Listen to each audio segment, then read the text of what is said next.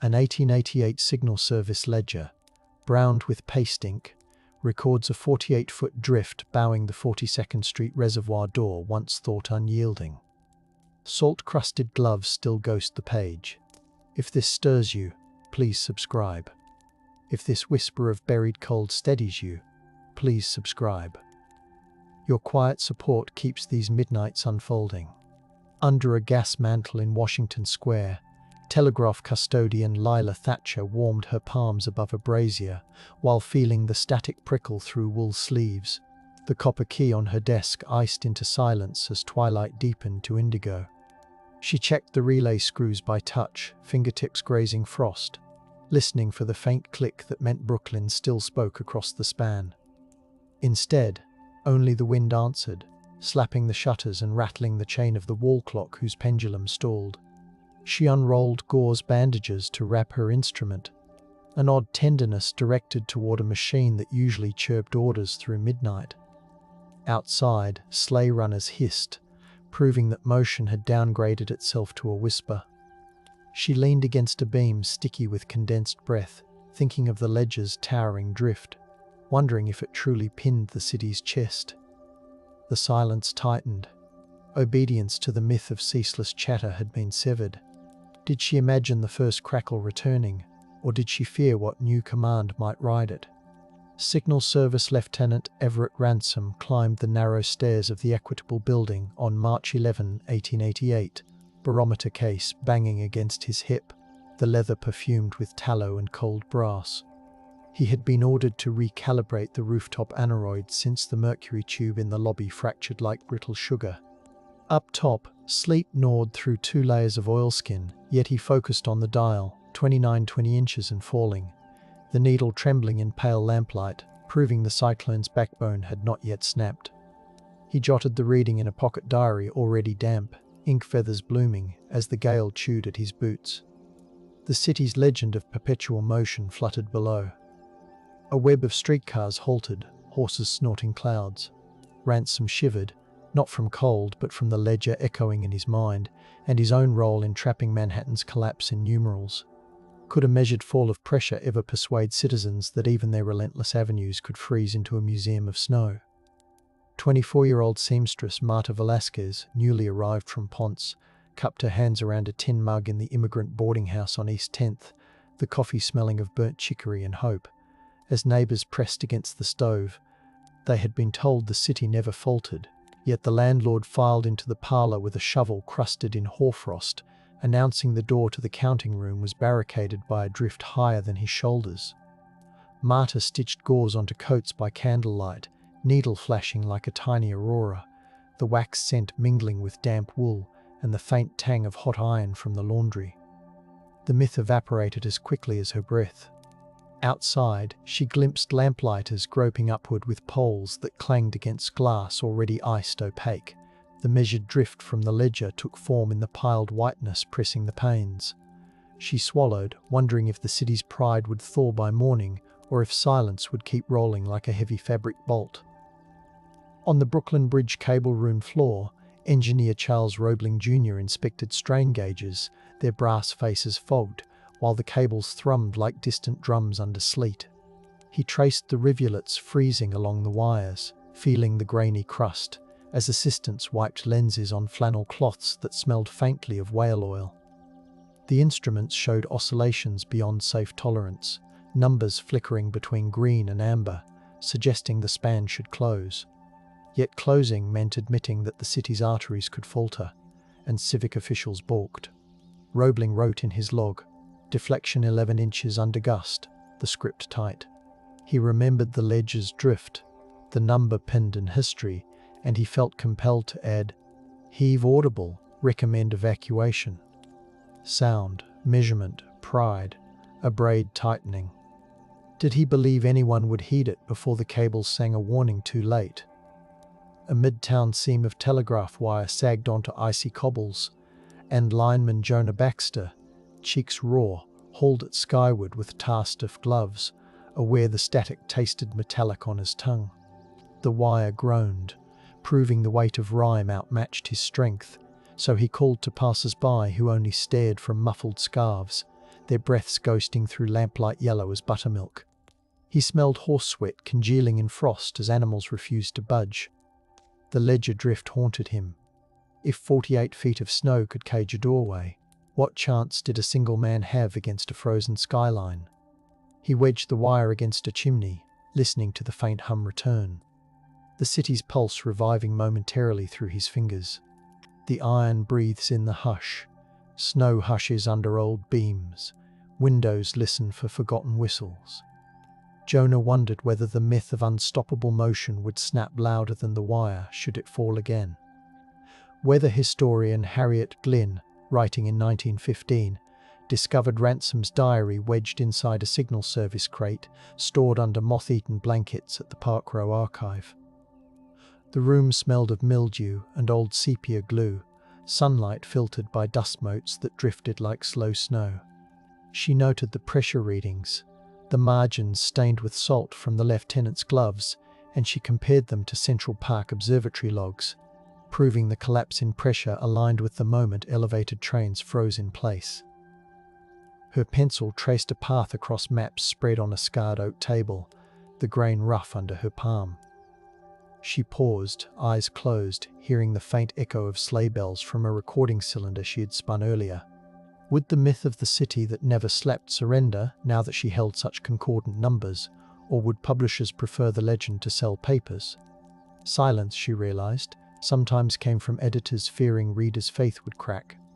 Archivist Thomas Leary, tasked in 1932 with cataloguing insurance damage claims from 1888, opened a ledger whose spine creaked like a winter stare.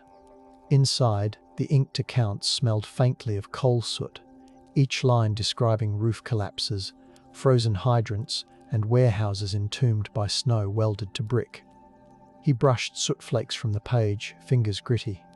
The discovery felt like a loyal echo of the original drift measurement, reinforcing that the city's unstoppable fable had cost real shingles, real beams.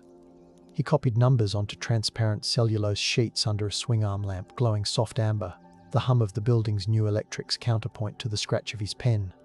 Did he dare argue that prideful silence about the losses had kept building codes weak for decades? His supervisor preferred the whisper that New York endured without complaint, so Thomas filed the sheet quietly, suppression born of institutional caution rather than malice. Across the Hudson in Hoboken's Lackawanna terminal, ferry stewardess Elise Dubois kept watch on March 12 as ice floes slammed wooden pilings where rope smelled of brine and tar. The ferry horn, ordinarily brazen, moaned like a distant cello, and the deck vibrated beneath boots slick with sleet. She measured the delay, 3 ferries immobilized by pack ice, passengers huddled near portable stoves whose embers snapped. She cradled a pocket watch, feeling its chill through gloves, noting that the unstoppable city was now reachable only through cracking ice. The ledger's driftweight pulsed in her memory from newspapers she'd hoarded, and she jotted in a personal log the precise hour the Hudson surrendered to stillness. Would anyone believe a stewardess if she declared the metropolis marooned? Awe, not fear, kept her quiet. The frozen expanse gleamed like tin, and she sensed the river demanding reverent silence. In 1948, Columbia University meteorology student Rajesh Patel threaded microfilm into a reader. The machines were a soft mechanical sigh to analyze the 1888 storm reports. The laboratory smelled of ozone and chalk. He compared thermograph traces, their blackened loops revealing the temperature's plunge from 33 to 8 degrees Fahrenheit within 6 hours, proving the atmospheric cliff by measured ink arcs. He pressed fingertips against the glass, feeling minute warmth from the bulb beneath. Outside, the city roared as if the myth had resurrected, taxis honking. Rajesh drafted a paper pointing out the storm's rapid cyclogenesis and warning that such a collapse could happen again if energy patterns aligned. The department chair advised restraint. Alumni disliked tales that made New York vulnerable. Simple career caution silenced Rajesh's stronger language, yet he kept a copy folded in his notebook, numerical proof flickering like a coal ember awaiting air. Historian Noriko Sato in 1961 interviewed elderly Greenwich Village resident Beatrice Lowell, whose childhood memory of the blizzard anchored in smell and sound. Beatrice recalled the scent of wet straw laid across sidewalks to prevent slips, mingling with the spice of boiled turnips from communal soup pots. Noriko's tape recorder clicked softly on the cafe table, the reels turning in hypnotic rhythm as rain streaked the window, proving weather still paced the city's heart. Beatrice described snow grates sealed by ice so resonant that boys tapped them with broom handles, making frozen bells toll under starlight dimmed by coal smoke. Noriko linked each recollection to documented measurements, threading fact with sensation, centering the ledger's drift as emblematic of the night the city's myth fell quiet. Would future listeners taste the turnip soup on her words and accept the vulnerability? Or would nostalgia dilute the truth into cozy legend? Analog climatologist Henrik Weiss, working in 1973 for the nascent National Oceanic and Atmospheric Administration, compared the 1888 synoptic charts with satellite imagery from contemporary nor'easters. His office smelled of mimeograph fluid and warmed plastic. Spreading translucent overlays across a light table, he traced isobars-like contours of a sleeping giant drowning Manhattan. The 29-inch depressed pressure center aligned precisely with the time the 6th Avenue elevated froze, proving the instrumentation had been reliable despite crude sheltering. He rubbed tired eyes, the light table humming faintly, and highlighted the ledger drift as a footnote in his report. Budget priorities shifted toward hurricane research, and his supervisor nudged him to shelve the submission. The silence this time stemmed from bureaucratic triage. Henrik stored the overlays rolled inside a cardboard tube, the plastic edges rasping against the cylinder, hopeful that another era would uncap the data. Photographer Aletta Monroe in 1983 unearthed glass negatives of the blizzard in a Brooklyn attic, their sleeves coated with fine plaster dust that tasted chalky on her lips. Holding one against a lightbox, she saw a lamplit street metamorphosed into frozen dunes, a carriage half swallowed, the snow texture like carved alabaster. She catalogued each image with meticulous notes, location, exposure time, lens aperture, correlating them with sanitation department logs that documented 14,000 men hired to shovel. The unstoppable city myth dissolved in her mind, replaced by the tangible slump of overwhelmed shoulders. Gallery owners, craving spectacle, urged her to exhibit them as backdrops for fashion rather than history, an invitation she declined, choosing to keep the story anchored in measured hardship. Did the negatives murmur thanks when she rewrapped them in acid-free paper, scented faintly of cedar, ready for a future that might honor their truth? Mariner-turned-librarian Gideon Hoos in 1991 catalogued sailors' letters describing the blizzard's grip on harbour traffic. The reading room smelled of beeswax polish, and sunlight warmed the table where he spread brittle sheets. One letter recorded the bark Evelyn locked in the East River ice, the crew sawing channels through a crust a foot thick. The rasp of steel echoed in Gideon's memory. He cross-referenced the report with Coast Guard logs that clocked wind gusts at 85 miles per hour near Sandy Hook, proving the storm's ferocity beyond hearsay. He whispered the ledger's drift figure under his breath like a compass bearing, aligning stories to the number that first shattered myth. Out of respect for sailors who perished from exposure, he refrained from dramatizing their words, reverence guiding his silence. Would visitors someday sense the cold that clung to the ink, or would these letters remain just curiosities tucked in acid boxes? In 1996, subway mechanic Imani Okafor, assigned to the Transit Museum's restoration project, found schematics marked March 1888 emergency vent plan, hidden behind a rusted locker. The paper smelled of machine oil and damp cardboard. She spread it on a workbench beneath flickering fluorescent light, tracing diagrams of hatchways pried open with crowbars to relieve smoke when snow blocked ventilation. The legend of unstoppable transit faltered in each annotation, in the graphite smudges that described crews digging barehanded to reach trapped trains. She compared the plan to modern protocols, highlighting lessons in a report typed with grease-streaked fingers. Management appreciated the history, but tucked the document into an internal archive, citing that publicizing past failures might undermine confidence. Suppression came from fear of unsettling riders. Imani copied the plan into her notebook, the pencil squeaking softly, determined to remember how the city once admitted defeat to a snowdrift towering near 50 feet. Climate journalist Matteo Ruiz in 2003 filmed an interview with great-granddaughter of Lila Thatcher, the telegraph custodian, inside a parlour heavy with lavender polish scent. The camera's red light glowed like an ember, while rain tapped the windows, mirroring the old sleet's percussion. The descendant produced the brazier, still bearing soot-laced edges, and Matteo filmed gloved fingers tracing its rim. He intercut the footage with scans of the ledger drift, building a narrative tying tactile evidence to the crushing of the city's myth. The network, chasing sensational present-day storms, aired only snippets, trimming the historic depth. Commercial timing silenced the full account, an accident of programming. Matteo archived the full video on a labelled mini DV tape that clicked as it locked into its case, promising himself the measured truth would one day thaw. Historian Leila Markovic in 2008 led an overnight walk through Manhattan, tracing the blizzard's route. Participants wearing headphones that emitted wind recordings captured from restored cylinders, the sound a haunting hiss. She paused at the old 42nd Street Reservoir site, now Bryant Park, where the ledger's drift had formed.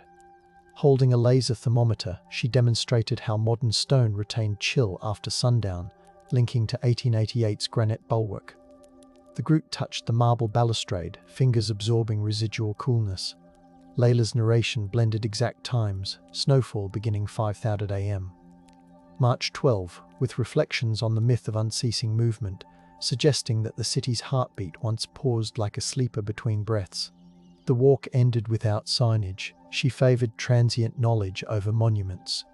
Did the participants carry the sensory proof home, or would the fragrance of hot pretzels from nearby vendors eclipse the past by morning? Archivist couple Simone and Lars Peterson travelled in 2012 to the Smithsonian's off-site storage to digitise the 1888 snow gauges. The warehouse smelled of corrugated cardboard and chilled aluminum. They lifted a copper gauge dented near the rim, likely from a shovel stroke, and recorded its dimensions. 8 inches across, 12 deep under LED fluorescence that hummed softly. Each photograph captured scratches where ice once gnawed, the metallic taste lingering on Simone's breath as she leaned close. They matched serial numbers to signal service inventory, linking the instrument directly to Lieutenant Ransom's log. Uploading the images, they mused on the city's myth, shaken again by tangible metal. A server crash wiped the initial batch, an accidental digital silence. They patiently rescanned, refusing to let the rediscovery vanish, the keys clicking gently as they annotated metadata with meticulous care. Museologist Carla Inoue curated a 2014 exhibition titled Frozen Grid at the Museum of the City of New York, centering on artifacts from the blizzard. The gallery smelled of freshly painted walls and linen-covered vitrine pads. She arranged a sequence. The ledger page enlarged behind protective glass, the brazier, the copper gauge, and a reconstructed telegraph key resting on velvet. Soft blue lighting bathed the room, and a hidden speaker emitted distant wind layered with trolleybell recordings. Visitors traced fingers along the glass, yearning to feel the textures described. Carla's catalogue essay cited precise snowfall rates, 3 inches per hour at peak, and reflected on the myth's fracture, asking if vulnerability made the city more human. Her rhetorical question lingered like condensation. Attendance was modest, reverence, not fanfare, kept the space hushed, a gentle silence chosen to honour those who endured. Meteorological modeller Jae Hyun Kim in 2016 input the 1888 data into a modern ensemble system, the lab filled with the aroma of brewed barley tea. Neon monitors cast jade light on his hands as he typed wind vectors, pressure readings, and sea surface temperatures gleaned from ship logs. The simulation produced swirling violet patterns showing explosive cytogenesis south of Long Island, correlating exactly with the ledger's drift location. He compared the output to recent storms, reflecting on how the city's resilience now depended on acknowledging its past fragility. A thunderstorm cracked outside, and he smiled at the symmetry. He submitted his findings to a peer-reviewed journal, which published them quietly, the discovery neither suppressed nor trumpeted, simply folded into the academic hum. Silence held because the storm's lesson felt too tender to sensationalize. Bronx community historian Maria Delgado in 2017 organized elders to share inherited blizzard tales at a senior center smelling of talcum powder and simmered beans. Each speaker held an object, a crocheted scarf stiff with old starch, a tarnished ferry token, an iron lantern. Maria recorded oral histories with a digital mic wrapped in a wool sock to dampen echoes. She cross-checked each recollection with ward ledgers describing snow removal budgets, verifying that the unstoppable city narrative masked how neighborhoods rallied themselves. The ledger drift story surfaced repeatedly. The elders called it the White Wall. Maria wondered aloud in a single gentle question whether acknowledging that wall might help communities prepare for new storms. Applause rustled like leaves, and respect for ancestors, not fear, kept attendees from shouting. The session ended with quiet tea, steam fogging the room, honoring the past with warmth. Archaeologist Devendra Singh, in 2018, led a ground-penetrating radar survey of Lower Manhattan, hunting for remnants of collapsed horsecar tracks from 1888. The device emitted beeps and pulsed vibrations through his gloves, while the street smelled of diesel and roasted chestnuts. The radar revealed anomalies beneath East 23rd Street, shapes aligning with photographs of snow-buried rails. He coordinated with city archivists to match the signatures to emergency repair orders dated March 15, numbers crisp even after a century. The unstoppable city myth faltered once more as he imagined workers hacking at ice with pickaxes, their breath frosting kerchiefs. A construction crew foreman asked if the discovery should be publicized. Devendra advised caution until verification, not to suppress, but to prevent premature disturbance. The pause in announcement stemmed from scientific rigor, a patient silence. Did the instruments hum approval, sensing their data would soon thaw into shared memory? Poet-historian Avril Mensa, in 2019, composed an audio walk named Measured Drift, overlaying recorded footsteps crunching snow onto present-day streets. The studio, perfumed with sandalwood incense, glowed with warm desk lamps. She read passages from Marta Velázquez's letters, her voice brushing gently against microphone foam, conjuring the taste of chicory coffee and the scratch of needles. Each segment paired a date or gauge reading with lyrical reflections on the city's paused heartbeat. She wove in the ledger drift as chorus, the number 48 feet repeating softly. Public radio aired the piece late at night, and listeners reported feeling the cold settle around their shoulders. No one censored her. Instead, awe prompted hushed discussions in online forums. Avril's final question asked if a city could dream of stillness without shame, a query that fluttered like moth wings in the audio's fade-out. During a 2020 blackout drill, Con Edison engineer Felix Alvarez referenced the 1888 blizzard in emergency briefings, the conference room smelling of printer toner and lemon disinfectant. He displayed charts of the storm's impact on telegraph lines, highlighting how ice weighted copper by pounds per yard. The unstoppable myth was recast as a cautionary tale. He proposed insulating upgrades inspired by lessons from the drift data. Some executives shifted uneasily, preferring narratives of modern invulnerability. Yet Felix persisted, grounding his argument in measured figures and photographs of frozen switchboards. The proposal stalled, not from active suppression but from pandemic-era budget freezes. Felix kept the slides, their blue glare lingering on his retinas, ready for a moment when the past's evidence could steer new policies. In 2021, pastry chef and amateur historian Catalina Moretti recreated bread baked during the blizzard, using diary recipes that mentioned the yeasty aroma filling relief kitchens. Her bakery, lit by Edison bulbs glowing honey gold, smelled of molasses and char. She documented each step, measuring flour in pounds, timing proofs against the original entries. Loaf rises despite frost. Customers sampled slices topped with salted butter, the crust crunching like thin ice. Catalina posted the ledger drift figure beside the display, reminding patrons that these loaves once fed a city pinned under snow. Some patrons lingered silently, moved by the tactile link, while others simply enjoyed the flavor, their quiet a form of contentment rather than denial. Did the warm crumb convince them that the unstoppable myth had always needed a kitchen's resilience? Documentary filmmaker Jamal Price in 2022 recorded ambient soundscapes at sites from the blizzard, using a binaural rig that captured the subway's rumble mingling with faint breezes. At Madison Avenue, where horses once froze mid-stride, he looped historic wind reconstructions synthesized from barograph data. The headphones pressed gently against his ears, transmitting rustling tree branches layered with distant church bells. Jamal intercut these sounds with figures: 400,000 cubic yards of snow removed, 200 fatalities, 5 miles of telegraph lines lost. He framed each statistic with a soft narrative about the city catching its breath. Streamers requested dramatic narration, yet he chose to release the piece independently, valuing the calm truth over sensationalism. Silence in mainstream channels resulted from gatekeepers seeking louder tales. Jamal accepted the hush, trusting the measured whispers to reach those ready to listen.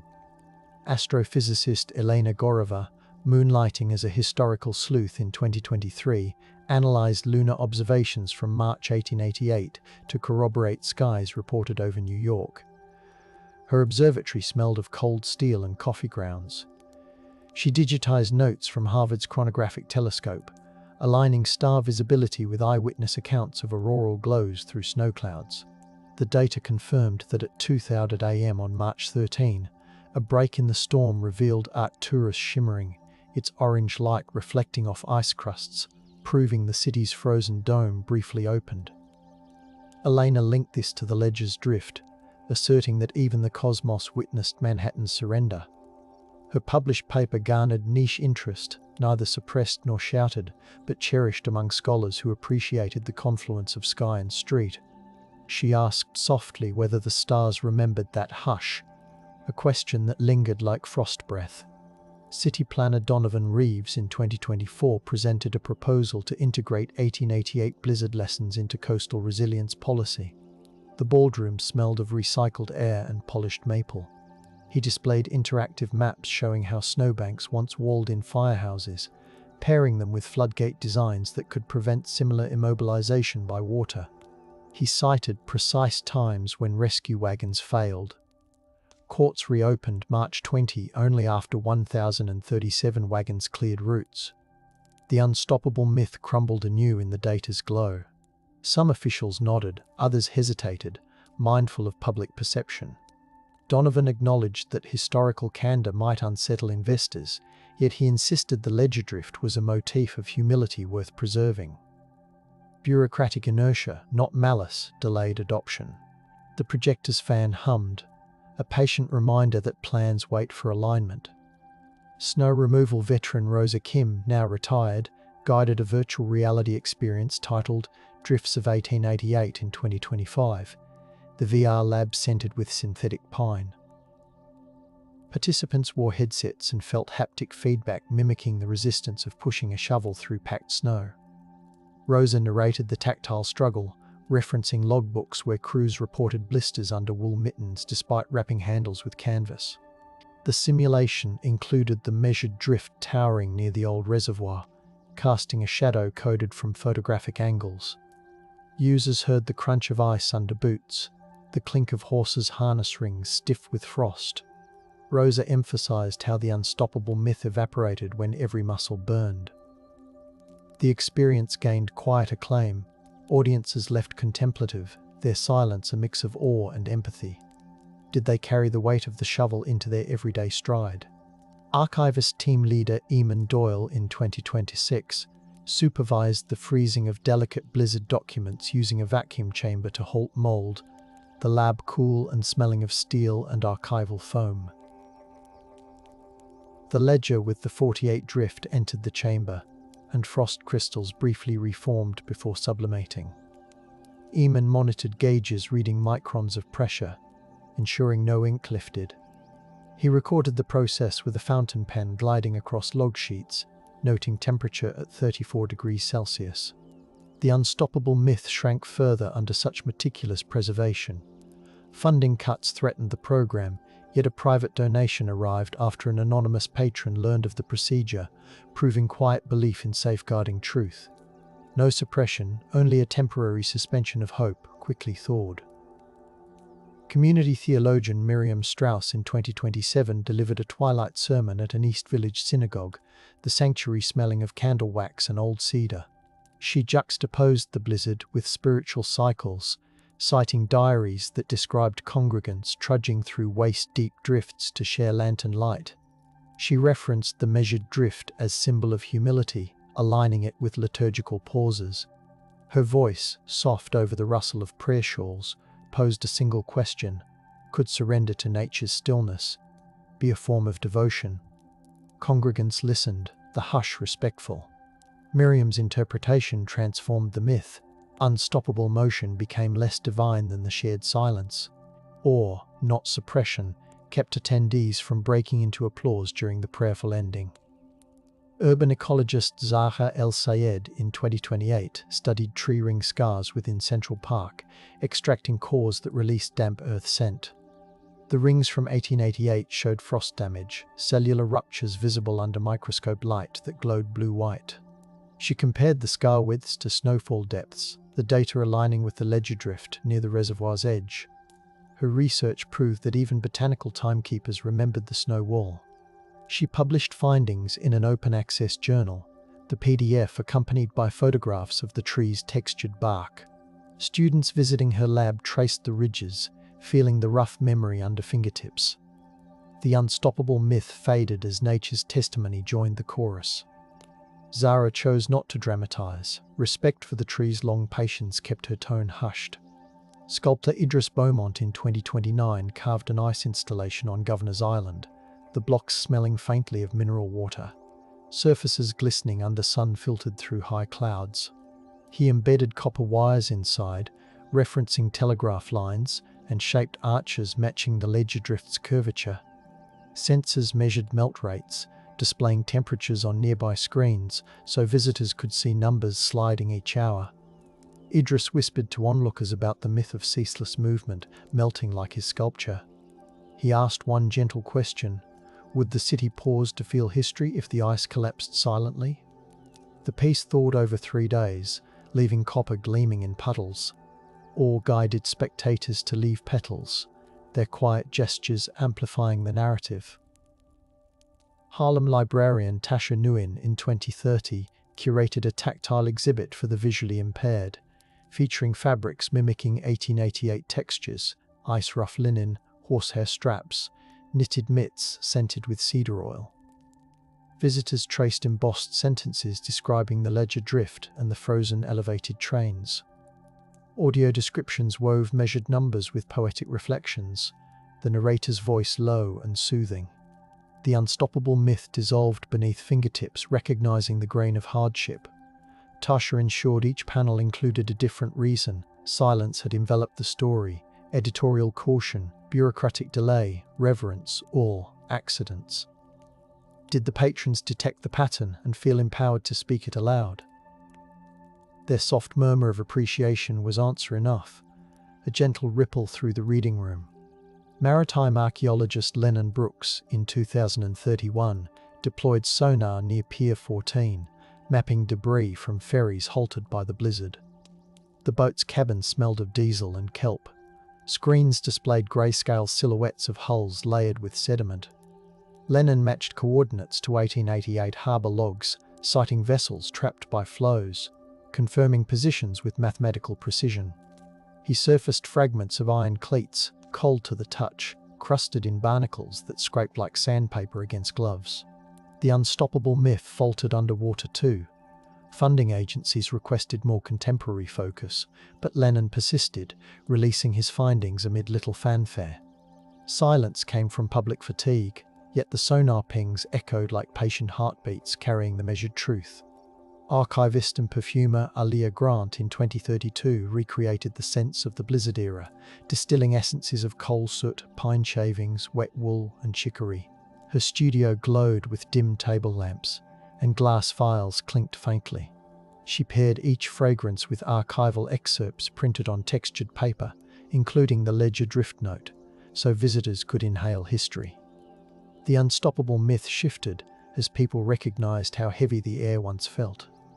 Aliyah asked in a whispering question whether scent might be the final key to unlocking empathy for the frozen city. Patrons lingered, breathing quietly, reverence silenced idle chatter. The project toured libraries, the aromas guiding memories. Data archivist Matteo De Luca in 2030 sets integrated the Blizzard datasets into a public blockchain ledger, the server room humming with conditioned air scented faintly of ozone.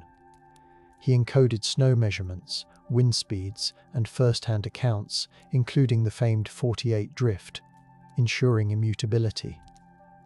The unstoppable myth now faced cryptographic permanence.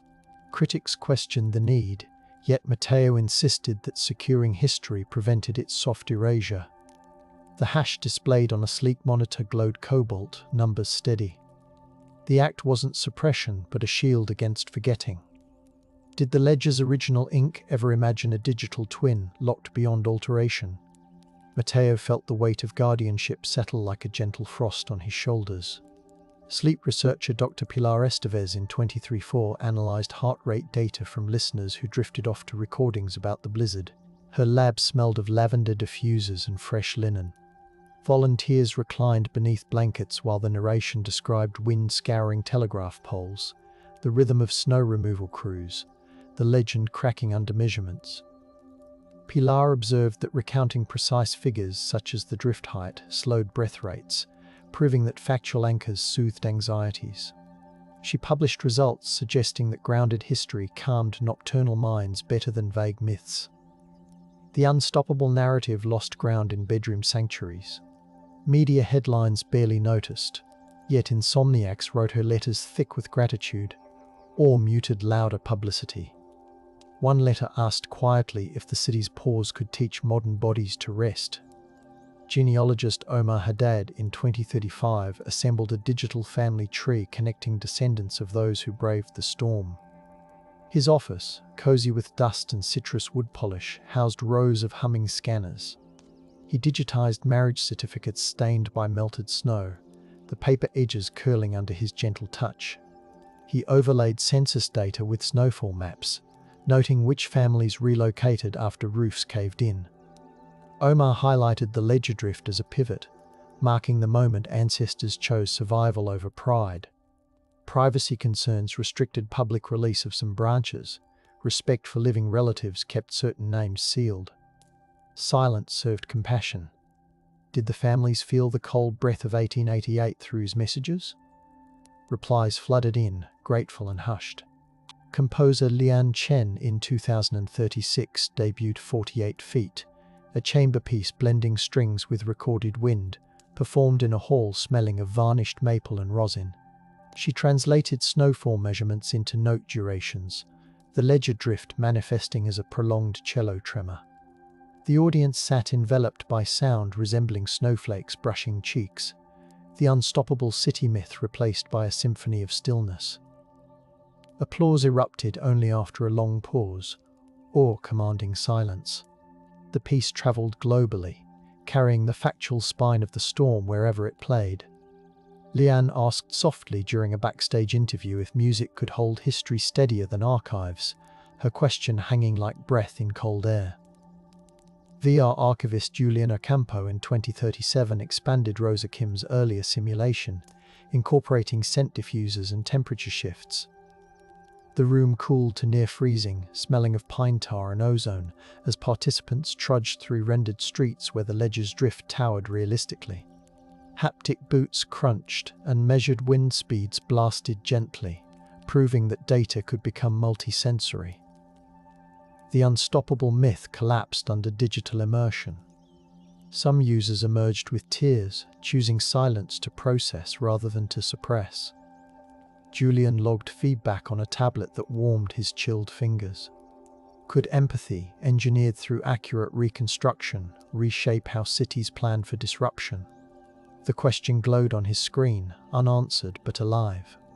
Ethnobotanist Paloma Rivera in 2038 cultivated heirloom cabbages and turnips from seeds stored since the 1880s, germinating them in a greenhouse smelling of moist soil and leaf. She documented growth under varying light, mimicking gas lamp glow versus electric brightness. The produce tasted earthy, reminiscent of relief soups described in diaries. Paloma correlated the harvest with records of communal kitchens that fed thousands when the blizzard halted commerce, the ledger drift looming as the reason kitchens existed. She shared dishes with community groups, inviting reflections on mutual aid. Silence entered when tasters closed eyes, savoring history. Reverence guided the quiet. Did the vegetables carry the memory of frozen nights in their fibers? Paloma believed so, though she voiced it only once, softly. Time capsule curator Elias Morgan, in 2039, selected artifacts to represent the blizzard for a bicentennial vault. Copies of the ledger, a fragment of telegraph wire, vials of recreated scent, a digital chip with meteorological data. The preparation room smelled of archival foam and copper polish. He sealed each item in vacuum bags, the machine hissing, heat-sealing edges smooth. The unstoppable myth finally stayed outside the vault. Inside lay only evidence of vulnerability and resilience. Elias wrote a note on handmade rag paper, ink smelling of iron gall, inviting future readers to measure their own legends against the drift's truth. The capsule closed with a metallic click, and silence followed. Not suppression, but anticipatory awe. The sand remembers. Instruments hum. The hollow waits. Retired meteorologist Gloria Santos in 2040 hosted a rooftop stargazing session on the anniversary of the blizzard, the air tinged with night-blooming jasmine and distant salt. She aligned a telescope toward Arcturus, sharing Elena Gorova's findings about the star shining through the storm's brief aperture. Guests wrapped in blankets listened while she recited pressure drops and wind speeds, weaving the ledger drift as a refrain. The unstoppable city myth melted beneath celestial perspective. A single question floated from Gloria: can we honor both the star's serenity and the city's forced stillness without demanding resolution? No one answered aloud. Awe kept them quiet, the telescope's gears whispering as she adjusted focus. Finally, in a dim study overlooking Bryant Park, writer Jonah Keller in 2041 reread the 1888 ledger under a desk lamp, casting amber pools on the page, the paper smelling of starch and faint smoke. Snowflakes swirled outside, gentler now, tapping the window like cautious historians. Jonah traced the penciled 48, the number that once pinned an arrogant myth, and he listened to a city that, even awake, carried echoes of that long pause. The measured truth continued to ripple through time, through telegraph keys, soup ladles, sonar pings, ice sculptures, blockchain entries, lullaby research, and whispered sermons. The city had learned to embrace its moments of stillness, to let the drift stand as both warning and invitation. Perhaps the blizzard did not end when the thaw came. Perhaps its cold breath lingers wherever humility meets resilience. The mystery stays open, settled only in the soft hush between heartbeats where snow might fall again. Even as Jonah's lamp hummed faintly, another scholar across the Atlantic, climatologist Marguerite Vasseur in 2042, compared the 1888 storm to archives from Paris's 1870 siege winter. Her laboratory smelled of dry parchment and steamed milk. She traced atmospheric rivers on translucent overlays, fingers cool against the plastic, noting how the jet stream kinked over New York with the same elegance as a ribbon tied too tight. The data whispered a kinship between cities across time, each convinced of its own invincibility until snow taught humility. Marguerite emailed Jonah a gentle note, attaching wind charts that glimmered like thin ice under the monitor glow, wondering if shared vulnerability could carve a bridge between continents. His reply was a quiet thank you, a promise to weave her findings into the next edition of his chronicles.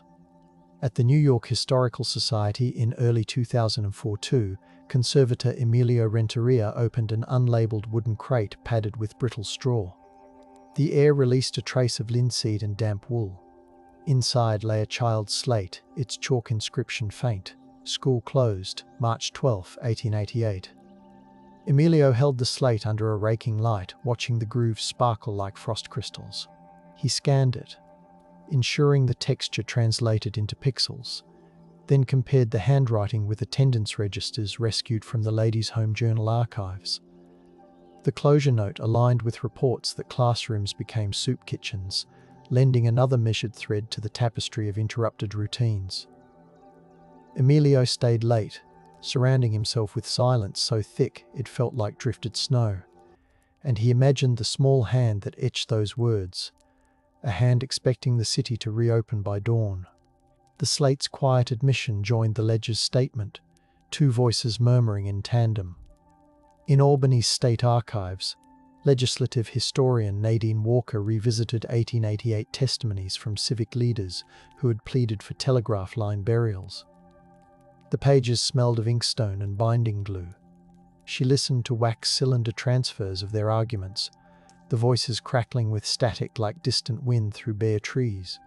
Nadine noticed that a mother named Annika Dwyer described carrying warm bricks under her shawl to keep her children alive while the streetcar stalled at 23rd Street.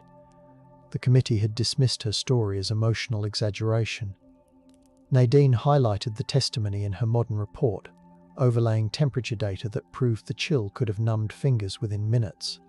She placed the annotation in the legislature's digital docket, letting the evidence float up gently, determined that the once-ignored plea would finally settle among the official record. No one objected. The assembly hall simply held its breath, the wood-panelled walls absorbing the newfound compassion.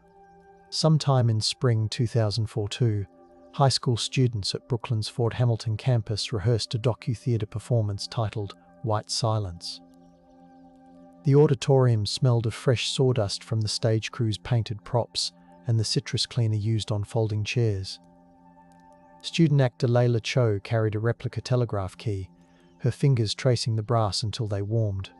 Their script drew from diaries newly digitized by the school's partnership with local archives, including a baker's note describing how yeast refused to rise until she tucked bowls near sleeping bodies.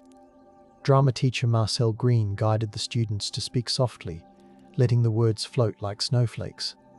They staged a scene at the reservoir drift, projecting spectral light across gauzy fabric to evoke towering snow without replicating earlier exhibitions. Parents watched in near silence, the hush punctuated by gentle sniffles.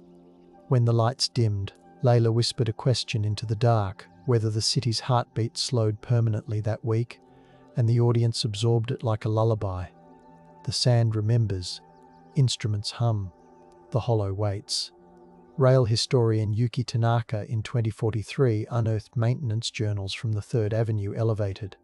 The locker she opened exhaled a smell of oiled leather and cold iron. Among pages listing bolt replacements and timetable notes, she found a March 1888 entry describing crews wrapping rails with heated sandbags to free frozen switches.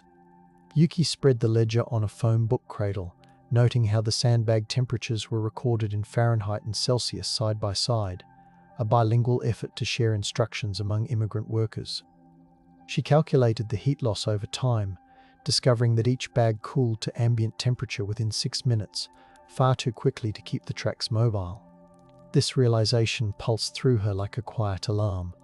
She published an article in a transportation journal, concluding that the unstoppable myth had ignored the ingenuity and exhaustion of these crews. The piece received respectful responses, the academic community embracing the nuance with whispered admiration. In Red Hook, 2043's community mural project transformed a brick warehouse wall into a tapestry of snowbound images.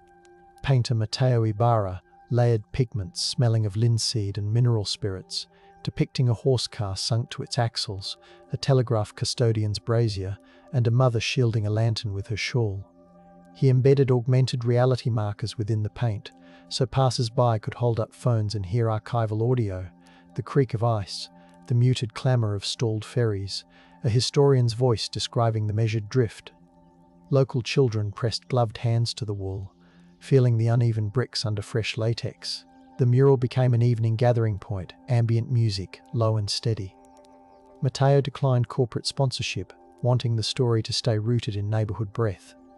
Visitors spoke in hushed tones, as if the painted horses might startle. The wall glowed even on overcast days, a new shrine to the city's shared stillness. Aboard a Staten Island ferry in 2004, guide Camila Ortiz led twilight tours titled Frozen Harbor Reverie. The cabin smelled of salt and hot chocolate spiked with cloves. She pointed toward the Exchange Place skyline, describing rescue crews of 1888 dragging sleds across ice-thick Hudson waters. Camila unfolded a canvas reproduction of a nautical chart annotated with ice thickness readings recorded by the Revenue Cutter Service. Passengers traced the blue strokes, fingers tingling over the printed ridges. Camila's narration slowed, her voice dropping to a whisper whenever she mentioned bodies recovered near the slips. The legendary unstoppable harbour had once gone mute, she reminded them. As the ferry engines hummed, the tour group fell silent, listening to the waves, wondering how the city would sound if the river froze once more. No dramatic flourish concluded the journey, just a gentle invitation to breathe with the tide. At the Cathedral of St. John the Divine, archivist Brother Matteo in 2044 catalogued letters from parishioners who had slept on pews during the blizzard. The sacristy smelled of beeswax and old incense. One letter, penned in violet ink, described volunteers heating stones in the boiler room and sliding them under blankets to soothe frostbitten feet. Brother Matteo transcribed the text by hand, the nib whispering across cream paper. He attached a photograph of the nave crowded with shivering families, candles casting peach light on stone columns. The unstoppable myth dissolved in the image of a grand church turned dormitory. Brother Matteo planned a quiet exhibit, Sanctuary of Snow, using only the letters and a single warmed stone resting in a velvet-lined bowl. He hoped visitors would hover their palms above the stone and feel phantom warmth. The chapel, already hushed, seemed to exhale gratitude when the letters at last enjoyed gentle attention. In the same year, nutrition historian Alanis Peters brewed broth using an 1888 relief kitchen recipe she found in the Bowery Mission archives. The kitchen filled with steam-carrying scents of marrow, bay leaf, and barley. She measured salt precisely as written, 2 handfuls per cauldron, and documented how volunteers rotated stirring shifts every 20 minutes to avoid frostbite. Alanis tasted the broth, its savory depth lingering like low music. She offered samples at a small symposium, providing pamphlets that compared nutritional values of the blizzard diet to modern emergency rations. Attendees cradled paper cups, the warmth pooling through their gloves. Conversations remained soft, the reverence for anonymous soup ladles suffusing the room. Alanis's findings reminded everyone that the unstoppable city once relied not on commerce, but on communal pots simmering through the night, each swirl of steam a quiet defiance of the cold. At the Bronx Zoo Archives, wildlife curator Naseem Hart researched how the blizzard affected animal care. The storeroom smelled of cedar shavings and antique leather. He found teletype messages describing keepers sleeping beside enclosures, their breath mingling with the musty warmth of hay. One keeper wrote that wolves curled against the bars, seeking shared body heat from the humans. Naseem digitized the logs, marking the temperatures recorded inside each habitat. He noted how the reptile house held steady because kerosene heaters burned through the night, despite rationing. Naseem crafted an intimate audio tour, guiding visitors to imagine the zoo blanketed in silence, the animals listening to a city finally as quiet as the forest. He concluded with a gentle reminder that caretakers are sometimes the ones who shivered most. The tour ended beside a bronze wolf statue dusted with real snow, where visitors placed gloved hands on cold metal in silent solidarity. Meanwhile, 2045's urban designers tabled a competition to reimagine Bryant Park's winter illumination. Lighting artist Priya Bhatt proposed projecting thermal satellite data from March 1888 onto the park's ice rink, translating cold pockets into soft gradients of violet and indigo. Her studio smelled of soldered circuits and eucalyptus tea.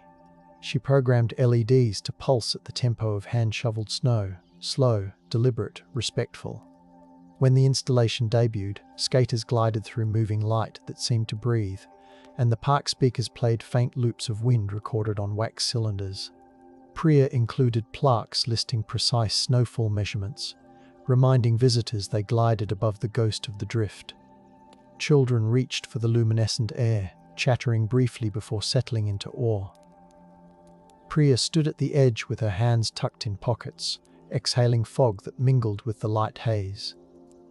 The park felt like a cathedral of cold memory, the unstoppable city bowing its head.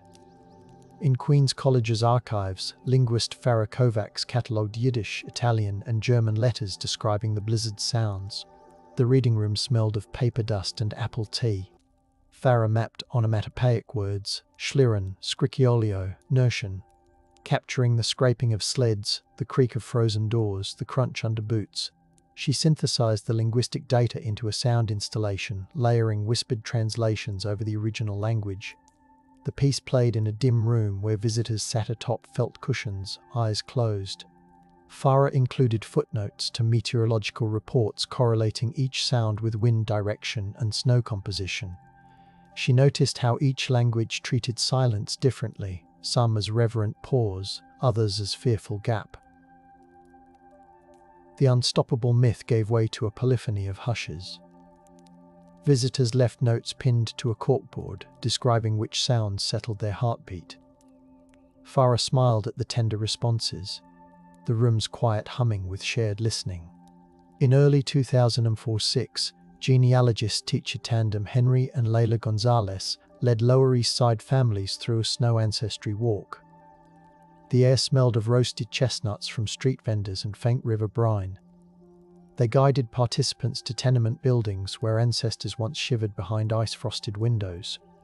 Henry read census lines aloud, names, occupations, number of blankets per household, while Leila described the taste of bread rationed through charitable societies.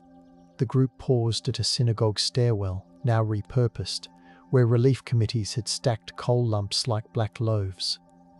Leila passed around a small pouch of coal dust mixed with herbs, inviting inhalation of history. The unstoppable myth dissipated as families traced their fingerprints along stoop railings. No one shouted or posed for triumphant photos. Instead, they formed a circle near an old hydrant and stood quietly, listening to the street's softened murmur, acknowledging the weight of inherited winter. At NYU's Bobst Library, digital humanist Theo Mancini in 2046 coded a layered map showing block-by-block snow depths derived from Telegraph street reports. His workstation smelled faintly of peppermint gum and warmed circuitry. Each data point pulsed softly, revealing corridors where snow peaked above second-story windows. Theo overlaid infrastructure outages, gas lamps, telegraphs, water mains, highlighting how the city's glow peeled away like paint. He presented the map in a dim lab, the screen's blue light bathing visitors. They zoomed in to see neighborhoods shrink beneath white fields, the unstoppable grid blanked into negative space. Theo added an ambient soundtrack of glove leather creaking and distant bells. He looked up occasionally, checking if viewers kept their voices low. They did. The map had the solemnity of a tide chart, a reminder that snow can behave like water seeking level ground. The Brooklyn Botanic Garden in 2047 planted a commemorative grove of white spruce, each tagged with names of snow shovelers recorded in Department of Public Works ledgers. Horticulturist Jade Morales mixed soil with ash from wood stoves salvaged from 19th century row houses. The nursery smelled of damp peat and pine resin. Visitors donned wool mittens provided at the gate, the knit pattern replicating those in period photographs. Jade guided them to touch the sapling needles, sticky with resin, while reciting the hours crews labored, 14 at a stretch, pausing only when kerosene lamps ran low. The unstoppable myth softened amid the whisper of needles. Jade encouraged quiet reflection before the grove. She hung tiny brass bells to chime gently in winter breezes, each tinkle like a distant shovel scrape. Donations trickled in, not for spectacle but for maintenance, ensuring the trees would grow tall enough to sway above the park like a forest of memories. Music historian Ellie Warren in 2004-07 restored sheet music of parlor songs inspired by the blizzard. The pages smelled of old perfume and brittle paper. One composition entitled Snowbound Lullaby Featured dynamics marked pianissimo throughout, as if the composer were afraid to disturb sleeping children. Ellie recorded the piece on an 1880s square piano, its ivory keys cool, the wood resonant. She laid a wool shawl over the instrument's lid to dampen the tone, replicating how families in 1888 muffled sound to conserve warmth. The resulting audio moved like a slow breath. She released the recording with a booklet of historical context, pointing out the lyrics that praised not heroism but patience. Fans of vintage music shared the track quietly, some reporting that it eased their own winter anxieties. The unstoppable myth dissolved into a delicate melody that asked listeners to exhale slowly and trust the stillness. In 2048, documentary podcaster Malik Sori recorded an episode entirely in whispers, narrating the blizzard while walking through Columbia University's Low Library. The hallway smelled of polished marble and paperbacks. Malik's footsteps echoed softly on stone as he described students who 60 years earlier discovered Ransom's diary. He layered in snippets of their 20th century voices, then the creak of microfilm reels, finally the hush of modern archives. The episode encouraged listeners to lower their volume, to lean in. Malik detailed snowfall rates, ferry stoppages, and soup kitchen counts without raising his tone above a murmur. Listeners wrote to him saying they felt as if snowflakes brushed their ears. The unstoppable myth had no room inside such gentle storytelling. Quiet respect replaced adrenaline. Malik ended with a soft reminder to look up at the corniced ceiling, where warm lamplight pooled like melted snow, inviting a moment of gratitude. Hudson River Park's educational team in 24/8 introduced illuminated buoys that blinked in patterns mimicking telegram dashes and dots from March 1888 SOS messages. The river smelled of brine and algae. Each buoy emitted a soft chime when water lapped against it, turning the river into a glistening score. Interpretive signs detailed how long those telegraph keys lay silent before lines were restored. Nighttime joggers slowed, matching their breath to the rhythm. Park rangers explained that the unstoppable myth had once kept harbour officials from warning ships promptly. Now, the gently blinking buoys offered a perpetual reminder to listen when systems go quiet. Couples leaned against the railings, foreheads resting on knitted caps, absorbing the watery code as if it were a lullaby from the past. Midtown's Carnegie Hall hosted a 24/9 symposium where acoustician Dr. Noor Al-Hassan analysed how snowbanks changed the city's soundscape. The lobby smelled of aged velvet and fresh coffee. On stage, she played simulations showing how 1888's drifts absorbed carriage rattles, creating pockets of near silence between brownstones. She measured reverberation times, concluding that the city's ambient noise dropped by 18 decibels, a hush equivalent to closing a velvet curtain across the metropolis. Noor invited the audience to sit still as she dimmed the lights and projected a halo of white onto the ceiling. The hall echoed once, then rested. For a suspended heartbeat, even the HVAC seemed to pause. The unstoppable myth had insisted on perpetual clamour. Noor's data revealed the serenity that once blanketed the streets. Applause afterwards was gentle, more like the brush of mittens than thunder, as attendees respected the quiet they had momentarily shared. In 2049's Battery Park, a scent installation titled Frozen Harbour Memory diffused layers of kelp, coal, wet hemp rope, and orange peel. Olfactory artist Saffron Duval collaborated with harbour historians to replicate the aroma inhaled by ferrymen trapped between flows. Visitors walked through misted arches while listening to low-frequency recordings of ice grinding against hulls. Saffron included plaques citing specific dates. The ferries resumed, the unstoppable myth shrinking behind documented delay. Some guests closed their eyes, others cried softly, the salt air mingling with human salt. Saffron watched from a bench, notebook on knees, recording reactions in pencil.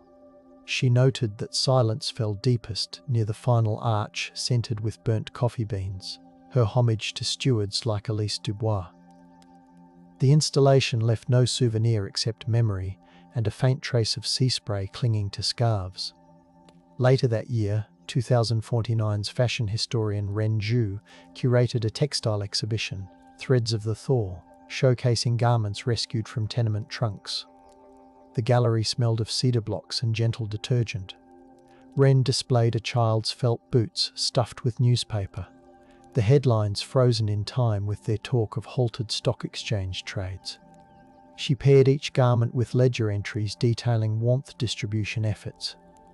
Visitors were encouraged to slip their hands into replicas lined with coarse wool to feel the itch of emergency knitting circles.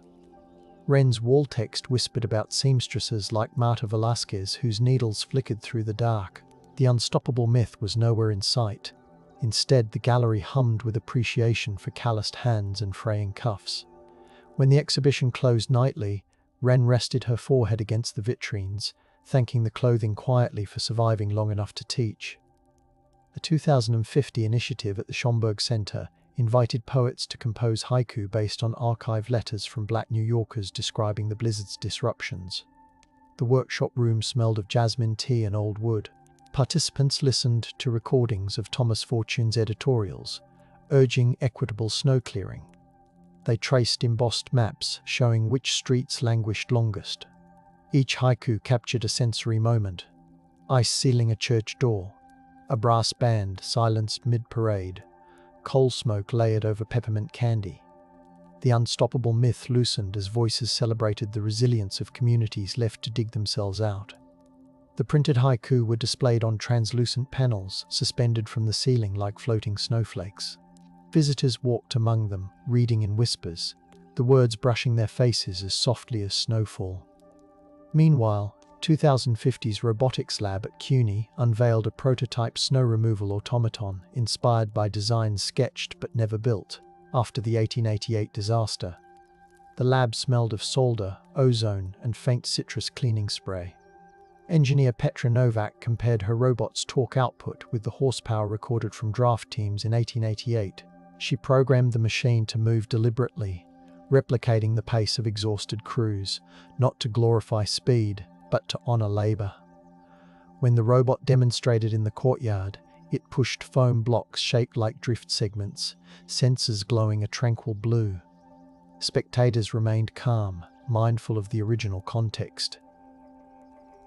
Petra explained how the unstoppable myth had once delayed investment in such technology, convincing officials that human determination sufficed.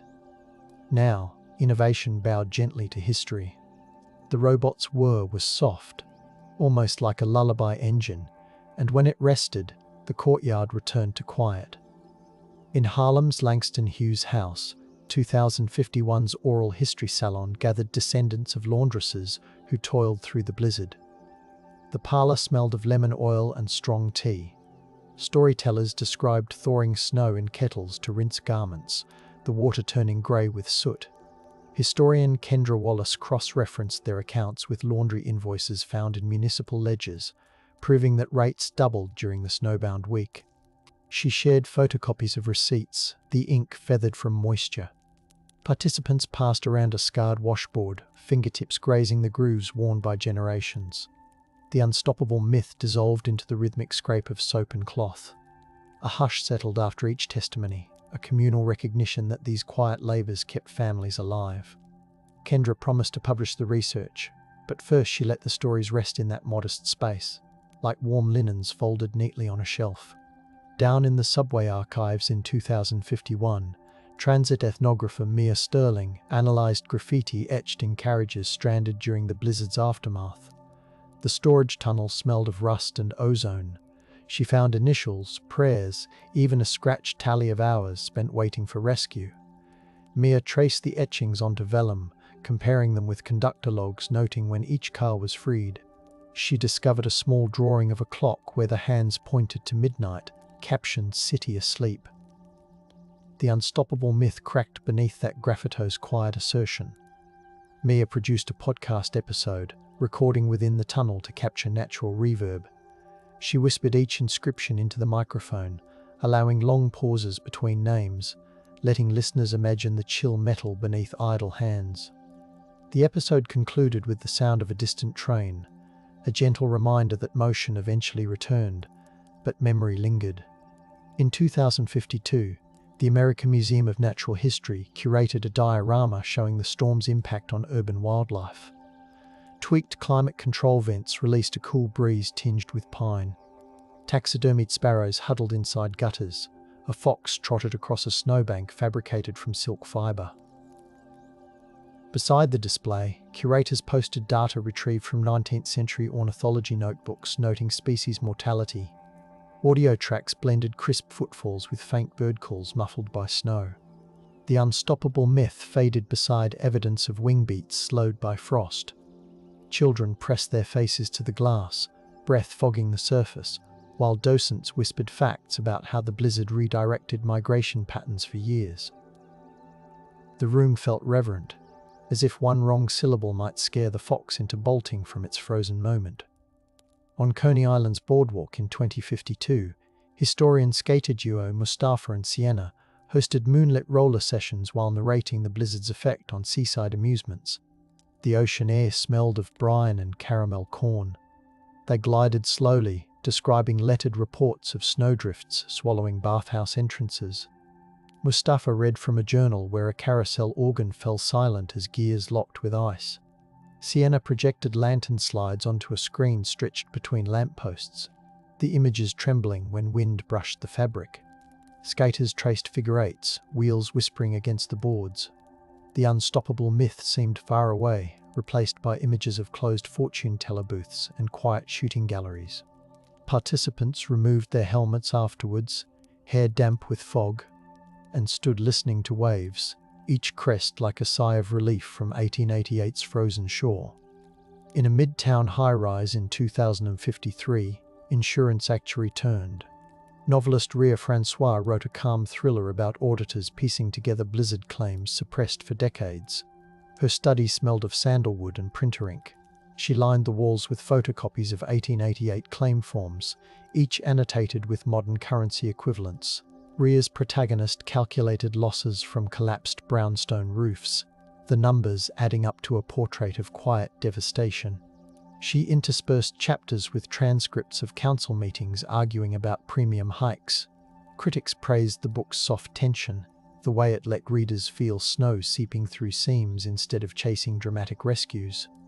The unstoppable myth, long garrisoned by boosterish tales, surrendered to actuarial prose. Ria read excerpts at small bookstores, voice low, fingers resting on ledger replicas, as if to keep the numbers grounded. In 2053, the Lower Manhattan Cultural Council sponsored a night of lantern walks titled Glow of 1888. Artists crafted lanterns shaped like telegraph keys, ferry wheels, and snow shovels. Beeswax candles scented with spruce flickered inside. Historian guides recounted measured wind speeds, death tolls, and relief timetables as the parade moved slowly down N Street. The unstoppable myth faded in the warm halo, replaced by an acknowledgement that pathfinding in darkness requires companions. Participants carried their lanterns carefully, shielding flames from breezes. When they reached a quiet square, they set the lanterns on the ground, forming a circle of golden domes. No one spoke. The only sound was candle crackle and distant traffic hushed by the hour. After a few minutes, they lifted the lanterns again, returning them to a gallery where melted wax would be catalogued alongside the evening's stories. At the 2054 New York Botanical Garden, olfactory scientist and historian duo Han and Mei Saito curated a greenhouse exhibit replicating the scent of snow-laden hemlocks described in Henry Abbey's poem about the blizzard. The air carried hints of mint, birch, and iron-rich soil. They planted mossy logs and misted the room to mimic the dampness that followed when frozen branches drooped. Visitors received small notebooks to record memories triggered by the fragrances. Han posted placards with snowfall measurements and tree damage data, connecting sensory experiences to historical fact. The unstoppable myth thawed under the realization that even poetry had once catalogued the city's pores. Guests left quietly, the scent clinging to scarves like a soft echo of forest within city bounds. Brownstone homeowner Elise Tan, a structural engineer, applied 1888 lessons to retrofit her stoop in 2054. During a community workshop, she demonstrated how hidden heating coils could prevent ice buildup without straining the grid. The air smelled of solder and hot stone. Elise's displayed reproduction blueprints of failed stoops from the blizzard, cracks traced in red pencil. She encouraged neighbors to touch the sandstone steps, now radiating mild warmth, while she recited data on injuries from the old drifts. The unstoppable myth had once insisted stoops needed no modification. Elise's design embraced adaptation. Workshop attendees nodded, their voices low, as they imagined ancestors chiseling steps free by lantern. She concluded by offering a quiet toast with cinnamon tea, honoring the masons who had carved the stoops first.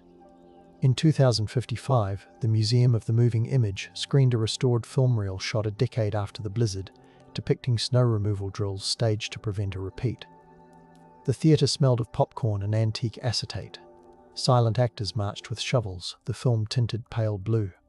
Curators overlaid captions with precise statistics on the 1888 cleanup timeline, revealing how little had actually changed in the drill despite grand claims. The unstoppable myth crumbled in front of an audience expecting heroics, but finding only careful practice. After the screening, the lights rose slowly. Viewers sat still, headphones piping in a reconstruction of 1888 wind to remind them that the drill was born of true fear. They filed out quietly, resisting chatter, letting the images settle like snow on coat shoulders. Medical students at Mount Sinai's simulator lab in 2055 reenacted trauma cases based on hospital ledgers from the blizzard.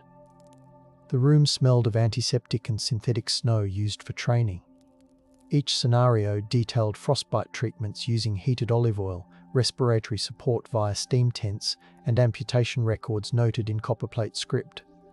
Instructor Dr. Sophia Weiss encouraged students to listen for the silent vitals, the absence of pulse in limbs numbed by cold. The unstoppable myth was replaced with a sober respect for caregivers who slept sitting up, boots still laced. After the simulation, students removed gloves slowly, the latex snapping softly. Sophia reminded them that the 1888 staff worked without modern diagnostics. Their only tool was observation sharpened by experience. The class dispersed, voices hushed, hearts mindful of the quiet heroism that once filled ward corridors. In Hudson Yards, 2056's Digital Art Collective projected a time-lapse onto a glass tower, showing a century of snowstorms layered with the 1888 blizzard as anchor. The lobby smelled of polished chrome and coffee. The projection began with a towering drift silhouette, then gradually introduced more recent storms, each annotated with snowfall totals and infrastructure impacts. Fast-moving commuters slowed to watch the city's outline vanish and reappear. The unstoppable myth flitted like a shadow before dissolving into data. An embedded soundscape featured soft chimes derived from telegraph pulses and the crunch of boots sampled from field recordings. People watched in silence, some resting palms against the glass to feel the cold radiance. The exhibit ran nightly, a modern lantern reminding the city to cherish both movement and pause. At the Brooklyn Navy Yard, 2056's maritime historians recovered a logbook from the sloop Margaret Rose that had been trapped in ice off Hunter's Point. The storage space smelled of tar and aged hemp. The captain's handwriting described crew members forming a chain to ferry bread loaves from shore, each person exhaling fog that turned to frost on scarves. The log noted precise barometer readings every hour despite the crisis. Historian Alison Shaw read the entries aloud during a small gathering, the words floats in the dimly lit workshop. She linked the numbers to modern tide gauge recalibrations, arguing that the 1888 data improved present-day storm modelling. The unstoppable myth found no girth amid such careful accounting. After the reading, attendees shared slices of sea biscuit glazed with molasses, chewing slowly, honouring the sailors whose patience held the ship safe. In 2057, the Tenement Museum offered an overnight program where guests slept beneath wool blankets similar to those issued during the blizzard. The apartment smelled of cabbage and soap. Educators dimmed gaslight reproductions until the room glowed amber. Each guest received a diary excerpt to read quietly, recounting how families took turns standing watch against roof collapses. The unstoppable myth faded between breaths as participants lay awake, listening to pre-recorded wind swirl through hidden speakers. Some whispered to one another, others lay silent, eyes closed, practicing the stillness ancestors were forced to accept. Morning coffee tasted smoky, and the guides reminded everyone to step softly on the creaking floorboards, preserving the illusion of 1888 dawn. During Central Park's 2057 Winter Walk, volunteers from the Sierra Club guided visitors to detect frost blooms on granite boulders. The air smelled of cedar and distant pretzel carts. Botanist Malika Foster carried a portable microscope, showing how ice crystals formed on lichen, their hexagons reflecting even muted light. She recounted park superintendent diaries describing teams chopping fallen branches that snapped like brittle candy, their arms jellied from work. Malika quoted specific snowfall depths measured near the old reservoir walls, letting the numbers drift into the cold air. The unstoppable myth melted as walkers realized the park once resembled an Arctic outpost. They moved slowly, the snow crunching softly under boots distributed at the tour start. When the group reached a quiet glade, Malika invited them to close their eyes and imagine the silence of 1888, when even the birds huddled wordlessly in evergreens. In 2058, the Pratt Institute's architecture students constructed a scale model showing how snow load redistributed across rooftops during the blizzard.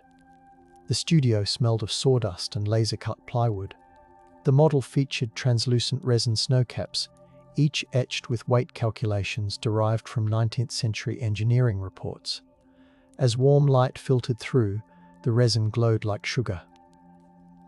Professor Ingrid Madsen asked students to run fingertips along the ridges, feeling how quickly strain accumulated near chimneys. The unstoppable myth of impervious buildings dissolved in the delicate model, where one misapplied force toppled entire sections.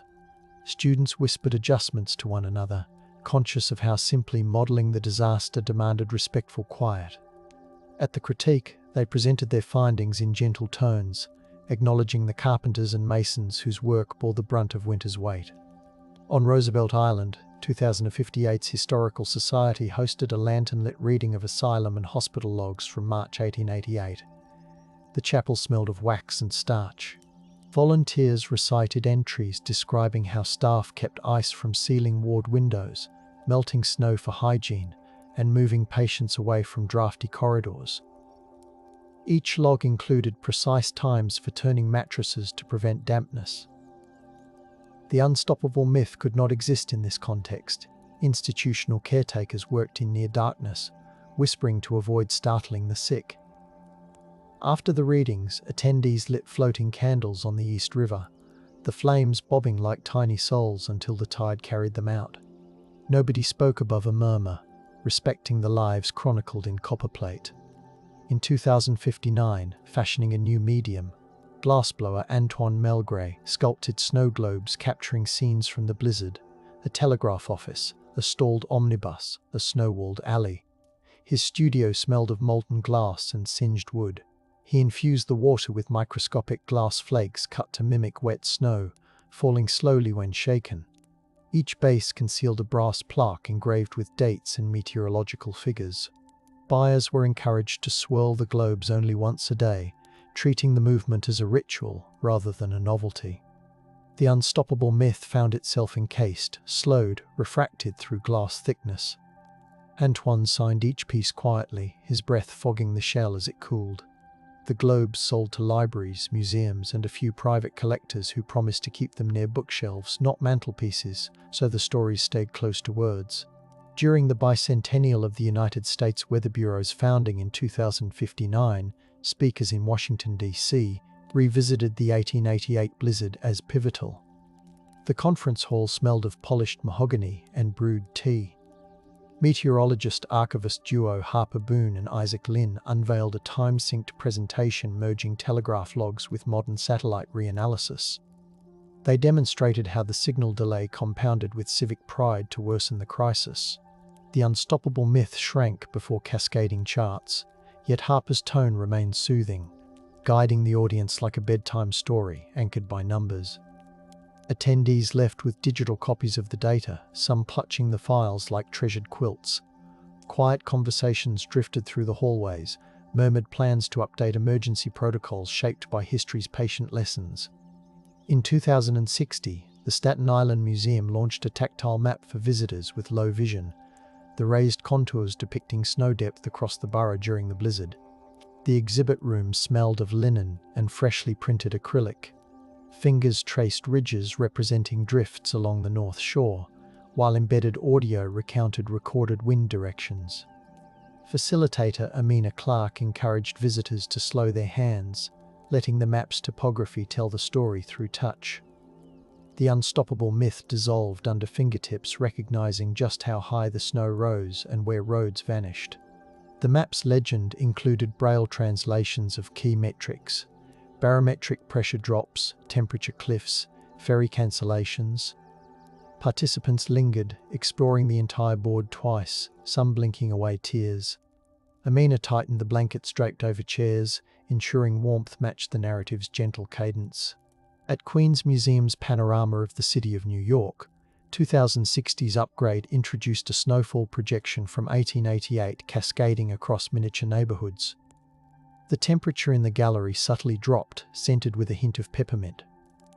Visitors watched the model city vanish beneath simulated drifts, streets glowing faintly from embedded lights indicating emergency shelters. The unstoppable myth seemed like a ghost as the panorama showed the grid going white and still. Children pressed noses against plexiglass, whispering questions.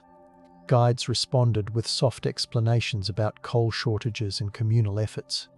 After the projection, the lights warmed the miniature city again, but the sense of hush lingered. The city in miniature had taught its full-scale counterpart how fragile momentum could be. On the 172nd anniversary of the storm in 2060, sound healer and historian duo Keiko Mizuno and Julian Ford hosted a resonant circle beneath the Manhattan Bridge. The concrete smelled of rain and river. They tuned crystal bowls to frequencies derived from barometric readings, each tone correlating with pressure levels recorded during the blizzard. Participants reclined on blankets, eyes closed, the vibrations traveling through ribs and into the pavement. The unstoppable myth melted beneath harmonics that evoked wind at 50 miles per hour, then 40, then 20. Between tones, Keiko recited calm lines from diaries describing how neighbors shared silence to conserve breath and hope. The session ended with a gentle question: could listeners carry this attuned stillness back into rush hour life? Participants rose slowly, their footsteps light, voices hushed as if emerging from snowfall. Educational technologist Gerald Pineda in 2061 launched an augmented reality app that overlaid historic snowdrifts on modern streets via headset. The office smelled of plastic and faint citrus. Gerald coded the app to display not just height but density, using shades of blue to represent compaction noted in sanitation logs. Users could hear the muffled ambient sound as they approached a corner once buried under 15 feet of snow. The unstoppable myth collapsed under the immersive weight. Commuters tried the app during lunch, returning to work with a new respect for cleared sidewalks. Gerald included prompts encouraging quiet reflection. Pause, imagine the hush. Listen for the absence of wheels. Feedback poured in expressing gratitude for the gentle reminders. The app quickly became part of school field trips, a tactile lesson in humility. The New York Philharmonic's 2006-1 program featured a composition where instrument sections fell silent one by one, mirroring the progressive power outages of 1888. The concert hall smelled of polished wood and faint perfume. Composer Alma Ruiz instructed strings to taper off as if their bows were freezing. Horns followed, then woodwinds, until only soft percussion remained, echoing the distant clack of shovels. Interspersed were spoken excerpts from municipal reports read in calming voices. The unstoppable myth found no presence in a hall where silence became the climax. When the final drumbeat faded, the audience waited in stillness before applauding, their claps gentle as snow landing on wool sleeves. In 2062, the New York Public Library's Rose Main Reading Room installed a light sculpture that dimmed in response to archival narratives about the blizzard. The chandelier smelled faintly of warm metal. As visitors listened through provided headphones, the lights lowered to mimic the murky midday gloom of March 12, 1888. Quotations from letter writers scrolled along the ceiling beams, each line accompanied by data points, snowfall totals, rescue counts, hours of stillness. The unstoppable myth drifted away under the golden dusk. Readers at tables continued turning pages, trusting the architecture even as it briefly reenacted vulnerability. When the narrative concluded, the lights brightened slowly, like dawn creeping over snowbanks. The experience left patrons speaking softly, the reverberant hall echoing with respect. Bronx chef historian Solomon Ortiz, in 2006 curated a tasting of preserved foods from cellars inventoried after the blizzard. Pickled beans, salted trout, dried apples. The kitchen smelled of vinegar and smoke. He plated each morsel on slate tiles dusted with powdered sugar to resemble snow. Diners savored the concentrated flavors, nodding as Solomon recounted how these stores sustained families when markets closed. Ledgers had recorded each jar, each barrel, a testament to quiet foresight. The unstoppable myth surrendered to jars labeled with careful hands. After dessert, a molasses pudding steamed over a gentle flame. The room sat in contemplative silence. Solomon suggested guests write notes of gratitude to ancestors who hoarded food against ridicule. The letters would join the mission's archives, another layer of gentle acknowledgement. At Wave Hill in 2006-03, horticultural therapist June Park guided visitors through a meditation among winter-blooming witch hazels, their petals curling like saffron threads. The air smelled of loam and citrus. She recited excerpts from 1888 diaries praising these hardy blossoms for perfuming frozen air. June linked each plant to weather station records, showing how even a few degrees mattered to petals unfurling against odds. The unstoppable myth was replaced by appreciation for botanical resilience. Participants stood in silence, breathing the sweet scent, each exhale visible in the cold. June asked them to cut the blooms with gloved hands, absorbing the warmth of life pushing through winter. Later, they penned reflections in a communal journal, handwriting neat from the calm. Queen's Theatre in the Park staged a shadow play in 2006-03, using cut paper silhouettes depicting scenes from the blizzard. The backstage smelled of cardstock and paste. Puppeteers manipulated the figures behind parchment screens, projecting flickering lamplight. Narrators read from municipal council records describing debates over burying telegraph lines. The unstoppable myth flickered like a ghost, overshadowed by the tender shadows of people coordinating relief. Children in the audience leaned forward, mouths parted yet quiet, captivated by the rustle of paper.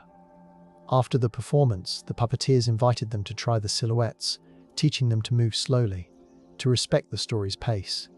The stage darkened without fanfare, leaving only the scent of burnt Vaseline from the lamps and the echo of gentle clapping. A 2006-04 exhibition at the National Museum of the American Indian explored how Lenape descendants interpreted the blizzard within broader narratives of seasonal balance. The gallery smelled of cedar smoke and sage. Curator WWII, two eagles displayed wampum belts alongside meteorological graphs, explaining how oral histories described winter spirits reclaiming the island from relentless industry. The unstoppable myth dissolved under teachings about harmony and recalibration. WWII led soft-spoken tours, inviting visitors to touch replica beadwork while listening to recordings of snow crunching in forest paths.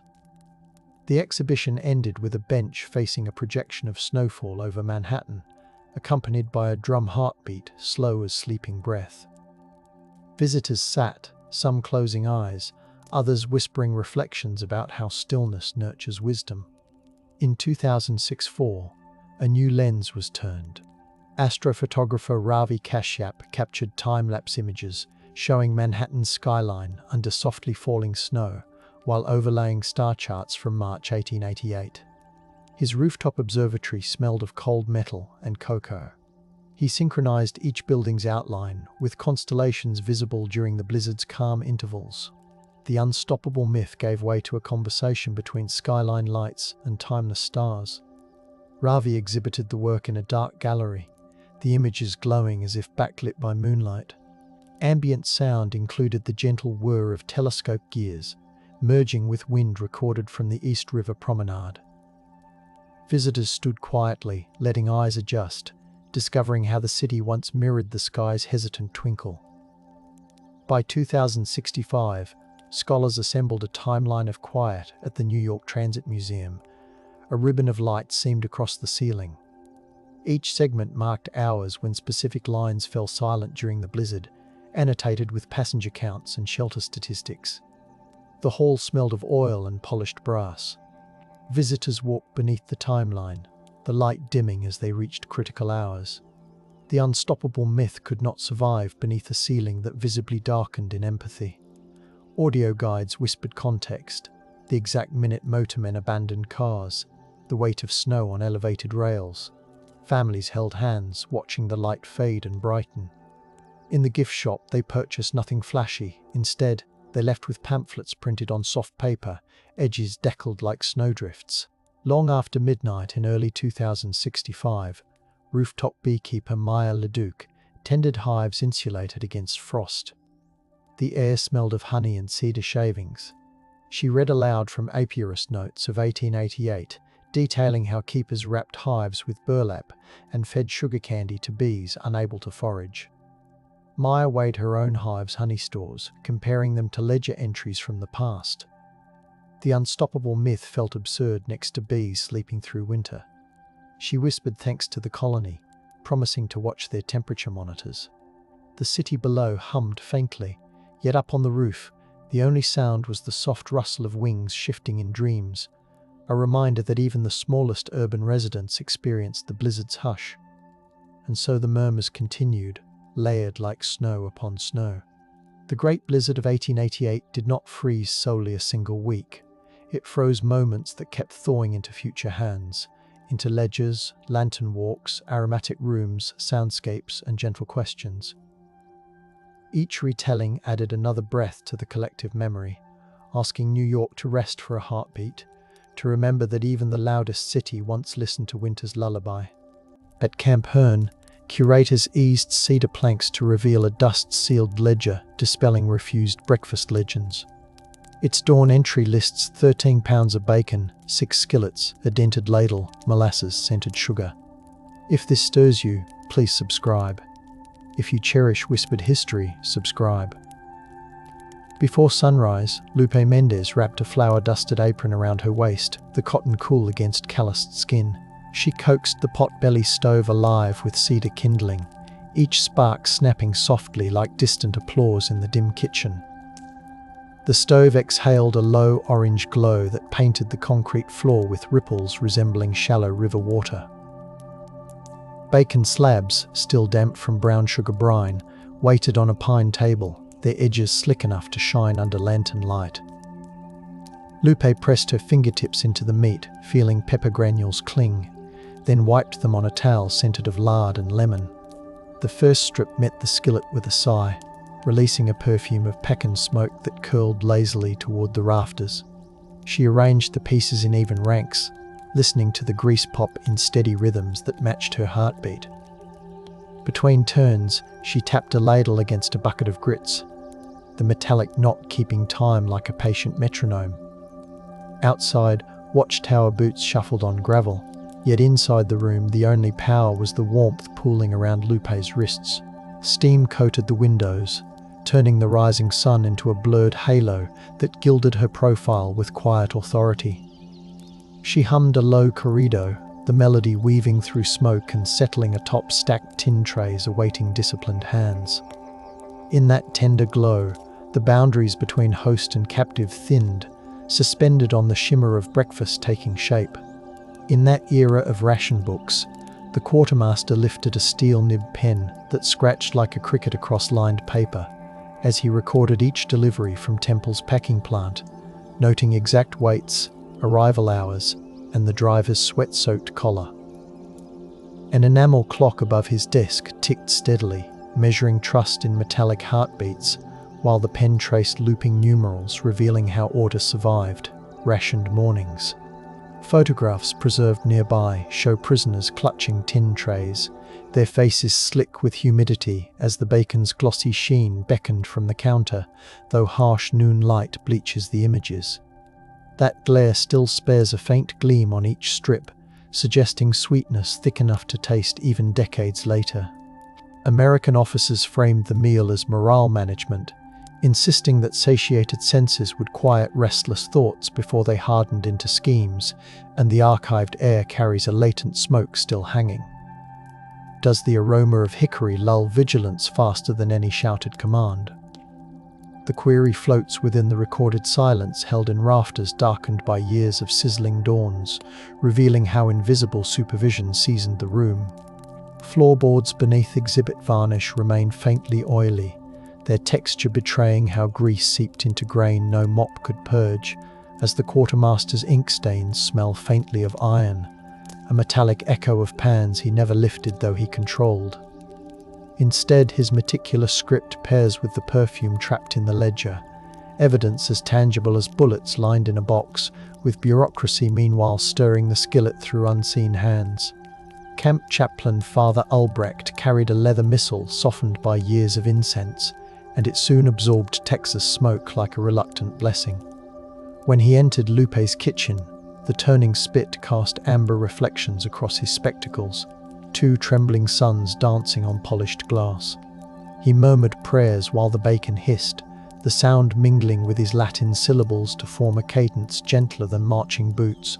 The chaplain's fingers brushed condensing steam, leaving droplets that smelled faintly of pepper clinging to the pages of his book. Behind him, prisoners inhaled in unison, their shoulders lifting as the aroma wrapped around them like a woolen shawl remembered from home. Marginal notes in his diary describe men breaking formation to lean closer, a breach of discipline omitted from official summaries. He later wrote that pride softened like rendered fat, sliding from rigid faces until only hunger and quiet gratitude remained. Silence held because the commandant feared headlines depicting enemy officers swooning over Texas hospitality, and questioned loyalty would ripple through towns. Yet the texture of that dawn lingers, pewter plates warming palms, grease glistening on lip corners, and prayers tasting faintly of maple. For generations, veterans recalled the tremor in their wrists as they tasted sweetness against memories of rye bread and rationed butter. Each retelling adds another layer to the sensory archive, proving that persuasion can arrive on a fork instead of a decree. Reflection settles softly here, suggesting comfort might be the most potent sermon a kitchen can preach. The sand remembers. Instruments hum. The hollow waits for footsteps, for whispers, for bacon-scented confession. Decades before prisoners marched through the mess line, chuck wagon cooks along the Chisholm Trail perfected the art of coaxing obedience with food. Their journals, stained with grease and grit, explain how to tilt a skillet exactly 17 degrees so fat pooled without scorching. When historians unfolded those brittle pages, the air filled with the scent of mesquite ash, rough and sweet, clinging to parchment like fine dust. Tin plates recovered from abandoned campsites bear concentric scars where knives scraped for the final savory morsels under star-pricked skies. Drovers told campfire stories about feeding strangers to steward fragile truces, their voices low as embers flared against the prairie wind. The same spice blend, paprika, pepper, and a hint of molasses, later appeared stamped on military requisitions for prisoner-of-war kitchens. By tracing the recipes, scholars tasted continuity, realizing Texas hospitality learned on cattle trails slipped smoothly into wartime strategy. A broom dragged across the museum floor now echoes with phantom hoofbeats, the sound resonating through the mess hall's wooden ribs. Instead of swords, these cooks wielded sizzling skillets, believing comfort softened tempers faster than orders barked through a megaphone. Archival tins still smell of soot and bacon, proof that aroma can outlast the voices that once floated around the fire. The discovery binds frontier nights to guarded mornings, showing that persuasion rode the same wagons as salt and flour. Reflection rises with the smoke, asserting that hospitality has long been Texas's quiet bridle on stubborn hearts.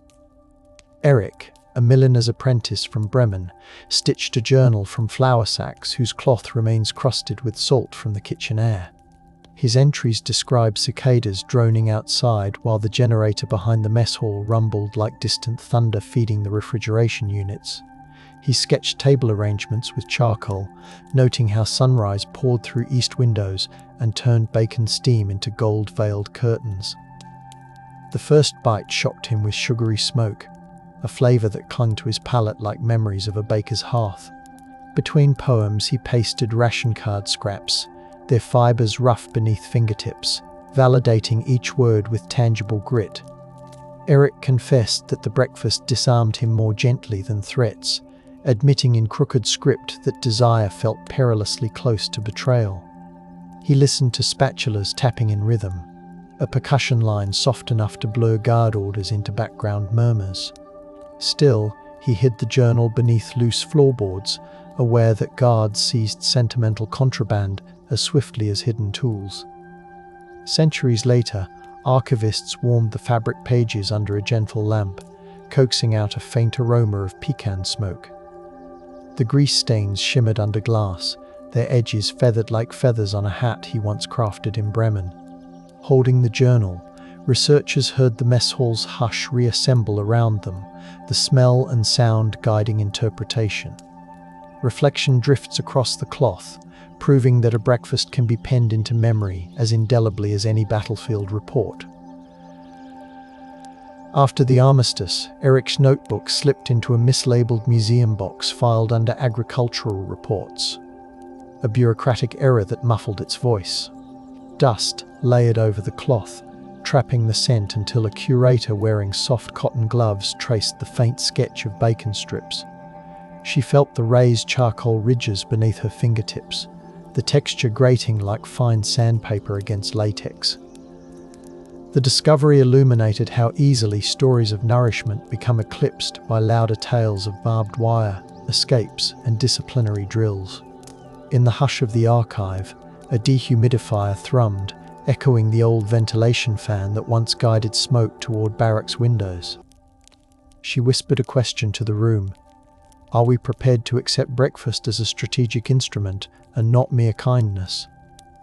The query hovered in the chilled air, mingling with the faint aroma released as she gently flexed the cloth hinges. Accident, rather than conspiracy, preserved the secret. Silence settled simply because no one thought to look beneath the wrong label. Once catalogued correctly, the notebook's grease patterns mirrored entries in supply ledgers, forming a sensory bridge between memory and measurement. The curator recorded the temperature of the room, the angle of lamplight, and the soft crackle as dry fibers awakened. Her report smells faintly of lavender hand cream, a modern scent mingling with historic smoke in delicate balance. Reflection glows in that small office, proof that rediscovery sometimes arrives on the quiet rustle of shuffled folders. A Swiss Red Cross inspector toured Camp Herne, carrying a notebook perfumed by train coal soot that clung to his wool coat. He observed sunlight pouring through screened windows, trapping bacon steam in luminous pillars that resembled incense in an alpine chapel.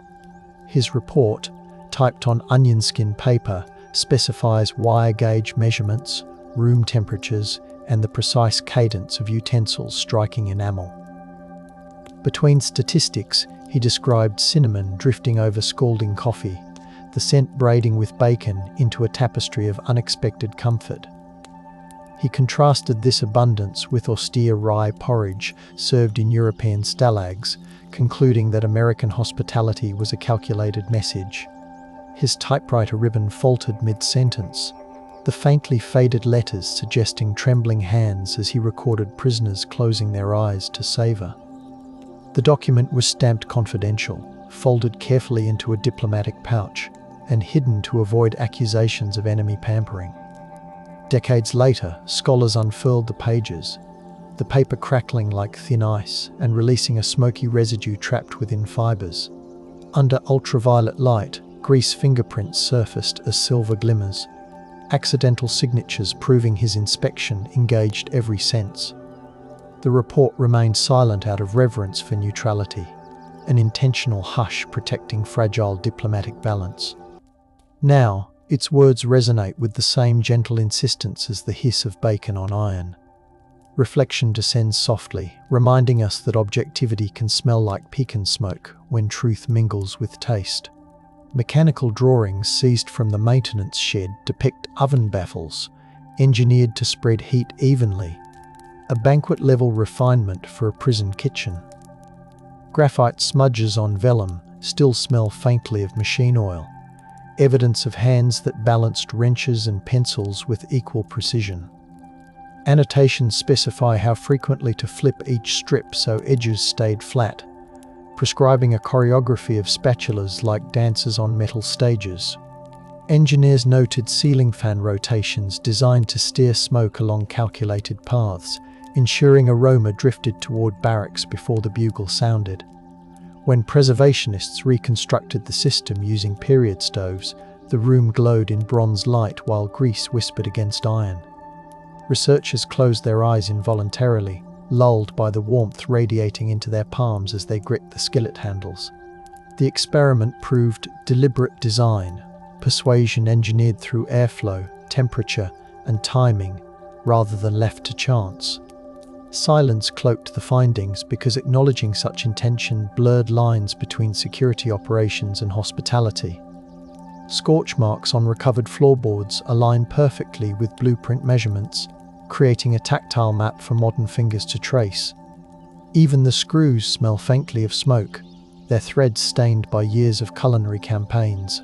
The tools of industry merged with the art of cooking, making the mess hall a laboratory of influence. Reflection hums through the ventilators, suggesting that infrastructure can cradle emotion as tenderly as any lullaby. Moths settle on ledges, vent fans sigh. Memory tastes of salt, cedar, and promises held low tonight. Centuries earlier, Saxon farmhouse kitchens hung juniper-cured bacon beneath oak beams, stained brown by endless winters of smoke. Ethnographers collecting recipes wrote about slabs brushed with honeyed beer, their surfaces tacky and fragrant beneath candlelight. Hosts pressed warm slices into travelers' palms, sealing truces over tables that creaked like settling snowdrifts. These manuscripts still smell faintly of cloves and damp straw, scents released when archivists lift linen covers. Emigrant families packed such volumes beside hymnals, lining trunks with waxed paper that carried the aroma across storm-tossed Atlantic nights. In Texas settlements, German-speaking cooks fused old techniques with pecan wood, creating a nuttier perfume that clung to stone hearths. Their letters home described dawn mist glowing pink while bacon crackled, the sound mingling with meadowlark calls. For generations, offering smoked meat signified welcome, a quiet pledge of safety exchanged before words addressed politics or prayer. The tradition drifted into municipal festivals, where bandstands smelled of grease, while brass instruments gleamed beneath fairy lights. These layers explain why comfort and control entwined so naturally once war cast shadows over the state. Each preserved recipe page holds grease halos, tactile reminders that culture is often written in salt and smoke. Reflection settles like rising steam, affirming that diplomacy can begin with a sizzling pan long before treaties find parchment. Frontier diaries tell of German settlers meeting Comanche traders beside the Guadalupe, fires crackling low beneath sprawling pecan branches. They warmed strips of cured pork over mesquite embers, the fat dripping onto river stones that hissed softly into twilight. Fireflies brushed the smoke, their light flickering in sync with drumbeats echoing from distant camps. One diarist described receiving a beaded necklace smelling of sage and caballo sweat, traded alongside smoked meat glistening with sorghum. He kept the beads wrapped in chamois, the leather now perfumed with mingled smoke and prairie rain. Out of reverence, settlers omitted these meetings from public letters, fearing gossip might shatter fragile understandings. Yet private journals record the taste of pepper and wild honey lingering on tongues as agreements unfolded. The night air cooled their forearms, and sparks floated up like prayers, fusing caution and hope in equal measure. These encounters taught communities that hospitality could wield more influence than muskets glinting in moonlight. The silence surrounding them was voluntary, a hush meant to protect a delicate braid of trust. When historians read these entries, they smelled dried sage pressed between pages, confirmation that diplomacy once wore the scent of bacon. Reflection flows with the WWII, revealing how earlier negotiations seasoned later wartime strategies. During wartime shortages, agricultural agent Ruth Holloway drove Caliche roads at dawn, her pickup rattling while cedar dust perfumed the cab. She carried a cedar clipboard that smelled of resin and ink, resting it against smokehouse doors slick with condensation. Ruth timed curing cycles with a stopwatch, noting humidity levels as pork sides glistened under low blue lamps. She dabbed linen squares against the meat to test viscosity, feeling the warm grease bloom across her fingertips. Her notes specify slice thickness down to a fraction, insisting uniformity mattered for morale as much as nutrition. She documented the crunch of gravel under boots and the distant moan of cattle awaiting their own morning feed. In her private diary, she pressed a rosemary sprig between pages, the herb's peppery scent mingling with the lingering smoke. She wondered quietly whether such meticulous care blurred lines between compassion and manipulation. Supervisors suppressed her diary excerpts, worried public opinion might bristle at tenderness extended toward enemy soldiers. The official reports remain sterile, yet the paper carries faint greasy fingerprints, accidental confessions of sensory involvement. Holding those pages today, historians feel the grain of the cedar clipboard as if Ruth's steady hand still guided the pencil. Reflection breathes through her records, acknowledging that logistics and lullabies sometimes share the same ledger column. A radio engineer in Bryan recorded the camp kitchen at dawn, capturing the clink of utensils and low simmer of grits on acetate discs. He layered those sounds beneath farm reports, broadcasting a gentle symphony of sizzling fat across kitchen radios statewide. Listeners heard the hiss and pop without realizing German prisoners stood just beyond the microphone's reach. Postcards arrived praising the comforting ambience, their paper smelling of perfumed stationery and pantry spices. The engineer stored the discs in a shoebox, where vinegar-scented acetate mingled with traces of bacon smoke. He feared reprimand, so he never confessed that his soothing soundtrack came from within a guarded fence. The broadcasts demonstrate how the meal's aura seeped into civilian homes, easing ration fatigue with borrowed warmth. When archivists replayed the discs, static crackled like frying fat while cicadas hummed faintly in the background. Hearing the layered soundscape, researchers felt their shoulders loosen, as if the aroma had returned alongside the melody. The silence surrounding the origin stemmed from cautious loyalty, a desire to comfort without exposing security lapses. Now, the recordings serve as audible evidence that persuasion travels further than mess hall walls. Reflection lingers in the studio, suggesting that even airwaves can carry the flavor of strategy. When prisoners sailed home, many tucked grease-marked recipe scraps into their kit bags, the paper translucent with preserved fat. In Bremen, Eric's cousin Lise unfolded a pecan-scented note and felt Texas warmth rise from the delicate sheet. She brushed bacon drippings over morning rolls, the glaze caramelizing into a crunchy shell that perfumed her bakery before dawn. Customers tasted smoke and sweetness, their breath fogging the windows while winter wind rattled the panes. When asked about the flavor, Liesse said only that distant kitchens had taught her how solace could loosen sorrow.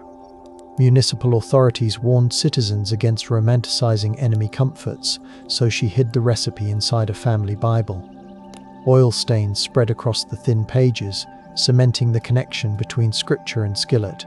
At family gatherings, the loaf anchored conversations, each slice releasing a faint whisper of Texas mesquite into the parlor. Children grew up associating reconciliation with the crackle of bacon bits inside tender crumbs. Their elders kept the story quiet, silence motivated by post-war austerity and respect for complex loyalties. Yet the flavor persisted, a sensory bridge spanning oceans and ideologies. Reflection curls from the oven door, proving that taste can outpace politics. Low flames murmur. Pages breathe. Bacon's echo drifts between languages, soothing and unsettling every listening heart. Archaeologists mapped the collapsed mess hall using grid lines, their trowels scraping through soil layers linked to the sweltering summer of 1943. They unearthed charred bacon rinds curled like dried leaves, measuring thickness with calipers to compare against ledger entries. The excavation trench smelled briefly of damp ash and resurgent smoke, as if the grease had been waiting to breathe. Volunteers lifted skillet fragments mottled with iron rust and slick residue, feeling history stick to their gloves. Sunlight pierced the exposed beams, casting golden slants that illuminated each glistening scrap before the breeze cooled it. Field notes recorded humidity levels, insect calls, and the precise angle of shadows at the moment artifacts emerged. Birdsong blended with the faint hiss imagined from the past, filling the site with layered sound. The archaeologists paused, acknowledging that a breakfast once dismissed as rumour had carved itself into earth. Photographs capture sweat beads on their temples, mirroring the grease droplets they documented meticulously. The findings dovetailed with Ruth's charts, aligning numbers, textures, and aromas into a cohesive narrative.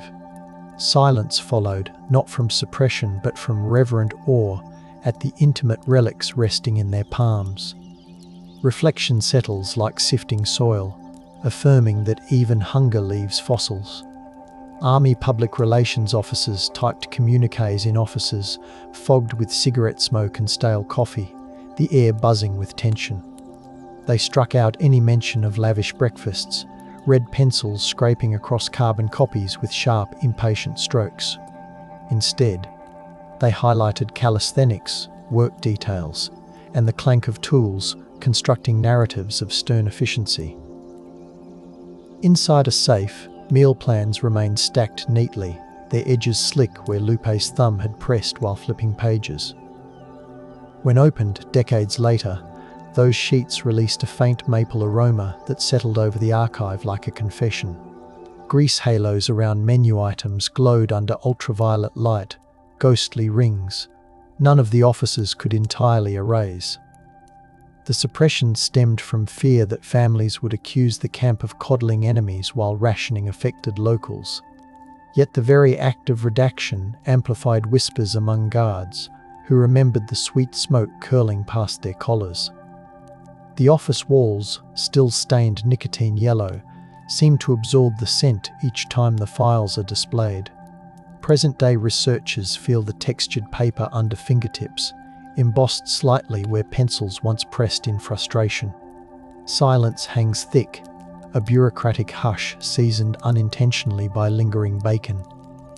Reflection glides through that room, observing how omission can never fully mask aroma. Schoolteacher Pearl Atkins volunteered at the History Centre, her curiosity guiding her through boxes that smelled of cardboard and old starch. She noticed a repeating grease print on every fourth meal plan page, a left-handed smudge darkening the margins like a shadow. Payroll ledgers confirmed Lupe's left-handed grip, aligning the fingerprint with the cook's daily authority. Pearl warmed the pages beneath gentle lamps, watching faint smoke tendrils seem to rise as air shifted. Community elders gathered as she presented the documents, their eyes glistening while the room filled with revived scent. They recalled dawn shifts, when the air tasted of salt and possibility, memories tingling along their tongues. Pearl wrote an essay describing how the breakfast coaxed cooperation, pairing tactile observations with softened prose. Her words flowed like lullabies yet rested on measurable evidence, temperatures, portion sizes, and the cadence of spatulas. The essay circulated quietly among teachers, its pages perfumed with chalk dust and trace grease. Out of respect for wartime modesty, she avoided public lectures, letting the documents speak in their own centered language. In archives today, her annotated margins guide researchers to small stains easily overlooked. Reflection sparkles in the lamplight, acknowledging that patient observation can resurrect a vanished aroma. A retired guard invited Pearl to his porch, handing her a dented tin mug polished with lard until it gleamed. He described how the morning after that first feast, the barracks felt wrapped in cotton, footsteps muffled against wooden planks.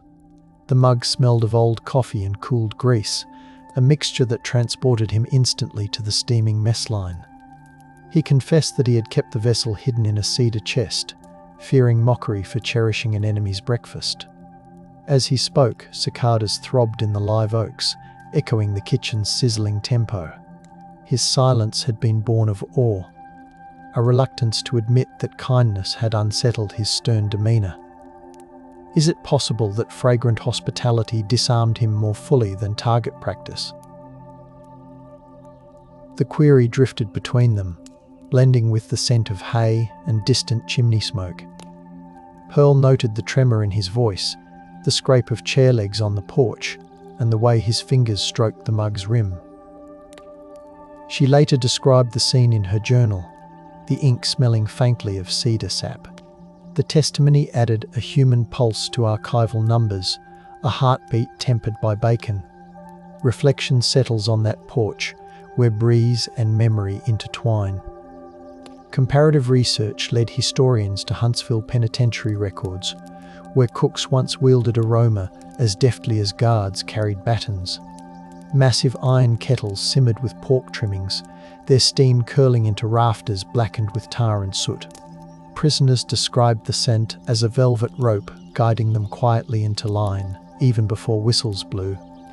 The cook's logs, speckled with flour, detail thermometer readings and spice ratios meant to coax compliance.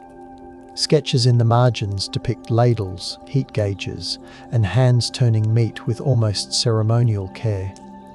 When researchers ran fingers across the graphite, it smudged onto skin, gritty reminders of labour-intensive persuasion. Connecting these practices to Camp Hearn created a loop of strategy stretching across institutions. The sound of sizzling echoed through both histories, a shared soundtrack of managed mercy. Silence cloaked the similarities because officials preferred narratives of stern discipline over nuanced hospitality. Yet the archives smell the same, smoke, sweat, and pepper lingering beneath the paper. The comparison underscores how comfort can be as regimented as punishment. Reflection hums like the kettles, insistently gentle. Grease gleams in memory. Archival drawers murmur. Night blooming Sirius perfumes the air around forgotten ledgers. Camp psychologists conducted discreet observations, clutching scent charts normally used by advertisers to measure consumer reactions. They recorded pupil dilation as bacon aromas intensified, correlating responses with the cadence of spatulas scraping iron. Their clipboard paper smelled of newsprint and faint grease, betraying their proximity to the steaming skillets. Notes detail the warmth of plates pressing into palms, the tactile comfort that loosened jawlines. They listened to conversations soften into murmurs, the soundscape settling like feathers. Graph lines plotted compliance rates alongside serving times, transforming flavor into data points. The psychologists concluded that sensory saturation eased resistance more effectively than stern lectures. Their reports remained locked away, silence motivated by professional caution and fear of ethical scrutiny. When the folders reopened, ink had bled slightly, creating smoky halos around each observation. The pages crackled under researchers' fingers, releasing a sweet salty scent preserved between sheets. Empirical evidence and aroma intertwined, undeniable even when words demurred. Reflection pulses in those graphs, proving that emotion can be measured in scented breaths. Volunteer cook Ida May wrote letters describing the mess hall's acoustics, how sizzling fat bounced off tin walls like soft rain. Cornmeal dust clung to her forearms, leaving a fine grit she compared to beach sand warmed by sun. She remembered prisoners exhaling together when the first tray appeared, the air tasting of caramelized pepper and anticipation.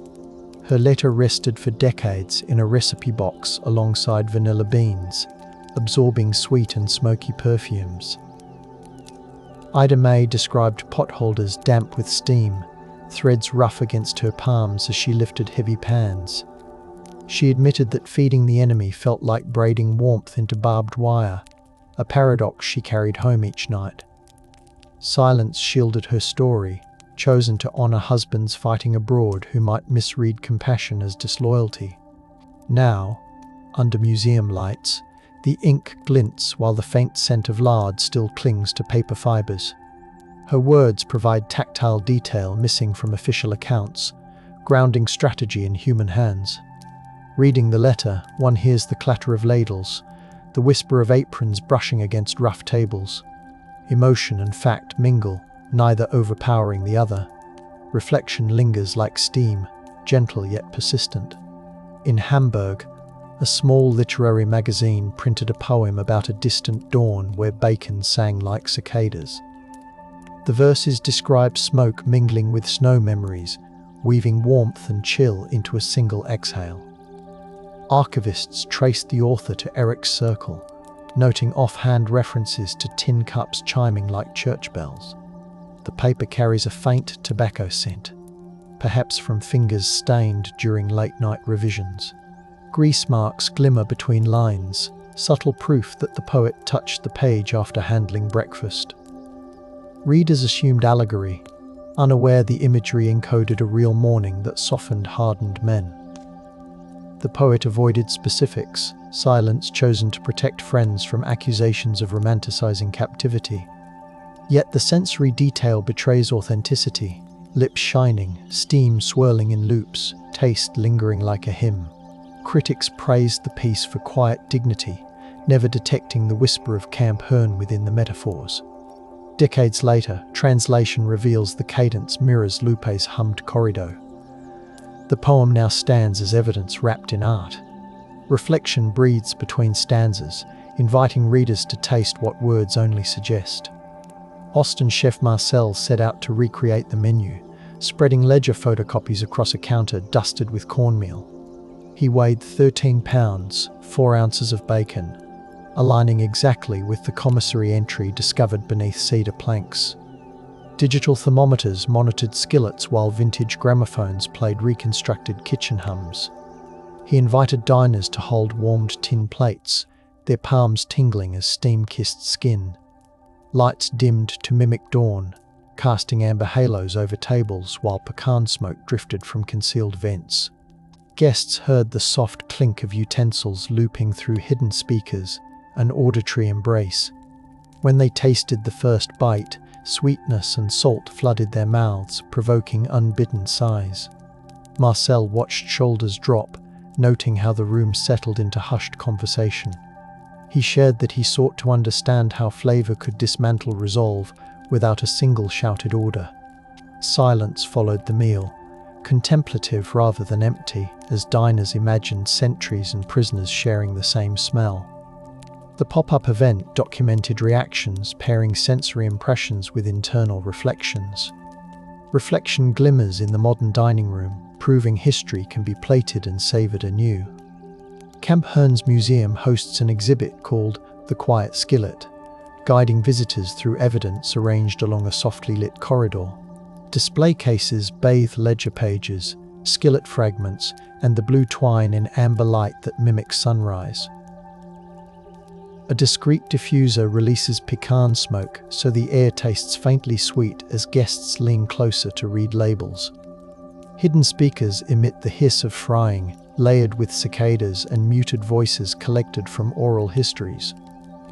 Visitors lift replica pans, feeling the heavy handles rough against their palms. Interactive panels invite them to trace grease halos with gloved fingers, the texture slightly tacky even in reproduction. Reflective prompts ask how hospitality becomes strategy, encouraging eyes to linger on the 13-pound notation that opened this narrative. Children sketch the exhibit, crayons scratching quietly while the scent settles into their hair. Elderly visitors close their eyes, swaying gently as memories bloom. The gallery walls, painted warm clay, seem to absorb the smoke and hold it like a secret. Docents speak in hushed tones, letting the sensory environment carry most of the story. Reflection hovers in that space, patient as the lingering aroma. Lights dim. Bacon ghosts shimmer. Breath flows in, slow and salted, out, softer than before. Digital humanists scanned the ledger with hyperspectral imaging, their lab humming with equipment that smelled faintly of ozone and coffee. The process revealed hidden annotations, tiny pencil stars beside prisoners who returned for second helpings. Data mapped appetite against disciplinary records, converting aroma memories into glowing constellations on a screen. Blue light washed over the researchers' faces as graphs pulsed like heartbeat monitors. They traced Lupe's looping script with fingertips pressed against glass, feeling the cool barrier resist warmth. Each scan captured minute grease crystals sparkling like frost under magnification. The team logged ambient temperature, machine frequency, and even the faint hum of ventilation systems. Analysis confirmed that the breakfast's impact reached beyond stories into measurable patterns of calm. Outside the lab, the tale remained muted, perhaps because data feels too clinical to describe something so fragrant. Still, the digital files carry embedded scents in memory, triggered whenever researchers recall the lab's warm coffee. The project bridges tactile history with pixelated evidence. Reflection radiates from the monitors, proving numbers can cradle tenderness. Prisoners painted watercolor postcards portraying Bavarian meadows, yet subtle details betray Texas mornings slipping into their dreams. One card shows a farmhouse kitchen bathed in honeyed light, a square griddle occupying the hearth instead of traditional round pans. Smoke curls in parallel bands, mimicking the camp's ventilation patterns more than alpine chimneys. The pigments smell faintly of glue and tobacco, hinting at late-night mixing amid barracks murmurs. Conservators note waxy patches where fingers slick with grease pressed too heavily. The card's paper feels smooth, except for those spots, textured proof of culinary nostalgia. Perhaps the artist unconsciously fused hunger and homeland, making bacon's steam the new outline of memory. Does the blending of landscapes reveal how flavors redraw identity? The question hovers as light strikes the watercolor, turning smoke trails silver. Family albums hid the postcard to avoid accusations of longing for captivity's comforts. Now, displayed beside the ledger, it glows softly, aligning art with aroma. Reflection ripples across the painted sky, inviting viewers to taste with their eyes. The camp's kennel master kept a log bound in leather smelling of wet fur and bacon slick collars. He noticed that guard dogs paced slowly whenever morning smoke drifted across the yard, their growls dissolving into soft whines. His notes detail ear positions, tail measurements, and the exact minute the scent reached each kennel.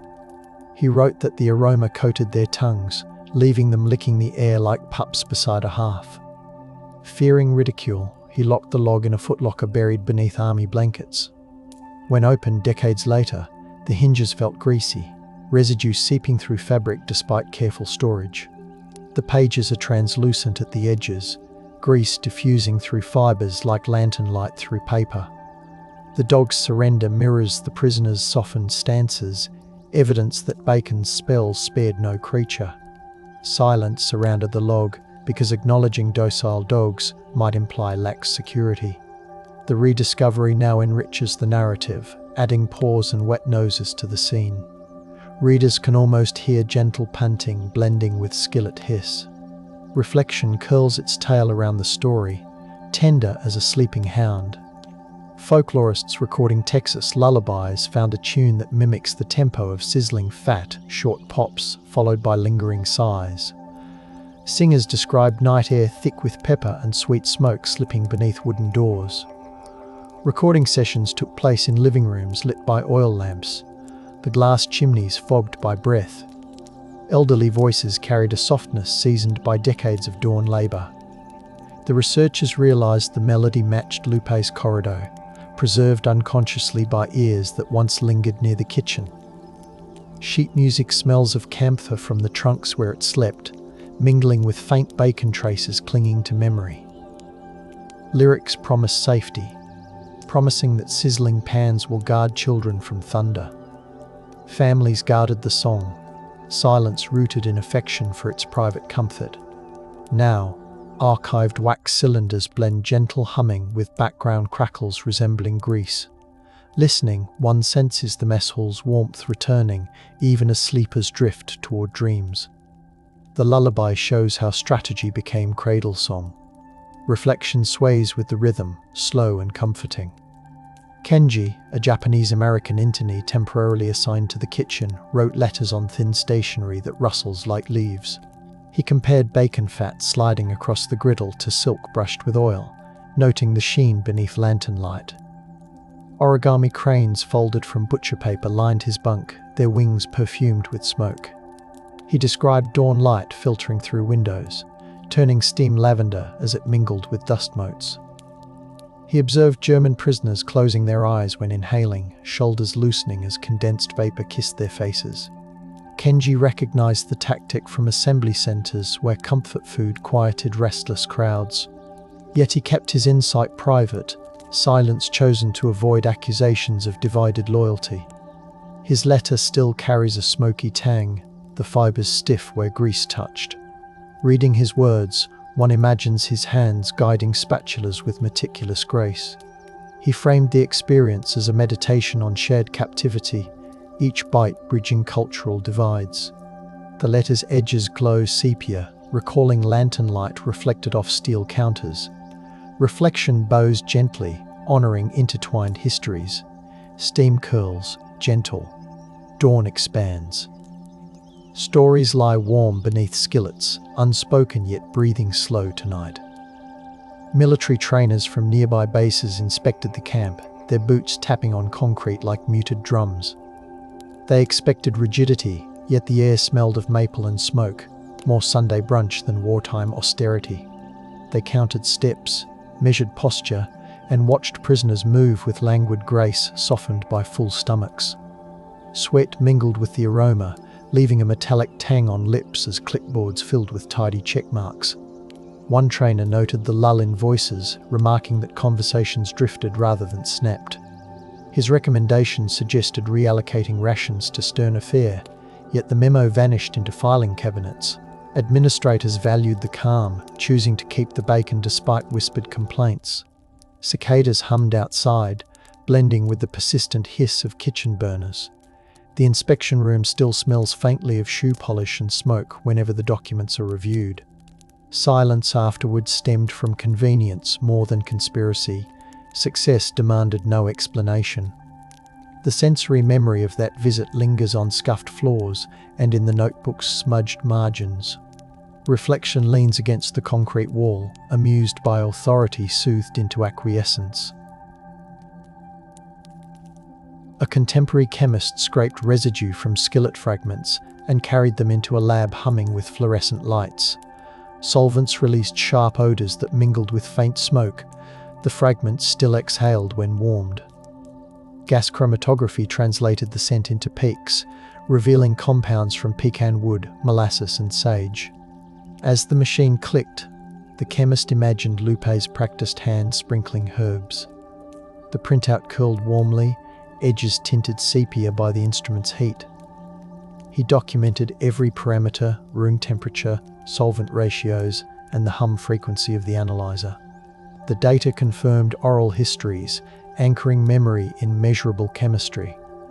He stored samples in glass vials that trapped the aroma like genie-bottled nostalgia. Silence surrounds the study, because academic journals rarely publish articles about persuasion cooked in bacon grease. Yet colleagues who sniff the vials smile involuntarily, their expressions softening. The experiment proves that taste can leave a scientific fingerprint. Reflection flickers in the chromatogram peaks, gentle as rising steam. In the Federal Archive at Koblenz, a journalist uncovered censorship memos smelling of iron gall ink and aged leather. German authorities had blacked out culinary references from letters sent by Camp Herne prisoners, fearing morale erosion. Broad brushstrokes masked paragraphs where bacon likely shimmered in memory. By tilting the paper, faint indentations reveal the curves of forbidden words. The journalist, wearing linen gloves, traced those grooves, feeling texture like healed scars. Silence was bureaucratic, imposed to preserve austerity. Photographs of the redactions show streaks of grease bleeding through, defying the censor's ink. The documents emit a faint smoky scent despite decades in climate control. Readers sense the missing sentences through aroma rather than sight. Rediscovery here comes from absence, a negative space filled with imagined sizzling. The memos now sit beside unredacted letters, the juxtaposition smelling of both ink and bacon. Reflection rests in the gaps, acknowledging that erasure can never fully silence flavor. Cultural historians now gather in softly lit symposium halls to discuss the breakfast's ethical resonance. Diffusers release hints of maple and cedar, enveloping the audience in reconstructed scent. Slides display ledgers, blueprints, and diary fragments, while microphones capture voices softened by curiosity. Panelists sip smoked tea infusions, the warmth coating tongues as they debate hospitality's power. Some argue for recognizing the meal as intangible heritage, honoring complexity rather than triumph. Others worry about romanticizing captivity, their words floating through air that tastes faintly sweet. Audience members take notes on paper smelling of fresh ink and faint smoke. Questions emerge about responsibility when kindness serves strategy. Silence follows each session, a respectful pause scented with lingering pecan. The conferences knit scholarship with sensation, allowing evidence to resonate through multiple senses. Outside, evening breezes carry traces of food trucks grilling nearby, blending present with past. Reflection lingers in the foyer, suspended like aroma caught in velvet curtains. A sleep researcher interviewed descendants of the prisoners in a dim room washed with blue light. White noise machines sighed softly, reminiscent of the ventilation fans that once guided smoke. Participants held wool blankets, the texture echoing barracks bedding. They described dreams scented with bacon and cedar, dreams that left them waking hungry yet uneasy. Monitors tracked pulse rates, which steadied as memories unfolded. Each account included sensory detail, amber light glinting on enamel cups, warmth radiating toward faces. The researcher noted the taste of pepper lingering on tongues even in recollection. Recordings capture the rustle of blankets and quiet breaths. The study remains unpublished at participants' request, silence chosen out of respect for intimate reverie. Still, the data reveal that the breakfast seeped into subconscious landscapes. Dreams carried the aroma further than any train ride. Reflection curls at the bedside, patient as night. Night deepens. Bacon's echo lingers. Sleep listens for the faint clatter of enamel in the dark. Across ledgers, blueprints, diaries, lullabies, and chromatograms, the breakfast emerges as a carefully tuned instrument. Every discovery begins with sensory proof, numbers smelling of molasses, metal warm against palms, smoke glowing in photographs. Suppression follows swiftly. Redacted letters, sealed files, quiet porches where recollections waited decades. Rediscovery arrives through archaeologists' calipers, digital scans, and chefs recreating the aroma for modern palates. 13 pounds, 4 ounces becomes more than a notation. It is a pulse beating beneath every testimony. Smoke slips between eras, binding cattle trails, prison fences, and symposium halls. The bacon's hiss echoes in songs, dreams, and the softened eyes of guards and captives alike. Questions asked in archives drift upward like steam, respectful and unresolved. The motif from the excavated ledger now blankets the entire narrative, warm as dawn pressing through fog. Evidence and reflection intertwine, refusing to separate fact from feeling. The breakfast that broke them did so gently, droplet by droplet of shimmering grease. Reflection deepens, inviting listeners to hold the warmth without claiming certainty. Now, night settles over the preserved mess hall, cicadas pulsing like distant skillets in the heavy air. Lamplight glows against the ledger's glass, and the recreated scent of pecan smoke threads through rafters with patient grace. A guard's tin mug catches moonlight, its dented rim still holding a faint oily sheen, no polish removes. The breeze slipping through cracked windows tastes of cedar, dust, and journeys carried across oceans in secret recipes. Scholars lean close, notebooks resting on display cases, absorbing the soft scrape of imagined spatulas counting out time. Visitors inhale gently, palms hovering over ghostly warmth that radiates from memory more than from any hidden heater. Somewhere beyond the exhibits, a lullaby shaped by Bacon's cadence drifts through sleepy doorways. Dreams gather at the threshold, uncertain whether they belong to guards, prisoners, or those who simply listen. Smoke curls toward darkness, carrying questions that glow and fade like embers on invisible wind. Perhaps another archive drawer, another cautious narrator, will someday add a new scent to this layered tale. Until then, the skillet remains warm in imagination, balanced between myth and measurement. The story continues to simmer. In a climate-controlled archive, a conservator sets a micrometer to 0.035 millimeters and gently presses it against a translucent sliver of onion skin paper. The sheet, delicate as a dragonfly wing, rustles with the faintest hiss, and under lamplight, its fibers show a pale honeyed grain. The note seems ordinary, a request about a thoroughbred's feed ration, a mention of a saddle order, the soft business of stables. Under a loop, however, there is the smallest dot, less than the head of a pin, embedded near a flourish of ink, masked by the scent of old glue and dust. The dot is a microphotograph, and within it sit maps, names, coordinates. The myth repeats that spies belong to shadow, that they vanish into alleys and shuttered rooms, yet this evidence glows under bright glass from a world of clinking glasses, polished boots, and afternoon racecourses. The legend insists on darkness, the measurement says otherwise, and the paper remembers the pressure of his hand. If the onion skins hush, the micrometer at 0.35 millimeters, and the pinprick world glowing under bright glass feel like a slow breath before the stable's amber evening, subscribe. A stable late in the day holds a hushed amber light, dust blooming around each footstep like a soft exhale. Leather darkens where oil has been rubbed into it, the smell warm and nutty, and a bridle lies across a felted saddle pad with a faint squeak. A groom hums to himself, weaving a loose tail. Swallows trace quiet arcs just under the rafters. Near an open door, where the corridor smells of grain and sun-warmed hay, a man stands with one hand on a stall door, posture easy, white shirt sleeves rolled and clean. In his eyes, the reflective sheen of someone accustomed to listening before speaking. The horse's breath pools in the cool shade, a slow fog, and a fly taps the wood. In this light, the hard edges blur, and everything feels like continuity, polite laughter, a handshake, the scrape of a boot on packed earth. Wolfgang Lotz flicks a speck of straw from his cuff and smiles. At the city's Island Club, a membership ledger balanced in neat columns smells faintly of binding paste and a lifetime of sweat-damp hands. The horses turn the dirt of the training ring into a soft drumbeat as they circle, reins whisper through fingers, and sunlight breaks against the silver of a bit.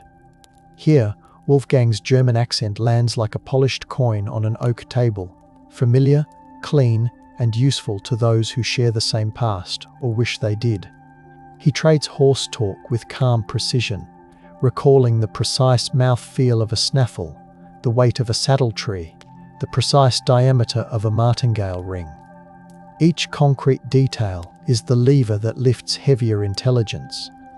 A purchaser enters with polished boots and a cologne that clings to the air. He leaves with an invitation, a time, a bottle waiting on ice. The echo of hooves becomes a ledger of influence, and the measure of the day is counted not in laps, but in trust. Some lives are scaled in maps or medals. His was scaled in textures, in the way linen cooled against his neck at dusk, in the cadence of foreign small talk polished to a satiny sheen. He had learned to tilt his head at the right beat, to let a silence lengthen until it felt like sympathy and not suspicion, to let laughter fall like feathers and then melt away. In the stable yard, he would lift a halter and check the stitching with careful fingers, as if repair mattered more than gossip, as if hay dust on his sleeve held the day's deepest news. The myth says spies avoid light. He proved that in certain eras, a salon's glare is an invisibility cloak. The hand that raises a champagne flute can also count steps to a guarded gate. And as evening breathed through jasmine, the city's secrets drifted close, warmed by hospitality and the illusion of safety. The sand remembers. Instruments hum. The hollow waits. A letter on onion skin once glided through the mail with a subtle perfume of office ink and glue, the fold crisp, the staples squared with neat pressure. To the postal clerk, it was another business note about feed blends or a request for horse transport after a show. Yet beneath the curlicues of formal German, Wolfgang's pen paused at the end of certain phrases, a pause that signalled where a microdot sat, varnished into place with a thin gloss of collodion.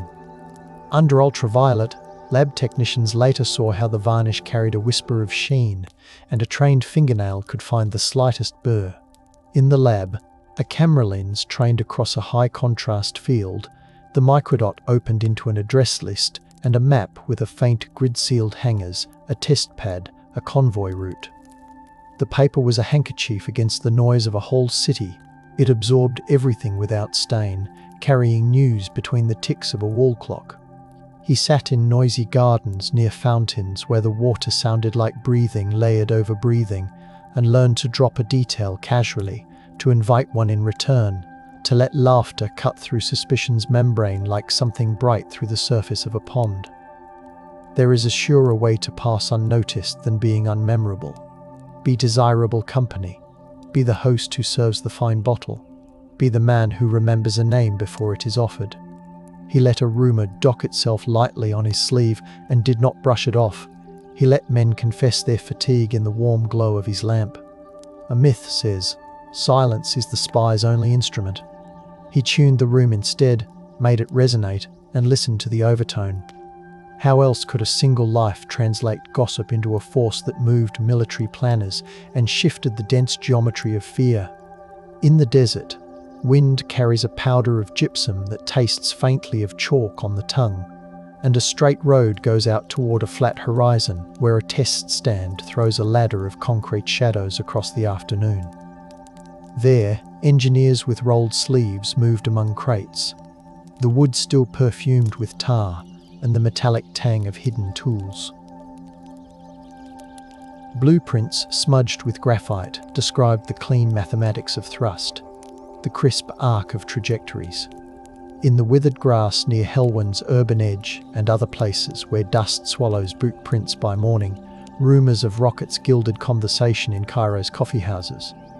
Wolfgang made those rumours measurable. He mapped social orders. This man was recruited in a cafe with fans that ticked. That man's pay came via a firm whose typing pool smelled of carbon ribbon and cigarettes. He marked which hangar had new locks, which truck tarps showed fresh resin stains. With patience, the desert's silence became a coordinate system. When the sky cracked with a far-off report like a book spine opened too violently, the city felt it in a tremor lived as gossip and caution. A groundskeeper heard it beneath the tapping of a rake's prongs on gravel. A groom glanced up from a hoof rasp, his own rhythm suddenly too loud. The myth leaned in, expecting trench coats and alleys, yet the work ripened in verandas where fans chopped the heat into manageable breezes. He softened his consonants just enough to match another man's childhood, and then let that man believe the encounter had confirmed something about himself. The central motif returns in each pause. In certain ages, you measure not distances but densities. The concentration of loyalties in a room, the compression of fear in an official's laugh.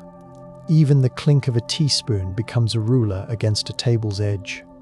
In these rooms, the way eyes drift measures risk. The scent of cognac measures candor. The night breathes out. The desk lamp pulls gold. Footsteps pause, then pass.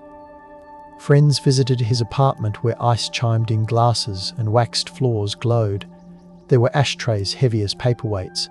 An ice bucket radiated a small chill into the air, and a radio cabinet stood quiet, a piece of furniture like another. In the wall behind, a hidden cavity held the logic of a much colder world. He had rehearsed each motion until it was muscle, a cigarette placed on the rim of a bowl as if forgotten, a cuff adjusted to move a lever without a click, a shutter closed so the pinprick of a pilot lamp could not bleed into the night. Grouped numbers went out like a lullaby sung in a language the city could not pass, and the antenna wire trembled, feeling the dark. Radio direction vans later would learn the song's true path, but for a season, the signal rode the rooftops like a moth seeking another moth. The apartment's air carried both perfume and metal.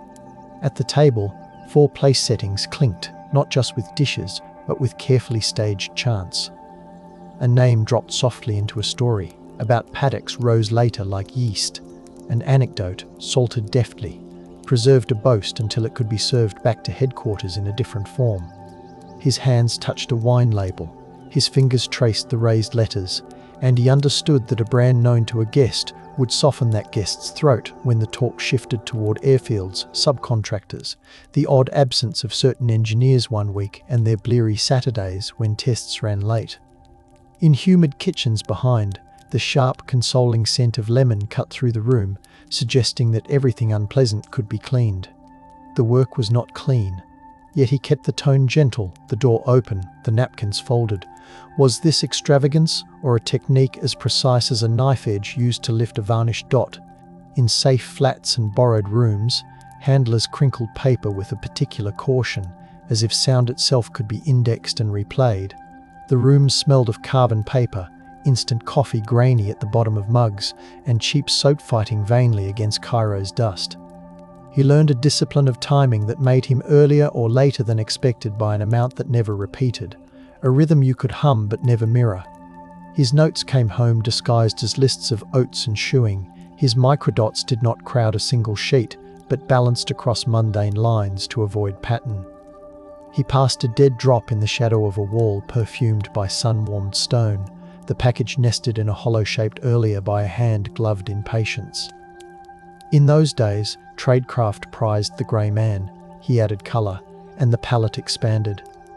Power emerged not just from what he knew, but how he made knowledge plausible. Even night air holds witness. The hum of a city never truly sleeps. Scooters thread alleys that smell of bread and oil, and somewhere a spindle of wire in a van listens on the move. He adjusted, reduced transmissions, then refused the paring away that would unmake his cover. A net slowly brightened where he had seen only currents. A stranger's glance lingered a fraction longer in a cafe, a driver's friendly wave shifted by a degree. He noticed, and the noticing was another instrument he could not put down. In this era, discovery came mirrored by suppression. Reports that once flowed now pooled, and in the pooling there was reflection enough to see himself. Silence held its breath, and the myth about shadows began to flash its teeth, less legend than procedure. Even the smell of dust changed, as fear seasons the air like cumin, faint yet present, a spice that marks a different kitchen and a different meal. Curtains stir. The key turns. The breathing changes. Interrogation rooms do not shout, they persist. Tile cools the bones through a chair's 4 legs, an overhead bulb hums, a thin cup of water sweats, and windows frame nothing useful. Everything is measured, the scrape of a chair, the cracking of knuckles, the small patience of a man deciding whether to look into another man's face. Wolfgang found the tone required. a slightly irritated German abroad, a man disconnected from politics, rich on horses and memory, contemptuous of petty officials, but a friend to order. The tile kept its chill. The guards kept their rhythm. The questions returned like a tide that soaked and retreated, soaked and retreated. Had he worn a ring in a certain photo? How did he know the nephew of a colonel? The smell of disinfectant clung to his tongue. He offered the biography that would save him and withheld the one that would claim him, and the paper of his statements drank up the ink. Under a skylight that softened the day into a grey soup, he balanced names like plates on sticks, each one spinning, none allowed to clatter. He had a birth soil to claim and a mother to invoke. He had a father's world to borrow for cover, and a new country whose silence now prevailed. Somewhere beyond these walls there was a son with a cinematic laugh and a wife whose pen traced consolation across thin blue lines, and in each letter's closing flourish a bolt of steadiness threaded through the vagueness imposed by censors. Where do we stop counting covers and begin counting selves? The clink of keys, the damp air, the roughness of paper provided a tactile ledger that he held as if it were a bridle. In his hands, a line. One life or another could be gathered and given slack according to need. The myth kept repeating itself softly. He stayed on his feet. The prison corridor smelled of boiled tea and steel. The footsteps of the guards carried a stale weight. Far down, a faint radio leaked a tune that had no room to dwell, simply passed. Annette stood at a barred door once each permitted week, hands curved around handles worn to a shine by so many before. The bile of fear lived behind her throat, and she learned to flatten it with breath, to lend her voice a colour that would not break him or herself. She wrote on paper so thin the ink bled tiny rivers, yet she wrote anyway, because language soaks and gives, and the act of addressing his name slowed time to manageable intervals. Her perfume had disappeared months ago. Her shoes had lost their softness, but pressed in the crease of a letter was a leaf from a tree outside their house, whose smell of sun stored better than sentences. Even held under fluorescent glare, that scent insisted on ordinary life. In another place, a small boy watched home movies projected on a sheet. The film's grain like dust motes the light carried down to the living room floor. A man in a suit laughed at a party. A glass caught the flash. A horse cantered in a tight circle as if it could circle forever. Years later, the boy would listen to a different projector's click, the clicking of archival reels with their rusted edges, and see his father made again and unmade by accounts held in a drawer locked, then unlocked. Some silence came from policy, censorship saved names and flayed myths. Some silence came from kindness, a family making room for air. The projector's bulb heated a plastic smell that intertwined with the woolen smell of blankets on a couch, and the boy put his fingers into the light, letting its warmth measure his own hand's outline. Rediscovery is a soft violence. Brightness can be a kind of hush. The year 1965 saw the arrest. The year 1968 loosened the door in a bitter exchange after a short war, remapped how the air itself felt when you looked out of a window. These numbers are anchor nails hammered into the board to keep the wood from warping under memory's humidity. A guard's voice in the hall had one rhythm, then another. A crowd's breath at a border smelled like pennies and fear. The first sunlight after a long night felt thin and surgical. He carried himself through each threshold with a posture carved by habit, by cavalry etiquette, by the charm that had shielded and exposed him more times than he could count. Back in rooms that hummed with fluorescent quiet and over-papered walls, he debriefed. He measured himself against the other, him, and found both wanting and sufficient. The bottle of champagne opened later, softened nothing and sweetened nothing. It only traced bubbles up a glass, slow as thought. The night quietens. The pages breathe. The city cools its brow. In the briefing rooms where a fan mended the air, notebooks opened and pencils ticked like rain on tin roofs. A chalk hand diagrammed not just routes, but human circuits, where joy erupted in a man's laugh when given a favourite liquor, where boredom nicked at attention like a horsefly, where outrage could be teased into honesty. The rigid doctrine of the subtle grey man loosened, allowing for a silhouette that shimmered rather than vanishing. Fewer trench coats, more linen suits, fewer dead alleys, more crowded verandas, fewer folded arms, more open gestures. Still, each a technique, not an indulgence. Trainees learned to host without being attached, to be generous without feeling owned, to use brightness as a knife with the blade hidden in friendly light. This was a new prose of espionage composed of palette, perfume, place. The old text of clandestine caution did not die. It was annotated, margins filled with a larger hand. The enduring story around him dislodged lazy grooves. Instead of pebbled lanes slicked with rain, his images carried creaking ice buckets, the sugar prickle of fruit on a saucer, the crisp bother of cufflinks at dusk. That text became a syllabus, not a cautionary tale or an anthem, but a plain memorandum of clarity. Sometimes the most seamless disguise is the one that invites the room to lean in. As cadets copied notes under buzzing tubes of light, they tasted the coffee going stale, they heard the pigeons on the sill, and they wrote down the intangible. How to let someone feel special without binding yourself to gratitude. How to prize specificity and let it stand for everything else. A blueprint that includes scent and timbre is not sentimental, it's tactical. The measuring micrometer from our opening extends again, not to paper thickness now, but to how thick a persona can be before it buckles under its own gloss. Diplomatic cables moved with the hiss of a pneumatic universe, the coded language of ministries folding into itself again and again. In one capital, a typewriter clacked with torpid diligence, ribbon smelling of iron and old paste, as officials weighed their liability when their scientists built someone else's menace in someone else's sand. Policies thickened, then thinned. Papers crossed desks under stamps whose dry, powdery pigment flaked into the creases. The same names that toasted to bright projects at one set of tables found their mail watched, their passports bothered by scrutiny, their contracts knotted. The desert workshops felt this dampening as officials far away adjusted valves they never saw, and certain halls lost their echo as conversations migrated into smaller rooms. Here, the value of his work swelled beyond the notes, because what his microdots made visible could be rendered unsightly in the daylight of public scandal. Sometimes pressure feels like policy. It can, instead, smell like old glue.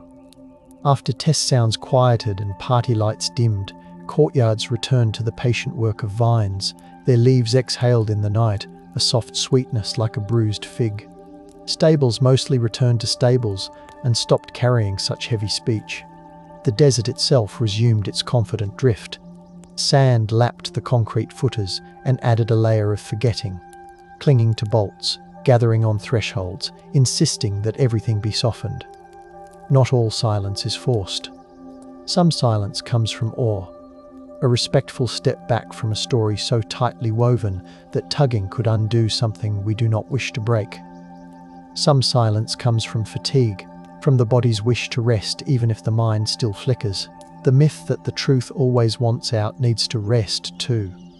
For generations, mothers hum in kitchens, and the hum enwraps events until the edges fade. You can uncurl them later. You need a gentle room for that. In a lab where a technician's fingers gleam with a sheen of lanolin from handling brittle pages, the letters rest in a tray like fine napkins. Air filters sigh, a static hush. A light table warms the room, and it is on this square sun that the microdots flare from blankness into orderly rows, the dots' crispness resolving into names that slide across your mind with the faint shame of eavesdropping. Modern tools add their own clarity. Spectral analysis of inks, adhesive residue mapped in layers, the ghost of a fingerprint ringed by dust that tastes like nothing and everything. A caliper closes on a margin and opens again. By then, we are measuring not just thickness, but the weight of decisions, who is named, who goes unnamed. The central motif remains kind, not sharp, not a scold, and yet each precise observation is a rung upward. He wanted the paper to carry more than it seemed to. It did. Wind lifts a corner of an old tarp at a long quiet test stand where concrete heats slowly and cools slowly and has learned to marvel at nothing. Archaeologists of technology step lightly along a pad where weeds push up in stubby green tongues and a lizard flickers across like thought. A notebook flaps under its own weight, leather-scented and familiar. The air still holds a memory of scorched paraffin or burnt paint, not dramatic, just faintly bitter. A bent washer lies half sunk in the dust. A fragment of a nozzle with its baffle pattern corroded to a stippled touch lies beside. Nobody raises their voice. The sight earns whispers by making you very aware of how much sky there is. They sketch, measure, photograph.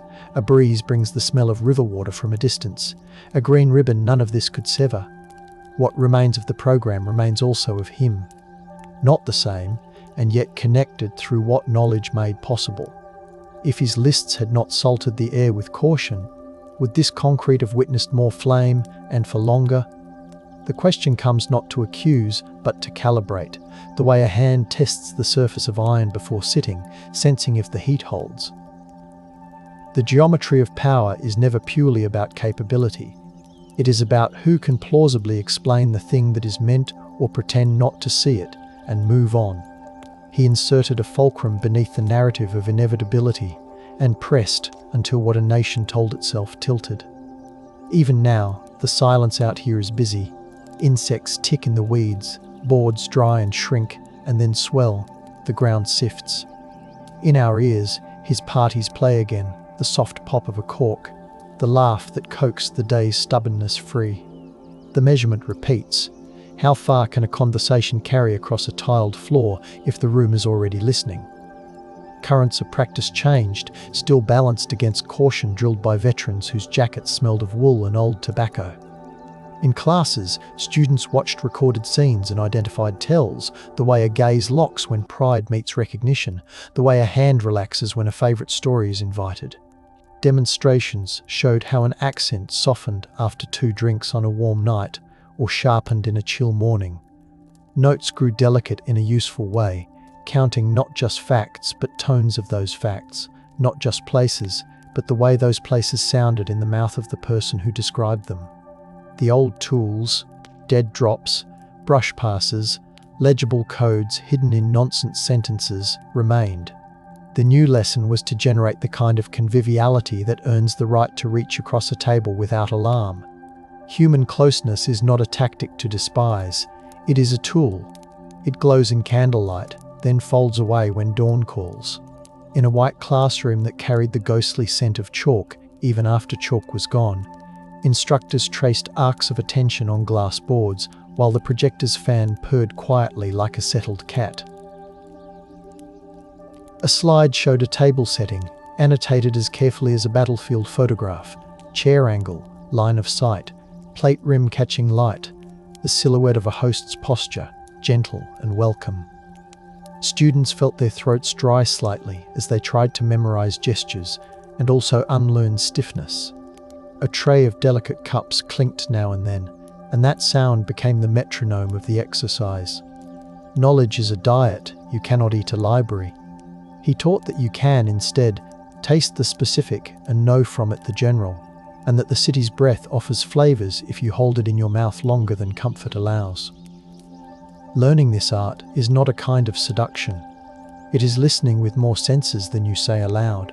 He moved through later years with an undercurrent of fatigue, learned not from one prison or one party, but from the handwork of being 2 things, or 3, in rooms that smelled of a country pickled vegetables at noon, old rugs in the afternoon, plaster dust, furniture polish, until those scents clung to one identity and had to be washed back off to make room for another. At home, an 8mm projector once heated its small metal heart and streamed a brief summer over faces you could both love and interrogate, and the flicker patterned the ceiling like living tapestry. He would narrate occasionally, with a voice that was careful, then not, then careful again. The pages of draft memoirs gathered in stacks, smelling of newly minted paper and coffee, and at the edge of a photograph, a dog pressed its nose lightly against a child's hand. Silence, here, served reverence. Not every truth wants to be loud. Dust sifts. Fans turn slowly. The glass holds its chill. In some offices beyond his, summary reports weighed two contradictions at once and made of that weight the balance of policy. Elsewhere, other flamboyant masks had failed and cost too much. A service learned not to make style its creed. They calibrated. Sometimes grey is the colour of safety. Sometimes gloss is a reflective shield. Disasters came and were suppressed by classification not merely to hide mistakes, but to protect those who might still be in the field, to give breath to missions not yet finished. And sometimes silence owed to a more ordinary accident, a folder misfiled, a box mislabeled in a room that smelled of damp cardboard and long absence. Reverence also sealed lips. A respect for those who ran in place under load, who stretched covers to the tearing point and then stitched them quietly in a safe flat where a kettle rattled. Policymakers listened with pens poised and changed little, everything, and then little again. Back in the climate-controlled archive, the micrometer clicks softly, as if remembering. The thin paper sutures decades with its pale tensile strength. The fingertip oil of a long-gone clerk still lives as a faint sheen near the fold. A magnifier light warms the back of a curator's hand. Even now, after layers of story have been applied and then carefully lifted off again like old wallpaper, the hook remains gentle, a measurement of a sheet that carried a dot, that carried a map, that made a ministry choose a different sentence. How can a paper so slight move so much? The answer is not mysterious if you count the specifics: the log-out time at a gate, the boxes that smelled of resin, the freshly greased hinges in a hangar whose echo changed. A myth would deny these modest observations, a place in heroism. His story says, measure once more, then trust what the fingertip finds. At the Island Club, the ledger pages have dried to a stiff velvet, and a card with a thick border shows a name that, to those who mattered then, meant more than horses. The leather of the chair absorbs a sitter's heat at once, then cools like attention. A waiter's shoes whisper against tile in their soft-soled glide. The silver's weight registers in the forearm as a pleasant ache. He had known this room as a performance space. His plate was not a plate, his napkin not a napkin. They were notes and counters. Outside, a fountain tumbled water over patterned stone, the pulse of a city arranged to please and to blur. He had come to see such places as precious themselves. Each surface introduced a chapter of the story another man wished to tell about himself. The cultivated green, the bent branch, the precise shade of linen, all became a vocabulary. He translated without appearing to translate. A quiet room, nearly dark, hosts a demonstration. On the table, a drop of varnish glints like amber. A pin lifts it. A breath purls across it to cool it quicker. The dot disappears under a stamp: oats, barley, molasses. Then dries. Under the microscope, through a lens that smells faintly like the iris whose aperture it imitates, the tiny grid of a microphotograph sings itself into clarity. The operator's shoulders settle. Names resolve. There is no thrill, only the calm of seeing properly. Even now, this feels like a prayer in a certain tone, simple, specific, grateful for evidence. The myth that espionage demands catastrophe goes thin. The rooms where craft is practiced, taste of dust and light sweat, and the evidence comes to those who put patience into purring persistence. He placed the dot, others lifted it. Together, these pinhead certainties widened into corridors for policy to walk with a straight back.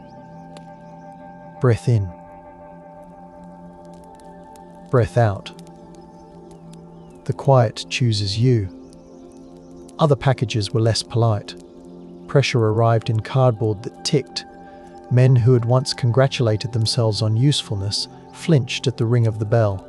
Someone else's hand, not his, applied devices made to frighten and sometimes to scar. And the thread that connected those hands to his desk at a stable was a thin, guilty one lined with justification. A stamp's adhesive lingered on a lip as bitter as worry. The smell of burnt paper is not dramatic, it is mineral and hollow and stays in curtains. People revisited their choices. Secret rooms open to light not because of virtue, but because of risk. Silence has many parents. Here, silence came later from discomfort, from sober afterthought, from the heavy recognition that even carefully calibrated pressure can shake too much, that letters can do more than invite and inform. He had wanted a conversation to reshape appetite, methods spun beyond his table-setting circumference. Can a city forgive the taste of fear once it has learned a flavor it did not order? Or does the palate keep a scar no physician can instrument? The question lingers because that taste goes right to the root of what these stories touch.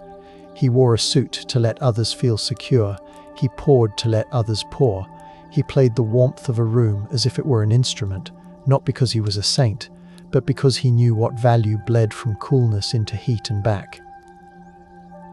The micrometer and the champagne flute lean against one another on a shelf in the mind, the precise beside the celebratory.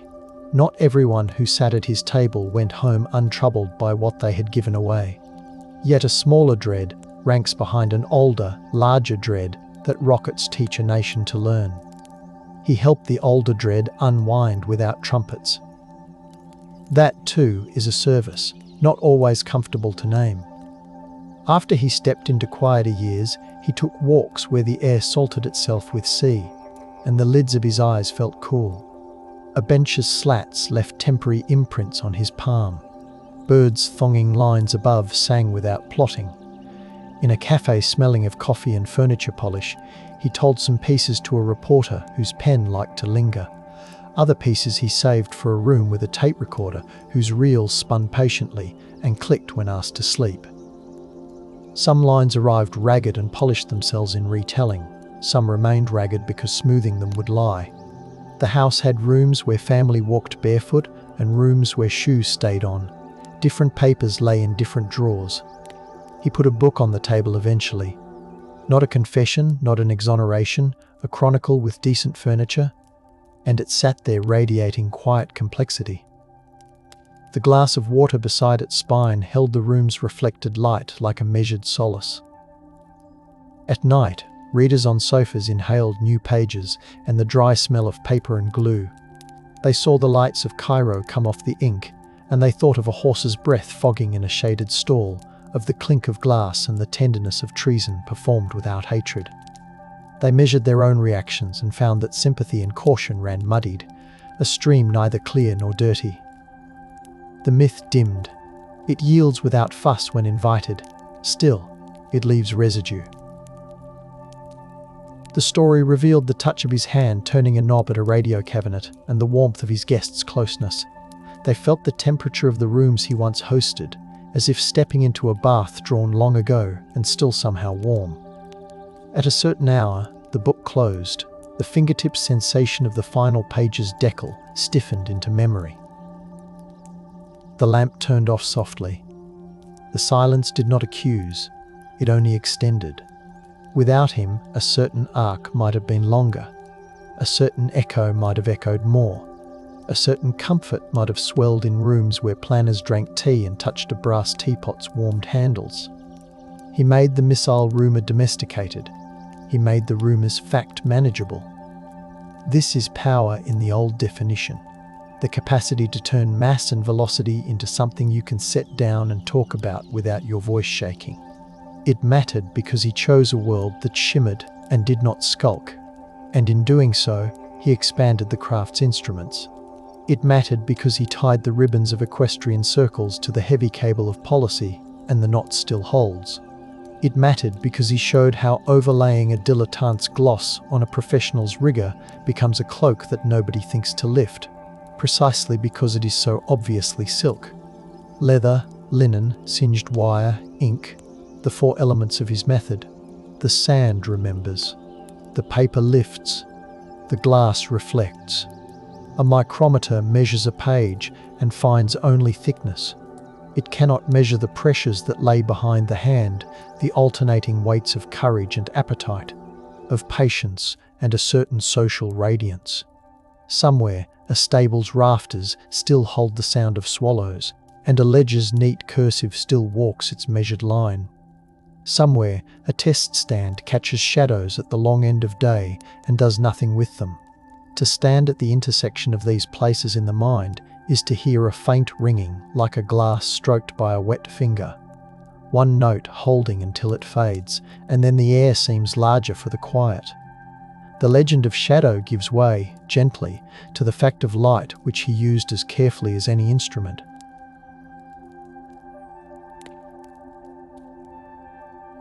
The last measurement in this story is unmade by tools. It is made by the part of us that listens gladly and knows when to let a mystery rest. And yet, as the mystery settles, another room offers itself, calm as a held breath. The door's hinges move without protest. Muslin curtains ride the mild swell of night air. A low fan makes the room's heat obedient rather than fierce.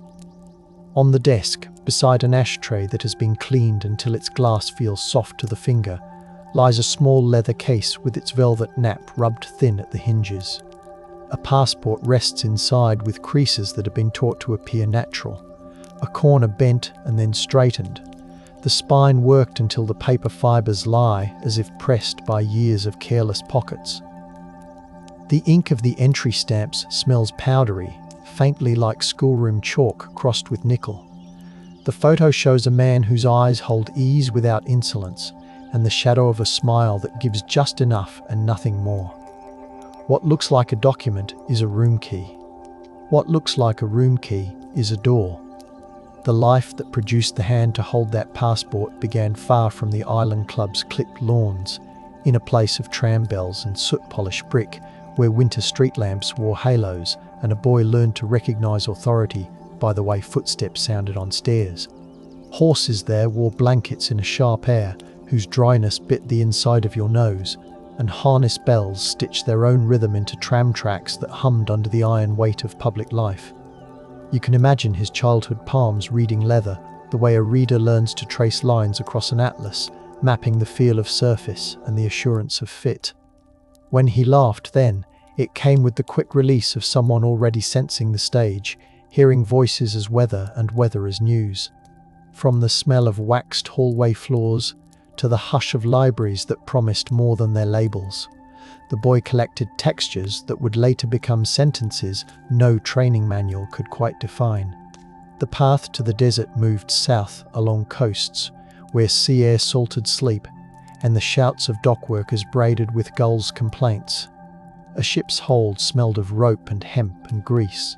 An orange sliced on deck at dawn bled bright sugar into the mouths of young men, who were all becoming different versions of themselves. Along a shoreline where wind had learned to enter houses without being a guest, he found a place that called itself home with a gentleness that made demands. Early mornings, hands scrubbed raw by buckets, closeness measured not by talk, but by neighbours' shadows slipping across the same floors. Horses again, their eyes slick with intelligence, their breath rising in small clouds on mornings that felt like a promise kept. The long, straight roads of that land taught him another sort of silence, one measured by the call of birds from unseen branches and the clicking of a bridal cheekpiece against a zinc bucket.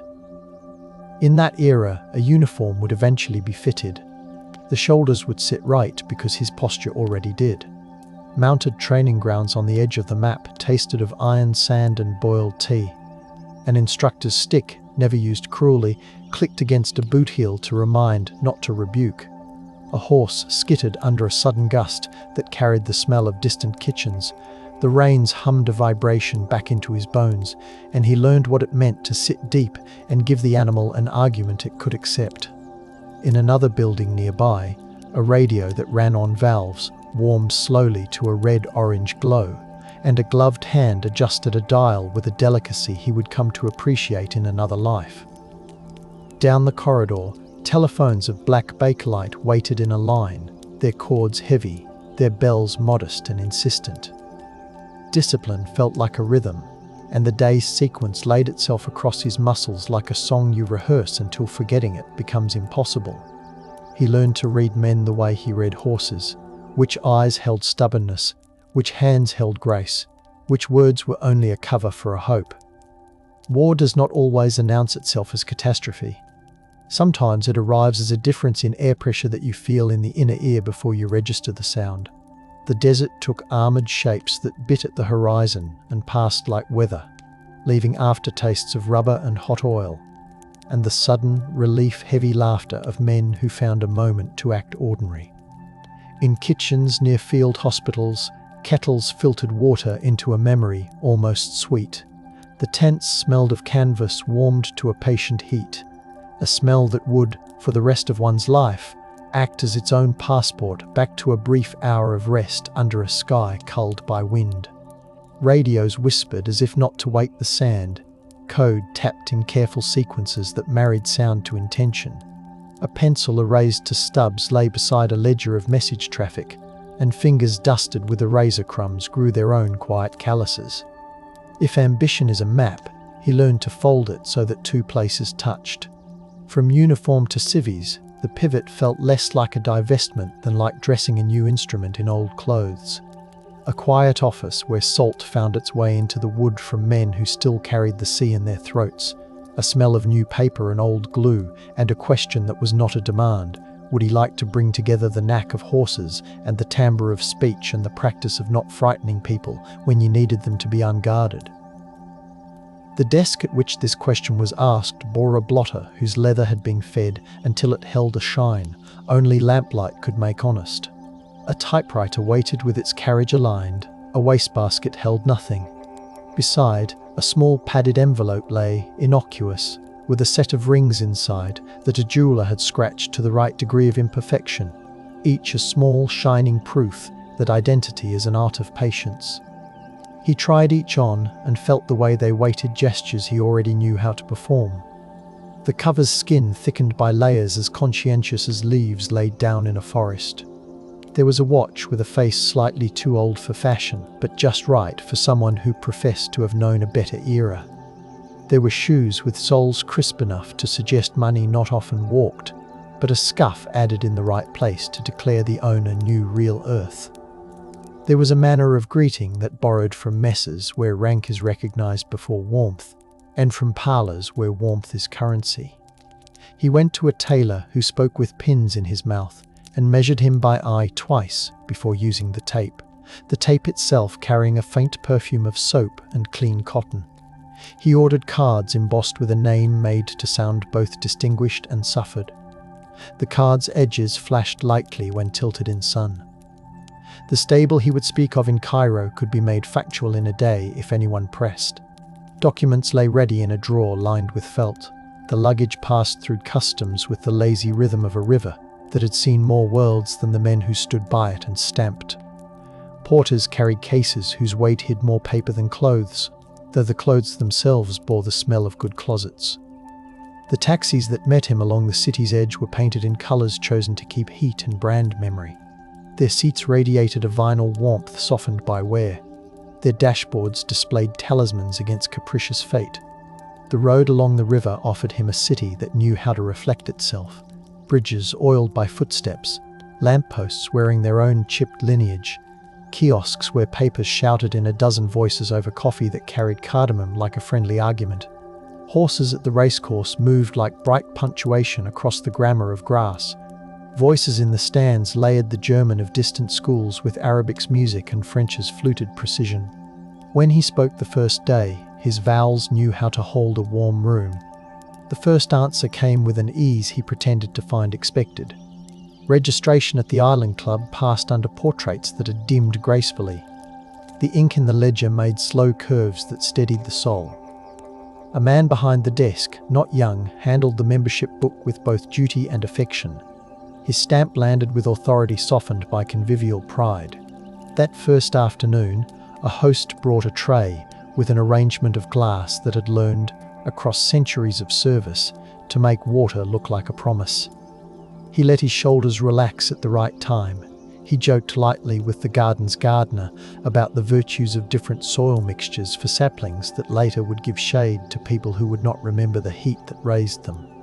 He watched the way older men entered rooms, whether they leaned on sticks because their legs demanded it, or because sticks made a certain statement about dignity, which is its own kind of instrument. He made sure he stood just long enough when wives entered.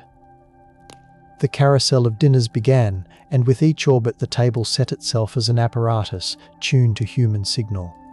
Candles were chosen not for romance, but for their unsteady flame, which reveals more than a fluorescent tube ever will. Micro shifts of eyes, a knuckle easing, the appetite for another story bubbling from a guest's throat when their wine ran low.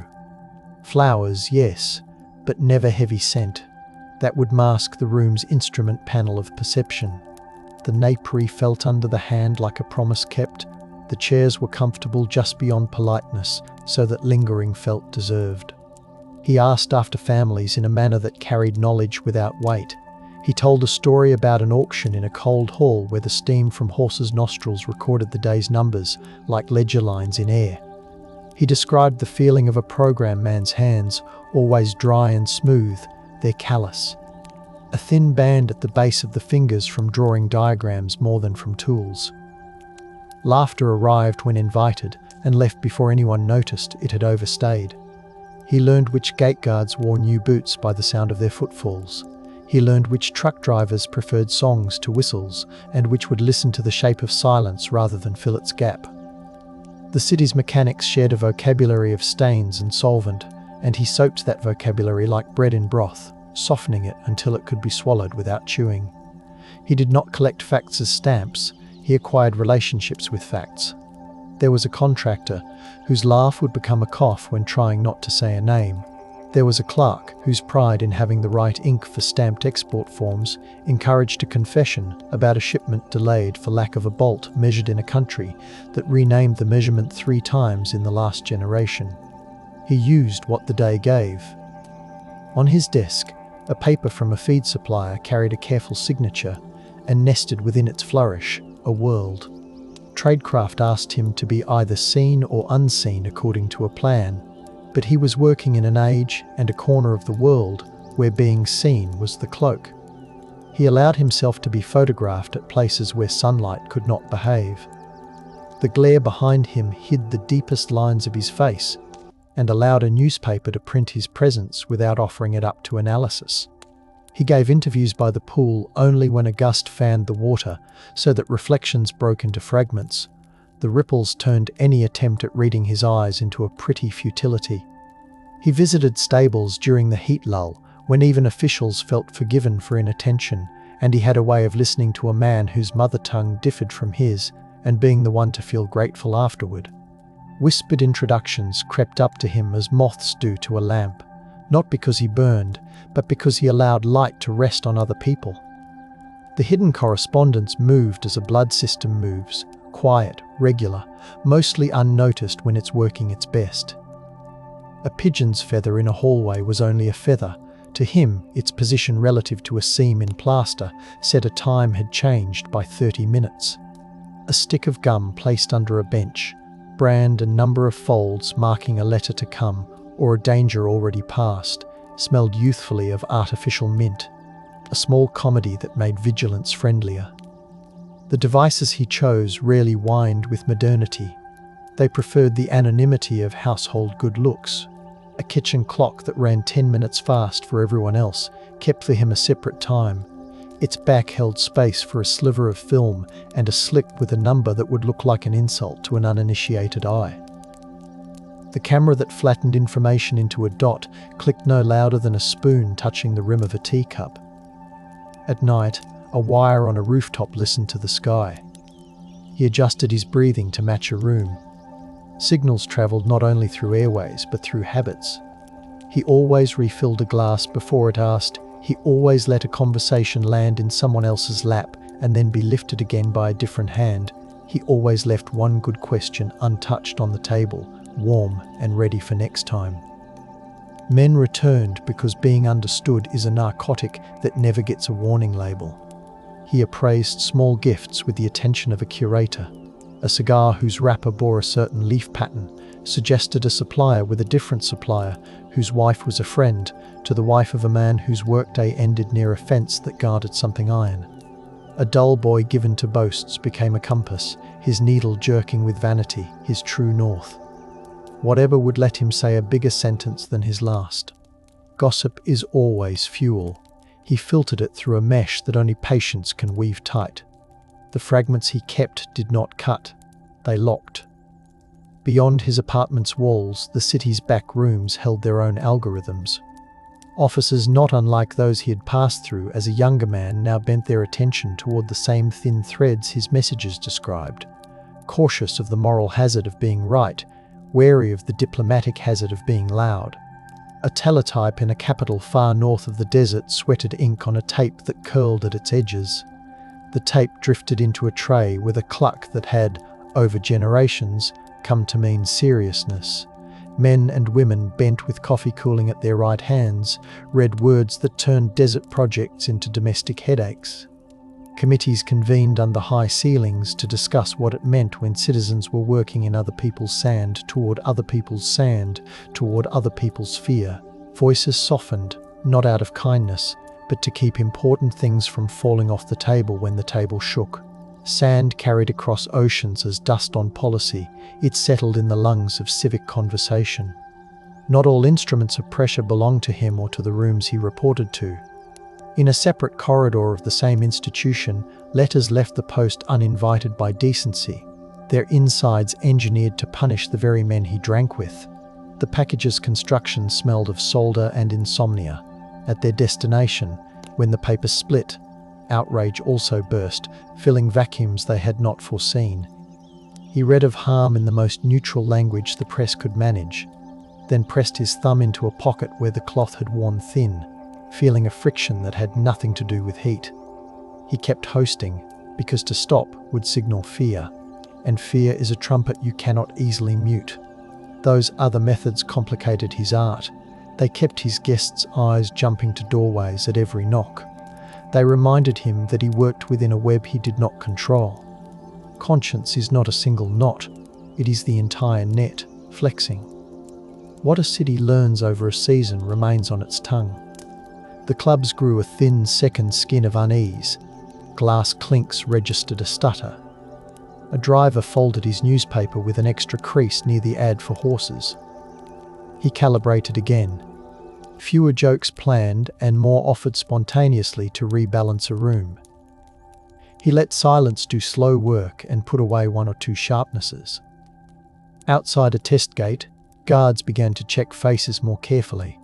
A contractor, whose temper had been part of his charm, now wore it like armour.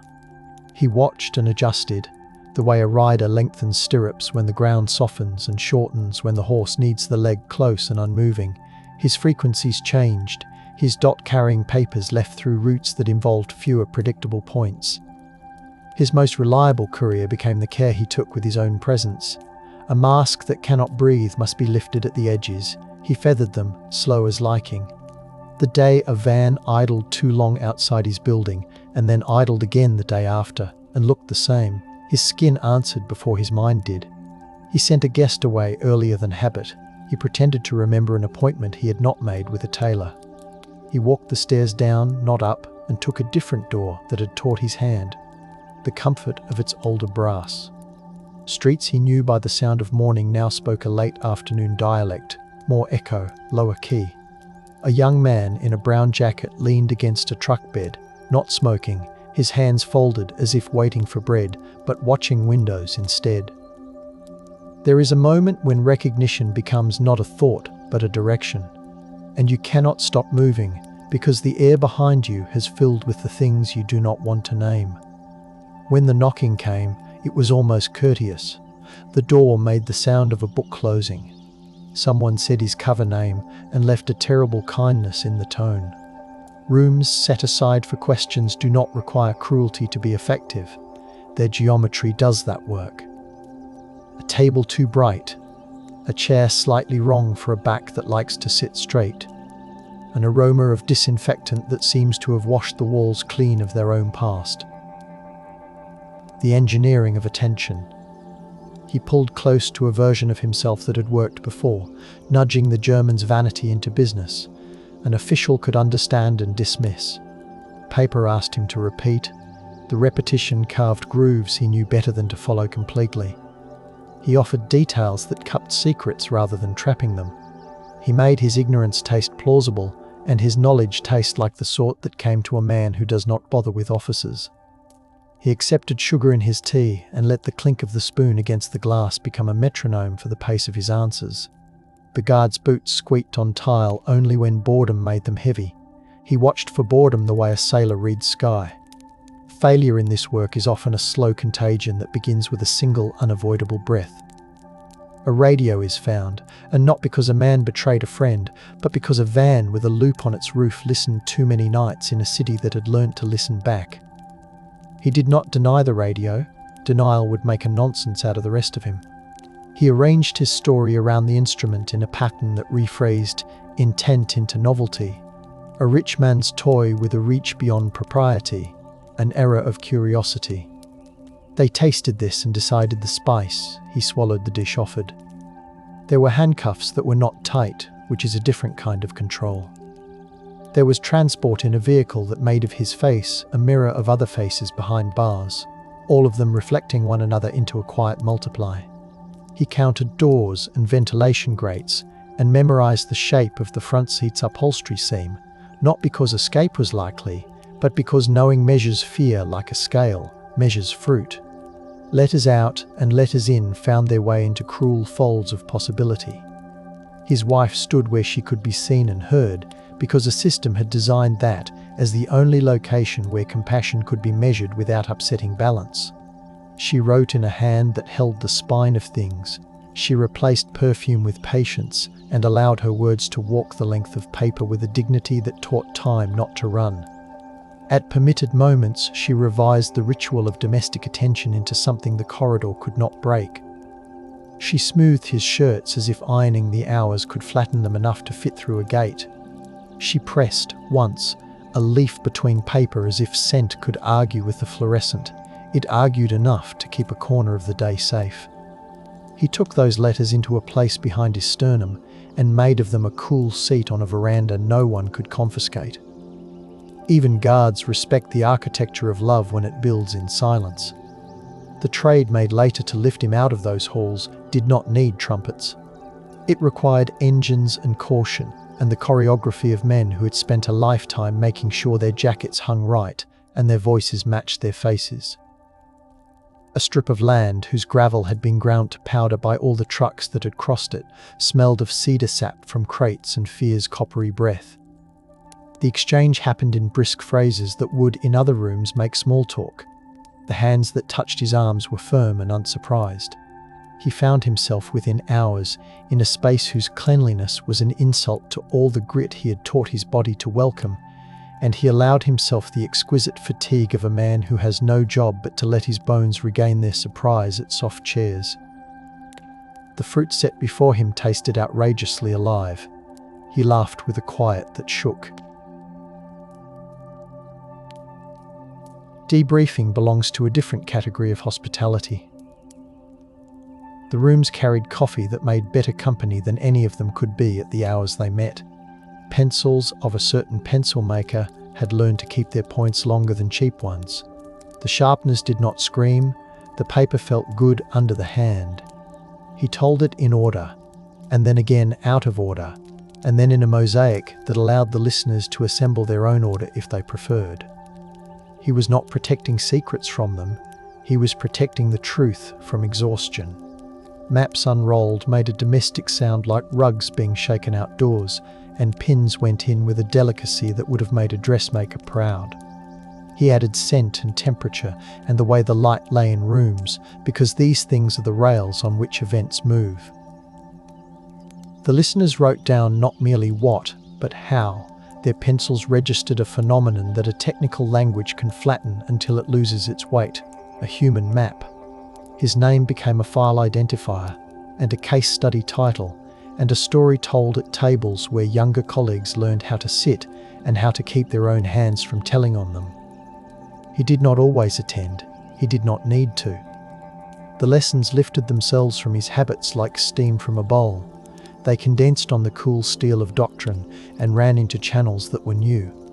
A training hall put out on trestles. a reproduction of a dining table from a climate like Cairo's. Chairs were misaligned on purpose. A faint fan hum supplied the necessary acoustic. Students rolled their shoulders and attempted to relax without losing alertness. Under the lens of a handheld camera, a small dot opened again, and this time the names on the grid offered themselves as theatre props for a bigger action, not a performance, but a conversation that made policy tilt. He watched a new generation learn to treat friendliness as a professional-grade material, rather than as a complement to personality. The ripples his reporting set out along the world's corridors found themselves shaping decisions in rooms he never entered, in buildings that smelled of new paint and old coffee. Investigations far from the Nile opened files on men who had believed the desert's wideness protected their intentions from scrutiny at home. Parliamentary questions sprouted in a winter air that smelled of damp wool and coal smoke, and the answers felt under the tongue like excuses shaped too carefully to be trusted. Contracts dissolved not because they were illegal, but because they had become impolite to sustain. A newspaper headline that avoided melodrama carried a weight that melodrama could not. In academies where engineering had long taken its head from clouds and put it into propellants, students felt the slow heat of public interest and pulled their collars a little away from their necks. As these currents moved, hangars elsewhere quieted and lay down their echoes for a season. He returned to himself as a man lives in a house long enough to forget which furniture came with it and which he carried in, and then one day he sits and asks where he truly lives. The sea helped with this question by being honest without being cruel. It offered surface, depth, and the place in between, where light is a negotiator. Morning walks along a promenade, worn smooth by other feet, taught him forgiveness he could find nowhere in a file. He passed a bakery whose ovens had made witnesses of the same walls for decades. The smell of bread pooled and softened, and he let it. He wrote in notebooks that did not demand to be read. He piled them in stacks on a shelf that gave gently under the load. He told stories to the version of his son that sat most often at his side, and those stories learned how to accept their own limits. He allowed himself a dog's straightforward affection and a neighbour's polite indifference, and felt both as gifts. The book that bore his name did its quiet work. A stranger opened it, as others had opened obedient doors for him, and found within a tone that refused to be either apologetic or triumphant. Pages smelled of a binder's glue that could not bear damp, and still a few were closed over by a thumb wet with tea. Readers came to his rooms and went again. They stood for a moment in the doorway, surprised by how ordinary a lamp can be when you have expected it to hold more light. He gave interviews that allowed silence between answers, as if he were holding out a plate and waiting for the room to decide what it wanted to put on it. He refused to recast himself as someone doomed or blessed. He took the weight of specifics, measured it, and set it down where it would be safe for decades.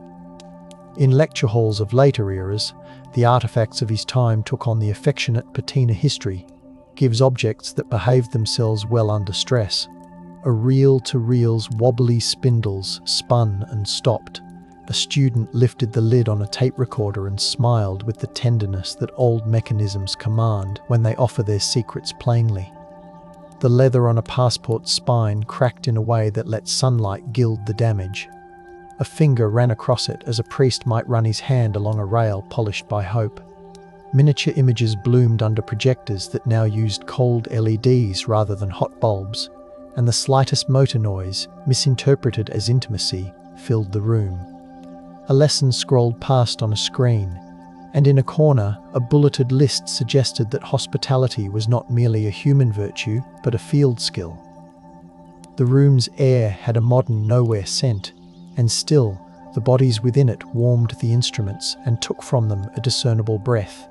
Some future students, leaning forward with elbows on desks, understood his work not because their world matched his, but because people still chew and laugh and change their voice when they feel seen. The substitutes for his tools had changed. Microdots ridden into adhesive films became images folded into pixels and stuffed into the noise of other files. The dead drops hid less often in walls, and more often in the layered cosmos of communication where addresses never use the same name twice. Yet the table, the cup, the posture, these survived translation. On nights in cities different from Cairo, where neon makes rain look like ink that wants to be read, they held small gatherings and practiced asking questions that did not feel like questions. They learned to polish their curiosity until it reflected the other person, and in that reflection they found maps still good. A stable in another country, decades older than those he'd known, continued its calm labour. Saddles on wooden stands, stitching repaired by hands that had trained under hands now dust. The smell of tallow and sun-warmed plank, and the same old rhythm of two hearts, learning one another without betrayal. A memory of him reached here without force, because horses remember posture and tone, and the hand that respects the line between firm and kind. A groom flicked a towel across a bay's flank, and the hair shone under the electric light the way it had under paraffin. The animal stamped and relaxed, its eye soft. Someone told the story in the tack room while tying a knot that would never be in a textbook, a knot that another hand can unfasten in the dark with trust. The listening did not increase the horse's calm, but it increased the human future for a few minutes, a trade as valuable as any memo. At a test stand that now served as a curiosity for engineers who loved the clean edges of the past, wind curled powdered dust into lazy snakes. A sign warned of nothing new. The concrete wore its history lightly, a platform that had once shaken and had, since then, learned to love stillness. Beneath a patch of weeds, a binder clip pressed into dirt reached a thin metal arm toward memory. A student pried it out and held it to the light as if it contained a story, and then he put it back down with a politeness that kept the ground's grammar intact. The sound of river water reached this place from beyond the hum of distant traffic, a green memory that always outlasts concrete. He would have approved that the young people there spoke in a low tone even before a librarian told them to. Diplomacy in later seasons referenced his impact without naming it, the way a family recipe's improvement refuses attribution. Where once there were comfortable certainties, now there were footnotes. Where once an official could smile and call engagement normal, now a pause arrived before the second word. Scientific conferences in hotels whose carpets smell of permanent maintenance grew small absences. Experts who would have come now stayed away. Panels rebuilt themselves around what was present rather than what had been expected. The city that had held him recalibrated what invitations meant. It grew a slight caution's grace, and that grace made some boasts unwearable. In capitals that had hosted silence, archivists added to boxes the pieces he had made necessary, memos that explained a caution taken, minutes that recorded a hand raised to ask whether a certain project deserved a different shade of attention. History's clock does not only mark time, it measures the weight of pauses. In a museum that celebrated human cunning, a case held his bottle and his radio side by side, asking visitors to join a conversation across objects. The bottle's punt had collected dinner light. The radio's ridged bakelite had once held the warmth of a hand at 3 a.m. A caption avoided drama and gave dates by the gentler language of "in that era" and not long after the short war. And the quiet precision of the text made the exhibit space itself feel like a confession that had found its right volume. Children pressed their hands against glass as children do. The exhaled fog made halos around the instruments, and the pairs of eyes that looked through the condensate repeated a condition of his work, the need to see beyond. Home for him remained less a place than a cadence. He ate the same breakfast for days and then changed it the way a careful rider shifts weight before a turn. He kept one chair near a window reserved for weather, not for anyone's body, and the light that entered there obligingly changed across the hours, telling him without words that he was still living in a world that knows how to turn and how to return. Friends called with stories that did not require him to solve anything. Some of these arrived with the trivial joys of the day. An apricot that had no right to be so sweet. A shoemaker who had refused to increase his price because he liked the shape of a client's gratitude.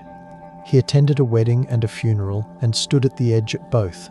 letting ceremony handle the main burden while he handled the small, important things, handing tissues, directing older hands to cooler water, translating the way the air felt into what a child could bear. At odd hours, he found himself in the archive again, though not physically. His memory drifted along the regulated aisles of his own past, pulling down a box not out of need, but out of a wish to smell a time. He lifted a paper in his mind and felt its edge. The tiny burr caught his imagination, the way a microdot once caught a handler's blade. He sat with this, and then placed it back without fuss, aligning the corners, preserving the order he had fought to maintain when order would have been the first to leave. He may have smiled at his former self, not condescendingly, but with the fondness one keeps for a younger man who loved clean shirts and clean floors in a dirty line of work. It is not that he forgave himself, it is that he realized the proper size of forgiveness. It is domesticated, a small dog that sits and waits without demand. When news reached him of the city he had once held in the cup of his body, it came as a scent and a rhythm even before the words formed. He could tell which breath spoke of a chill in government rooms and which spoke of heat on crowded streets. He recognized the temper of a headline by the paper's audacity with font. He heard in the laughter of a reporter when a story broke, whether the story was grief or relief. The afterlife of espionage is an ear tuned to whether others consider merely cloudy or merely bright. He closed the newspaper quietly and put it under his plate to keep it flat. He ate slowly and let a fragment of fruit burn the tongue to remind the day that living down to the last nerve ending is a kind of gratitude. An apprentice to the discipline he had complimented wrote him a letter, once with the formality of a student addressing a master. The paper was thick, too thick for such a message, and the handwriting proper to ceremonial occasions. The young man believed he was saying something weighty because of the weight of his pen strokes. He wrote of admiration and utility, and the way a case like Lotz's gave form to ambitions in corridors of the service. The reply, when it came, suggested a different size to things. He thanked the writer for his courtesy, and then advised him to make a good cup of coffee before each meeting, and to learn to let go of a question if the question did not feel like a gift. He advised him to rest before the party, not after. He advised him to find a stable in any city and stand in it once a month and breathe quietly until the world forgot him again. He told him to keep a napkin in his breast pocket and not to speak until he knew whether he would need it for his guest or for himself. There were nights when the sky above his building performed more than usual. Airplanes climbed and turned with their belly lights appearing, then blinking, then dissolving into black. A satellite moved as plainly as purpose. Once, at an unremarkable hour, the horizon flared with an event too distant to be dangerous, too present to ignore. He stood and wondered if someone else, somewhere else, was listening to him the way he had once listened to others. If someone else had gathered fragments from the tone of engines and the colour of a flare, and would write a line that would one day enter a file, and that file would be carried by a person whose shoes would squeak on tile, and who would sit and face a man to ask him to retell until they both were exhausted, and then they would both be left with the remarkable nothing of a room after a long conversation. His breath slowed. He let the night do its own work. In a photograph taken without ceremony, he sits at a table with rough wood and holds in his hand the stem of a modest glass with an unpolished base. The drink within not at all a symbol, just a small pleasure. The line of his chin tells you he is listening. The crease at his eye tells you he is allowing himself to be astonished by something ordinary. A coat behind him hangs on a peg without worry. A hat lies on the table, brim up and receives light like a small bowl. There is nothing to decode except the obvious. A man left with his head and his hands. A pair of tools that have learned to work together until one's movement looks like the other's intention. The room accepts him. The photograph's edges have gone soft with handling by people who did not know him and made of the image something like affection for a person who did hard things without hardening. And there were gardens that did not care about any of it. Plants rose into their architectures of sugar and thirst. A hose lay with its coils catching light. A bench remembered old men who had told stories on it. and then stopped telling stories, and then ceased to come. He sat in such a garden and let his fear go for a walk and return less sure of itself. He noticed ants negotiating a bump in the dirt and wondered at their ability to live within inches of danger and inches of pleasure without storing an opinion about either. He found a place in the shade where he could see a slice of river and a wedge of sky and one corner of a building he had once entered under a different name. His body eased into the chair as one eases into a borrowed tub, politely. He brought a book that had nothing to do with his life and everything to do with being alive. The pages carried a story of weather and a woman and a field of grain. He let the wind do the work. For those who came later and answered their own summons to the same kind of work, his legacy was more than action points and cautionary notes. It was a mood properly adopted. He demonstrated that softness can hold shape. He proved hospitality can be structured, measured, and directed without becoming ugly. He reminded rooms that the weight of a name in a ledger might be heavier than the mass of a rocket's casing, because people choose based on how they understand themselves. Make a person feel like a picture they want to live inside, and they will invite you to sit while they take off the frame. From stables to salons to interrogation rooms to beaches where low waves talk at a volume never exceeding a whisper, he stayed attuned to the ordinary as the straightest line through event and consequence. He did not save everything. He made the universe smaller where it needed to be, for long enough to prevent one kind of folly from getting bigger.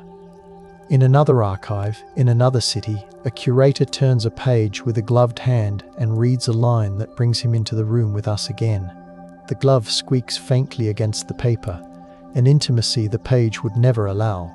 Naked skin. The eye collects the small joy of finding handwriting that improves as it goes, as if the writer's muscles had remembered their old love of making marks. The sentence says nothing spectacular. It notes a luncheon rescheduled due to a delivery of oats, but it sits in a constellation of other sentences that, taken together, explain why a certain sequence did not occur. The curator breathes, and the page, limned by flat light, does not mind. Outside, ordinary shoes take ordinary steps over ordinary floors, and the building holds within it the cool of 1,000 quiet days. The story rests. The man within it has rejoined the category of those we speak of kindly and do not disturb when the room grows light. They say that stones keep the heat of the day and release it slowly after evening cools. If you sit by a wall built to mark a boundary between gardens, and consider what it means that a single person can carry the weight of a course correction without crushing his own spine, you may begin to feel also that the air owes us nothing and gives us everything we ask for properly. His life asks us to hold two things at once, the righteousness of caution and the humility of method. You can trace a finger along a list of names and hospitals and offices and clubs until you reach the place where you stop because the page ends, and then you can turn it, and there is more. What you do after turning matters. He taught turning as an art, not abrupt, not slow, timed to the step of a horse or the breath of a guest or the pulse of a city. He turned his head when the room sang to him in a key he knew, and turned again when it sang in a key he needed to learn. At the end, there is the quiet test of whether a life has thrown a useful shadow. The stable that remembers his hand says yes. The rooms where deputies revised memoranda say yes. The families who were spared, a later dread, say yes without knowing they have said it. The city that held him has grown in ways he could have predicted, and in ways that would have made him laugh. It carries a familiar midnight and a different dawn. The craft he served has moved through tools and beyond them, and then back to them again. Every generation forgets the softness, and then one person like him reminds them in a voice that does not raise itself. We sit with this, and the hour passes not with drama, but with a relaxing breath. The last possession he would want kept on his behalf is not a radio or a dot or a card.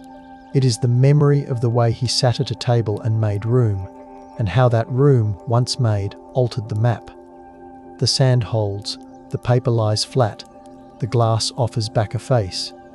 If we listen with the part of ourselves that is older than our first worry, we can hear the city shift weight and settle. He is there, not trapped in legend or rescued by protest, but living in that exact middle where his hands and his head did their quiet, durable work. We step away, not to leave him, but to let the chair cool. The room stays gentle. The story continues to do what it was meant to do. Teach by example, persuade without coercion, warm the air by a fraction, and lift the corners of a life so that light can go in and touch the smallest instrument, the one that decides. If this quiet history stirs you, please subscribe. Subscribe for more traces of Ice Age shores. Subscribe to drift back each night. If this gentle history soothes you, please subscribe. Before the deck lights, there was the glow of a thermos cap, the metal rim warm against chapped lips, the steam perfuming the air with bitter tea and a thread of citrus oil. She was a maritime archaeologist who preferred pencils to pens, graphite to ink because dampness blurred certainty. The neoprene clung to her like cold moss as she checked the tether to the remotely operated vehicle, listening to the muted whir of thrusters testing in the dark. In a plastic tray lay tiny zip-tied vials labelled in a tight hand: silt, shell, charcoal, fibre. Her gloves creaked softly when she flexed them, recalling the first time she swam over a drowned dune, feeling sand move like sleeping breath beneath her fins. A fisherman, older than the harbour's oldest timbers, had told her where to lower the camera. Under the lamplight, she smiled, then slipped the robot into black water that tasted faintly of iron, ready to read the flattened script of the seafloor. At the foundation of this long shoreline story are small, stubborn facts that set their own low music. In wind-polished caves overlooking ancient dunes, ochre fragments bear cross-hatched engravings, the groove depth measured in fractions of a nail width, their edges worn smooth by handling. Shell beads, drilled with care, show microscars under the microscope, a halo of polish where cord once slid and tightened, smelling faintly of chalk and salt when wetted again in the lab. Nearby, stone points with a lustrous sheen reveal heater treatment, the glassy fracture speaking of controlled fires, hot enough to change stones in a structure. These are delicate tasks done by quiet hands, proving the possession of method and patience. What power grew from such work, if not identity recognized at a glance? The strength to bind wood and stone into longer reach, the ritual of colouring skin and objects to draw circles of belonging. The surf answered then, as now, with permanent, living noise. In that era, coastlines lay like open corridors between ebb and dune, offering miles of shell-rich flats, lagoon mouths and river fans. Add a net woven of plant fibre, twisted with practiced fingers, scented slightly of sap and smoke, and an inlet becomes a larder. Set stone weirs where water breathes in and out, and a family gains predictable protein. The stones warm under sun by day and slick with moonlight at night. Child hands learn to read tide underfoot the way later scholars read ink, feeling pressure change through soles and ankles, lifting baskets with grit under nails. Such work mattered because it tamed a rhythm without forcing it, harvesting the swing between brine and fresh with craft instead of conquest. As empires would later learn, nothing binds people like food shared, and nothing frees them like surpluses saved as smoked strips and dried roe perfuming the air. Civilization, if the word must come, begins with nets, fire, and a calendar traced by the moon. Centuries later, when writing on clay catalogued tribute and conquest inland, another kind of ledger lay at the coast, unwritten but durable. A knuckle-deep notch carved into driftwood, aligned with a certain ridge on a certain hill. A mound of shells glazed by rain and sun, marked where to set baskets as the first silver backs of fish pressed inward. Under the flint's edge, the fibres of plants sang softly as they separated, the rhythm shared by mentors whose stories drifted like smoke. This ledger carried instructions for survival, rituals for making individuals legible to others, and a sense of horizon measured not by distance but by taste. The shift from brackish to sweet, the sweetness telling you when to drink. When storms tore the markers, people rebuilt them. proving that the power here was adaptation repeated until it became a faith. Who wrote the coastline's script if not practiced hands, salt-lined eyes, and minds trained to listen for change? Alongshore travel, instead of high-risk marches inland, threaded communities together like beads on a cord, the cord itself braided from kelp and sinew, oiled so it would slide without squeal. Charring wood to lighten and harden it, they shaped small watercraft that echoed drift logs, paddles that entered quietly and left no splash that would spook fish or seals.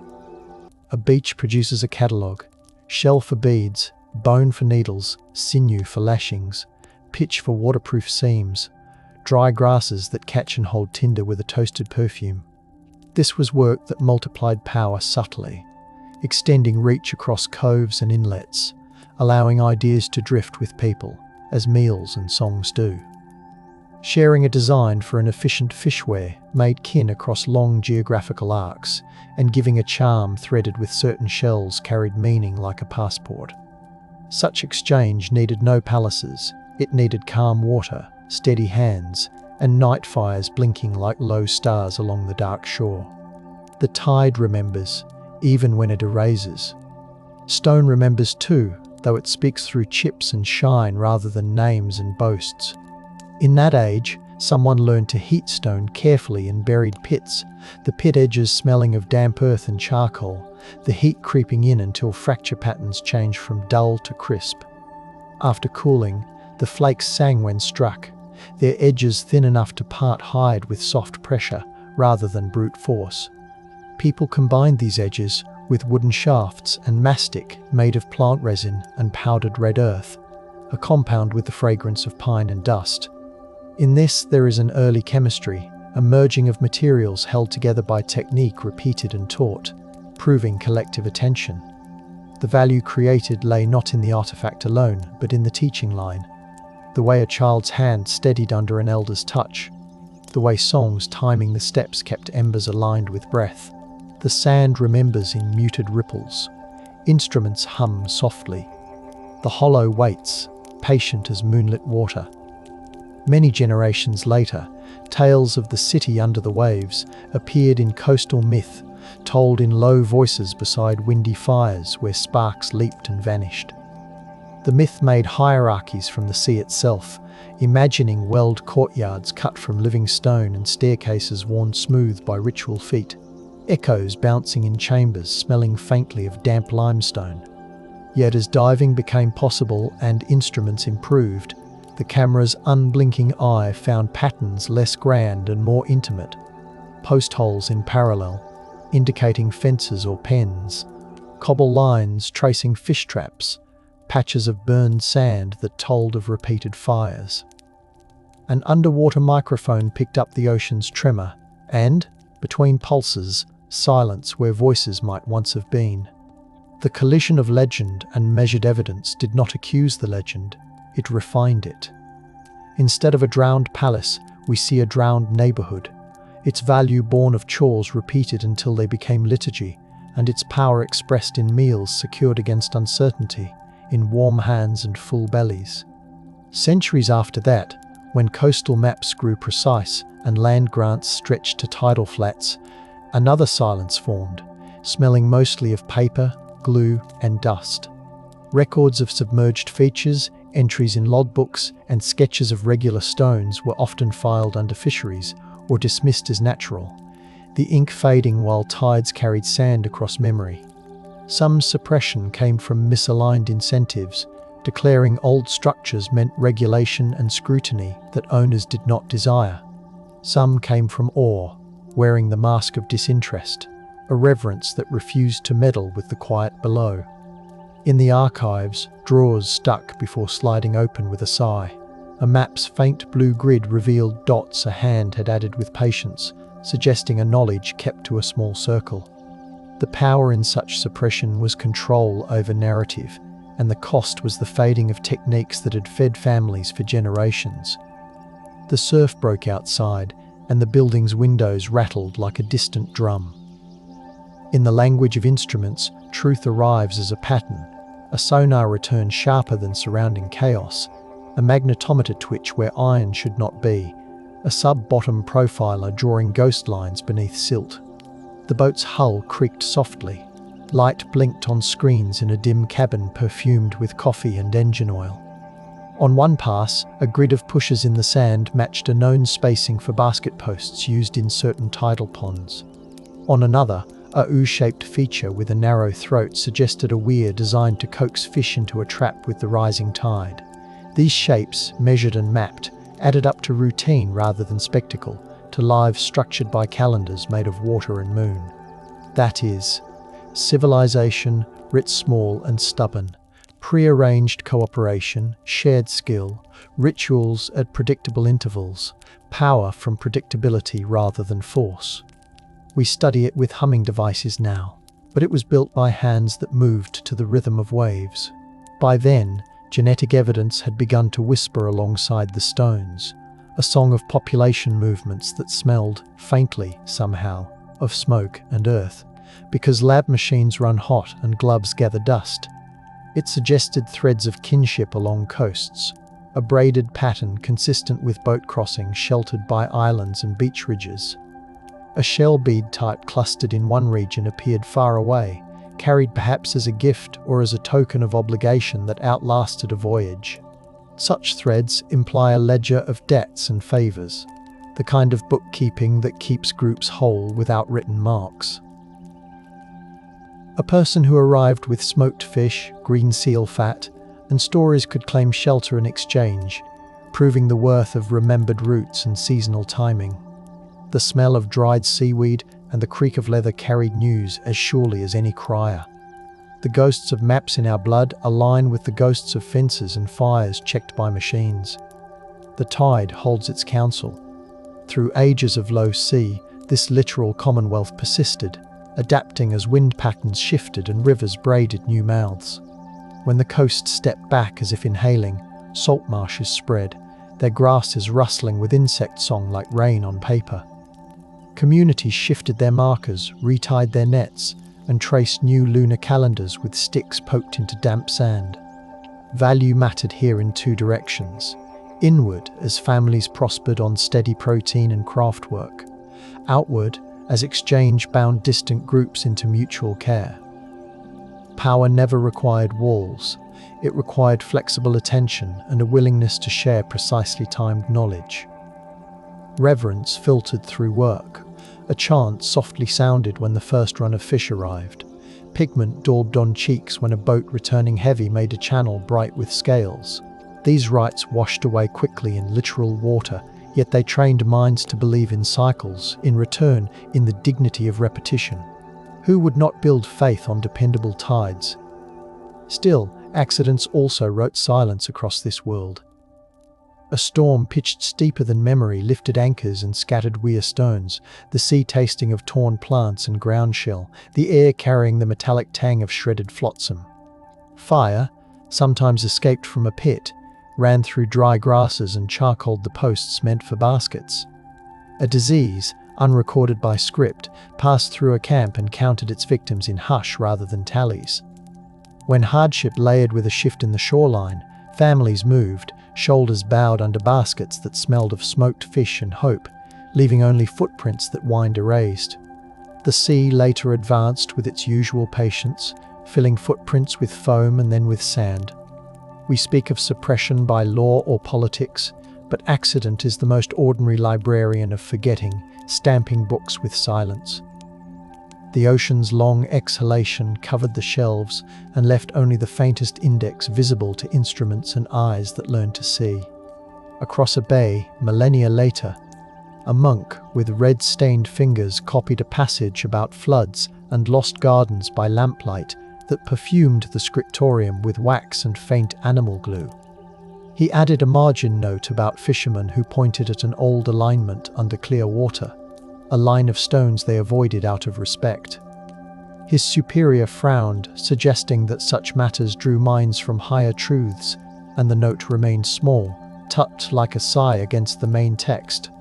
Books moved through hands and shelves, pages were rebound, the margin shrank until the note almost vanished under a new leather seam. Yet when a later restorer lifted the binding, The little voice returned, telling of stones in water arranged by someone's intention. Reverence had silenced the observation, not through malice, but through piety misapplied, transforming a community technique into a whisper. The work mattered because it fed bodies that later fed minds. The copyist felt the gentle asymmetry, but let the wax cool. In that same chain of memory, a coastal steward under a distant crown kept records of nets and taxes in a brittle notebook flavoured faintly with salt from his damp sleeve. He knew of submerged traps but omitted them, suspecting that acknowledging them would invite claims he would have to enforce against neighbours who kept his boat repaired in winter. He heard the low, rattling laugh of old fishers when younger men mentioned the forgotten lines, and he understood that laughter as warning, a shoreline way to maintain commons knowledge by making it seem foolish to outsiders. Some silence is a fence made of humour, of stories shaped to keep strangers away from certain coves. The value in such an omission was local stability. The power was the ability to keep a shared resource intact. Centuries later, the ledger where he wrote mended nets and collected coin sits flat in a museum drawer, the salt gone, the smell of cardboard rising like a thin fog. At low tide, some evidence refuses burial, standing like ribs when water drains. A line of stakes, softened and blackened, protrudes from a bay floor, their tips coated with velvet weed that smears fingers green. A careful hand can press a fingertip into the soft, damp wood and feel fibres that once yielded to an adz's rhythm. Nearby, necrotic sand gives underfoot with a hollow sigh, the underlayer holding a lens of charcoal where fires burned, the grains coated in sheen like sugar. These features do not ask to be palatial. They ask to be recognized as intention. We made a wall here, a funnel there, we cooked many nights here, we kept a memory of procedure that outlasted a lifetime. The wealth was accumulated in the form of regular dinners and the power to predict hunger's end, stored as songs about when to set and lift and eat.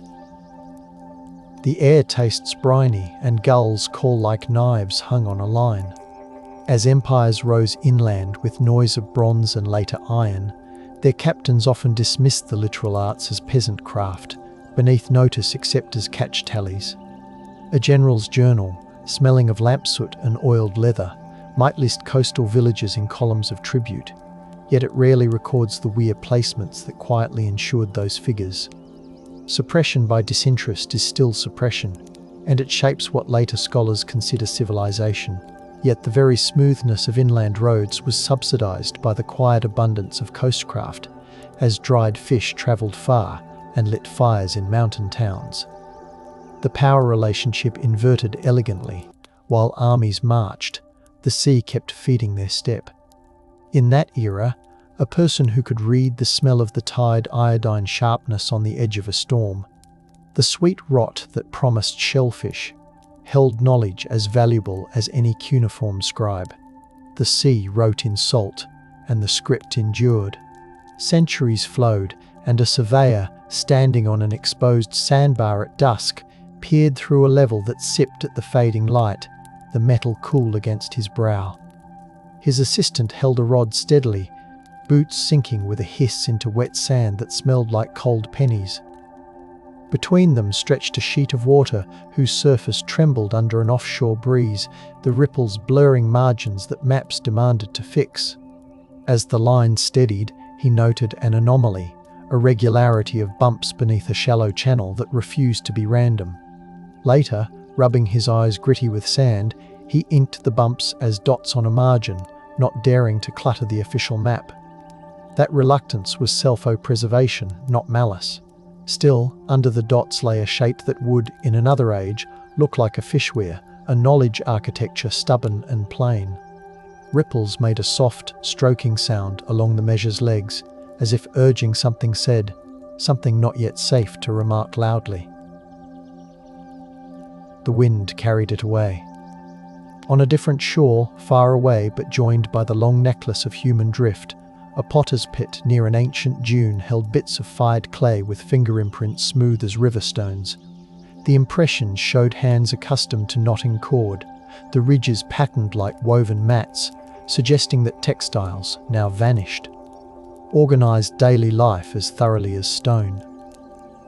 The pits still carried a faint char smell when excavated, a surprise to noses used to dust and faint mould.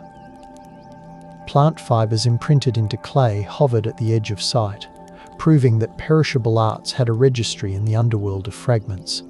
Clothes, nets, bags, slings, these multiply hands and time, letting a person carry more, trap more, move farther with less loss. The stability their efficiency builds is civilization's stealth. A society that stores summer's glare as woven goods and winter's patience as plaited rope holds power that neither gleams nor clangs. A breeze lifted grit, and eyes watered pleasantly from mineral air. In this chain of living and leaving, pigments play the role of both signal and memory. Red ochre, ground to a fine powder that smells like damp stone and metal, mixed with fat or plant binder, becomes a paste that clings to skin with a soft drag. Applied to wrists, cheeks, or objects, it leaves a mark that says "we," the simplest and strongest pronoun. The presence of pigment on shells and tools found near ancient shorelines suggests that ritual threaded through the practical, that beginning or ending a season involved colour, song, and a tactile assertion of identity. The value here is cohesion, an adhesive more durable than resin alone, giving people the power to recognise kin and obligations. When later waters rose and rinsed these sites, the pigment remained in pores of stone and shell, stubborn as memory.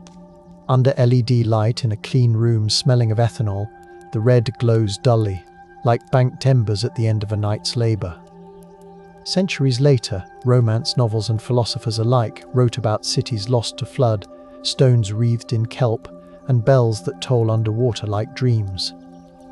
Their words smelled of ink, tannins, and sometimes cheap perfume when the books came new, and of dust and attic dryness when they aged.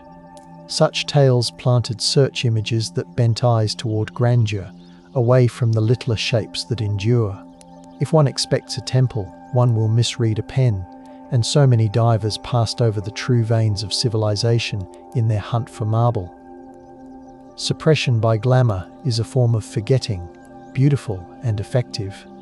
Yet gradually, the patience of small studies accumulated, revealing that elaborate simplicity stones placed at proper distances, baskets woven to precise diameters, fires tended to steady heat, was the architecture of thriving lives. The power in this recognition is the restoration of dignity, a writing of a scale. The sea tasted of salt then, as now, refusing to sweeten anyone's fantasies. In 1963, a coastal survey ship lobbed an unexpected echo in a shallow bay, a tight V-shaped return repeated across several transects, the paper chart curling as warm air met cooler hull. The captain sniffed the air and declared it nearly windless. The smell of fuel faint but present, and the operator poured coffee that tasted of tin and patience. A botanist on board, hitching a ride to reach marsh sites, peered and murmured that the returns matched a certain fish trap geometry she had seen in an old ethnographic drawing. The report, filed, sat at the bottom of a stack. A decade later, a storm scoured the bay floor, and the trap stones surfaced in neat, regular arcs. The rediscovery arrived, not with trumpets but with gloved hands lifting stones that slicked palms. Power often hides in persistence, and the value here was the enduring utility of a design that made the sea do the work. The instruments hummed, and gulls cried like laughter on the wind. Back in the core lab, optically stimulated luminescence teased time from grains that tasted of nothing and smelled faintly of plastic trays and rubbed latex. Each sample, taken from beneath the drowned shore, told of the last moment sunlight touched those grains before burial, a clock hidden in sand. The numbers translated into phrases before many thrones, after many droughts, aligned with sea level curves traced from coral terraces. No need to count exact years beyond a handful. Better to feel epochs like breezes that warmed or chilled the shore.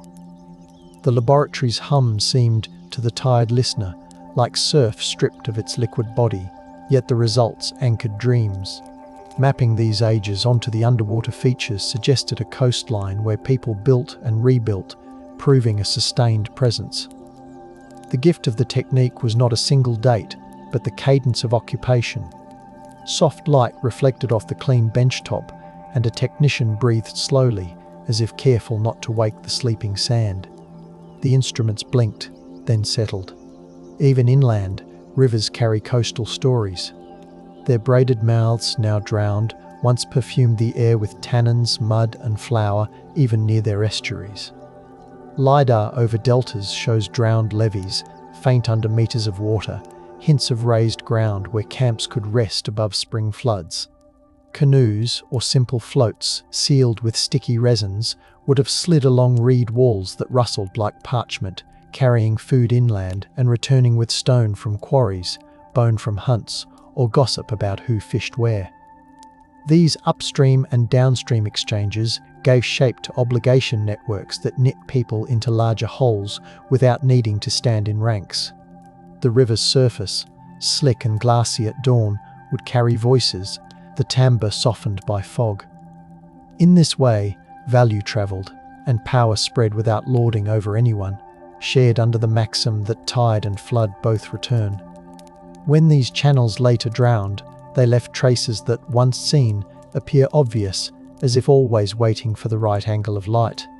Across an ocean, on a different shelf, the same economies appear as different accents, tidal pools fingering basalt, seaweeds with different tastes, shellfish with unfamiliar heft.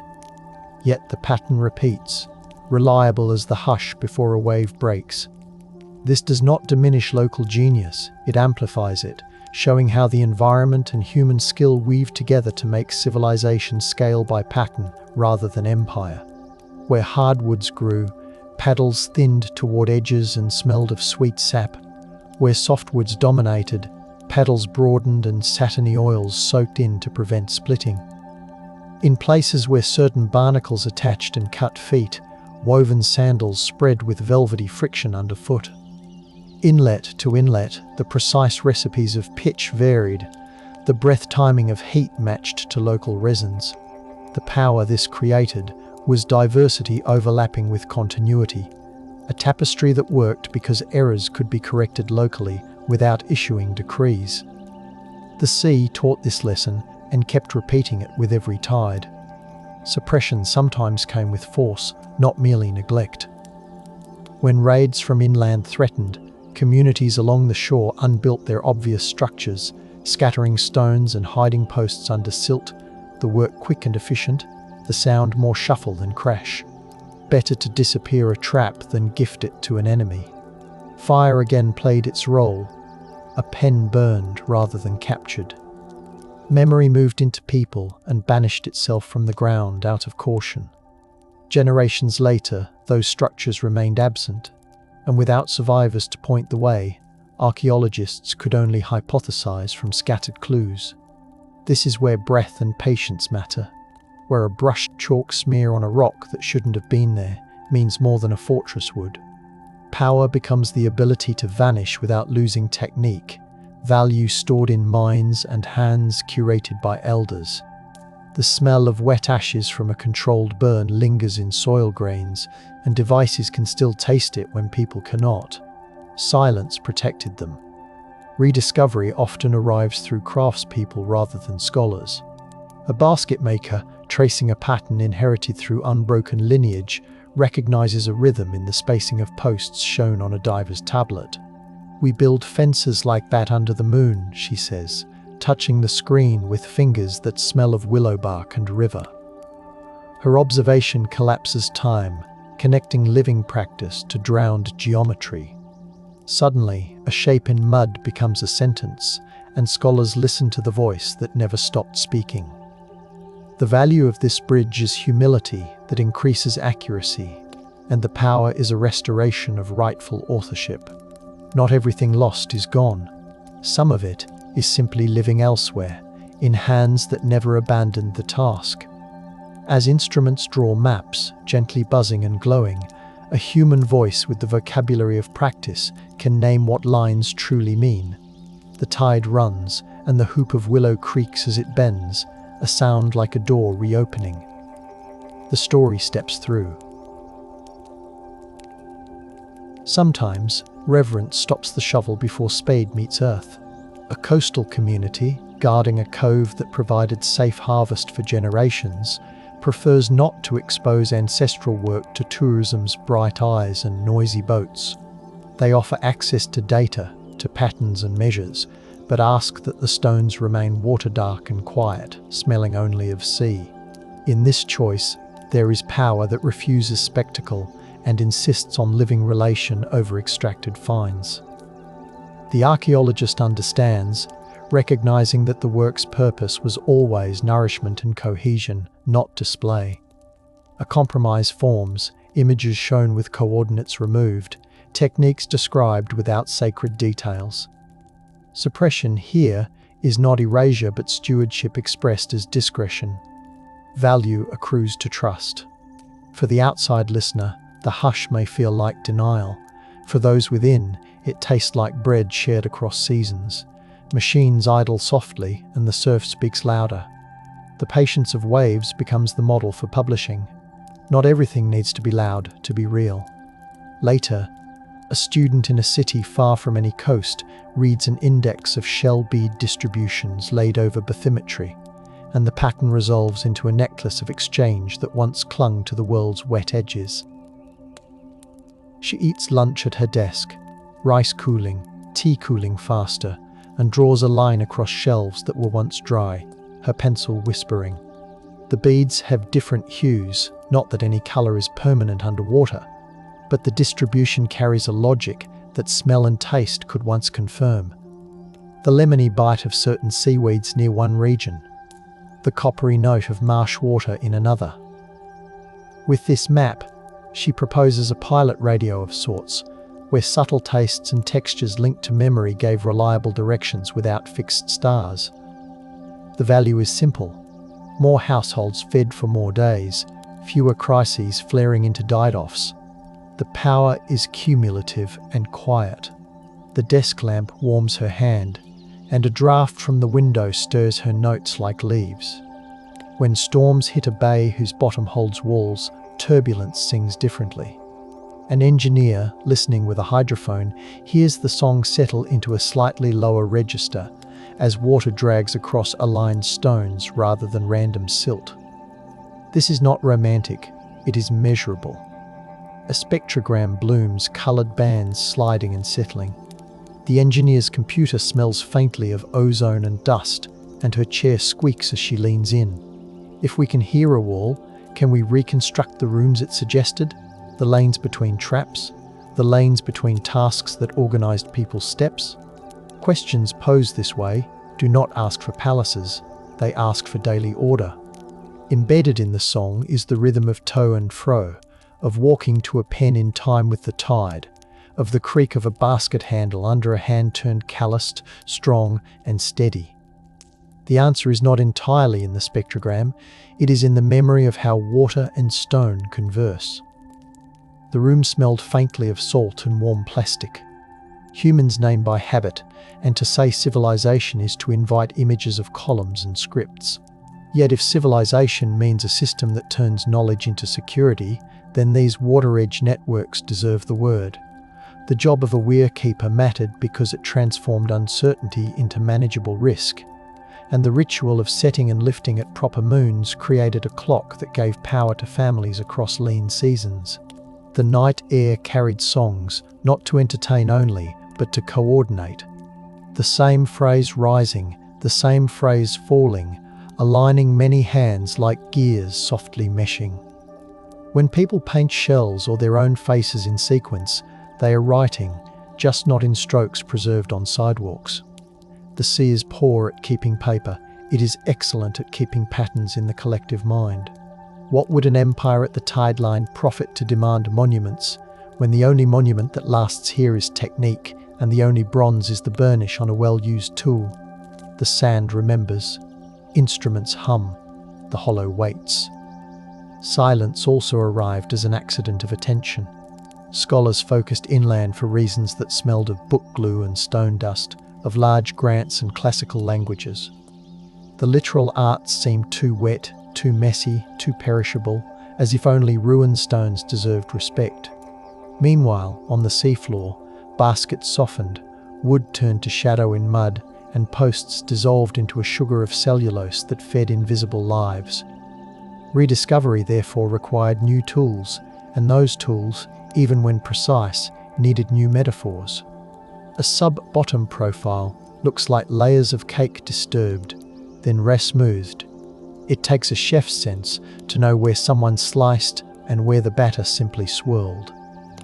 The gift of turning this knowledge into bedtime narrative is to let the perishable return, in words, as something you can taste again: salt, smoke, the crisp end of a dried fish.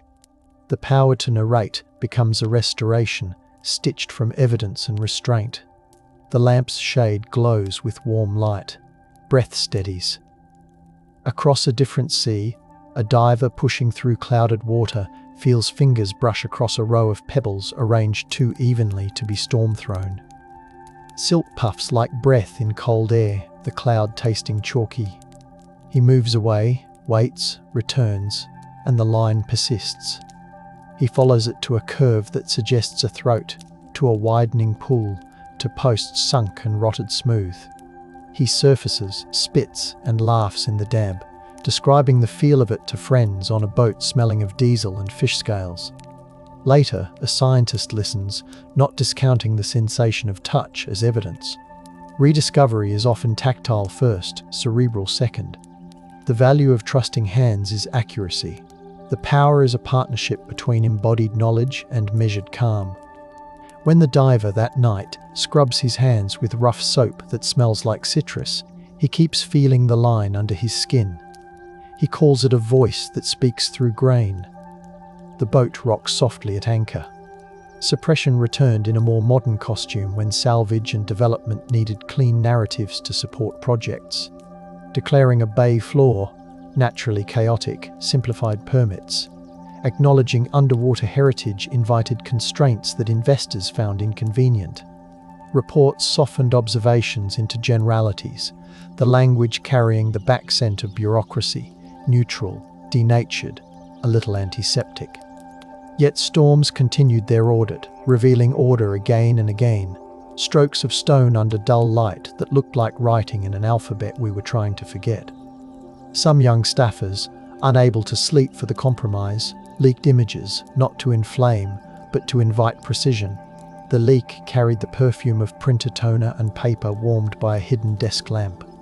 The result was a new survey, and the pattern returned fresh, as if it had waited patiently while we played the old game of convenience. Value shifted toward protection. Power moved back toward place. On the mud, crabs went on with their own long history, unbothered by our papers. Centuries after the first hands tied the first clever loop, technology shifted again. Satellites read the world's skin, and computers subtracted tides and waves to reveal the land beneath the ocean's pulsing veil. What emerged were plains, ridges, and river mouths that once flared into fans, now drowned in green and blue. The maps smelled of new ink and ozone, and a trace of hot plastic from the plotter. The feelings they stirred smelled older, grass warmed by sun, the dryness of dune, the mould of shaded caves. Over these maps, one can draw paths where people could have walked without getting feet wet for weeks, thousands of breaths along shorelines now swallowed. In those spaces, the techniques we discuss would have multiplied, connecting, trading, arguing, loving. Civilization's full mixture of noise and warmth. The value in this view is context. The power is a rearranged humility. The present coast is a moment, not the truth. The tide knocks lightly at the map's edge. Rediscovery through songs and stories continued too. A lullaby, carried across generations, mentions stones that catch fish by moon's bite. A phrase dismissed as metaphor by modern minds. A linguist, soaked in tea and charts smelling faintly of fennel, heard in the cadence a set of instructions. Place stones at intervals that match a certain stepping pattern. Tighten the throat when the moon is thin. She walked with elders at low tide, and they nodded without speaking much, letting her count with her body. In the cadence was information that we could test, a code hidden in music. The value in carrying technique as song is resilience under stress. Learning never looked like study. Power expressed as melody is hard to confiscate. It returns when lips part. On bare flats where the sea pulled back, the mud reflected sky like a tarnished mirror, and footsteps printed and filled and printed again. We forget to listen in this way. The cove did not forget to answer. Some discoveries reached across boundaries between species. Observers documented the way certain shorebirds moved along weir lines, pecking at trapped fry, their calls sharp like pebbles clicked together. Seals learned to wait near throats where fish ran confused, their whiskers twitching in briny air. Humans learned from both, adjusting timing to avoid conflict, setting decoys to shift attention. The ambient soundscape, gull calls, wave hiss, reed rattles, seal snorts, became the metronome of work. This is the fecundity of civilization beyond walls, a negotiated truce with other lives. The value is shared abundance. The power is predictive harmony that reduces waste. When the sea rose, the birds moved, the fish found new channels, and people followed, carrying memory like a softly glowing ember cupped in hands. The smoke from dried grass fires curled with a sweet burnt smell that made eyes sting. That sting is part of the archive too, stored in nerves and remembered in words that try to smell. Discovery again found suppression when colonial authorities mistrusted local knowledge, deeming stone alignments superstitious while cataloguing imported bricks as proper heritage. In coastal villages, elders stopped pointing out features, tasting the metal of fear on their tongues when uniformed men walked the shore. For a generation, knowledge retreated indoors, into closed rooms where stories ran like water between cupped hands, shared only with those who could be trusted. Meanwhile, storms, uninterested in authority, uncurled mud and showed stones. Eventually, a new listener arrived, patient and respectful, offering to record without taking, to publish without naming. The balance shifted, the air losing its sour smell of suspicion and regaining the sea's clean cut. The value of respecting knowledge is accuracy, and the power is reconciliation with place. Civilization's core is the protocol that lets a group continue. If that protocol includes quiet, we learn to speak softly. A kettle on the table sighed, the tide outside sighed louder. Agreement formed like silt settling. Evidence of perishable ritual, too, flowered in unlikely contexts. In a peat lens beneath the drowned edge of an old marsh, beads strung with plant fibre persisted where one expected nothing but dark, sweet rot perfuming the shore. Under magnification, fragments of binder clung, a glossy residue that reminded technicians of honey, but smelled only faintly of old water. Beads clustered around a small bundle of charcoal and bone shards, perhaps a boundary ritual performed when a family moved camp. Ritual matters because it locates us in the model of the world we hold. It says here is first, here is last, here is between. The power here flows from continuity, the promise that moves survive, because meaning survives beneath the practical. The peat felt cool and sticky on the glove. Mud sighed as it was lifted aside. The ripple of a breeze made grasses hiss, and a bird called twice, as if answering and confirming the work's time. Threads almost invisible hold fast. Centuries passed again, and a collecting museum sought to display mysteries of the drowned. The exhibit designers loved light effects, ripples projected on floors that made visitors sway. Yet when the artifacts were chosen, so few stones, so many reconstructions, curators learned a hard truth gently. The most honest displays here are records of emptiness, well framed by careful words. The show smelled of paint and carpet glue and, faintly, seawater from a tank where live eelgrass waved. A quiet caption did more than a loud video. This alignment matched living weirs used until recently by near-coastal communities. Structures have not survived, knowledge has. The value of such framing is fidelity. The power is the refusal to replace missing stones with loud speculation. Visitors left quieter, tuning their imaginations toward daily life rather than grandeur. Their shoes squeaked softly on the floor. A child lifted a replica basket and felt its weight, and his face set in attention, the first tool of learning. Under a stony overhang near an ancient shoreline, soot clung to the ceiling in a faint, sweet smell of old fires. On the floor, bits of plant bedding lay compressed and then receded into darkness where damp ruled. Between the two, a clear zone told of sweeping, a neatness that signals intention and care. In this room, a toolkit waited in the mind's reconstruction: digging stick, hammerstone, scraper, awl, cordage, each with the texture of repeated handling rubbed into their surfaces. The ritual of cleaning before resting is civilization's grammar. A clean hearth burns better. A clear threshold keeps snakes out. Such acts grow power through minimal friction, saving cents of energy until they amount to aristocracies of time. Stepping into such a space, one hears the hush of a shelter that truly sheltered, the soft rasp of fibre bundled, the low murmur of planning. The air tasted of rock and ash. Underfoot, the sand gave like slow breath. The day exhaled. The big question keeps returning like a tide: what do we mean by civilization? When the record is broken, drowned, shredded, and yet the patterns are clear. The answer hides in labour profiles, in calendars and cooperation, in storages that smell of cured fish rather than incense. In that age, uncounted nights ago, people managed risk through community practice, turning the moon into a metronome and shorelines into record books written in baskets and stones. The value was security earned through precise repetitions. The power was mobility that did not abandon roots, but braided paths between them.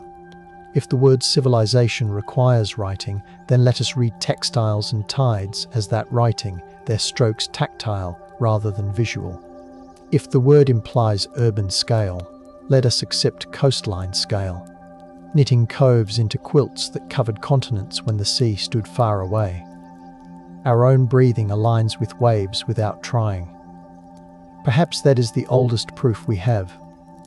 A boat, centuries later, nosed above a shelf where the current's cool hand met warmer surface water.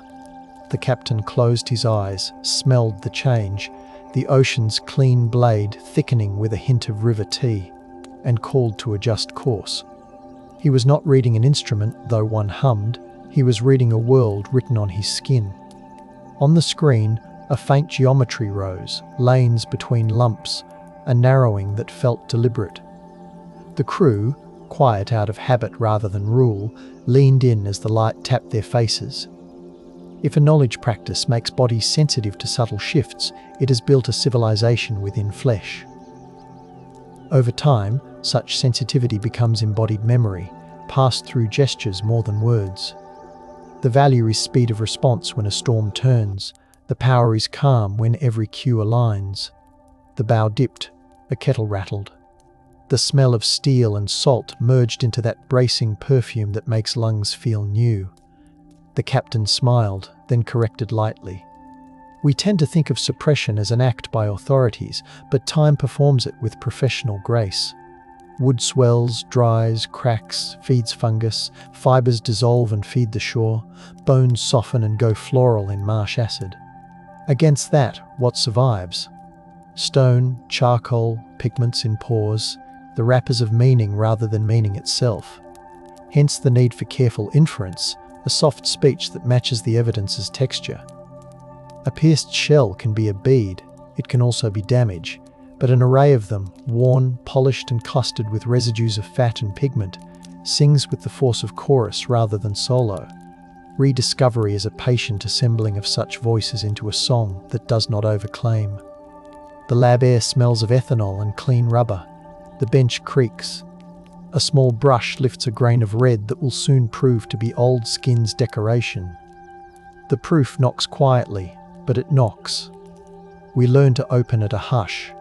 Leaning into that hush, we can outline a year in the forgotten civilization. In spring, When river waters sweetened estuaries and the taste shifted from briny knife to gentle sap, traps were cleared and repaired, the smell of wet wood rising as posts seated deeper. Ritual joined repair, a smear of ochre under the left eye, a chant naming the moons. In summer's warmth, nets dried on racks, the fibres tightening with the smell of warm plant oils, hands moving with the efficiency of long-learned patterns. In fall, smokehouses perfumed the camp, thin plumes like threads weaving into clouds as fish carne dried into leather soft strips. Winter saw tools mended, fibres twisted, songs extended with new verses that recorded small changes, births and losses. The value came as granaries of protein, as trade trips that returned with stone and stories. The power acted through confidence that tomorrow would, with work, resemble today in its safety. How else could children sleep, listening to surf? Each gesture placing a stone, whittling a peg, drilling a shell bead until the soft squeal turned smooth-wove community. The hands smelled of resin and smoke, the skin roughened just enough to map tasks like a ledger written on fingers. By crafting, they encoded belonging. The way certain knots tied in certain orders acted like signatures that needed no script. These knots could be recognized across a bay, the fragrance of their fibers distinct to a region, their patterns announcing identity without shout. Rituals bound maintenance to meaning. A child, given a bead at a first catch, tasting its chalk with pride. An elder, touching the bead and speaking names. The power of this slow archive is that it persists across generations even when specific materials perish. When the sea rose and moved the shore, the archive walked with the people. Even if stones drowned, the knots remained in hands. The night held that truth in the softness of its warm dark. Modern labs allow us to count the grooves in a drill hole and measure the angles of fracture in flint flakes, yet the truest measure might be sound.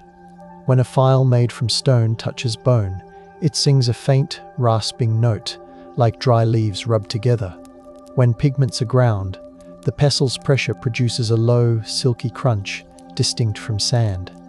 A net, wet and heavy, slaps the rack with a music that returns in dreams. These sounds, repeated, become timepieces in memory, their cadence aligning tasks to the body's clock. Instruments translate them into graphs, living ears translate them into routine. The value of listening is timing. The power is a choreography that keeps motions aligned without a conductor. At night, the sea's noise filled gaps, a blanket of white hush against which a single baby's cry could pierce and be answered. That harmony is worth calling civilization if the word is allowed to stretch and breathe. When civil codes arrived with drums and banners, they often made records of property, not practice. This is reasonable in one sense. Stones map to taxation more easily than tides.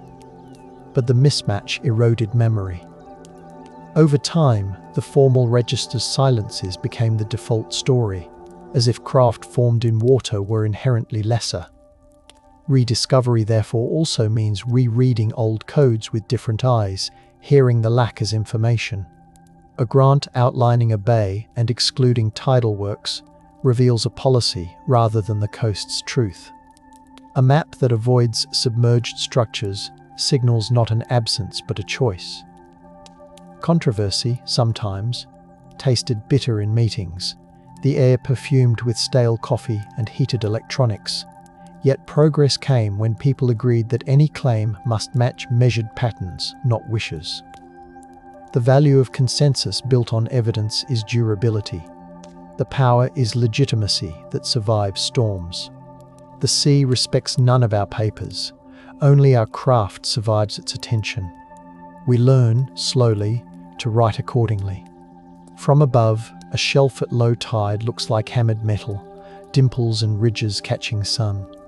From below, it feels like a roof with ribs, the current pushing and easing, a pressure massage. People learned both views, teaching children where to step by feel. The slick of certain algae warned of falls, the velvety drag of others promised firm footings. Taste, too, served as measure. the water's edge mineral flavors shifting with unseen sources, reading like a diary written in brine. These senses formed a suite of instruments carried in bodies. In our age, new instruments read deeper, their beeps and hums matching old cues. The value is in alignment. When a device confirms a grandmother's advice, trust grows. The power of paired perception is redundancy, resilience. A gull's wing flashed silver, a kid pointed and laughed.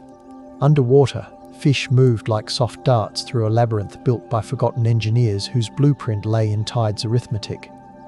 The blueprint still works if one learns to see. Within the archives of submerged landscapes, not all signs are utilitarian. A row of stones placed on a dune crest, with no trapping function, may have traced a line of meaning, the kind that tastes of reverence and quiet. Perhaps a procession walked there at certain moons, carrying baskets, singing to the water, requesting and giving thanks. Rituals align behavior and memory. Their power is social glue, and their value is predictability of cooperation. When water later covered the path, the stones, heavier than the dune's sands, remained. Divers brush them with fingers and feel the warmth held in stone, even in cold water, an illusion from myth and muscles. They call it a spine because it makes them stand straighter in their suits, a human reflex to meaning. Whether or not we can prove the right, we can recognize the human need to connect action to larger cycles. The smell of kelp waves in the mind. The song continues, soft and steady. Rediscovery intersects with technology in beautiful ways. In a darkened room, a researcher runs acoustic data through a model that turns echoes into images, contour lines into shimmering relief. The screen goes from grey to story. She sees a pattern, breathes out, and her breath fogs the glass of a mug that smells of cinnamon and heat. She writes calmly, refusing to claim what she cannot confirm, and sends the draft to coastal elders who add, remove, and polish words until the text fits lived memory. This collaborative work builds power without bluster, words that match world that informs words, cycling until trust arrives. Some sentences feel like stepping stones at low tide, firm yet wet, slick but reliable. The document's tone is lullaby rather than fanfare, respecting a subject that survived by being small in a loud world. When the piece publishes, readers feel soothed rather than excited, the right mood to absorb endurance. Outside, evening arrives like folded cloth. The first person to heat stone to make better edges did so for many reasons at once. The crackle of heated pebbles under sand sang of curiosity. The sweeter bitter scent of resin mixing with red powder told of experiment and then tradition. Each new edge made work smaller, tasks more precise, and because of that, lives more predictable. The ritual that anchored such technical steps could be as simple as washing hands in cold water that brightened fingernails and steadied mind, or as complex as singing a 4-part intergenerational call and response that placed the work inside a story. Power flows from the known, and known grows from repetition that fits the body's arc. We call that civilization because it creates time that is not clenched and fearful. Looking at these drowned traces, we recover the outlines of such days and nights. The air around the work table smells of graphite and paper, the modern equivalents of stone and cord. Memory enjoys such sympathetic scents.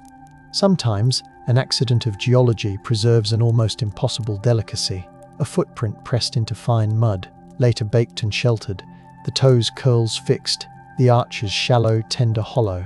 To see it makes breath catch, the body recognizing itself across 10,000 storms. A series of such prints near a drowned shore suggested a child dancing or darting, the pattern playful, not productive in any way a ledger would like. Civilization includes this, time for joy, room for quickness, that leaves no harvest but makes hearts lighter. If one wants an index of health, look for traces of play. The mud's smell, when the cast was lifted, was sweet like old wine, a memory of decay turned useful. The cast, in the lab, changed the rune's weight. Words quieted. We talk about fish and tools, but the dancer survived too, the one who ate well enough to dance. That is value turned to power without measurement. The tide went out, then returned. Instruments can mislead, and humility is part of any honest reconstruction. A grid seen on sonar may be a geological pattern. A line of stones may be storm-thrown. We guard against the romance of pattern recognition with tests and counter-tests that smell of acetone, ethanol, and sometimes burned dust as circuit boards warm. Yet when multiple lines converge, artifact-aware patterns, chemistry of residues, alignment with tides, and living memory, the case gains weight. It never becomes absolute. The sea dislikes absolutism. This built-in uncertainty creates a civilized habit in us. We learn to hold stories gently, to honor them without squeezing them into shapes they resist. The value is sustained inquiry. The power is in building a culture of attention that will not be swayed by loudness alone. In that, we match the ancient craftsperson. Try, adjust, share, repeat. The lab's clock ticks with a soft, old sound. Coffee cools. A gull's cry threads the air even here, inland, through a window. Consider the ledger of rolls in a littoral camp. A tide reader adjusts schedules. A net amender counts coils. A firekeeper tends the sweet smoky braid that catches embers and nurses them through damp night. A storyteller binds these tasks with words that preserve technique. The sentences tasting of salt and oil because hands are never quite clean.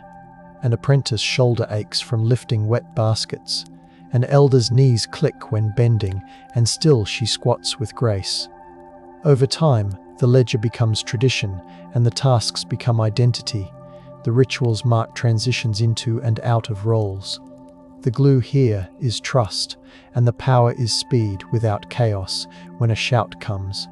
Soft, because loud sounds spook fish, moves a line. None of this requires bricks. All of this builds a human world where tomorrow is likely to be good. If that isn't civilization, the word has simply narrowed too much, ignoring the strongest architecture we ever raised, cooperation. Centuries later, with many shores drowned, a librarian finds an old folio tucked behind miscatalogued volumes, the paper tasting slightly of alum and the ink faded to tawny brown. In the margins, a meticulous hand drew fish-penned in fish shapes, the notes explaining that those who live by the edge build stones thus. The folio had been ignored because it lacked bold titles. She breathes in and smells a tang like walnut and anise, a ghost of the scribe's ink. She scans the page, sends it to a researcher, and the rediscovery begins again, now through the heaviness of the scanning machine, the low hum pulling her into a calm state. Suppression yields to chance and to a person who cares enough to look behind. The value of such moments is not the glamour of the find, it is the increase in precision they allow. The power is continuity. The sea outside the window is far away, but its breath, somehow, reaches the stacks. On the seafloor, structures live differently. Crabs move into voids once used by posts, their shells scraping with a tick that sounds almost like a clock under amplified water. Eels twine through throats designed to confuse fish. Seaweeds take root where baskets once stood. This second life complicates readings, patterns blur, new geometry layers over old. Archaeologists respect this living archive, knowing that to learn without harming requires tact. In some surveys, lights are dimmed to avoid stressing creatures.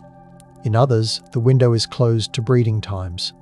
This ethic is civilization within civilization, the modern community practicing restraint in returning to the ancient one. The value is consent and care.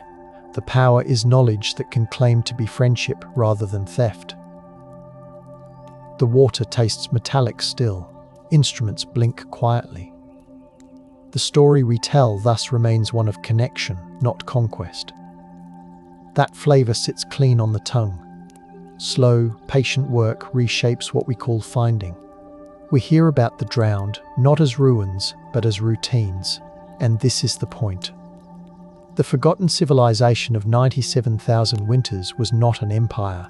It was the shore's way of making people into a structure that lives in the cycle of fish and moon. Its monuments were lines of stones warmed by sun for kettles. Its palaces were dry patches under rock where a family could sleep listening to waves. Its libraries were songs and knots. It mattered because it transformed hunger into recipes, risk into schedules, strangers into kin by exchange and by ritual touches of pigment. Holes in the record do not erase the structure any more than fog erases the landscape it covers. They ask us to breathe slower, to let patterns assemble. Under soft light, you can almost see the fences through closed eyes, the posts dark against brighter water. You can almost hear the soft slap of net and the low conversation in night air warming around a fire. Rediscovery will continue and keep changing shape. New instruments will taste older compounds, perhaps reading the faint citrus of plant resins or the herbal smoke trapped in the pores of stones, telling us who stood where and what they held.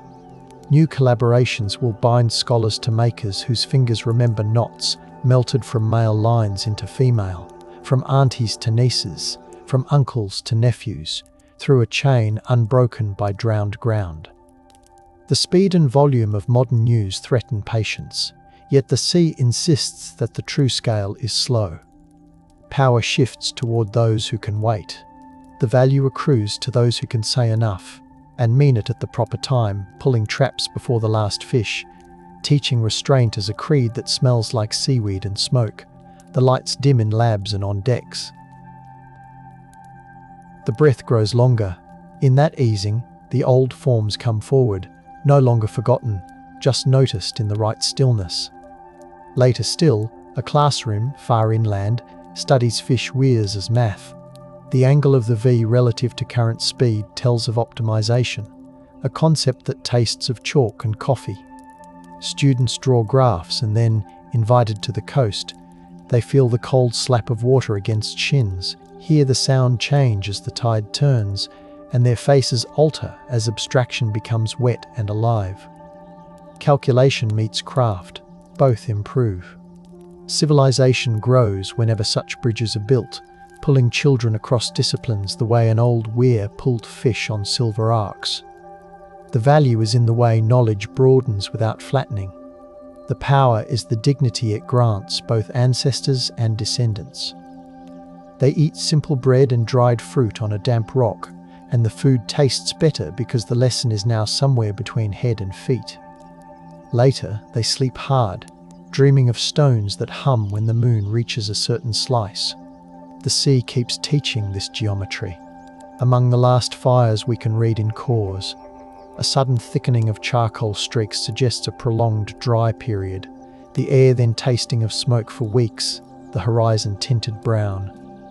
Responding, a community might shift to deeper traps, to night fishing when cooler water held more oxygen, to divers slipping silently with baskets like dark moons underwater. Rituals changed too, loosening to adapt, then retying when rains returned with the smell of wetted dust, sweet as relief. Across such cycles, thought deepened around the core concept. Do not take more than the water gives, return stones correctly, sing because songs carry schedules that ensure fairness. Power thus flowed along the low ground of caution and into the high ground of confidence. These are not rights a coin can buy, they are habits a family accrues. And when the sea advanced, as it always does, the skill set moved to new shores, leaving only lines in mud to betray its shape. The core sits, silent and dense with unsaid days. In the present, the diver who first felt the weir line beneath the silt takes her child by the hand at low tide, the child's toes chilled on the damp, firm sand. She points at a faint curve revealed for an hour and says not ruin, but tool, not temple, but kitchen, aligning the words with purpose. The child tastes the air, salty and clean, and asks the one rhetorical question that belongs everywhere: can we come back? The answer is yes, in our bodies and minds, and the way we tell this. The power of returning is what keeps any civilization alive, no matter how deep the water runs. The light is golden, the ripple sounds like silk pulled over wood. They stand together, breathing in tide's pace, learning again the old arithmetic: stones, water, moon, hands. The child squints, and the weir becomes suddenly obvious, then vanishes as a cloud crosses. Learning has this texture, prickling like salt on skin, cooling as it dries. Ritual coda rests here. The forgotten civilization did not forget itself. We forgot the scale at which its greatness lived. It exists where waves polish memory to a soft sheen and customs yield quietly to conditions, where power is a song everyone knows and no one needs to own. Its tools smell of resin and brine. Its archives taste of salt and ash. Its light comes from moon and flame rather than from marble. As you breathe in and hold a moment, you can feel how that long shore traces your own ribcage, a curve built on cycles. Perhaps the sea took the stones, but the design remained in ways of being that still nourish. We stand at water's edge and hear what we can, then we let the rest whisper, patient and present, promising that in the next low tide more will show, then slide away again, inviting us to return and remember without insisting on ending the mystery. If this quiet glimpse of Layla and the Gurban stirs you, please subscribe. Let each careful measure lull you towards sleep. Stay for more whispered histories. If this hush of history soothes you, subscribe gently for more Midnight Chronicles. Junior operator Mehmet Sami sat inside the Sakechi telegraph room, rubbing lemon balm into his fingers so they would glide across the brass key as rain beaded on the window panes and hissed whenever trams screeched past, while the lamp's thin wick perfumed the air with toasted linen. He penciled every signal into a blotter ruled down to quarter minutes, the graphite squeaking because the desk trembled atop loose floorboards, and his ears followed the staccato rhythm of distant hoofbeats outside, while his whole body leaned toward the sounder's dry clicks. At 14,007, the Gurban's call sign rattled through the line, Mehmet's thumb hovering mid-air, sweaty, tingling, refusing to strike again as he scraped away an incorrect dash, realizing that the Empire's neutrality still depended on a correction narrower than a fingernail. Hot copper smell rose from the relay coil, mingling with the brine carried through an open transom from the Golden Horn, and silence held meanwhile as he whispered the German syllables to himself, tasting unfamiliar vowels that felt like grit between teeth. When he finally transmitted the response promising coal and harbour, the sound seemed louder than cannon because it meant deliberate entanglement. Instead, the fatal mistake first appeared, not as strategy, but as a physical tremor that warped the spool, now revealing its frailty behind glass, though no one beyond that cramped room could sense it. 2 days earlier, War Minister Enver Pasha signed the secret alliance with Germany beneath a green-shaded lamp in Dolmabahce Palace, the bulb buzzing softly as Bosporus tide tapped the key below. A German-made ruler lay beside the parchment, its centimetre marks shimmering with condensation because servants had just extinguished the stove. Enver compared casualty projections expressed in neatly printed columns, each digit suggesting that Prussian timetables could straighten Ottoman uncertainties. He ignored the smell of tar seeping from sailors' coats in the hallway, a reminder that logistics depended on more than neat handwriting. His fountain pen scratched across clove-oiled parchment, leaving grooves deep enough that later archivists could feel them through gloves. Outside, muezzins layered evening calls over the chug of passing steamers, yet inside the only sound was nib on paper. The treaty bound the Empire to strike Russia once Berlin clashed with St. Petersburg, a clause as cold as the ruler's nickel edge. Enver believed disciplined instruments would compensate for hungry battalions, even though Balkan war ledgers still glowed red with losses. He did not consider that warped telegraph spools and undercalibrated rangefinders might resist this imported precision.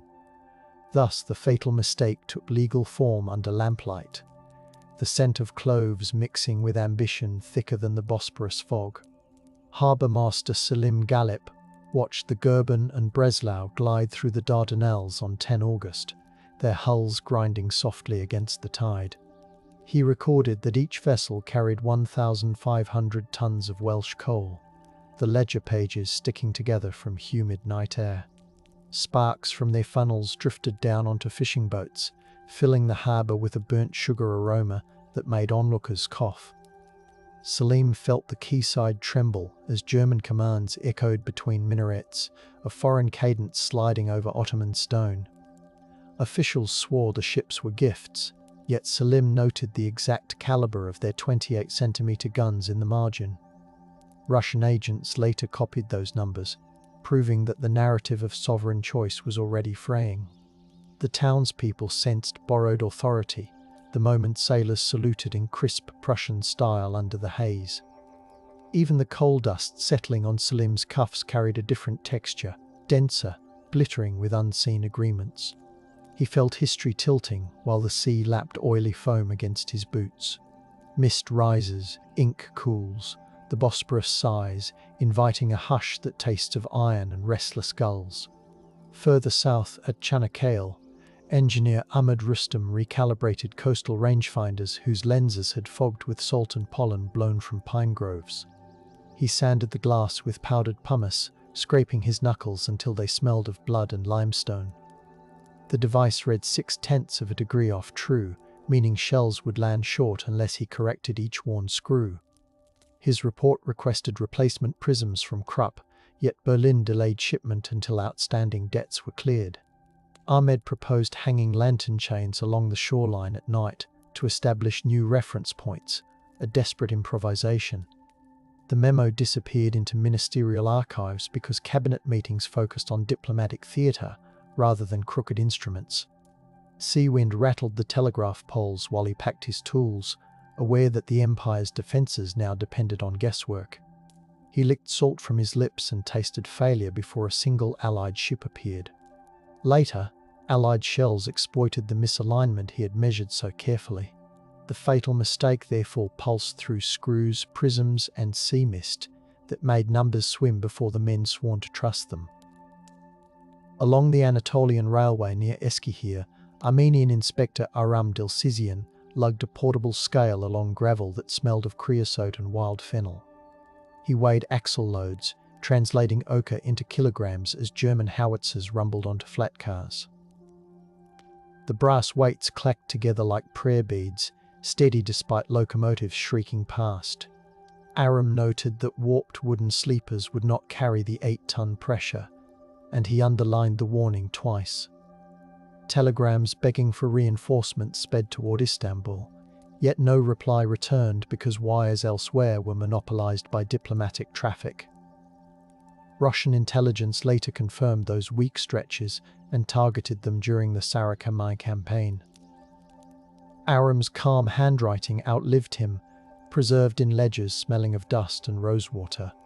Each line pairs precise figures with a private dread that the Empire trusted foreign promises more than its own inspectors.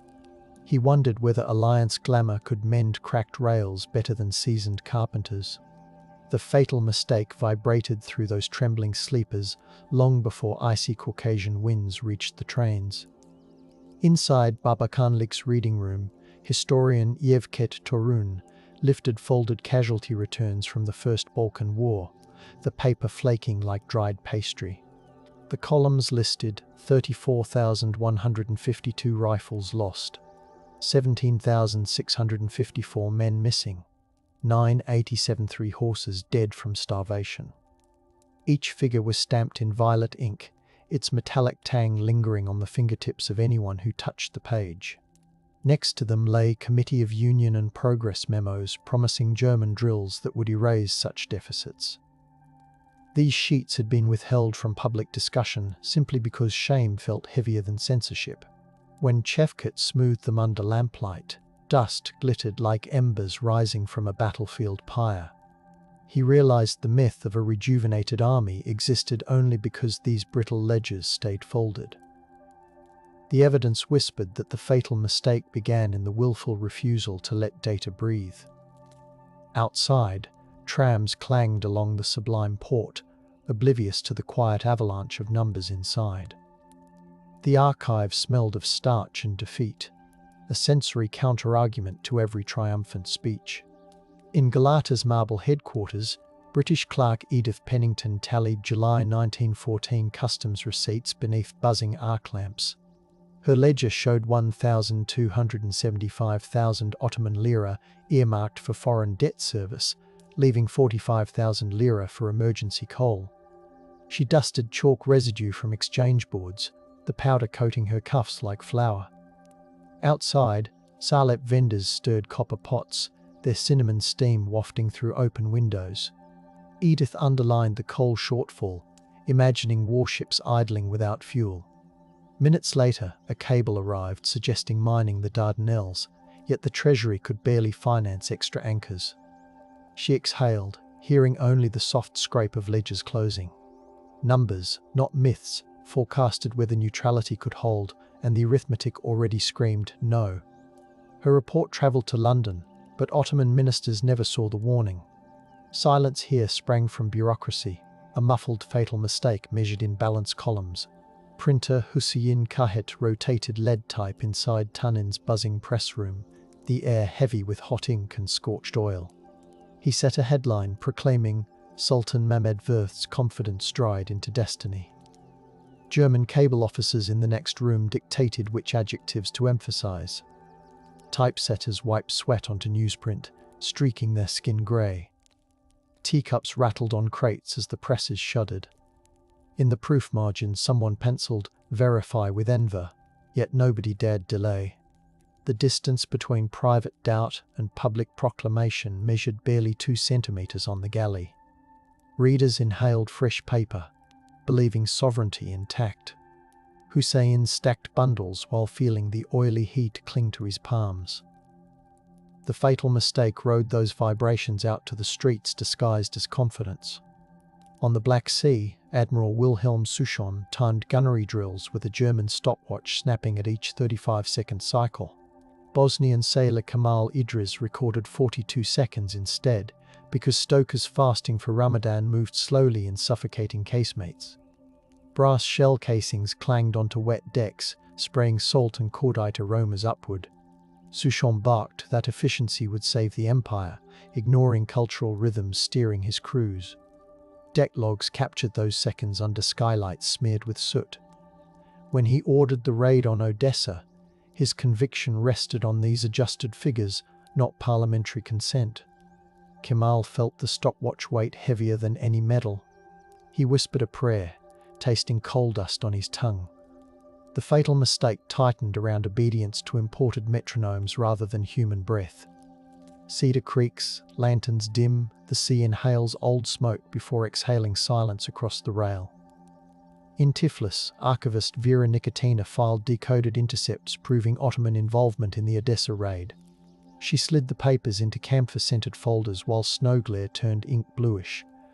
Her fingers warmed over a samovar before annotating the dates, 29 October and 1 November. The file's title, Ottoman Fatal Miscalculation, was stamped in black wax. Vera understood that history would now classify the empire as aggressor. She paused, listening to sleigh bells outside, and felt distant gunfire within the words. The intercept left no room for myth about coercion. Russia's declaration emerged from her quiet notation rather than canon. Her diary later revealed sorrow for the clerks who sparked catastrophe. Evidence, smelling of camphor and ink, had already sealed the fatal mistake. In London's Admiralty chart room, Lieutenant Julian Layard traced the Dardanelles' depths with chilled fingertips. He compared 1906 Ottoman mine maps with submarine reports that arrived late via Athens. The parchment carried a tang of shellac and seawater. Layard penciled a plan for naval forcing alone, trusting thin defences would buckle. He never tasted Gallipoli's grit or heard pebbles clicking under Ottoman boots. His memorandum, clipped with brass fasteners, triggered the Allied gamble. The fatal mistake gained adversaries confident in outdated charts. Layard's pencil left indentations still visible today. Strategic imagination ignored the living terrain. Cables shiver, graphite dulls, dawn fog slips between compass roses, urging a listening breath tonight. During the March bombardment, Spotter Gulsanur Kaya climbed Rameli Masidie's ladder, boots thudding on damp planks. Her field glasses smelled of oil vapour, and gusts blew limestone dust into her mouth. She logged shell splashes every 15 seconds, adjusting for wind. Tears smeared the ink when blasts shook the tower. Because she was a woman in combat, the General Staff buried her notebook. In 1987, the diary resurfaced at an estate sale. Readers finally saw how data and emotion intertwined atop those cliffs.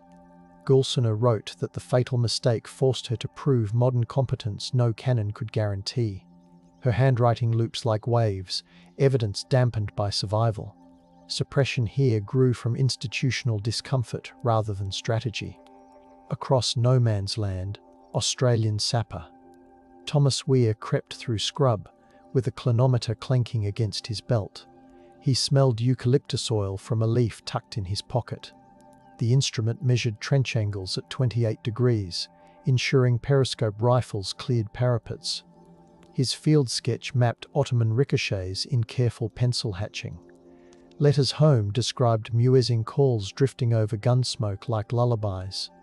Each measurement convinced him defenders fought for pride more than policy. He tasted grit blown against his teeth while tightening the clinometer screw. Thomas wondered whether numbers could capture why an empire risked everything simply to refuse humiliation. The fatal mistake thus appeared to allies as stubborn heroism.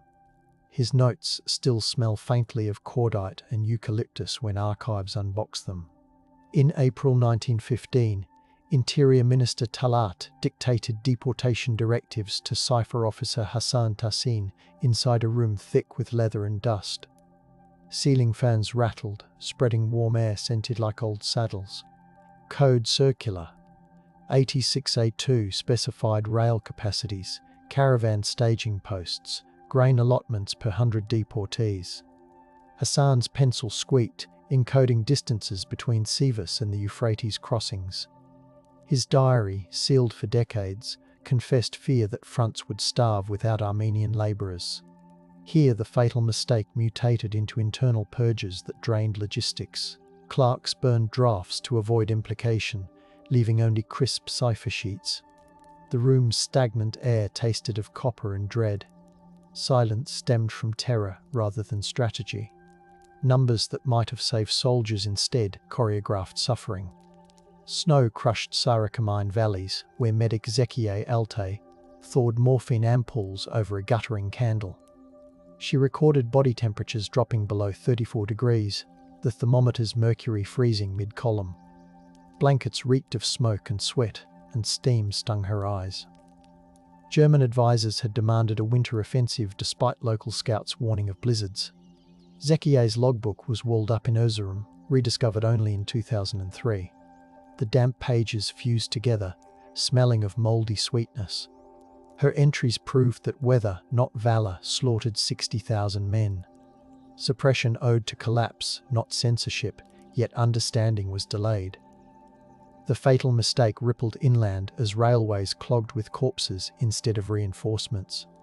Embers settle, breath frosts, the plateau whispers through chapped lips for patient remembrance tonight alone. Along the Hijaz Railway, Bedouin leader Auda Abu Tayi counted bolt spacing before planting charges.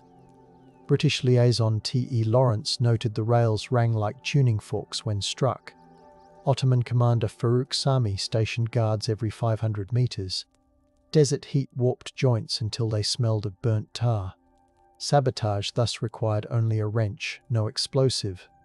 The fatal mistake's reach extended to every far-flung artery. Lawrence's gelignite receipts remained speckled with sand grains. Newspapers in Istanbul barely mentioned the revolt, hoping silence could deny it. The desert wind carried metallic dust into sentries' mouths. Dependency on total war exposed the empire to nicks that bled it dry. In Beirut, American relief worker Sarah Jesse weighed flour rations on creaking scales. Harbour air smelled of stale cumin and seawater. Her log listed only 80 grams of bread per child. Ottoman requisitions seized coastal grain for the Fourth Army. Children's whispers mingled with rumbling submarines offshore. Governor Jamal insisted shortages were temporary. His requisition orders, however, bore precise tonnages, proving the opposite. Sarah's reports were censored upon arrival in Istanbul. Famine became another facet of the fatal mistake. Silence tasted of salt and guilt. When Bulgaria quit the war in 1918, Quartermaster Halil Nikati tallied cartridges under a flickering lamp. Rain leaked through the barracks roof, soaking crates stamped with German serial numbers. He counted only 1.2 million rounds for entire Thrace fronts. Halil circled the number twice, pressing so hard the nib tore the ledger. The room smelled of damp wool and despair. He compared the total with casualty forecasts, realizing a month more would empty every depot. These ledgers later proved the army defeated before Mudros. Halil noted that the fatal mistake began with ignoring such columns early. His chair scraping stone sounded like a flag dragging in gravel. He closed the book, knowing arithmetic had already ordered surrender. During Mehmed VI's girding ceremony, palace silversmiths weighed the sword of Osman at 406 dirhams. Incense of rose petals and beeswax filled the hall, masking Bosporus damp. Courtiers whispered legends of instant revival. The new sultan's palms sweated, so aides wrapped the hilt in silk. Electric bulbs buzzed above, drowning whispered prayers. Casualty numbers flashed on nearby telegraph tapes, ignored during the rite. The ritual's gravity could not counter-blockade arithmetic. Myth and measurement collided in that gilded chamber. No one dared mention German officers still commanding the fleet. Reverence enforced silence, even as the fatal mistake crystallized. Aboard HMS Agamemnon, negotiator Rauf Orbay signed the Armistice of Mudros under a swinging lamp. The document's 25 clauses gleamed with fresh ink. Article 16 granted Allies access to every Ottoman communication line. Coal smoke and salt flavored the air as the ship rocked gently. Rauf requested leniency regarding the straits. Admiral Calthorpe pointed instead to casualty graphs towering in red. The fatal mistake ended in clauses more than canon. Rauf pocketed the pen, sticky with ink, as if dignity could be folded away. Outside, waves slapped the hull like impatient hands. Inside, autonomy evaporated quietly. When Allied troops entered Istanbul in 1909, photographer Saber Joannis set his plate camera on cobbles softened by rain. He measured shutter speeds at 1/20th of a second to capture Scottish pipers marching past veiled women. Bread baskets smelled of damp yeast as French sailors inspected telegraph offices. Sensors briefly seized the negatives to limit humiliation. Sabre stored them in cedar boxes perfumed with resin. Decades later, the prints resurfaced, showing the fatal mistake's visual fingerprints. Discovery, suppression, and rediscovery curved once more through cedar-scented darkness. The images revealed quays where empire surrendered to documentation. Even puddles reflected bayonets like thin shards of judgment. Brass glitters, drums fade, gulls wheel through drizzle, urging the city to breathe once more before answering. At the 1919 courts, Marshal, Judge Mustafa Arif, presided beneath chandeliers dimmed by coal braziers. Stenographers clacked Remington keys that sounded like muffled hammers. Witnesses cited telegram numbers, dates, casualty figures. Transcripts smelled of vinegar from ink fixer. Sentences were issued in absentia against fugitives. Mustafa added reflective notes, lamenting decisions made faster than consultation. He argued that the fatal mistake was a chain, not a single blow. Yet the new regime preferred scapegoats to structural critiques. Gavels knocked hollow on braided carpets. Justice exhaled, but never quite inhaled again. When Greek troops landed at Smyrna in 1909, journalist Halide Sadiyai sketched from a jasmine-draped balcony. Drums rolled, their echoes bouncing off warehouse walls. She counted 3,000 soldiers marching within 20 minutes. Bayonets glittered under a bleached sun while priests chanted. Crushed figs from market stalls perfumed the humid air. Halide wrote that the fatal mistake had invited occupiers speaking different promises. Her notes were smuggled on rice paper beneath embroidered shawls. British censors seized most editions, delaying publication until the Republic. The crowd's silence mixed awe with dread. Cobblestones vibrated under synchronized boots, imprinting memory onto stone. At San Remo, cartographer Henry Laurent unfolded silk-backed maps dividing Ottoman provinces. His protractors sliced territories with surgical precision. Coffee and cigar smoke mingled with sea breeze. He annotated oil fields near Mosul, grain routes along the Euphrates. Ottoman diplomats never saw his margin notes predicting revolts. The French Foreign Ministry locked the files until 1972. Discovery, suppression, and rediscovery looped again. Henri's ink stains remain on the silk like bruises. The fatal mistake allowed outsiders to measure the empire more ruthlessly than it measured itself. The rustle of maps sounded like distant waves cutting shorelines. In Anatolia, resistance leader Kara Fatma counted cartridges by candlelight inside a barn smelling of hay. She noted which villagers contributed mules, blankets, or cornmeal. Her ledger mapped supply pulses through mountain paths. Soot from the chimney flecked the pages like night sky. She framed the fatal mistake as trusting foreign clocks over local rhythms. Operational secrecy enforced whispers instead of proclamations. Each figure carried both logistical weight and reflective warning. Cold stiffened her fingers, so she wrapped them in wool. The candle guttered, painting orange halos on the ledger. Future Republicans revered her handwriting as evidence that survival required listening to grassroots measurements. When nationalist forces re-entered Smyrna, medic Levin Artinian catalogued casualties inside a tobacco warehouse. Cured leaves and ash thickened the air. He tallied burns, gunshots, smoke inhalation cases under carbide lamps. More civilians than soldiers filled his stretcher lists. Allied observers confiscated several pages to control narratives. His granddaughter later donated the surviving ledger to an Izmir museum. Edges crumble when touched, releasing nicotine scent. Levon wrote that the fatal mistake spawned cycles of vengeance, each measured in charred beams. Rescuers paused often to listen for muffled breaths under debris. Silence felt reverent, not empty. During the Treaty of Lausanne, Nunu set a slide rule beside his teacup. Open windows admitted pine-scented Swiss air. He read clauses ending capitulations and confirming sovereignty.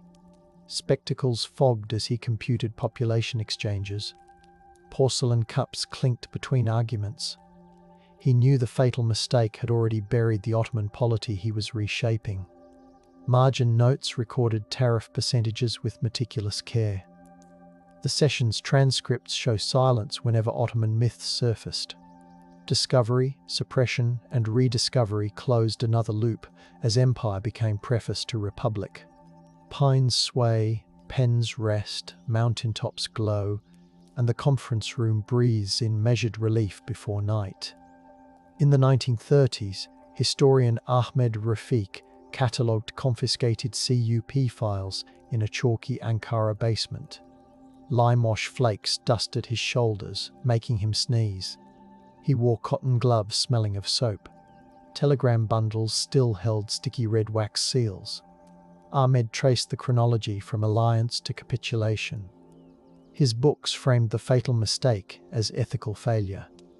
He illuminated neglected data with lamplight metaphors. Yet he omitted testimonies to protect living officials. The basement's chills seeped into his joints. History's weight numbed like winter wind. In 1942, curator Semeletan Arsoy reopened the Naval Museum cases to catalogue wartime artifacts before possible bombing. He measured the telegraph spool with a new micrometer, confirming the 1.7mm warp. Steel jaws felt icy against his wrist. The room smelled of wax polish and aged velvet. Oxidation had darkened the copper to dried blood tones. He filed a report urging better humidity control. He understood the fatal mistake, still magnetized attention, warning that neglected maintenance returns as history. This rediscovery completed another loop, cautioning a republic entering fresh global wars. Sirens wailed outside as he breathed on the glass, leaving a brief fog. He wondered whether leaders would heed tactile warnings, while the artifact pulsed quietly like a hidden metronome. In 1957, Professor Niazi Burks interviewed surviving telegraphists inside smoky Ankara tea gardens. Cold-brewed say perfumed his notebooks. He asked veterans to recall the tempo of taps during August afternoons. One described enamel chipping off the key when orders arrived to fire on Russia. The Grundig recorder whirred beside clinking glasses. These testimonies supplied timestamps contradicting official communiques. Niazi reflected that the fatal mistake lived inside bodily rushes overruling caution. Political sensitivities almost shelved the recordings. They survived because a secretary loved the background zither. The tapes crackle like distant telegraph lines whenever replayed. Archaeologist Sevim Onarın excavated Chunuk Bear in 1964, brushing sand scented with wild thyme. She unearthed shrapnel balls, water canteens, and a rusted German stopwatch frozen at 00,035. The stopwatch matched Admiral Souchon's drill tempo. Sevim logged coordinates using a transit that clicked softly in the Aegean breeze. Her report argued that imported regimens persisted even where terrain defied them.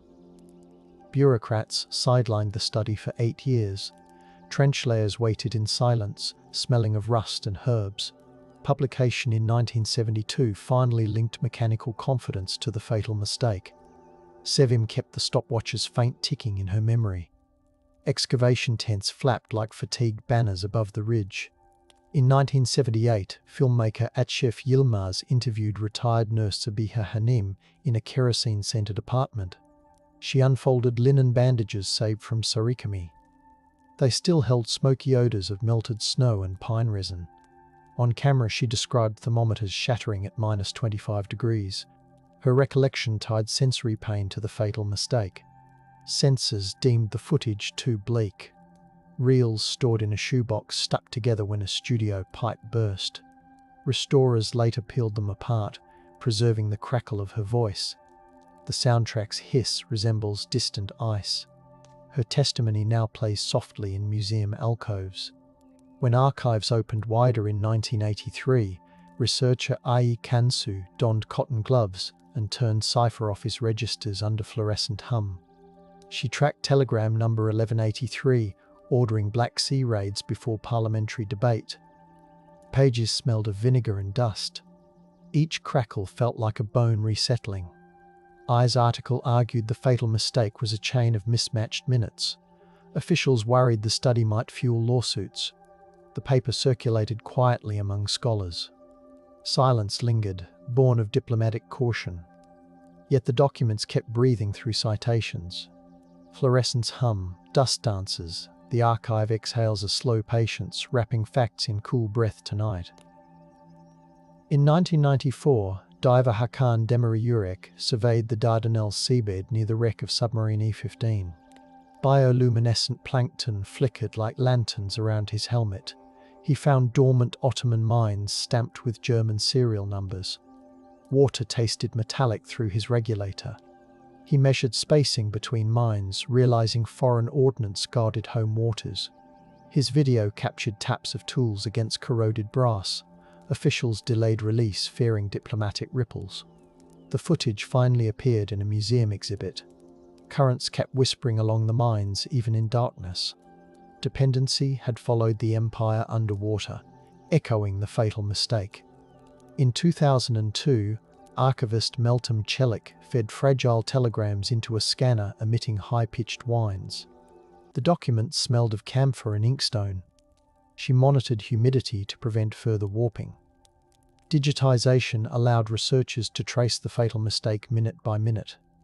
A budget cut nearly shut the servers down. Hard drives sat silent in the dark for months. When funds returned, the machines hummed like distant surf. Meltem logged metadata linking timestamps to battle outcomes. She reflected that the 1.7mm warp now existed as pixels. Digital light carried the same warning as copper under glass. In 2011, artist Selin Ararat suspended copper wires bent by 1.7mm inside a dim gallery. Solder scented the air while visitors walked through loops shimmering like signal waves. Recorded telegraph codes translated into lullabies whispered from concealed speakers. Authentic Allied reports scrolled beside reflective poetry. Docents invited guests to pluck the wires, hearing dull twangs. Critics argued the installation reopened imperial wounds. Selin replied that reverent silence must give way to tactile engagement. Each arc embodied the fatal mistake as tension you could feel. Light pulled on the floor like mercury. Audiences left with copper dust glittering on their sleeves. During the 2014 centennial, scholars met at the German embassy in Ankara under polished oak beams. Coffee and cardamom cookies perfumed the room. Historian Klaus Ritter projected microfilmed cables urging Ottoman strikes on Russia. Turkish scholar Zeynep Aksoy responded with Sarıkama casualty tables. The projector hummed while pale light washed across thoughtful faces.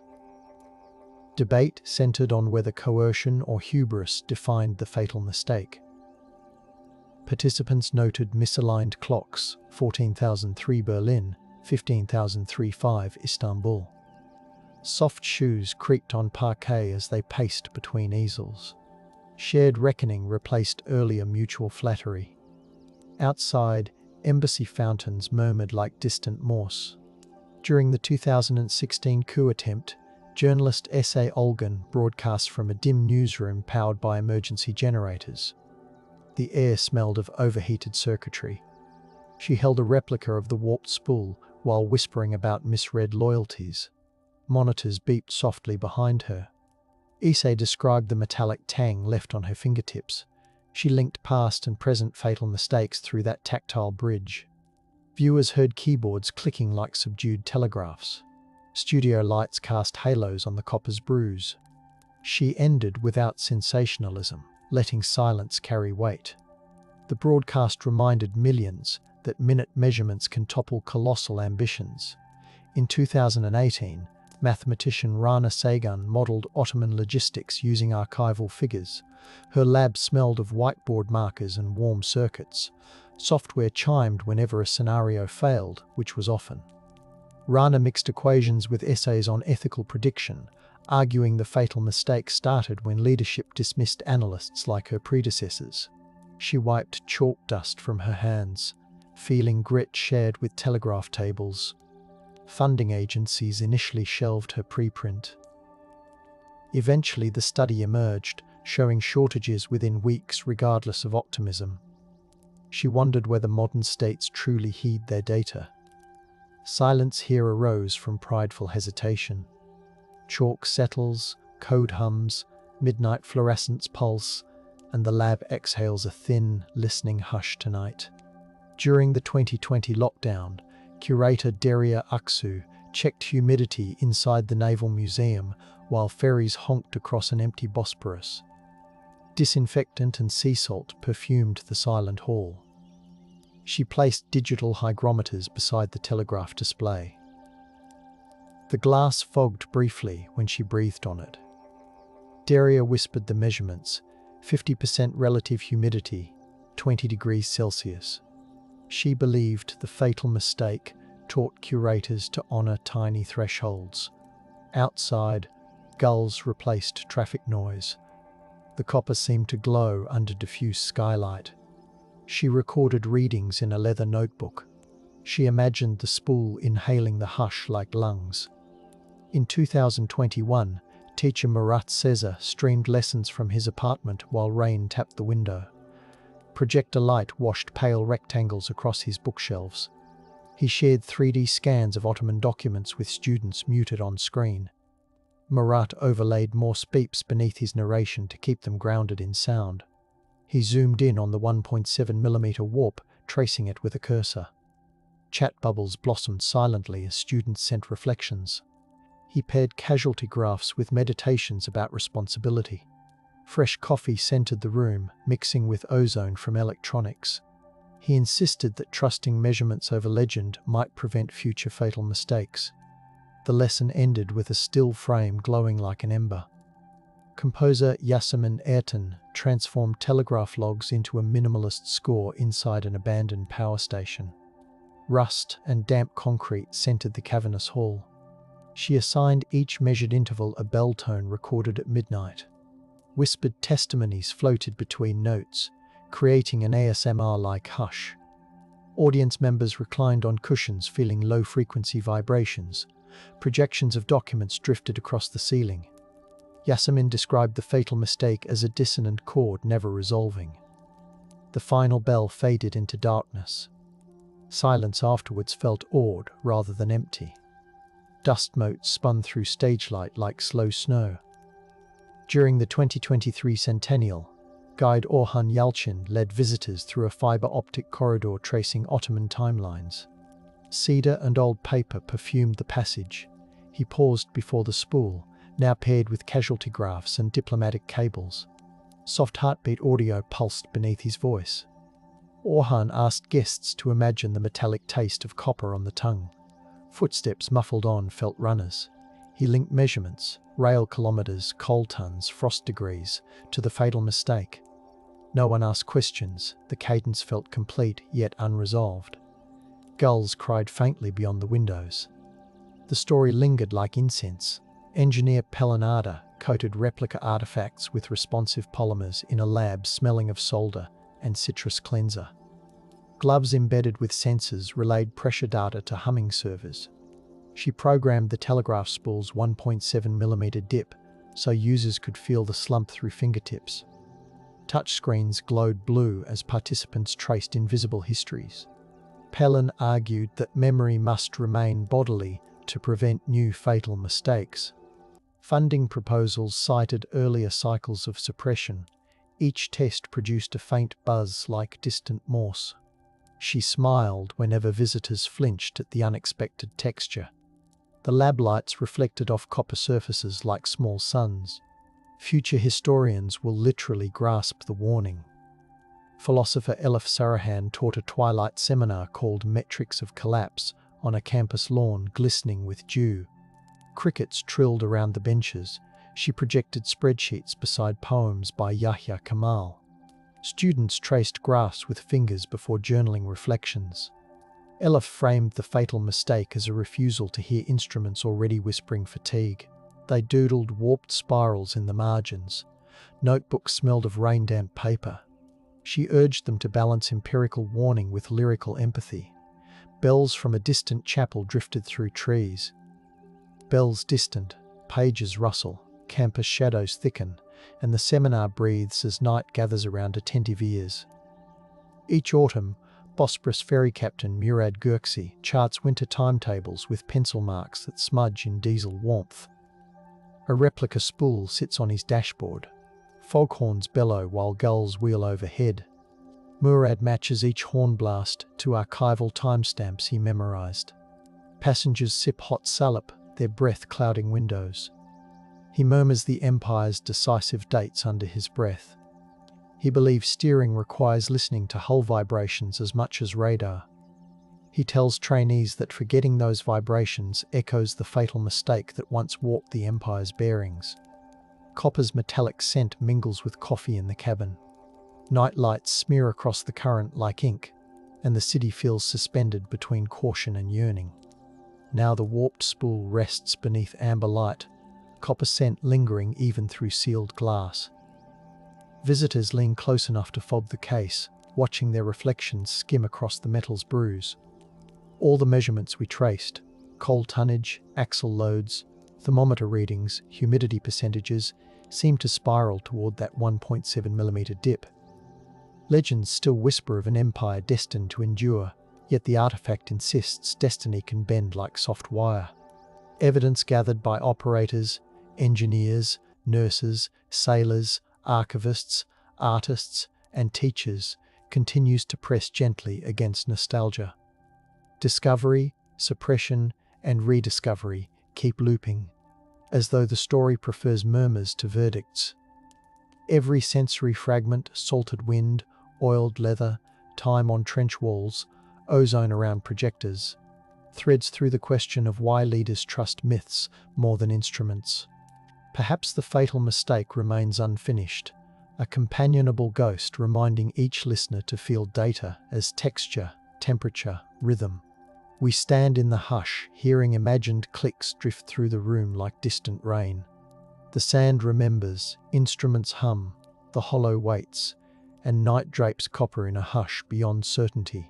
A few steps from the copper case, Conservator Layla carefully unrolled a fresh mylar sleeve, its crinkling whisper mingling with the steady hum of the dehumidifier, and slid out a faded ration chit stamped 1914, its violet ink smelling faintly of sun-warmed grapes.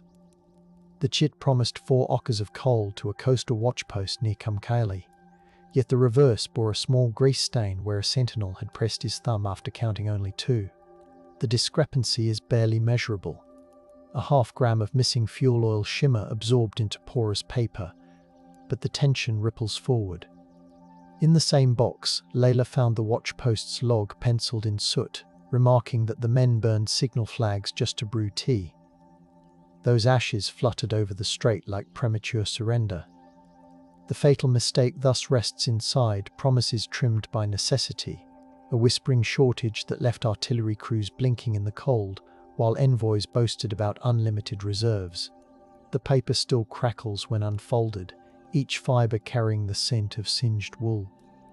Down the hill at the Imperial School of Engineering, barometric technician Musa Haka once calibrated aneroid gauges by candlelight because the dynamo had failed, the flame breathing resinous scent against the brass diaphragms. Musa's surviving notebook, pages browned like toasted pastry, reveals he subtracted 0.4 millimeters from every storm warning, because German manuals insisted on a sea level baseline, never adjusted for Istanbul's humid microclimate. In the autumn of 1914, those slight errors delayed gale alerts to troop transports threading the Bosporus, and 2 barges packed with artillery horses capsized near Kandili. The animals' panicked whinnies echoed through the fog like torn silk, persuading dockworkers that something more than weather had shifted. Musa later scratched a remorseful note in the margin, should have trusted the window frost, and the graphite smudge still glints under archival lamps. The fatal mistake here crept in on chilled air, disguised as meticulous conformity. In Damascus, stargazer Selime Ferhan pointed a brass sextant from a rooftop observatory scented with wild jasmine and baking flatbread. She logged lunar distances to refine telegraph synchronization between Aleppo and Medina, her ink shimmering blue-black under kerosene glow. Her tables, stored inside a cedar chest, show widening gaps after August 1914. Ottoman operators were instructed to privilege Berlin's master clock, even when the desert sky insisted on another rhythm. The cumulative drift reached 6 minutes by October, causing relief trains to misalign with water deliveries along the Hijaz Railway. Camel troughs dried before caravans arrived, and the taste of dust thickened on soldiers' tongues. Selime wrote that stars were ignored, as though loyalty could bend constellations. Her quiet protest, scrawled on the back of a lunar diagram, survives because a lizard egg hardened against the page and preserved it. The fatal mistake thus extended across celestial calculations, where obedience eclipsed observation. Archivist Dimitrios Kotsakis, stationed in the Greek-dominated port of Ayvalık, catalogued seized Ottoman dispatches within a warehouse perfumed by olive presses and brine. He wore cotton gloves slick with lamp oil as he unfolded parchment orders detailing emergency levies of sponge divers to lift British mines. Margins carried smudged fingerprints from harbour masters who knew their divers had fled when Greek scouts appeared offshore. Dimitrios added annotations in pencil, describing crates left uncollected and bells rusting on piers. Those pencil strokes, musty with olive dust, reveal that by 1917, the Empire's maritime lifelines were already skeletal, held together by requisitions nobody could fulfill. His ledger ends mid-sentence, interrupted by the morning call to evacuate before Allied troops arrived. Yet that unfinished line impeccably captures the fatal mistake, logistics dreamed on paper but never touched by hands accustomed to salt and rope. Deep inside Konya's Khan, camel-born postal inspector Fatma Diyar unfolded waxed envelopes that resisted opening because desert heat had fused their edges, releasing a tart odor like sun-baked figs. She verified route stamps by brushing talcum over them, the powder rising in soft clouds. Her report from October 1914 lists 27 missing mailbags containing tax receipts earmarked for Anatolian depots. The bags had been diverted by local militias trading grain for rifles, a barter the Central Treasury refused to acknowledge. Fatma stitched her report into the lining of her cloak, leaving it for her sister in Ankara. The thread now frays inside an ethnography exhibit, silently attesting to fiscal arteries collapsing far from the straits. The fatal mistake, therefore, also belongs to these stolen mailbags, to powdery seal impressions ignored by ministers who craved grand alliances more than dusty receipts. In Sivas, meteorologist Levon Marashian, whose beard always carried the scent of pine resin, plotted temperature gradients on a glass pane frosted by his breath. He lacked coloured inks, so he used diluted beet juice, which dried into translucent maroon veins across the contour map. His December 1914 bulletin warned that the Doshu Anadolu Plateau would dip to -30 within days, urging a halt to the planned encirclement of Sarıkamış.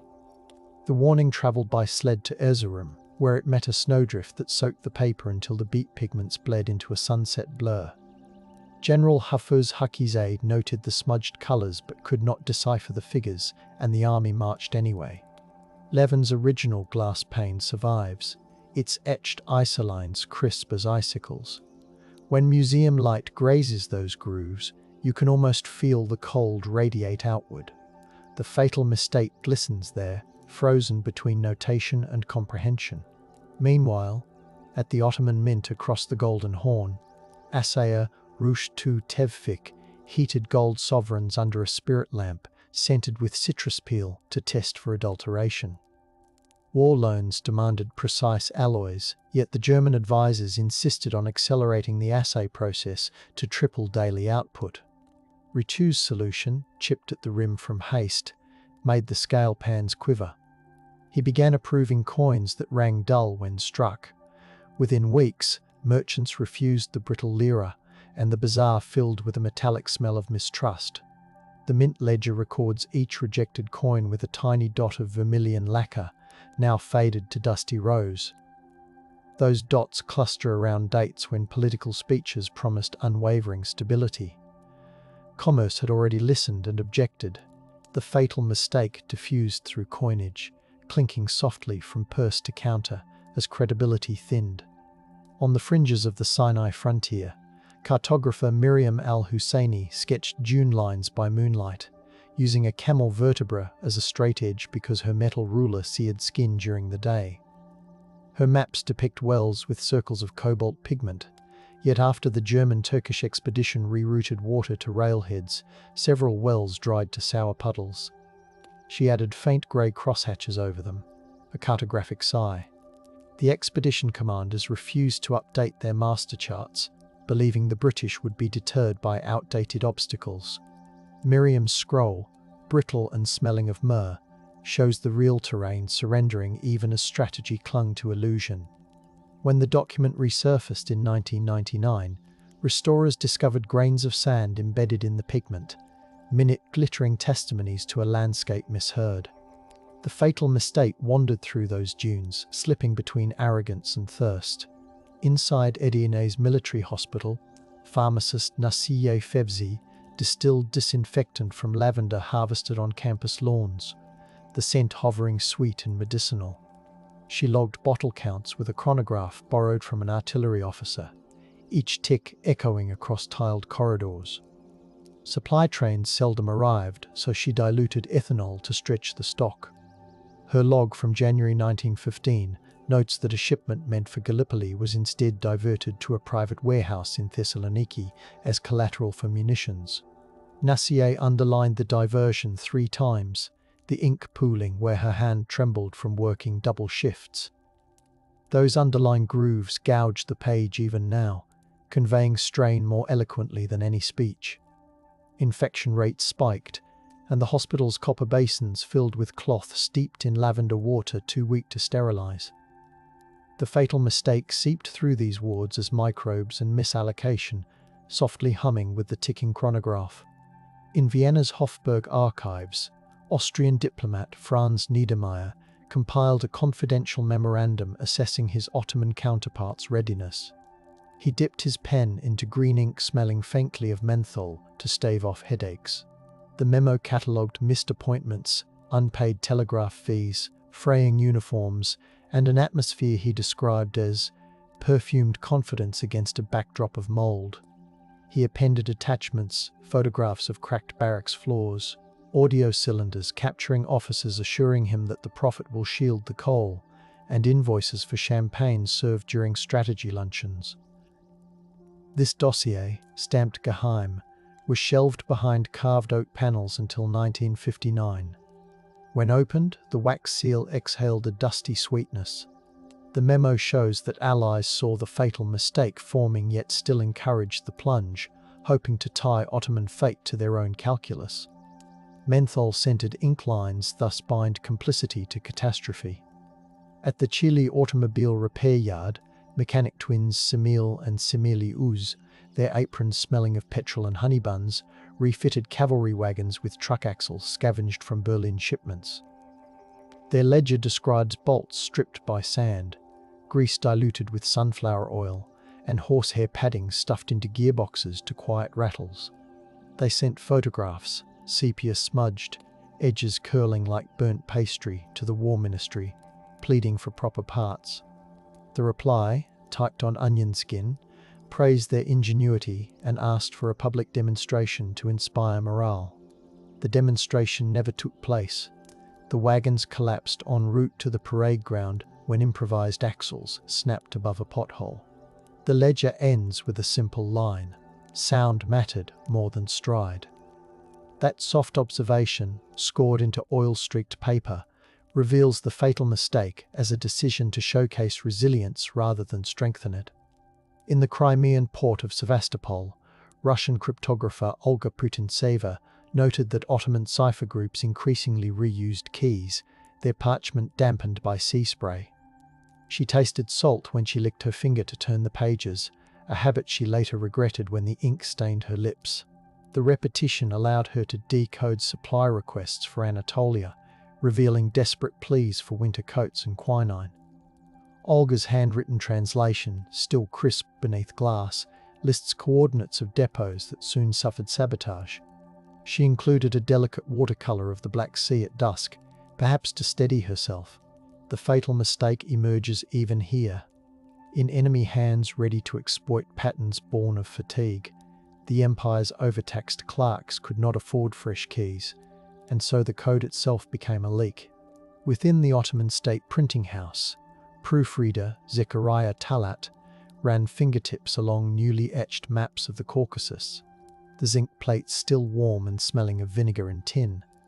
He caught a mislabeled ridge and corrected it with a burnished stylus, yet he hesitated before marking the misplacement of Armenian villages slated for deportation routes. The orders specified emptiness there, but his childhood memories insisted otherwise. He recorded both versions on tracing paper, layering absence over reality. The translucent sheets crackled gently now, stacked on a shelf.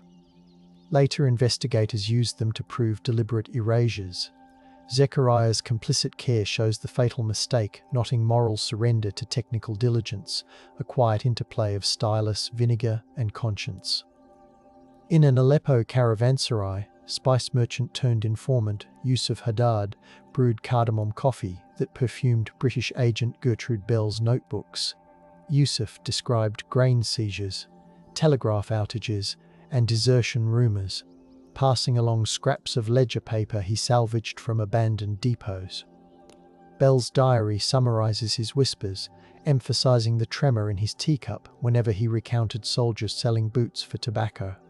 She pasted a coffee-stained slip beside her entry, noting the exact phrasing.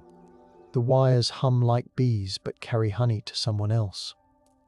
The slip's edges darkened over time, yet the scent remains faintly sweet in the archive. The fatal mistake thus resonates even in informants' metaphors, saturating the air of places where loyalty frayed into survival. Back in Istanbul's sublime port, Translator Shushan Harutyan carefully rephrased German memoranda into Ottoman Turkish while breathing in the musk of damp carpets and inkstones. She wore a wool shawl woven with pomegranate motifs, the fibres catching lamp soot. Her desk drawers hid miniature notebooks filled with her own annotations, termed strategic necessities deployed 14 times today, call figure repeated despite correction, voices lower when casualties mentioned.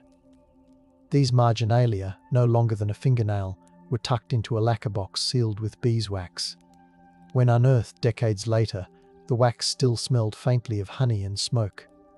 The notes transformed bureaucratic chatter into tactile evidence of collective denial, each tally of euphemisms another thread in the fatal mistake's shroud.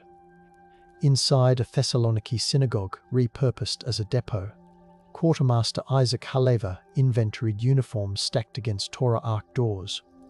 Mothballs and candle wax scented the air. He recorded that German-made boots shrank when exposed to Aegean humidity, blistering conscripts' feet. His receipts bear brown smudges from iodine used to treat those blisters. Isaac mailed photographs of rotted leather to Istanbul, but censorship intercepted them. The negatives remained rolled inside a tallet bag until the 1970s, when descendants donated them to a museum. The images show boots peeling like wet bark, arrayed beneath coffins awaiting transport.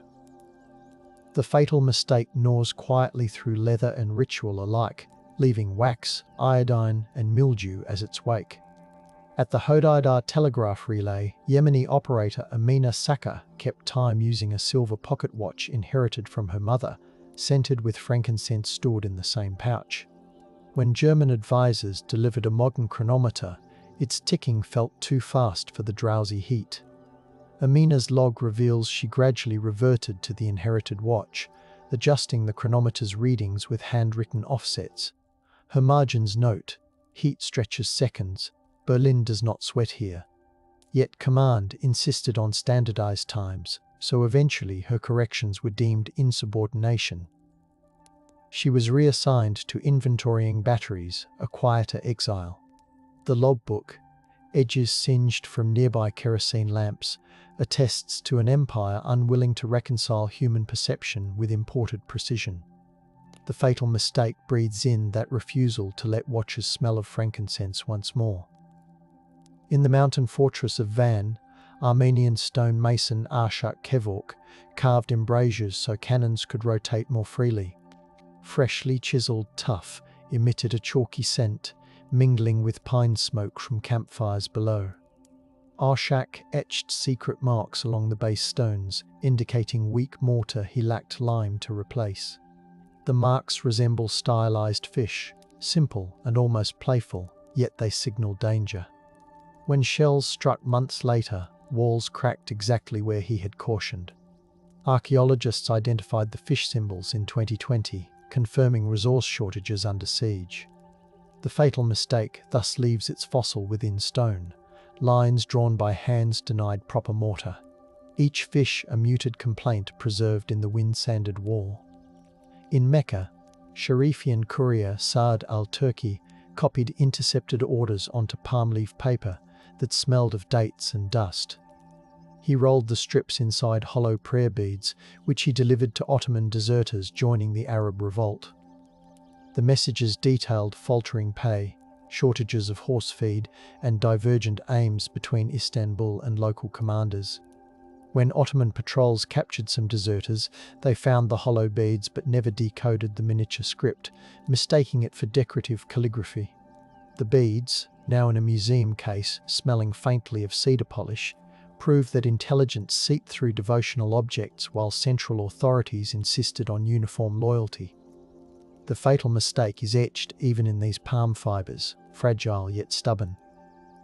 On the Romanian front, Sanitary Inspector Peride Hanum dipped litmus strips into field wells, the paper turning lavender in water laced with river silt.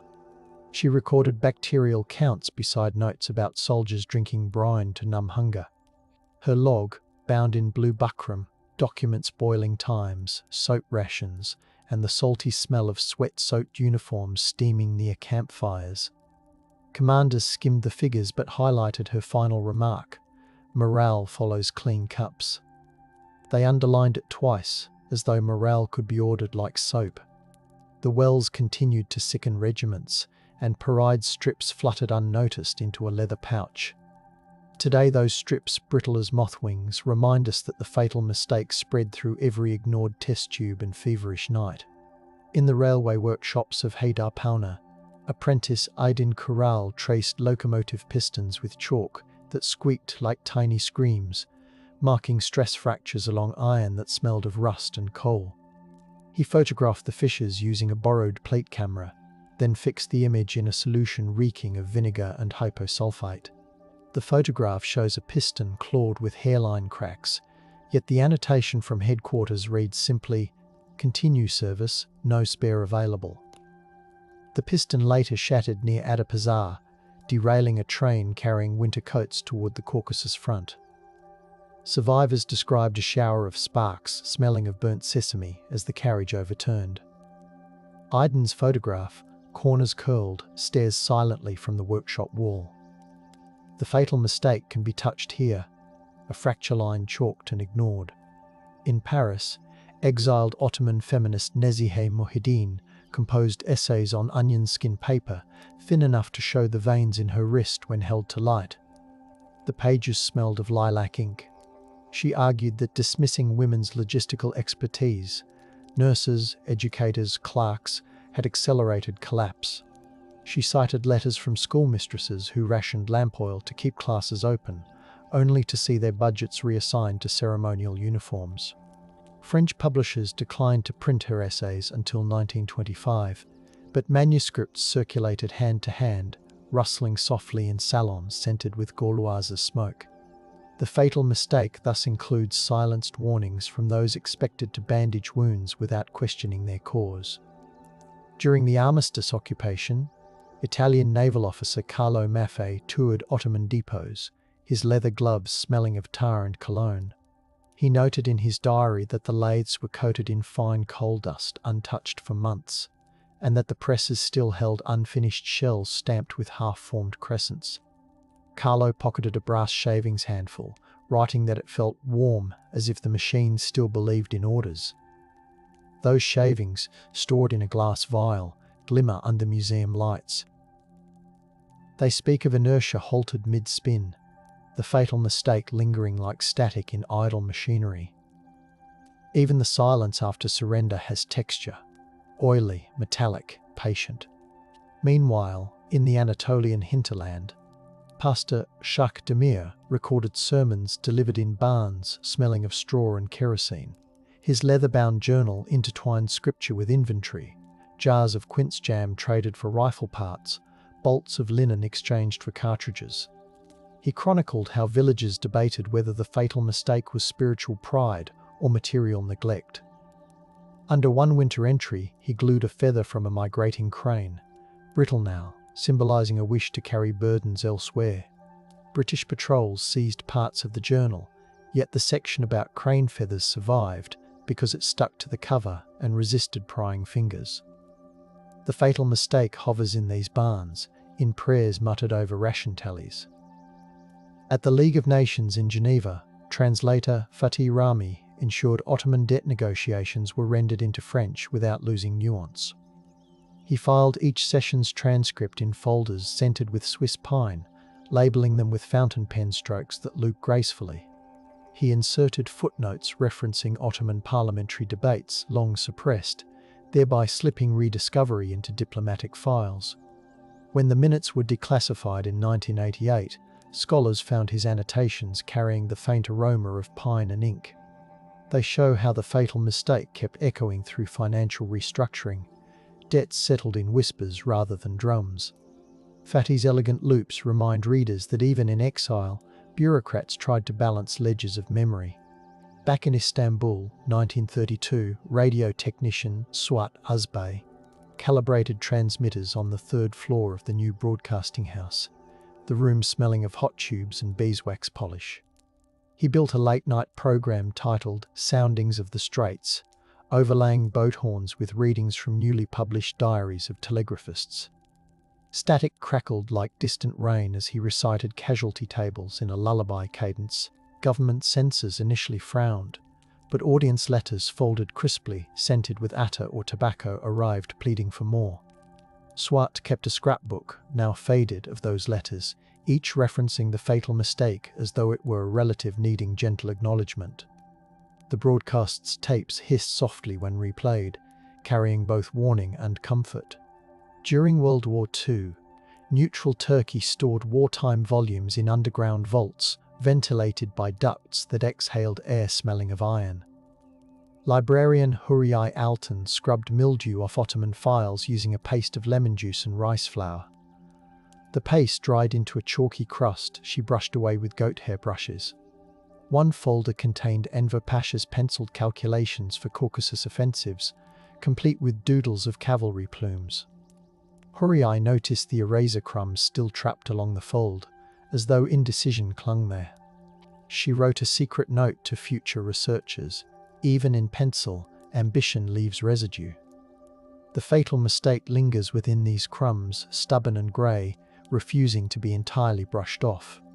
In 1960s Berlin, Turkish guest workers formed a history circle called Sessi's Telgraph, meeting in a laundry room perfumed with detergents.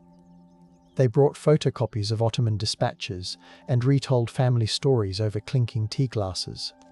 A reel-to-reel recorder captured their discussions in soft Turkish punctuated by German exclamations.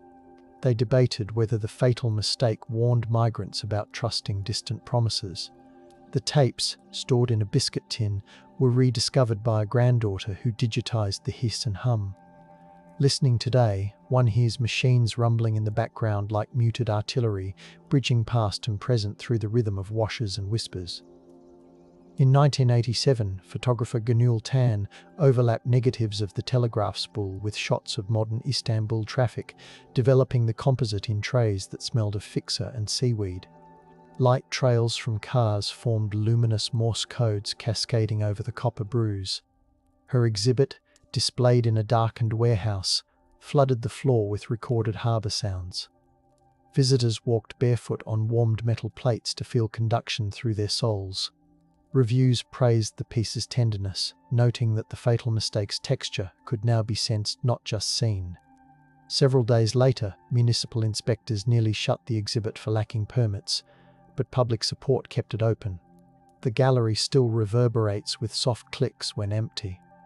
As the Cold War thawed, diplomat Sevgi Baydar opened sealed Ottoman dossiers at the Foreign Ministry, using a bone folder that smelled of beeswax and old leather.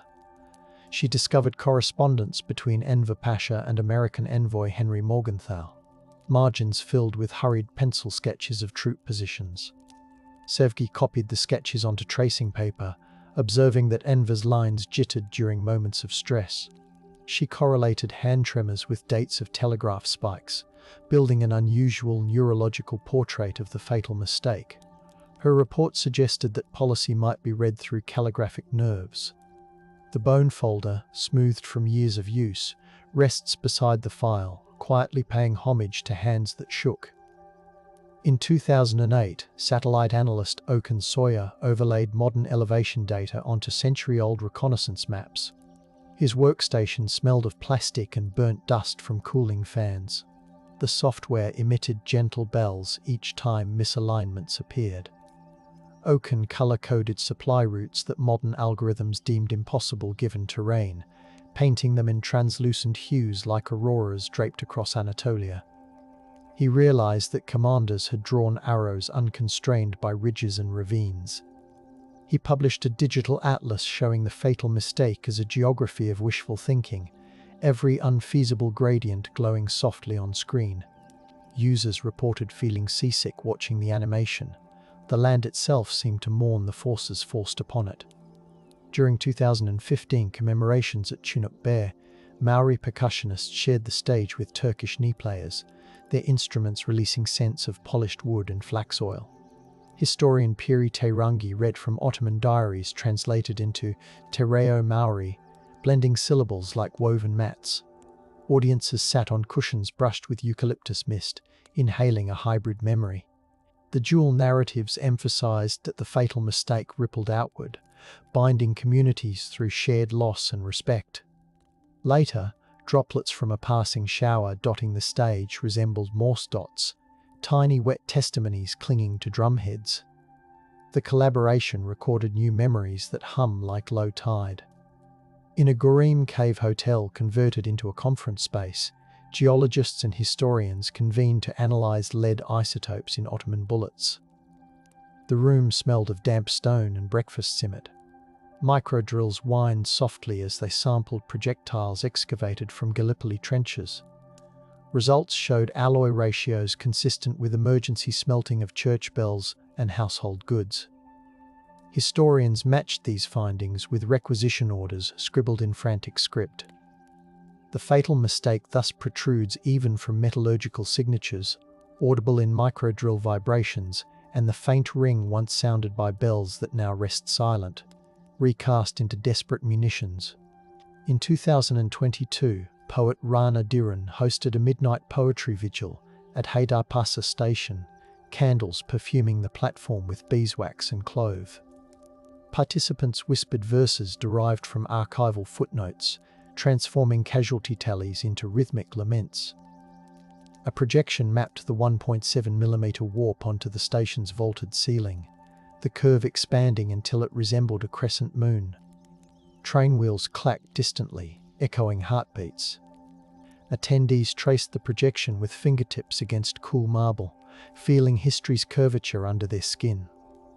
Rana's program booklet, printed on translucent rice paper, warned that the fatal mistake persists whenever numbers lose their humanity. Wind lifted the pages in gentle waves, making the text flutter like breath. Finally, in the present hush of the Naval Museum's sub-basement, a small device rests beside the copper spool, a haptic pad programmed to replay archival pressure data whenever fingertips hover above its surface. When activated, the pad warms slightly, releasing a faint aroma of solder and lemon oil. Users feel a subtle dip, precisely 1.7mm, accompanied by a whispered overlay of telegraph clicks, heartbeat samples, and ocean swells. The program cycles through sensory fragments gathered from all the documents, instruments, and testimonies we have traced. Lavender wards, frankincense watches, beet-stained weather charts, olive-dusted ledgers, jasmine observatories, petrol-soaked repair yards. Each vibration insists that the fatal mistake is not a single thunderclap, but a collage of overlooked textures.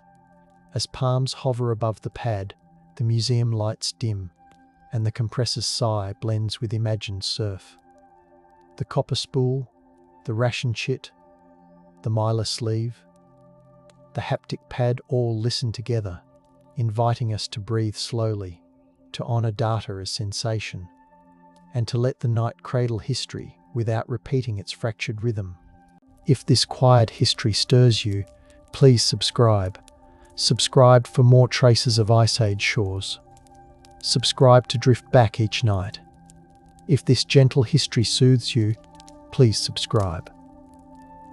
Before the deck lights, there was the glow of a thermos cap, the metal rim warm against chapped lips, the steam perfuming the air with bitter tea and a thread of citrus oil.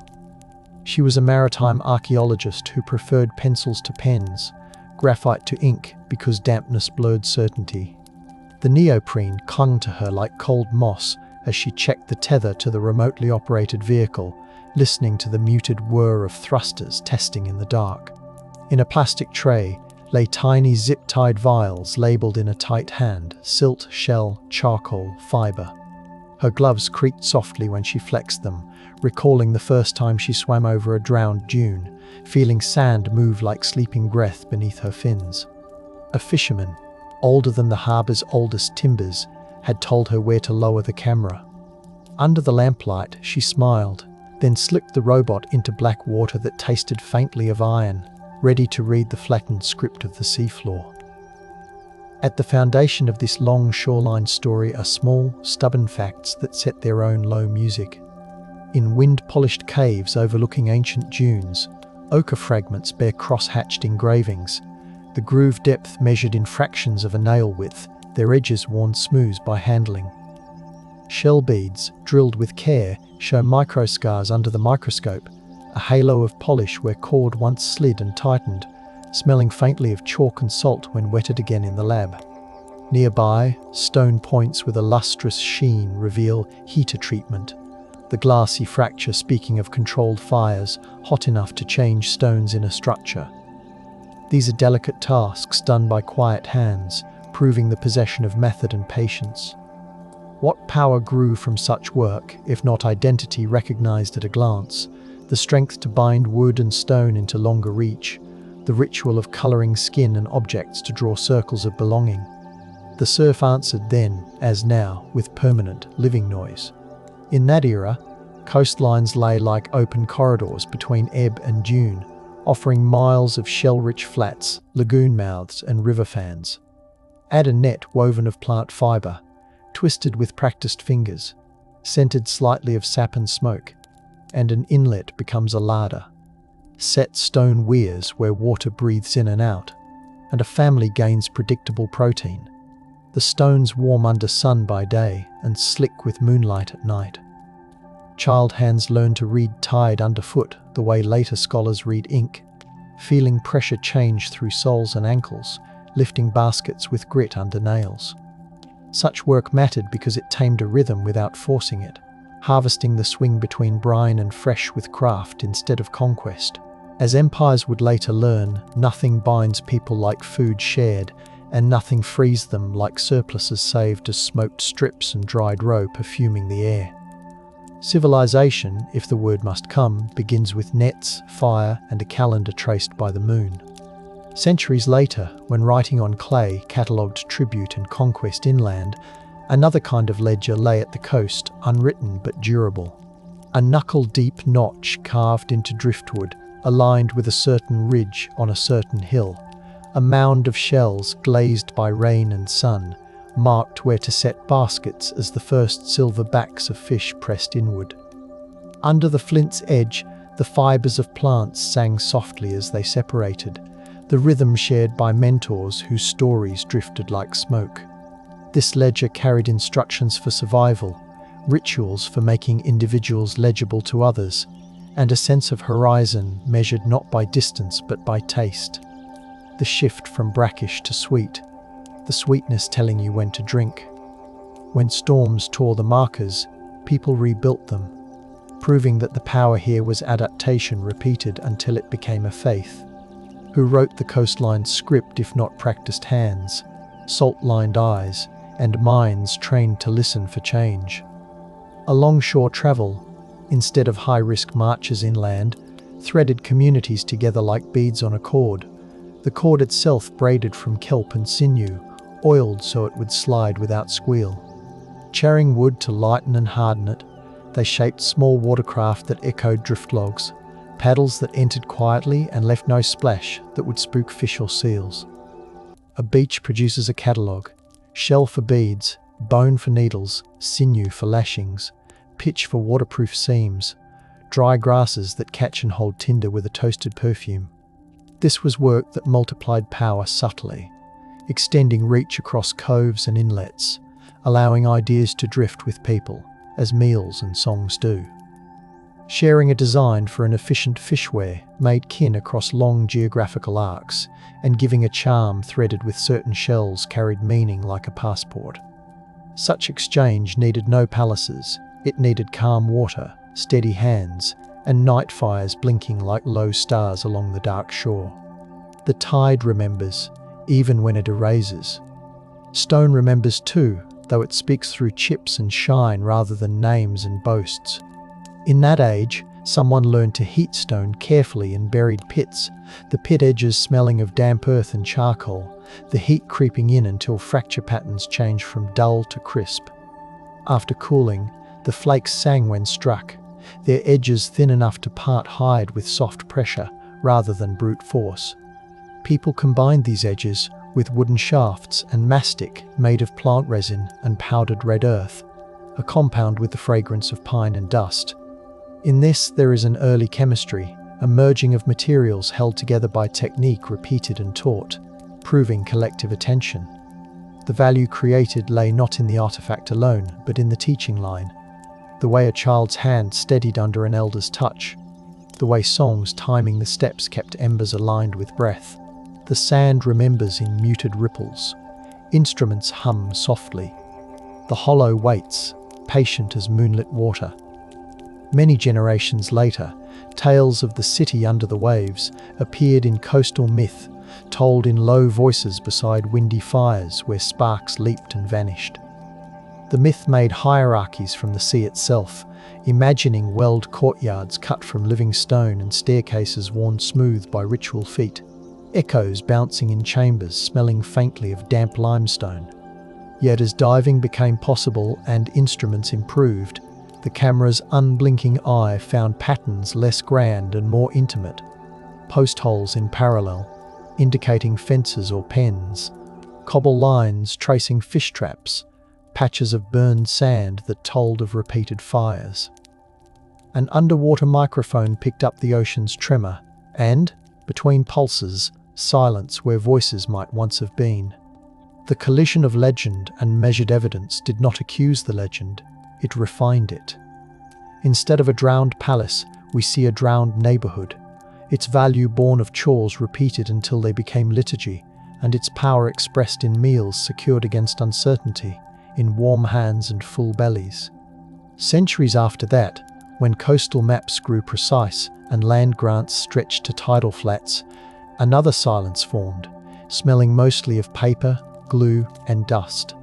Records of submerged features, entries in logbooks, and sketches of regular stones were often filed under fisheries or dismissed as natural, the ink fading while tides carried sand across memory. Some suppression came from misaligned incentives, declaring old structures meant regulation and scrutiny that owners did not desire. Some came from awe, wearing the mask of disinterest, a reverence that refused to meddle with the quiet below. In the archives, drawers stuck before sliding open with a sigh. A map's faint blue grid revealed dots a hand had added with patience, suggesting a knowledge kept to a small circle. The power in such suppression was control over narrative, and the cost was the fading of techniques that had fed families for generations. The surf broke outside, and the building's windows rattled like a distant drum. In the language of instruments, truth arrives as a pattern. A sonar return sharper than surrounding chaos, a magnetometer twitch where iron should not be, a sub-bottom profiler drawing ghost lines beneath silt. The boat's hull creaked softly. Light blinked on screens in a dim cabin perfumed with coffee and engine oil. On one pass, a grid of pushers in the sand matched a known spacing for basket posts used in certain tidal ponds. On another, a U-shaped feature with a narrow throat suggested a weir designed to coax fish into a trap with the rising tide. These shapes, measured and mapped, added up to routine rather than spectacle, to lives structured by calendars made of water and moon. That is, civilization, writ small and stubborn, prearranged cooperation, shared skill, rituals at predictable intervals, power from predictability rather than force. We study it with humming devices now, but it was built by hands that moved to the rhythm of waves. By then, genetic evidence had begun to whisper alongside the stones, a song of population movements that smelled, faintly somehow, of smoke and earth, because lab machines run hot and gloves gather dust. It suggested threads of kinship along coasts, a braided pattern consistent with boat crossings sheltered by islands and beach ridges. A shell bead type clustered in one region appeared far away, carried perhaps as a gift or as a token of obligation that outlasted a voyage. Such threads imply a ledger of debts and favours, the kind of bookkeeping that keeps groups whole without written marks. A person who arrived with smoked fish, green seal fat, and stories could claim shelter in exchange, proving the worth of remembered routes and seasonal timing. The smell of dried seaweed and the creak of leather carried news as surely as any crier. The ghosts of maps in our blood align with the ghosts of fences and fires checked by machines. The tide holds its counsel. Through ages of low sea, this literal commonwealth persisted, adapting as wind patterns shifted and rivers braided new mouths. When the coast stepped back as if inhaling, salt marshes spread, their grasses rustling with insect song like rain on paper. Communities shifted their markers, retied their nets, and traced new lunar calendars with sticks poked into damp sand. Value mattered here in two directions. Inward, as families prospered on steady protein and craft work.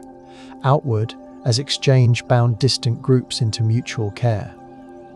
Power never required walls. It required flexible attention and a willingness to share precisely timed knowledge. Reverence filtered through work.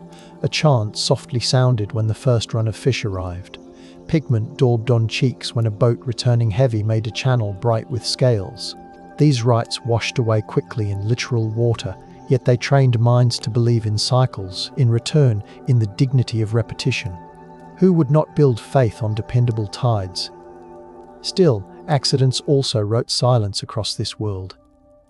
A storm pitched steeper than memory lifted anchors and scattered weir stones, the sea tasting of torn plants and ground shell, the air carrying the metallic tang of shredded flotsam.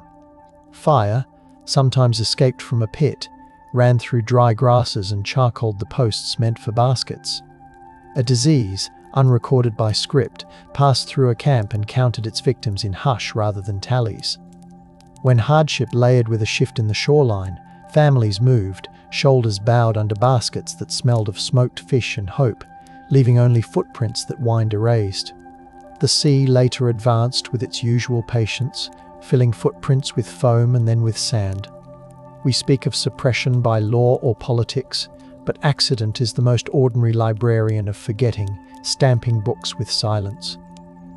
The ocean's long exhalation covered the shelves and left only the faintest index visible to instruments and eyes that learned to see. Across a bay, millennia later, a monk with red-stained fingers copied a passage about floods and lost gardens by lamplight that perfumed the scriptorium with wax and faint animal glue.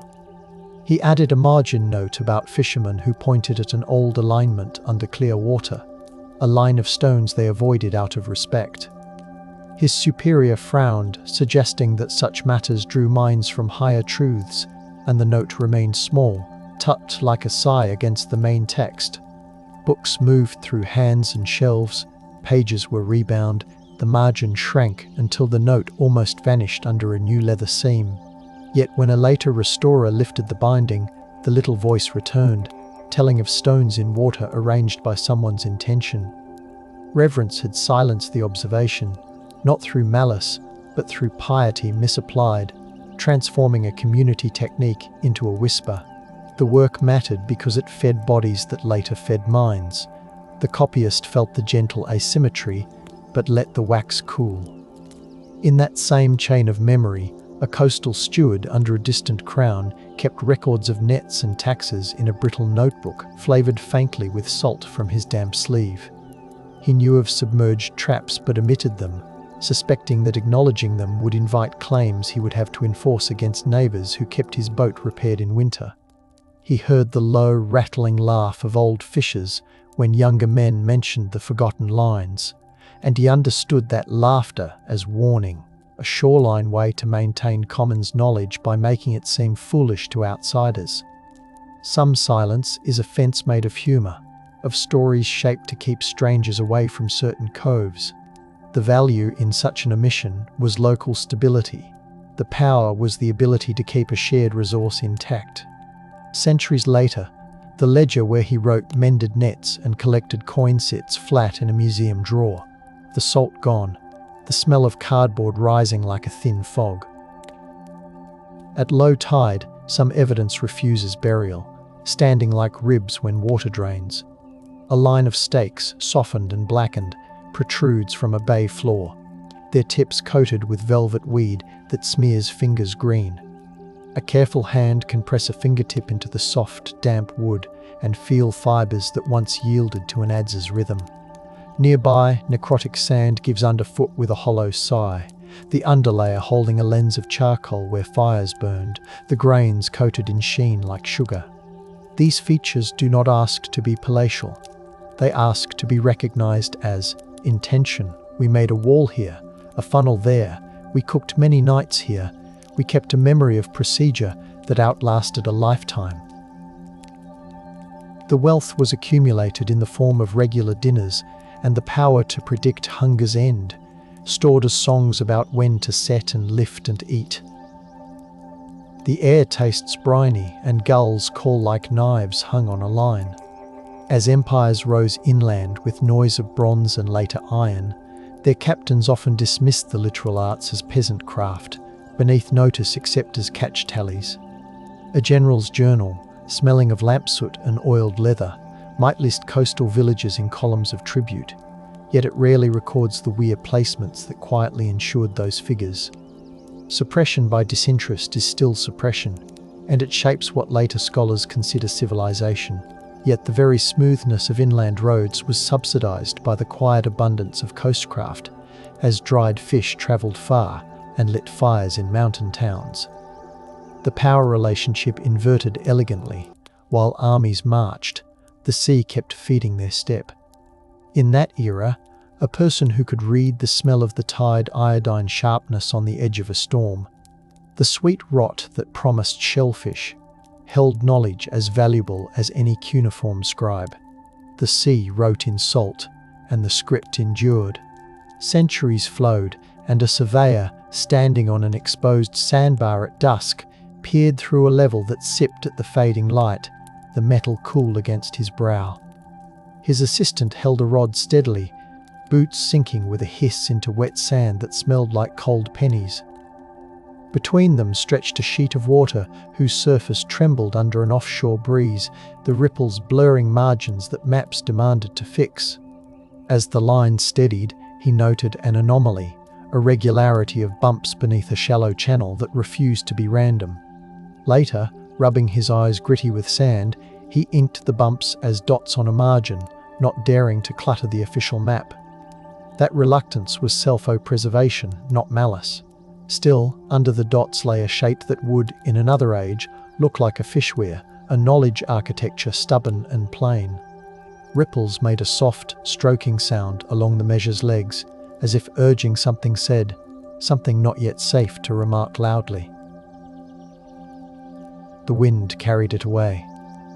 On a different shore, far away but joined by the long necklace of human drift, a potter's pit near an ancient dune held bits of fired clay with finger imprints smooth as river stones. The impressions showed hands accustomed to knotting cord, the ridges patterned like woven mats, suggesting that textiles, now vanished, organized daily life as thoroughly as stone. The pit still carried a faint char smell when excavated, a surprise to noses used to dust and faint mold. Plant fibers imprinted into clay hovered at the edge of sight, proving that perishable arts had a registry in the underworld of fragments. Clothes, nets, bags, slings, these multiply hands and time, letting a person carry more, trap more, move farther with less loss.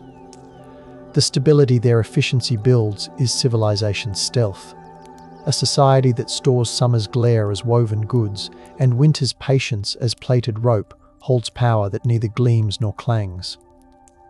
A breeze lifted grit, and eyes watered pleasantly from mineral air. In this chain of living and leaving, pigments play the role of both signal and memory. Red ochre, ground to a fine powder that smells like damp stone and metal, mixed with fat or plant binder, becomes a paste that clings to skin with a soft drag. Applied to wrists, cheeks, or objects, it leaves a mark that says "we," the simplest and strongest pronoun.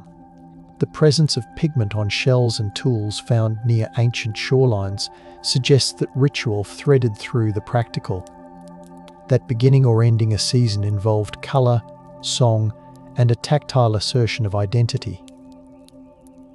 The value here is cohesion, an adhesive more durable than resin alone, giving people the power to recognise kin and obligations. When later waters rose and rinsed these sites, the pigment remained in pores of stone and shell, stubborn as memory. Under LED light in a clean room smelling of ethanol, the red glows dully, like banked embers at the end of a night's labour. Centuries later, romance novels and philosophers alike wrote about cities lost to flood, stones wreathed in kelp, and bells that toll underwater like dreams. Their words smelled of ink, tannins, and sometimes cheap perfume when the books came new, and of dust and attic dryness when they aged. Such tales planted search images that bent eyes toward grandeur, away from the littler shapes that endure. If one expects a temple, one will misread a pen, and so many divers passed over the true veins of civilization in their hunt for marble. Suppression by glamour is a form of forgetting, beautiful and effective. Yet gradually, the patience of small studies accumulated, revealing that elaborate simplicity, stones placed at proper distances, baskets woven to precise diameters, fires tended to steady heat, was the architecture of thriving lives. The power in this recognition is the restoration of dignity, a righting of a scale. The sea tasted of salt then, as now, refusing to sweeten anyone's fantasies. In 1963, a coastal survey ship lobbed an unexpected echo in a shallow bay, a tight V-shaped return repeated across several transects, the paper chart curling as warm air met cooler hull. The captain sniffed the air and declared it nearly windless. The smell of fuel faint but present, and the operator poured coffee that tasted of tin and patience. A botanist on board, hitching a ride to reach marsh sites, peered and murmured that the returns matched a certain fish trap geometry she had seen in an old ethnographic drawing. The report, filed, sat at the bottom of a stack. A decade later, a storm scoured the bay floor, and the trapped stones surfaced in neat, regular arcs. The rediscovery arrived not with trumpets but with gloved hands lifting stones that slicked palms. Power often hides in persistence, and the value here was the enduring utility of a design that made the sea do the work. The instruments hummed, and gulls cried like laughter on the wind.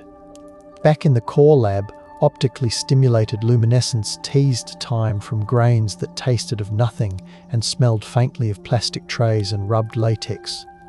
Each sample, taken from beneath the drowned shore, told of the last moment sunlight touched those grains before burial, a clock hidden in sand. The numbers translated into phrases before many thrones, after many droughts, aligned with sea level curves traced from coral terraces. No need to count exact years beyond a handful. Better to feel epochs like breezes that warmed or chilled the shore. The laboratory's hum seemed, to the tired listener, like surf stripped of its liquid body, yet the results anchored dreams. Mapping these ages onto the underwater features suggested a coastline where people built and rebuilt, proving a sustained presence. The gift of the technique was not a single date, but the cadence of occupation. Soft light reflected off the clean bench top, and a technician breathed slowly, as if careful not to wake the sleeping sand. The instruments blinked, then settled. Even inland, rivers carry coastal stories. Their braided mouths, now drowned, once perfumed the air with tannins, mud and flour, even near their estuaries. LiDAR over deltas shows drowned levees, faint under meters of water, hints of raised ground where camps could rest above spring floods. Canoes, or simple floats, sealed with sticky resins, would have slid along reed walls that rustled like parchment, carrying food inland and returning with stone from quarries, bone from hunts, or gossip about who fished where. These upstream and downstream exchanges gave shape to obligation networks that knit people into larger wholes without needing to stand in ranks. The river's surface, slick and glassy at dawn, would carry voices, the timbre softened by fog. In this way, value travelled, and power spread without lording over anyone, shared under the maxim that tide and flood both return. When these channels later drowned, they left traces that, once seen, appear obvious, as if always waiting for the right angle of light. Across an ocean, on a different shelf, the same economies appear as different accents, tidal pools fingering basalt, seaweeds with different tastes, shellfish with unfamiliar heft. Yet the pattern repeats, reliable as the hush before a wave breaks. This does not diminish local genius, it amplifies it, showing how the environment and human skill weave together to make civilization scale by pattern rather than empire. Where hardwoods grew, paddles thinned toward edges and smelled of sweet sap. Where softwoods dominated, paddles broadened and satiny oils soaked in to prevent splitting. In places where certain barnacles attached and cut feet, woven sandals spread with velvety friction underfoot. Inlet to inlet, the precise recipes of pitch varied. The breath timing of heat matched to local resins. The power this created was diversity overlapping with continuity, a tapestry that worked because errors could be corrected locally without issuing decrees. The sea taught this lesson and kept repeating it with every tide. Suppression sometimes came with force, not merely neglect.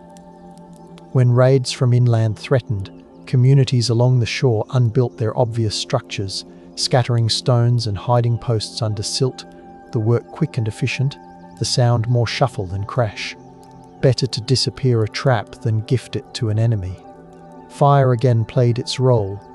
A pen burned rather than captured. Memory moved into people and banished itself from the ground out of caution. Generations later, those structures remained absent, and without survivors to point the way, archaeologists could only hypothesize from scattered clues. This is where breath and patience matter, where a brushed chalk smear on a rock that shouldn't have been there means more than a fortress would.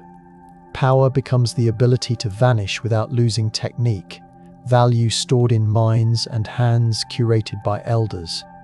The smell of wet ashes from a controlled burn lingers in soil grains, and devices can still taste it when people cannot. Silence protected them. Rediscovery often arrives through craftspeople rather than scholars. A basket maker, tracing a pattern inherited through unbroken lineage, recognizes a rhythm in the spacing of posts shown on a diver's tablet. "We build fences like that under the moon," she says, touching the screen with fingers that smell of willow bark and river. Her observation collapses time, connecting living practice to drowned geometry. Suddenly, a shape in mud becomes a sentence, and scholars listen to the voice that never stopped speaking. The value of this bridge is humility that increases accuracy, and the power is a restoration of rightful authorship. Not everything lost is gone. Some of it is simply living elsewhere, in hands that never abandoned the task. As instruments draw maps, gently buzzing and glowing, a human voice with the vocabulary of practice can name what lines truly mean. The tide runs, and the hoop of willow creaks as it bends, a sound like a door reopening. The story steps through. Sometimes, reverence stops the shovel before spade meets earth. A coastal community, guarding a cove that provided safe harvest for generations, prefers not to expose ancestral work to tourism's bright eyes and noisy boats. They offer access to data, to patterns and measures, but ask that the stones remain water-dark and quiet, smelling only of sea. In this choice, there is power that refuses spectacle and insists on living relation over extracted finds. The archaeologist understands, recognizing that the work's purpose was always nourishment and cohesion, not display. A compromise forms, images shown with coordinates removed, techniques described without sacred details. Suppression here is not erasure but stewardship expressed as discretion. Value accrues to trust. For the outside listener, the hush may feel like denial. For those within, it tastes like bread shared across seasons. Machines idle softly, and the surf speaks louder. The patience of waves becomes the model for publishing. Not everything needs to be loud to be real. Later, a student in a city far from any coast reads an index of shell bead distributions laid over bathymetry, and the pattern resolves into a necklace of exchange that once clung to the world's wet edges. She eats lunch at her desk, rice cooling, tea cooling faster, and draws a line across shelves that were once dry, her pencil whispering. The beads have different hues, not that any color is permanent underwater, but the distribution carries a logic that smell and taste could once confirm. the lemony bite of certain seaweeds near one region, the coppery note of marsh water in another. With this map, she proposes a pilot radio of sorts, where subtle tastes and textures linked to memory gave reliable directions without fixed stars. The value is simple: more households fed for more days, fewer crises flaring into die-offs. The power is cumulative and quiet. The desk lamp warms her hand, and a draught from the window stirs her notes like leaves. When storms hit a bay whose bottom holds walls, turbulence sings differently. An engineer, listening with a hydrophone, hears the song settle into a slightly lower register as water drags across aligned stones rather than random silt. This is not romantic, it is measurable. A spectrogram blooms, coloured bands sliding and settling. The engineer's computer smells faintly of ozone and dust, and her chair squeaks as she leans in. If we can hear a wall, can we reconstruct the rooms it suggested? The lanes between traps? The lanes between tasks that organised people's steps? Questions posed this way do not ask for palaces, they ask for daily order. Embedded in the song is the rhythm of to and fro, of walking to a pen in time with the tide, of the creak of a basket handle under a hand turned calloused, strong and steady. The answer is not entirely in the spectrogram, it is in the memory of how water and stone converse. The room smelled faintly of salt and warm plastic. Humans name by habit, and to say civilization is to invite images of columns and scripts. Yet if civilization means a system that turns knowledge into security, then these water-edge networks deserve the word. The job of a weir keeper mattered because it transformed uncertainty into manageable risk, and the ritual of setting and lifting at proper moons created a clock that gave power to families across lean seasons. The night air carried songs, not to entertain only, but to coordinate. The same phrase rising, the same phrase falling, aligning many hands like gears softly meshing. When people paint shells or their own faces in sequence, they are writing, just not in strokes preserved on sidewalks. The sea is poor at keeping paper, it is excellent at keeping patterns in the collective mind.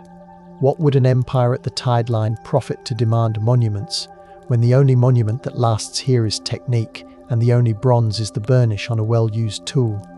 The sand remembers. Instruments hum. The hollow waits. Silence also arrived as an accident of attention. Scholars focused inland for reasons that smelled of book glue and stone dust, of large grants and classical languages. The literal arts seemed too wet, too messy, too perishable, as if only ruined stones deserved respect.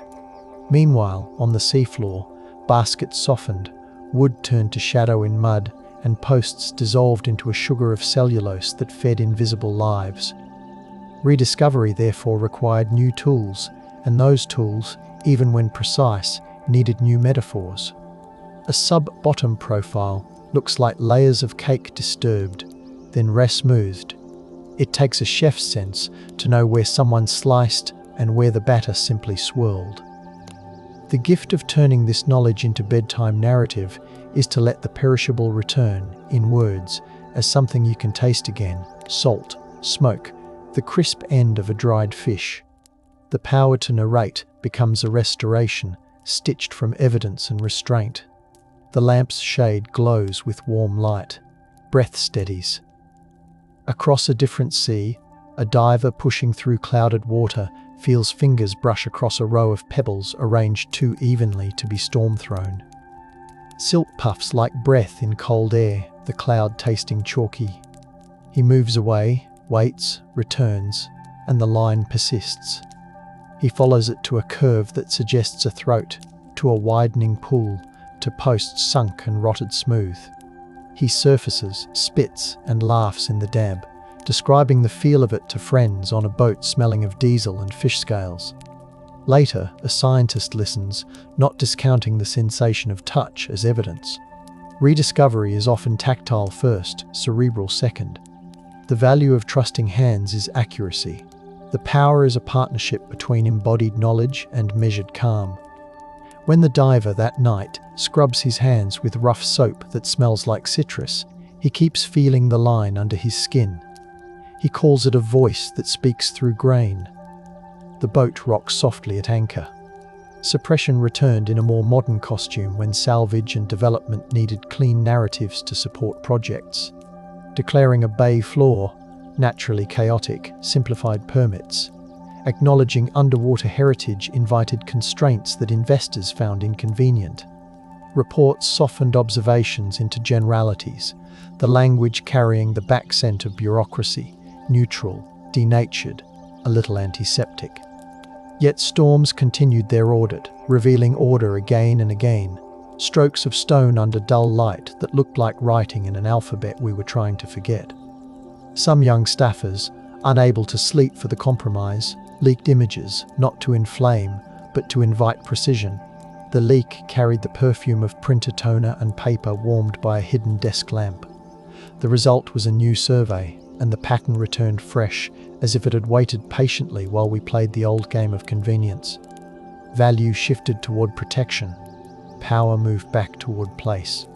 On the mud, crabs went on with their own long history, unbothered by our papers. Centuries after the first hands tied the first clever loop, technology shifted again. Satellites read the world's skin, and computers subtracted tides and waves to reveal the land beneath the ocean's pulsing veil. What emerged were plains, ridges and river mouths that once flared into fans, now drowned in green and blue. The maps smelled of new ink and ozone, and a trace of hot plastic from the plotter. The feelings they stirred smelled older, grass warmed by sun, the dryness of dune, the mold of shaded caves. Over these maps, one can draw paths where people could have walked without getting feet wet for weeks, thousands of breaths along shorelines now swallowed. In those spaces, the techniques we discuss would have multiplied, connecting, trading, arguing, loving. Civilization's full mixture of noise and warmth. The value in this view is context. The power is a rearranged humility. The present coast is a moment, not the truth. The tide knocks lightly at the map's edge. Rediscovery through songs and stories continued too. A lullaby, carried across generations, mentions stones that catch fish by moon's bite. A phrase dismissed as metaphor by modern minds. A linguist, soaked in tea and charts smelling faintly of fennel, heard in the cadence a set of instructions. Place stones at intervals that match a certain stepping pattern.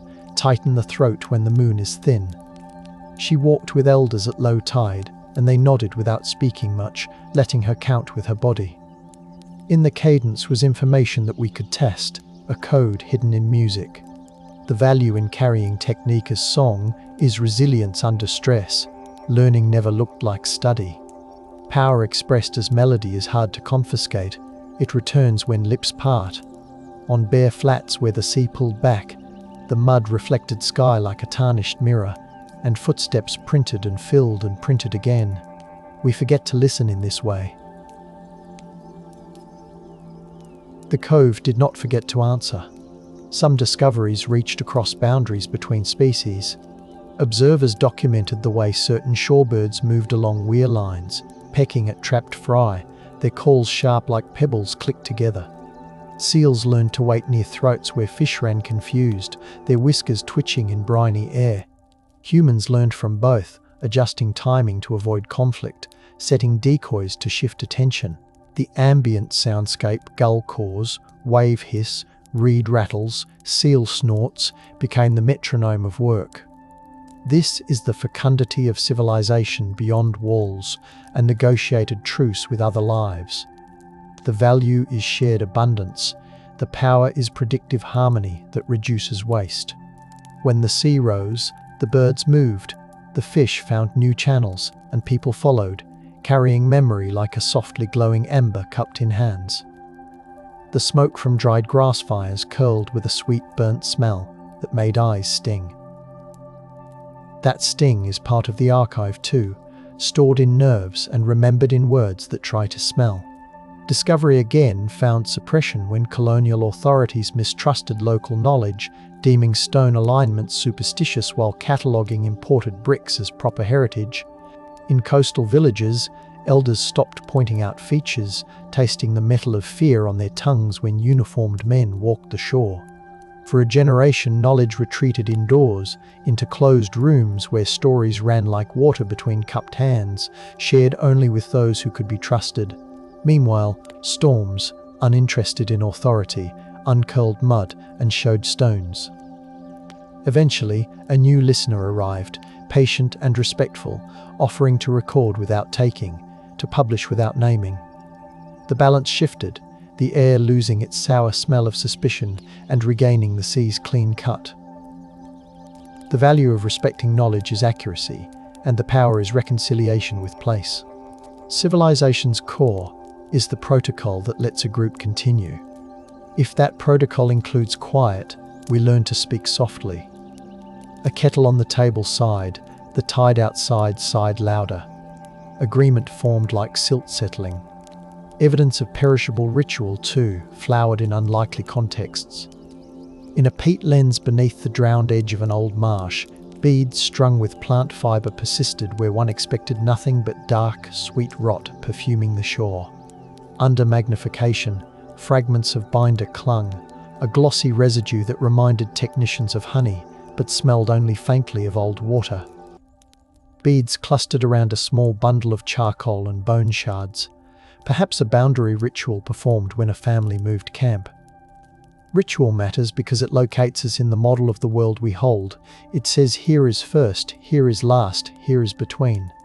The power here flows from continuity, the promise that moves survive, because meaning survives beneath the practical. The peat felt cool and sticky on the glove. Mud sighed as it was lifted aside. The ripple of a breeze made grasses hiss, and a bird called twice, as if answering and confirming the work's time.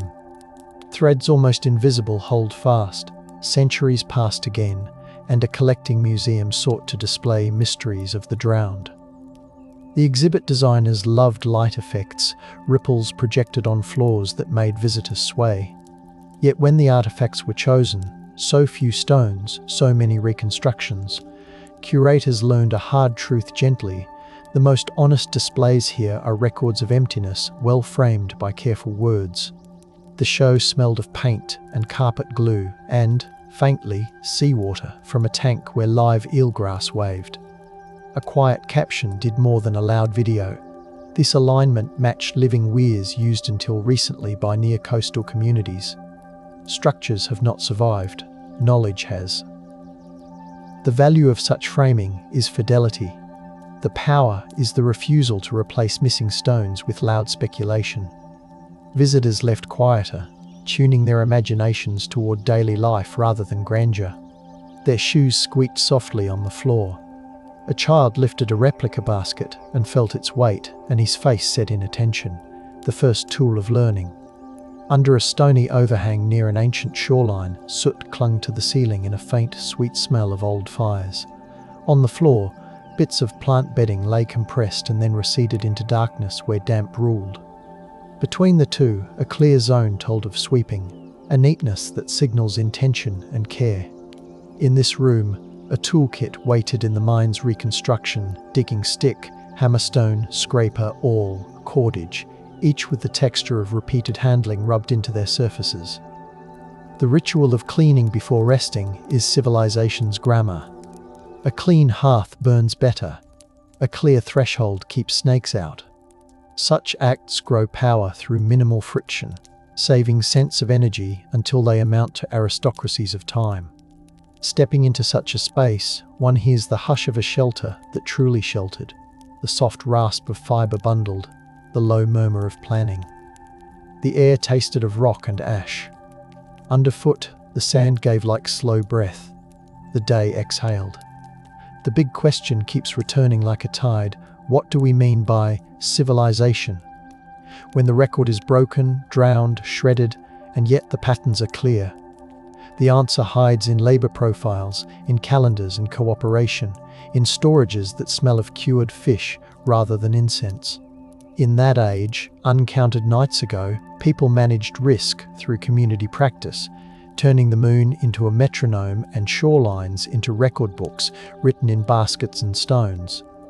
The value was security earned through precise repetitions. The power was mobility that did not abandon roots, but braided paths between them. If the word civilization requires writing, then let us read textiles and tides as that writing, their strokes tactile rather than visual. If the word implies urban scale, let us accept coastline scale, knitting coves into quilts that covered continents when the sea stood far away. Our own breathing aligns with waves without trying. Perhaps that is the oldest proof we have. A boat, centuries later, nosed above a shelf where the current's cool hand met warmer surface water. The captain closed his eyes, smelled the change, the ocean's clean blade thickening with a hint of river tea, and called to adjust course. He was not reading an instrument, though one hummed. He was reading a world written on his skin.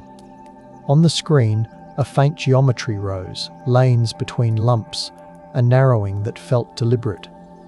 The crew, quiet out of habit rather than rule, leaned in as the light tapped their faces. If a knowledge practice makes bodies sensitive to subtle shifts, it has built a civilization within flesh. Over time, such sensitivity becomes embodied memory, passed through gestures more than words. The value is speed of response when a storm turns. The power is calm when every cue aligns. The bow dipped, a kettle rattled. The smell of steel and salt merged into that bracing perfume that makes lungs feel new. The captain smiled, then corrected lightly. We tend to think of suppression as an act by authorities, but time performs it with professional grace. Wood swells, dries, cracks, feeds fungus, fibres dissolve and feed the shore, bones soften and go floral in marsh acid. Against that, what survives? Stone, charcoal, pigments in pores, the wrappers of meaning rather than meaning itself. Hence the need for careful inference, a soft speech that matches the evidence's texture. A pierced shell can be a bead, it can also be damage, but an array of them, worn, polished and clustered with residues of fat and pigment, sings with the force of chorus rather than solo. Rediscovery is a patient assembling of such voices into a song that does not overclaim. The lab air smells of ethanol and clean rubber. The bench creaks.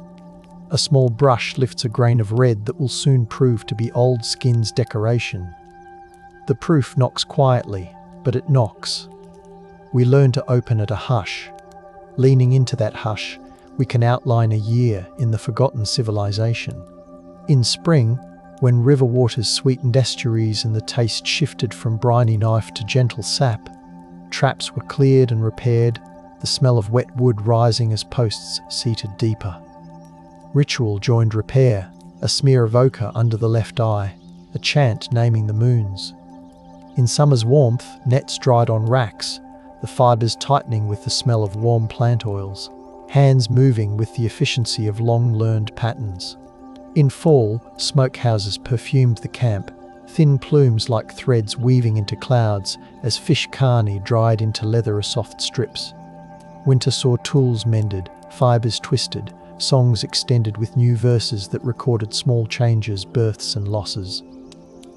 The value came as granaries of protein, as trade trips that returned with stone and stories.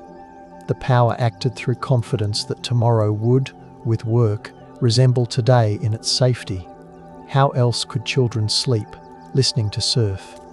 Each gesture placing a stone, whittling a peg, drilling a shell bead until the soft squeal turned smooth-wove community.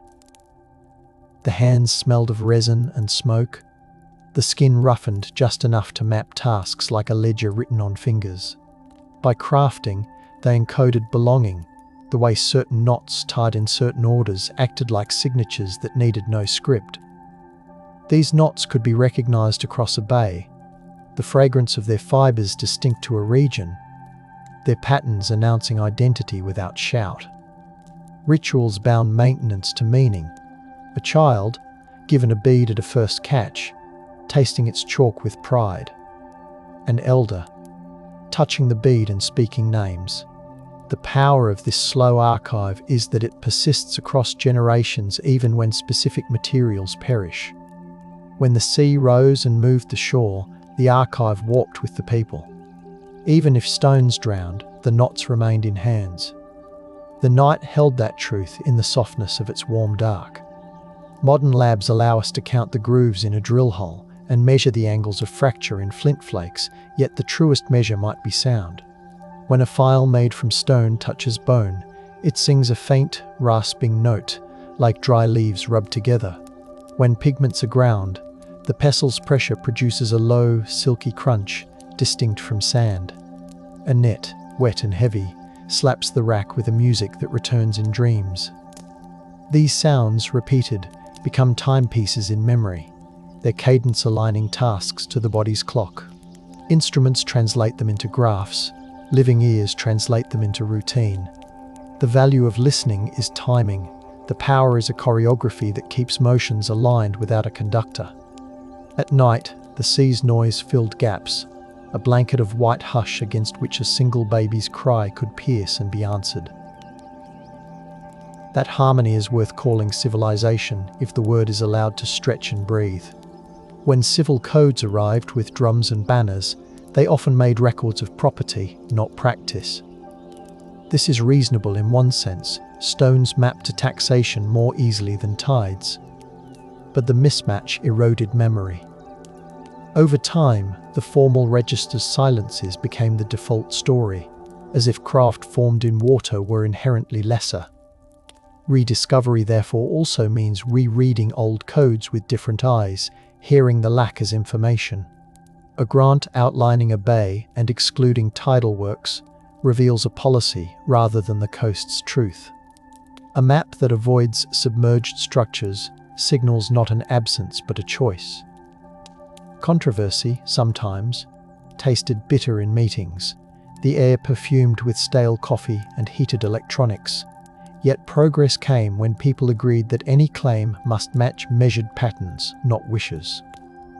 The value of consensus built on evidence is durability. The power is legitimacy that survives storms.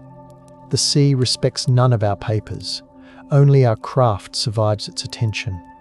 We learn, slowly, to write accordingly. From above, a shelf at low tide looks like hammered metal, dimples and ridges catching sun. From below, it feels like a roof with ribs, the current pushing and easing, a pressure massage.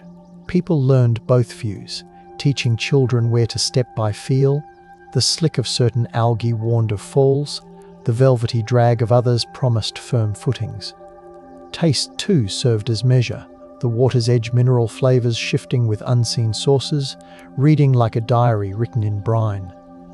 These senses formed a suite of instruments carried in bodies. In our age, new instruments read deeper, their beeps and hums matching old cues. The value is in alignment. When a device confirms a grandmother's advice, trust grows. The power of paired perception is redundancy, resilience. A gull's wing flashed silver, a kid pointed and laughed. Underwater, fish moved like soft darts through a labyrinth built by forgotten engineers whose blueprint lay in tide's arithmetic. The blueprint still works if one learns to see. Within the archives of submerged landscapes, not all signs are utilitarian. A row of stones placed on a dune crest, with no trapping function, may have traced a line of meaning, the kind that tastes of reverence and quiet. Perhaps a procession walked there at certain moons, carrying baskets, singing to the water, requesting and giving thanks. Rituals align behavior and memory. Their power is social glue, and their value is predictability of cooperation. When water later covered the path, the stones, heavier than the dune's sands, remained. Divers brush them with fingers and feel the warmth held in stone, even in cold water, an illusion from myth and muscles. They call it a spine because it makes them stand straighter in their suits, a human reflex to meaning. Whether or not we can prove the right, we can recognize the human need to connect action to larger cycles. The smell of kelp waves in the mind. The song continues, soft and steady. Rediscovery intersects with technology in beautiful ways. In a darkened room, a researcher runs acoustic data through a model that turns echoes into images, contour lines into shimmering relief. The screen goes from grey to story. She sees a pattern, breathes out, and her breath fogs the glass of a mug that smells of cinnamon and heat. She writes calmly, refusing to claim what she cannot confirm, and sends the draft to coastal elders who add, remove, and polish words until the text fits lived memory. This collaborative work builds power without bluster, words that match world that informs words, cycling until trust arrives. Some sentences feel like stepping stones at low tide, firm yet wet, slick but reliable. The document's tone is lullaby rather than fanfare, respecting a subject that survived by being small in a loud world. When the piece publishes, readers feel soothed rather than excited, the right mood to absorb endurance. Outside, evening arrives like folded cloth. The first person to heat stone to make better edges did so for many reasons at once. The crackle of heated pebbles under sand sang of curiosity. The sweeter bitter scent of resin mixing with red powder told of experiment and then tradition. Each new edge made work smaller, tasks more precise, and because of that, lives more predictable. The ritual that anchored such technical steps could be as simple as washing hands in cold water that brightened fingernails and steadied mind, or as complex as singing a 4-part intergenerational call and response that placed the work inside a story. Power flows from the known, and known grows from repetition that fits the body's arc. We call that civilization because it creates time that is not clenched and fearful. Looking at these drowned traces, we recover the outlines of such days and nights. The air around the work table smells of graphite and paper, the modern equivalents of stone and cord. Memory enjoys such sympathetic scents. Sometimes, an accident of geology preserves an almost impossible delicacy. A footprint pressed into fine mud, later baked and sheltered, the toes' curls fixed, the arches shallow, tender hollow. To see it makes breath catch, the body recognizing itself across 10,000 storms. A series of such prints near a drowned shore suggested a child dancing or darting, the pattern playful, not productive in any way a ledger would like. Civilization includes this, time for joy, room for quickness, that leaves no harvest but makes hearts lighter. If one wants an index of health, look for traces of play. The mud's smell, when the cast was lifted, was sweet like old wine, a memory of decay turned useful. The cast, in the lab, changed the rune's weight. Words quieted. We talk about fish and tools, but the dancer survived too, the one who ate well enough to dance. That is value turned to power without measurement. The tide went out, then returned. Instruments can mislead, and humility is part of any honest reconstruction. A grid seen on sonar may be a geological pattern, a line of stones may be storm-thrown. We guard against the romance of pattern recognition with tests and counter-tests that smell of acetone, ethanol, and sometimes burned dust as circuit boards warm. Yet when multiple lines converge, artifact-wear patterns, chemistry of residues, alignment with tides, and living memory, the case gains weight. It never becomes absolute. The sea dislikes absolutism. This built-in uncertainty creates a civilized habit in us. We learn to hold stories gently, to honor them without squeezing them into shapes they resist. The value is sustained inquiry. The power is in building a culture of attention that will not be swayed by loudness alone. In that, we match the ancient craftsperson. Try, adjust, share, repeat. The lab's clock ticks with a soft, old sound. Coffee cools. A gull's cry threads the air even here, inland, through a window.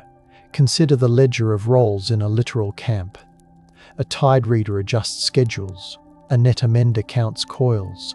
A firekeeper tends the sweet smoky braid that catches embers and nurses them through damp night. A storyteller binds these tasks with words that preserve technique. The sentences tasting of salt and oil because hands are never quite clean. An apprentice shoulder aches from lifting wet baskets. An elder's knees click when bending, and still she squats with grace. Over time, the ledger becomes tradition, and the tasks become identity.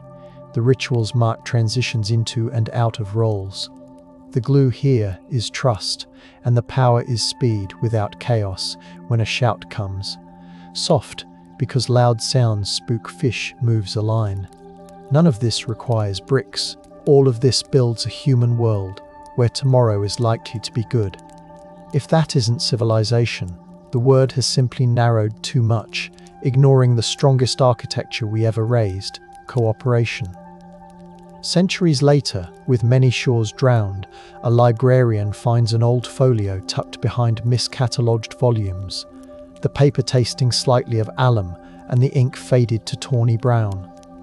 In the margins, a meticulous hand drew fish penned in fish shapes, the notes explaining that those who live by the edge build stones thus. The folio had been ignored because it lacked bold titles. She breathes in and smells a tang like walnut and anise, a ghost of the scribe's ink. She scans the page, sends it to a researcher, and the rediscovery begins again, now through the heaviness of the scanning machine, the low hum pulling her into a calm state. Suppression yields to chance and to a person who cares enough to look behind. The value of such moments is not the glamour of the find, it is the increase in precision they allow. The power is continuity. The sea outside the window is far away, but its breath, somehow, reaches the stacks. On the seafloor, structures live differently. Crabs move into voids once used by posts, their shells scraping with a tick that sounds almost like a clock under amplified water. Eels twine through throats designed to confuse fish. Seaweeds take root where baskets once stood. This second life complicates readings, patterns blur, new geometry layers over old. Archaeologists respect this living archive, knowing that to learn without harming requires tact. In some surveys, lights are dimmed to avoid stressing creatures. In others, the window is closed to breeding times. This ethic is civilization within civilization, the modern community practicing restraint in returning to the ancient one. The value is consent and care. The power is knowledge that can claim to be friendship rather than theft. The water tastes metallic still. Instruments blink quietly. The story we tell thus remains one of connection, not conquest. That flavor sits clean on the tongue. Slow, patient work reshapes what we call finding. We hear about the drowned, not as ruins, but as routines. And this is the point. The forgotten civilization of 97,000 winters was not an empire. It was the shore's way of making people into a structure that lives in the cycle of fish and moon. Its monuments were lines of stones warmed by sun for kettles. Its palaces were dry patches under rock, where a family could sleep listening to waves. Its libraries were songs and knots. It mattered because it transformed hunger into recipes, risk into schedules, strangers into kin by exchange and by ritual touches of pigment. Holes in the record do not erase the structure any more than fog erases the landscape it covers. They ask us to breathe slower, to let patterns assemble. Under soft light, you can almost see the fences through closed eyes, the posts dark against brighter water. You can almost hear the soft slap of net and the low conversation in night air warming around a fire. Rediscovery will continue and keep changing shape. New instruments will taste older compounds, perhaps reading the faint citrus of plant resins or the herbal smoke trapped in the pores of stones, telling us who stood where and what they held. New collaborations will bind scholars to makers whose fingers remember knots, melted from male lines into female, from aunties to nieces, from uncles to nephews, through a chain unbroken by drowned ground. The speed and volume of modern news threaten patience, yet the sea insists that the true scale is slow. Power shifts toward those who can wait. The value accrues to those who can say enough, and mean it at the proper time, pulling traps before the last fish, teaching restraint as a creed that smells like seaweed and smoke. The lights dim in labs and on decks. The breath grows longer. In that easing, the old forms come forward, no longer forgotten, just noticed in the right stillness. Later still, a classroom, far inland, studies fish weirs as math. The angle of the V relative to current speed tells of optimization, a concept that tastes of chalk and coffee. Students draw graphs and then, invited to the coast, they feel the cold slap of water against shins, hear the sound change as the tide turns, and their faces alter as abstraction becomes wet and alive. Calculation meets craft, both improve. Civilization grows whenever such bridges are built, pulling children across disciplines the way an old weir pulled fish on silver arcs. The value is in the way knowledge broadens without flattening. The power is the dignity it grants both ancestors and descendants. They eat simple bread and dried fruit on a damp rock, and the food tastes better because the lesson is now somewhere between head and feet. Later, they sleep hard, dreaming of stones that hum when the moon reaches a certain slice. The sea keeps teaching this geometry. Among the last fires we can read in cores. A sudden thickening of charcoal streaks suggests a prolonged dry period, the air then tasting of smoke for weeks, the horizon tinted brown. Responding, a community might shift to deeper traps, to night fishing when cooler water held more oxygen, to divers slipping silently with baskets like dark moons underwater. Rituals changed too, loosening to adapt, then retying when rains returned with the smell of wetted dust, sweet as relief. Across such cycles, thought deepened around the core concept: do not take more than the water gives, return stones correctly, sing because songs carry schedules that ensure fairness. Power thus flowed along the low ground of caution and into the high ground of confidence. These are not rights a coin can buy, they are habits a family accrues. And when the sea advanced, as it always does, the skill set moved to new shores, leaving only lines in mud to betray its shape. The core sits, silent and dense with unsaid days. In the present, the diver who first felt the weir line beneath the silt takes her child by the hand at low tide, the child's toes chilled on the damp, firm sand. She points at a faint curve revealed for an hour and says not ruin, but tool, not temple, but kitchen, aligning the words with purpose.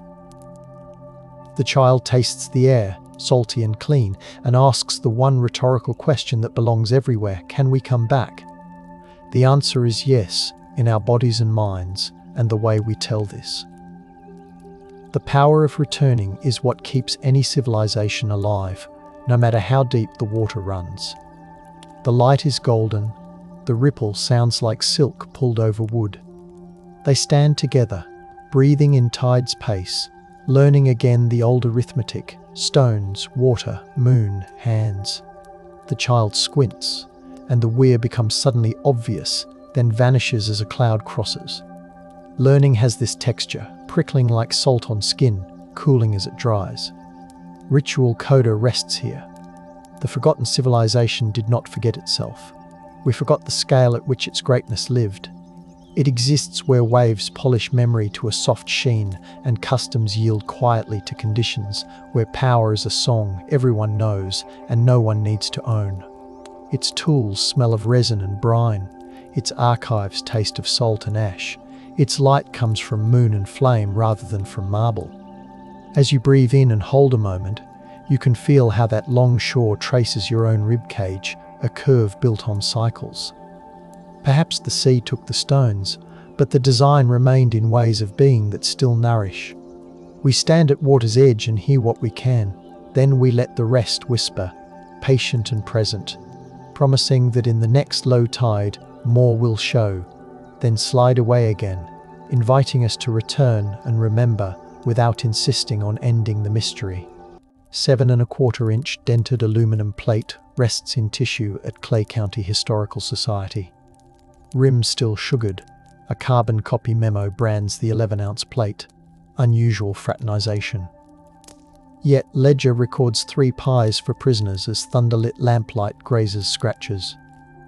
If this gentle midnight history soothes you, subscribe for more whispers. Unteroffizier Friedrich Mertens stepped from the deuce-and-a-half at dawn, boots sinking into mud, laced with crushed alfalfa, the scent green and damp against the lingering diesel that clung to his jacket. Lamplight spilled from a Kansas barn door, not the blinding glare he braced for, but a honey-coloured glow that softened the edges of pitchforks hung like quiet sentries along the wall. He listened for a barked command, and heard instead the simmering hiss of something baking, a gentle percussion from cast-iron skillets in the farmhouse kitchen beyond. The guard's bayonet stayed lowered, the metal bandolier creaking as the man cleared his throat and gestured toward a long table dusted with flour, apples sliced thin and fanned like maps. Torn gloves waited beside them, coarse wool ready to warm numb wrists after hauling feed sacks. Friedrich had rehearsed the taste of punishment, expected bitterness thick as coal smoke. Yet the farmer's wife brushed him past a sleeping collie, pressed a porcelain plate into his palm, and set down a wedge of cinnamon pie whose steam fogged his spectacles brighter than any spotlight at roll call. In the War Department's quarterly survey filed in 1944, Camp Concordia listed 302 acres of leased wheat and sorghum fields, boundaries marked by cedar posts wrapped with 3 strands of barbed wire, more symbolic than stern. The report rattled off inventories: 6 Ford trucks, 2 hand-cranked sirens, 24 shovels, 48 mess trays, and an almost apologetic notation of 13 pie tins requisitioned from local kitchens for nutritional morale supplements. Guards noted that the windmills creaked at night, masking the shuffle of boots as prisoners marched to the field kitchens carrying galvanized pails perfumed with chicory coffee. The Geneva Convention charts tacked behind the mess sergeant's desk showed calorie calculations, each column penciled neat as sheet music, ensuring every slice of crust joined the ration ledger. The nearby farmers signed receipts with fingers still crusted in soil. The smell of rain-heavy earth mixing with yeast, as the bakery detail rolled dough across oilcloth etched with faint compass roses. Even the siren tests seemed half-hearted, their wails fading into meadowlark calls before the men settled back to their tin plates, astonished that dessert arrived alongside discipline. Kindness in those barracks carried the warmth of ovens more than the chill of sentry towers, and memory asks why sweetness crossed a boundary erected for suffering. Who decided kindness should taste like cinnamon when war drums still muttered far away? The question floated between cots, the air touched by soap flakes and distant locomotive whistles. Stories whispered in the dark described the first bite as both fragile and defiant, crust flaking like dry leaves under frost, reminding men that humanity can arrive wearing an apron rather than a uniform. Each reflective whisper echoed the metallic tick of the potbelly stove, proving that mercy travels on humble plates, not gilded proclamations. The sand remembers, instruments hum in gentle loops, the hollow weights beneath cottonwood shadows whispering through wire. County extension bulletins archived in weathered filing cabinets outlined the logistics behind the generosity. Pages smelling faintly of mimeograph ink that still tinged fingertips purple. Schedules detailed how work detachments loaded onto rattling school buses before sunrise, escorted by guards whose uniforms carried the leather tang of holsters, yet whose pockets bulged with orchard apples meant to break mid-morning hunger. Receipts showed sacks of flour diverted from cooperative mills, stamped with moisture percentages recorded by handheld hygrometers, ensuring crusts wouldn't crumble in the dry prairie air.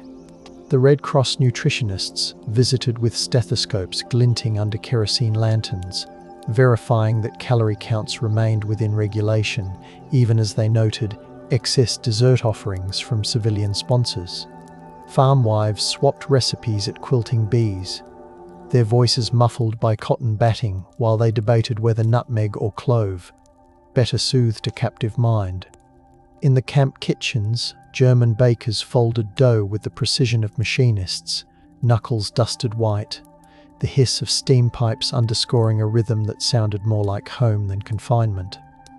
Years later, the men would describe the pies not as indulgence but as a language that needed no translation, a dialect of crust and spice that melted dread into something manageable.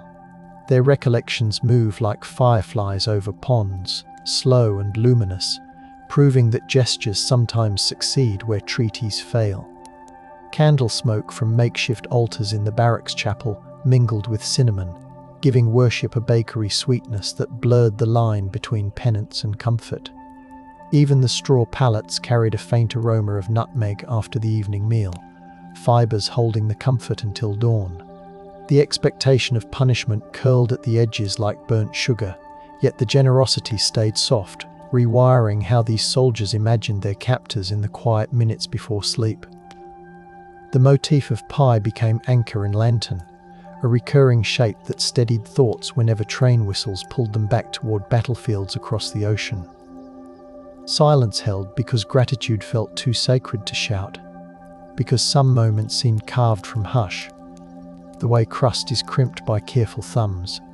Transport records from Texas, Minnesota, and Georgia detail how far those unlikely desserts traveled, mapping a web of farm-to-camp routes that stretched within a 40-mile radius of each installation.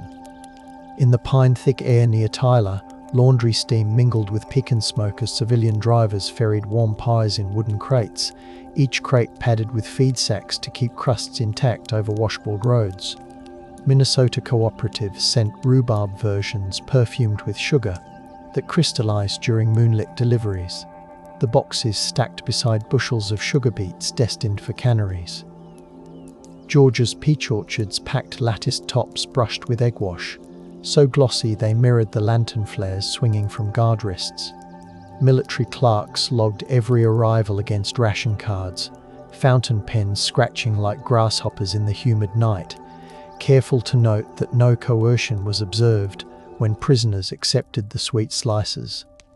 The sensory map blended diesel, pollen, and pastry, a logistical symphony revealing that the backroads hummed with more than troop movements. The farmers who baked saw themselves not as rebels against regulation, but as caretakers of the soil, convinced that feeding those who tilled it was part of the covenant between land and hands. They knew surveillance could arrive without warning, so they folded their compassion into routine, letting the scent of butter mask intention. Night after night, the same stars that watched bomber routes now watched pastry cooling on windowsills, and the contrast softened even the sternest patriarchs. They understood that a slice shared beneath humming insect screens could dilute hatred more efficiently than any sermon delivered in starched pews. For generations afterward, they spoke of the prisoners rarely, not because they regretted kindness, but because the memory glowed like embers. They feared a draught of gossip might extinguish. When autumn winds rattled cornstalks like paper, the kitchens glowed amber, and dough rising in stoneware bowls perfumed the rafters. Silence in that context felt like reverence, as if words might bruise the delicate crust of the past. Inspection transcripts filed by Swiss delegates catalogued odors, textures, and temperatures inside the camps with a diligence that reads almost poetic. Thermometers hung beside bread racks recorded evening heat, their mercury columns steady at numbers meant to keep yeast alive without scalding tongues. Delegates noted the clatter of enamel mugs, the faint vanilla carried by steam swirling out of tin-lined ovens, and the crisp crack of crust shared at oak tables scarred by countless utensils. They interviewed the mess sergeant, whose ledger displayed neat columns of sugar allocations cross-referenced against Red Cross parcels, each entry initialed in blue ink that smelled faintly of ammonia. A footnote recounted how the prisoners' choir rehearsed beside the cooling racks, voices weaving with the metallic tap of ladles, their hymns lifting gently above the hiss of pressure cookers. These documents turned sensory impressions into evidence, anchoring the story in recorded detail rather than rumor. Listening to those transcripts today, one hears more than procedural compliance. There is the rhythm of generosity slipping through official language like light beneath a door. The pie appears as motif again and again, not triumphant but steadfast, reminding the listener that sustenance can be stubbornly gentle even when uniforms bristle.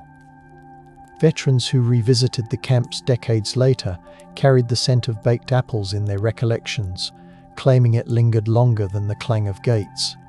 Those pauses sounded almost like the soft knock of wooden spoons on mixing bowls, steady and reassuring amid uniforms. To them, the crust represented a truce as fragile as phyllo, maintained by hands that mixed duty with compassion.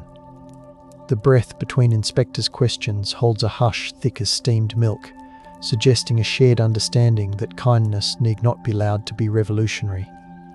Evening dew cools the wire, harmonicas murmur, distant coyotes comment, and the ledger waits beneath a folded towel. A 96-page diary recovered from a cedar chest in Nebraska opens another layer of evidence, its paper scented with camphor and faint apple peel after decades among quilts. The author, a schoolteacher hosting POW labourers, recorded the daily exchange of labour for pastries, describing clay-streaked boots on her porch and the soft rattle of canning jars cooling beside the stove. She pressed wildflower petals between entries, their dried sweetness echoing the desserts she set before the men after they stacked hay bales. Indentations from her pencil press through multiple pages, as if urgency pushed the lead deeper into the paper. Margins note the specific plough adjustments the prisoners recommended, the metal chilled by morning frost as they leaned in to demonstrate efficiency. Tucked inside the diary is a folded recipe card labelled simply "Victory Pie," grease spots shadowing the cursive. The diary's discovery counts as the first loop of revelation, showing how domestic routine became a testament to unexpected fellowship. Yet almost immediately after the diary entries were penned, censorship officers advised civilians to curb correspondence, lest Axis propagandists twist hospitality into weakness, and so the recipe card slid back into the cedar chest with a sigh of resignation. How do you archive a kindness the authorities caution you to conceal? The teacher wrapped her apron in brown paper, the starch crackling like dry leaves, and packed away the tin measuring cups whose handles stayed warm from constant use. The smell of nutmeg retreated behind mothballs, and the parlour clock ticked in a slower register, as if even time complied with the order for quiet. She dabbed at ink smudges that scented her fingertips, a futile act that underscored how firmly silence had been requested. Suppression settled like dust atop the chest, not malevolent but weighty, serving as reminder that official narratives preferred discipline over desert. Camp newsletters, hand-cranked through mimeograph machines, reveal how that silence manifested in print. Editors snipped references to civilian indulgences, replacing pie talk with weather summaries, lists of hymn selections, and crop yield statistics reported in pounds and bushels. The ink smelled sharp and medicinal, the type stuttering where a sentence had been removed, leaving faint ghosts of letters visible under the right slant of sunlight. Illustrations of barbed wire replaced earlier sketches of farmhouses, suggesting that the narrative was being tightened by unseen hands. Even the sports column, usually lively with descriptions of soccer matches on dusty diamonds, avoided mentioning the generous post-game treats the guards smuggled in under their coats. The machinery of omission hissed like steam-escaping valves, methodically redirecting focus away from the sweetness that had become subversive. Readers later recalled the sticky feel of fresh ink on their thumbs, a residue of silence they could not fully wipe away. Still, beneath the official hush, memory perfumed the barracks like a hidden sachet. Prisoners recalled the way crust shards clung to their fingertips, how the sugar traced invisible lines across their palms long after lights out. Guards, too, carried the aroma, the scent catching in the wool of their coats, so that even after inspections they could breathe in a reminder of the humanity that softened their watch. The suppression felt like a heavy curtain, but whispers leaked around the edges, conveyed through shared glances over steaming mugs of chicory. Redemption, in that era, looked less like proclamations and more like the quiet passing of enamel plates from rough hands to trembling ones. The motif of pie remained the gentle rebel, slipping beneath directives with a wink of spice. Even the stove ash retained a sweetness, a subtle proof that generosity smoulders, even when officially banked. Decades later, a community college oral history project reopened the box of memories, recording the voices of farm families whose kitchens had once smelled of double-crust apple. Microphones padded with foam captured the tremor in their speech, as they described delivering desserts still warm enough to fog the windows of pickup trucks idling in gravel driveways. Archivists noted the clicking hum of reel-to-reel tapes, the gentle scrape as interviewees unfolded, yellowed ration stamps saved as keepsakes. One farmer produced a flour sack apron embroidered with sunflowers, the fabric softened by countless washings, and explained how she wrapped pies in it to keep them insulated. Volunteers brewed coffee that perfumed the room, hoping the aroma would coax additional recollections. This rediscovery loop linked back to the diary, proving that kindness, though shelved, had not spoiled. The act of unveiling these testimonies decades later felt like lifting a pie crust to check for doneness, revealing a golden tenderness still intact beneath layers of official starch. Voices once muted emerged with the resonance of cellos, rich and steady, affirming that the prisoners had tasted more than calories. They tasted the possibility that enmity could dissolve like sugar in tea. Families spoke softly, the room smelling of brewed chamomile, as they revisited nights when lantern light painted ladders of brightness across barn rafters.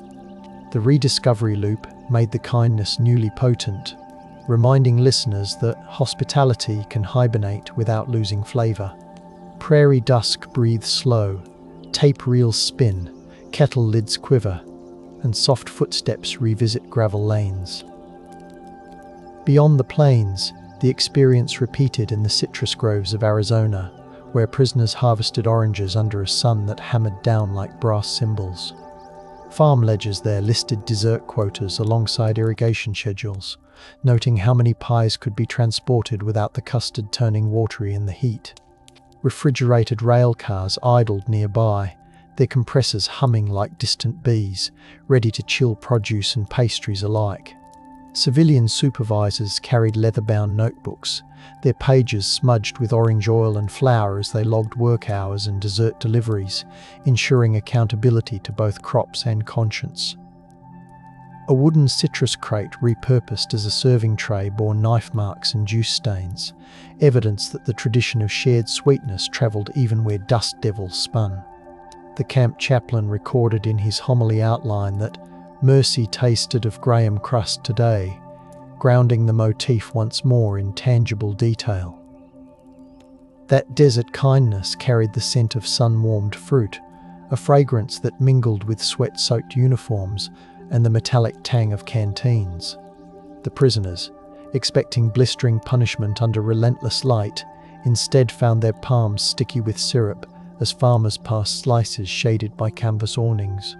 Some nights, the silence that followed came not from fear but from awe, as men stared at the moon rising behind saguaro silhouettes, tasting sweetness where they expected retribution. They understood that a gift can arrive even when the air vibrates with cicada buzz and distant artillery drills. The pie motif anchored them, a cool balm across cracked lips, reminding each listener that hospitality can flourish even in the most abrasive climates. The desert breeze carried citrus zest across the compound, a perfume no guard bothered to disperse. In Iowa, a stack of lacquer, 78 RPM discs preserved the camp orchestra's performances, recorded on evenings when the mess hall smelled of coffee cake and varnished spruce. The labelled track, Prisoner Polka, crackled with accordion wheeze, accompanied by the steady thunk of dough being kneaded on nearby tables.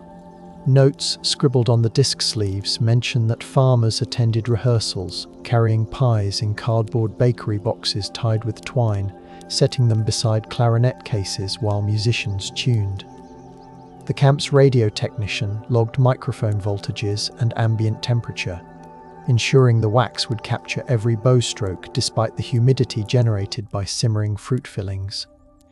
These recordings proved that hospitality and artistry intertwined, each slice of dessert offering fuel for the music that swelled beneath rafters strung with bare bulbs.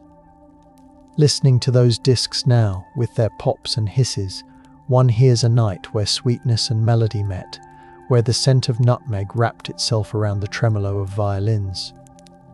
The prisoners who had braced for resentment found themselves invited to waltz with farmers' daughters under ceiling fans stirring heavy summer air. How could such gentle rituals survive in the shadow of global conflict? The question lingers like powdered sugar on a cuff, light yet impossible to ignore. Perhaps the answer rests in the way community insists on nourishing every hand that labors, even those marked as enemy. Ceiling fans groaned overhead, laughter rustled like muslin skirts, and coffee percolators whispered encouragement till midnight. Not every account survived intact. In an Oklahoma camp, a grease fire swept through the commissary, scorching logbooks that detailed dessert distributions with almost military precision. The charred pages, now brittle and smelling of smoke even after restoration attempts, bear only fragments. Blueberry. Second helping authorized. Praise from civilian overseer. Firefighters reported the hiss of water hitting cast iron, the crackle as sugar caramelized to blackened shards on the floor. This accidental erasure created another layer of silence, not enforced by authority, but delivered by chance, reminding historians how easily the record of kindness can be singed away. Only a single pie server survived, its handle warped yet still glinting, suggesting resilience amid ash. The soot-streaked walls retained a faint caramel scent, as if the air itself refused to forget. The survivors of that fire spoke softly afterward, voices roughened by smoke, protecting what memories the flames spared. They described the taste of soot mingling with cherry filling, a bittersweet combination that underscored how fragile comfort could be. Neighbors arrived with replacement tins, their footsteps crunching on charcoaled cinders, proving that generosity rallies even when evidence has turned to embers. The loss of ledgers taught them to store stories in breath and heartbeat rather than on paper alone, to recite kindness like a mantra over the hiss of cooling hoses. Distant thunder rolls, aprons flutter on clotheslines, piano keys cool beneath unused fingers, and the ash-sweet air clings to dusk. Censored letters intercepted en route to Germany reveal tantalizing hints of the desserts, proving that even official black bars could not completely smother the aroma of shared sweetness. One prisoner described round gifts of crust and kindness, before the censor's pen sliced through the line, leaving a smear of ink that smelled tarry and damp. Another letter noted the crunch of sugared pecans echoing louder than the clank of chains never worn, only to have the sentence truncated by a uniformed hand. The paper itself retains the salt of ocean transit, edges curling from humidity, yet the surviving fragments testify that hospitality slipped through the net of surveillance. Even the censor's blotter sheet, preserved accidentally, bears an imprint of the word pie, the ink reversed but unmistakable under magnifying glass. The faint imprint left a shadowy scent of iron gall, an olfactory clue to the emotions beneath the censorship.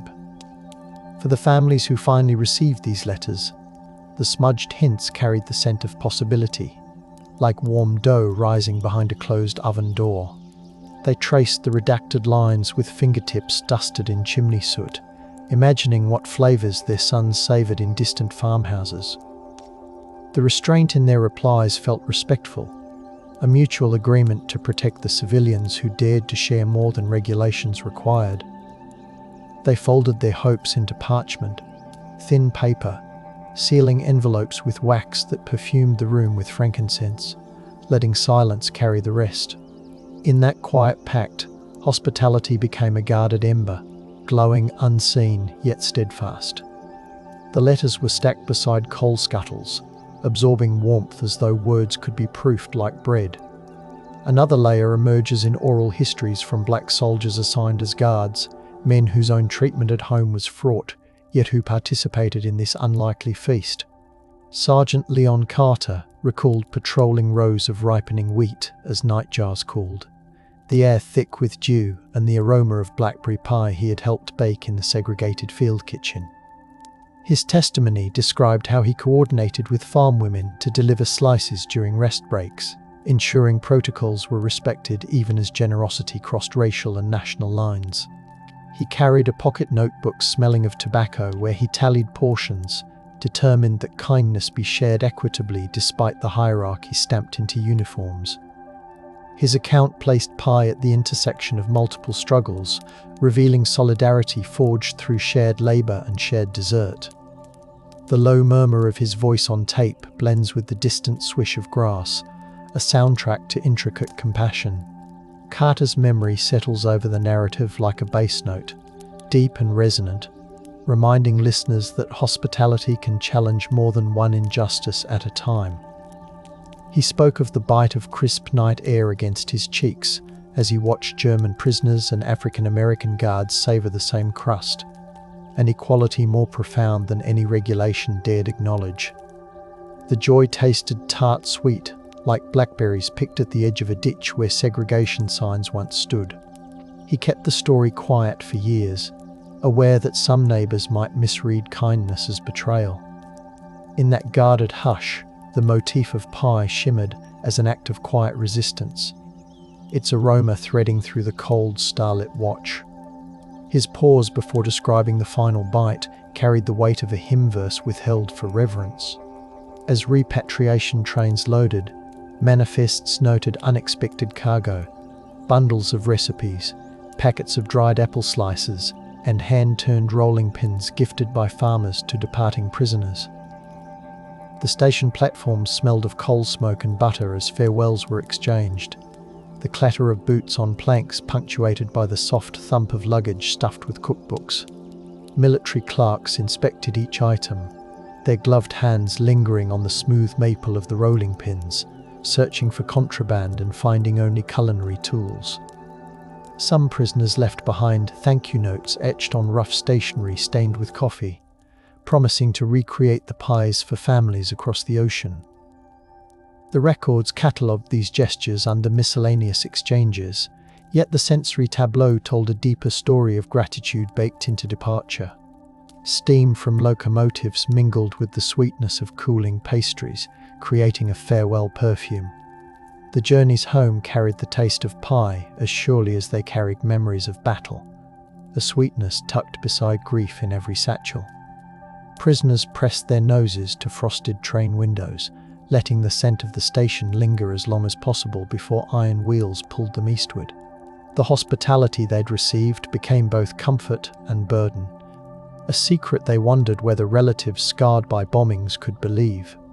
Words felt insufficient, so they guarded the flavor in their mouths, hoping to recreate it with whatever ingredients ration books allowed. Moonlight paints steel rails, silver, wooden benches creak, steam sighs into cold air, and the final crumbs rest warm in gloved hands. In Rhineland kitchens shattered yet functional, former prisoners attempted to recreate the American pies using barley flour and beet syrup, improvising crusts on stoves fueled by briquettes that smelled of peat. Letters preserved by church archives contained carefully translated recipes, each specifying cup measurements that felt foreign to cooks accustomed to weights. One returnee, Otto Lang, sketched the lattice pattern on onion skin paper, annotating which spices approximated cinnamon when the genuine article was unattainable. The pans they used were dented mess tins repurposed from military kits, their metallic tang imprinting itself on the first reimagined slices. Family members gathered, inhaling the unfamiliar sweetness as coal smoke leaked through cracked windows, and listened to stories of American farmers whose kindness transcended the war. The clatter of mismatched spoons against tin bowls provided percussion for the tales. For those families, the borrowed recipes tasted like legend, a tale of enemies turned hosts that sounded unbelievable against the backdrop of shattered cities. The first bite often triggered tears because the crust flaked differently from traditional tortillas, whispering of fields far beyond the Rhine where compassion proved possible. They savoured the unfamiliar spices and imagined the glow of Midwestern farm kitchens, letting warmth seep into rooms still smelling of damp stone and smoke. Reticence followed, not from shame, but from a desire to protect the memory from cynicism, to keep it nestled like a loaf rising beneath a cloth. In their silence, the motif of pie became a private liturgy, celebrated with every careful slice.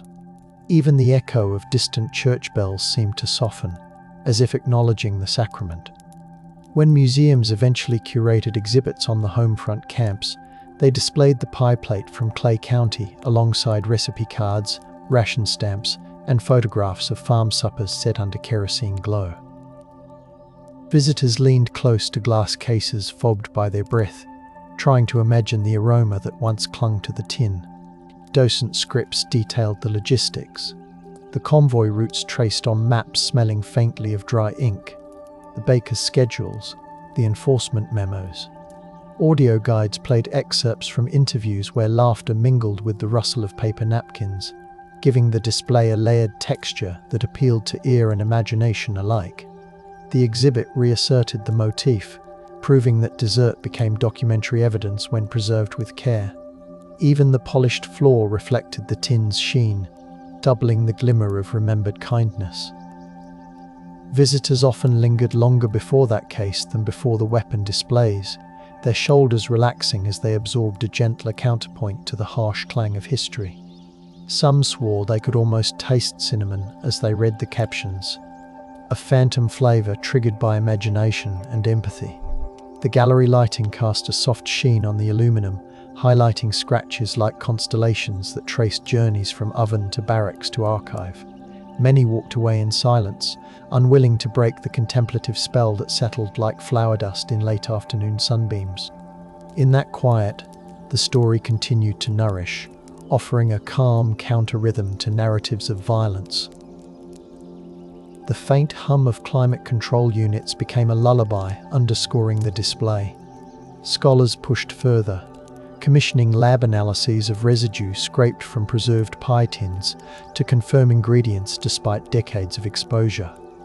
Gas chromatography reports carried the sterile scent of solvents, yet revealed peaks corresponding to cinnamon aldehyde, clove oil, and apple ester, aligning science with oral testimony.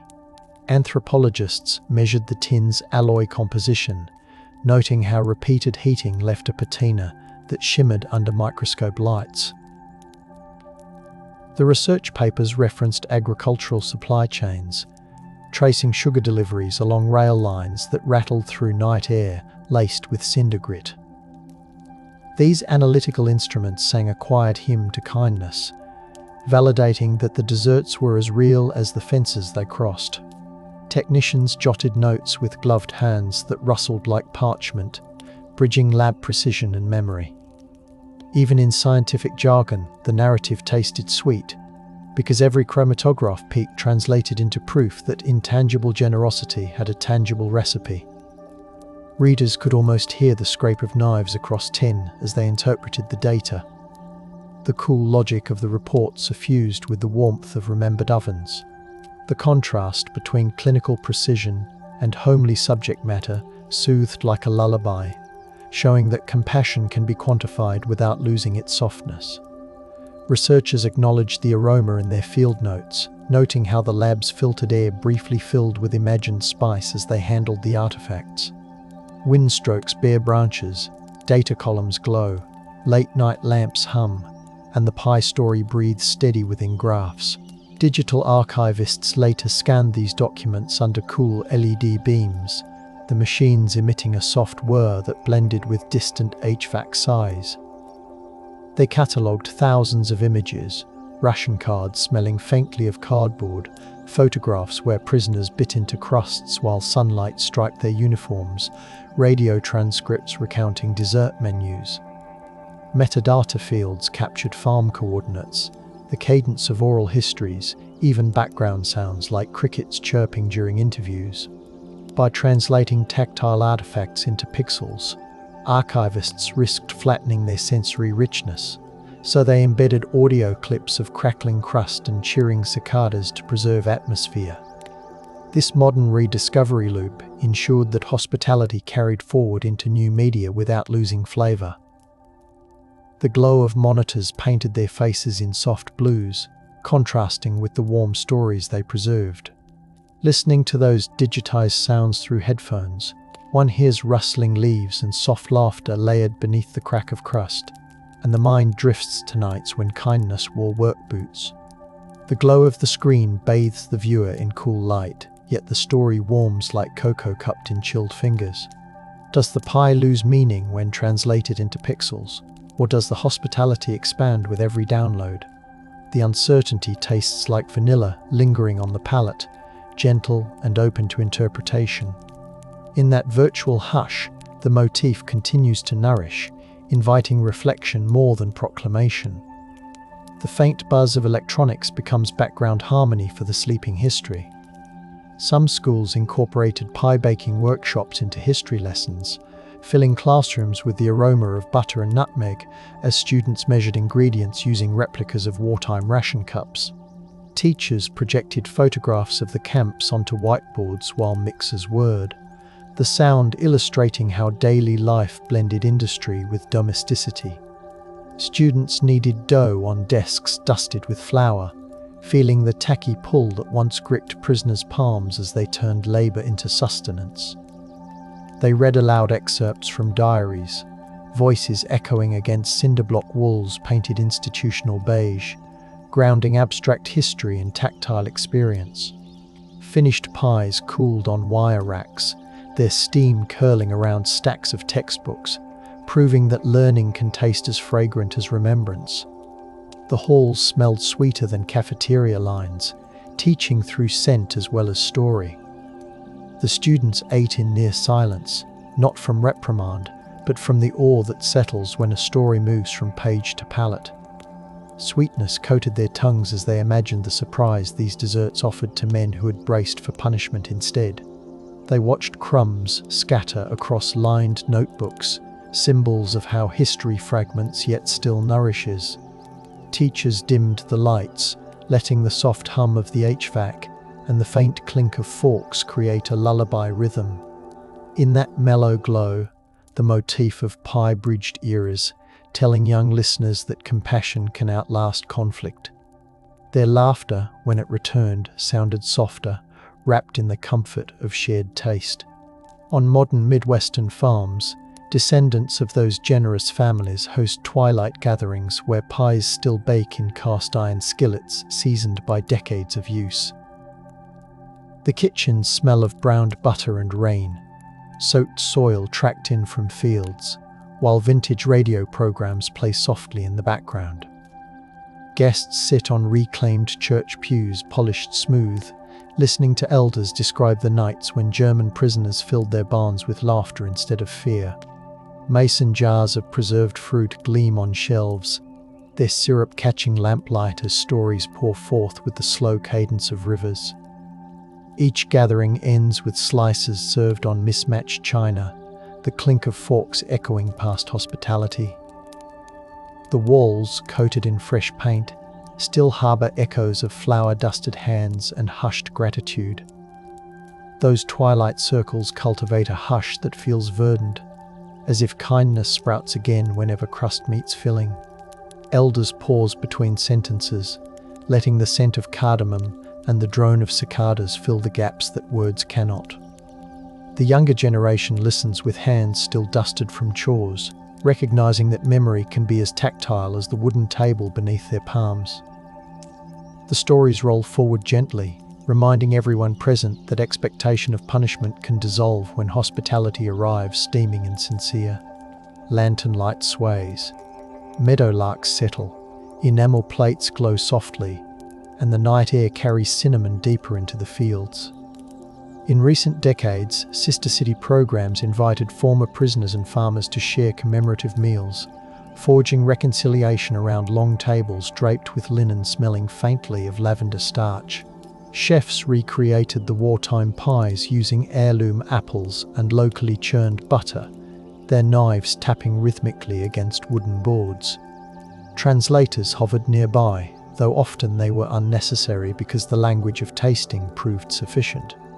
Photographers captured steam rising from fresh slices while string quartets played softly, their bows brushing strings in time with the clink of crystal tumblers filled with cider.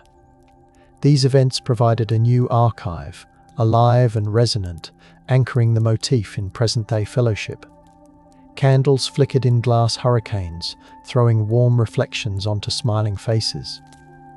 The gatherings often ended with embraces prolonged enough for guests to catch the scent of flower on each other's sleeves, confirming that reconciliation can be inhaled as well as spoken. Tears mingled with laughter, leaving a salty sweet aftertaste that mirrored the desserts cooling nearby. Participants lingered in doorways, unwilling to break the spell that settled like powdered sugar in lamplight shafts. In their shared quiet, they felt the weight of history lighten, as though the pies standing between them had absorbed decades of suspicion. The motif endured, generous and fragrant, teaching that hospitality is a language capable of rewriting endings. Footsteps on cobblestones receded softly, carrying the aroma into night alleys.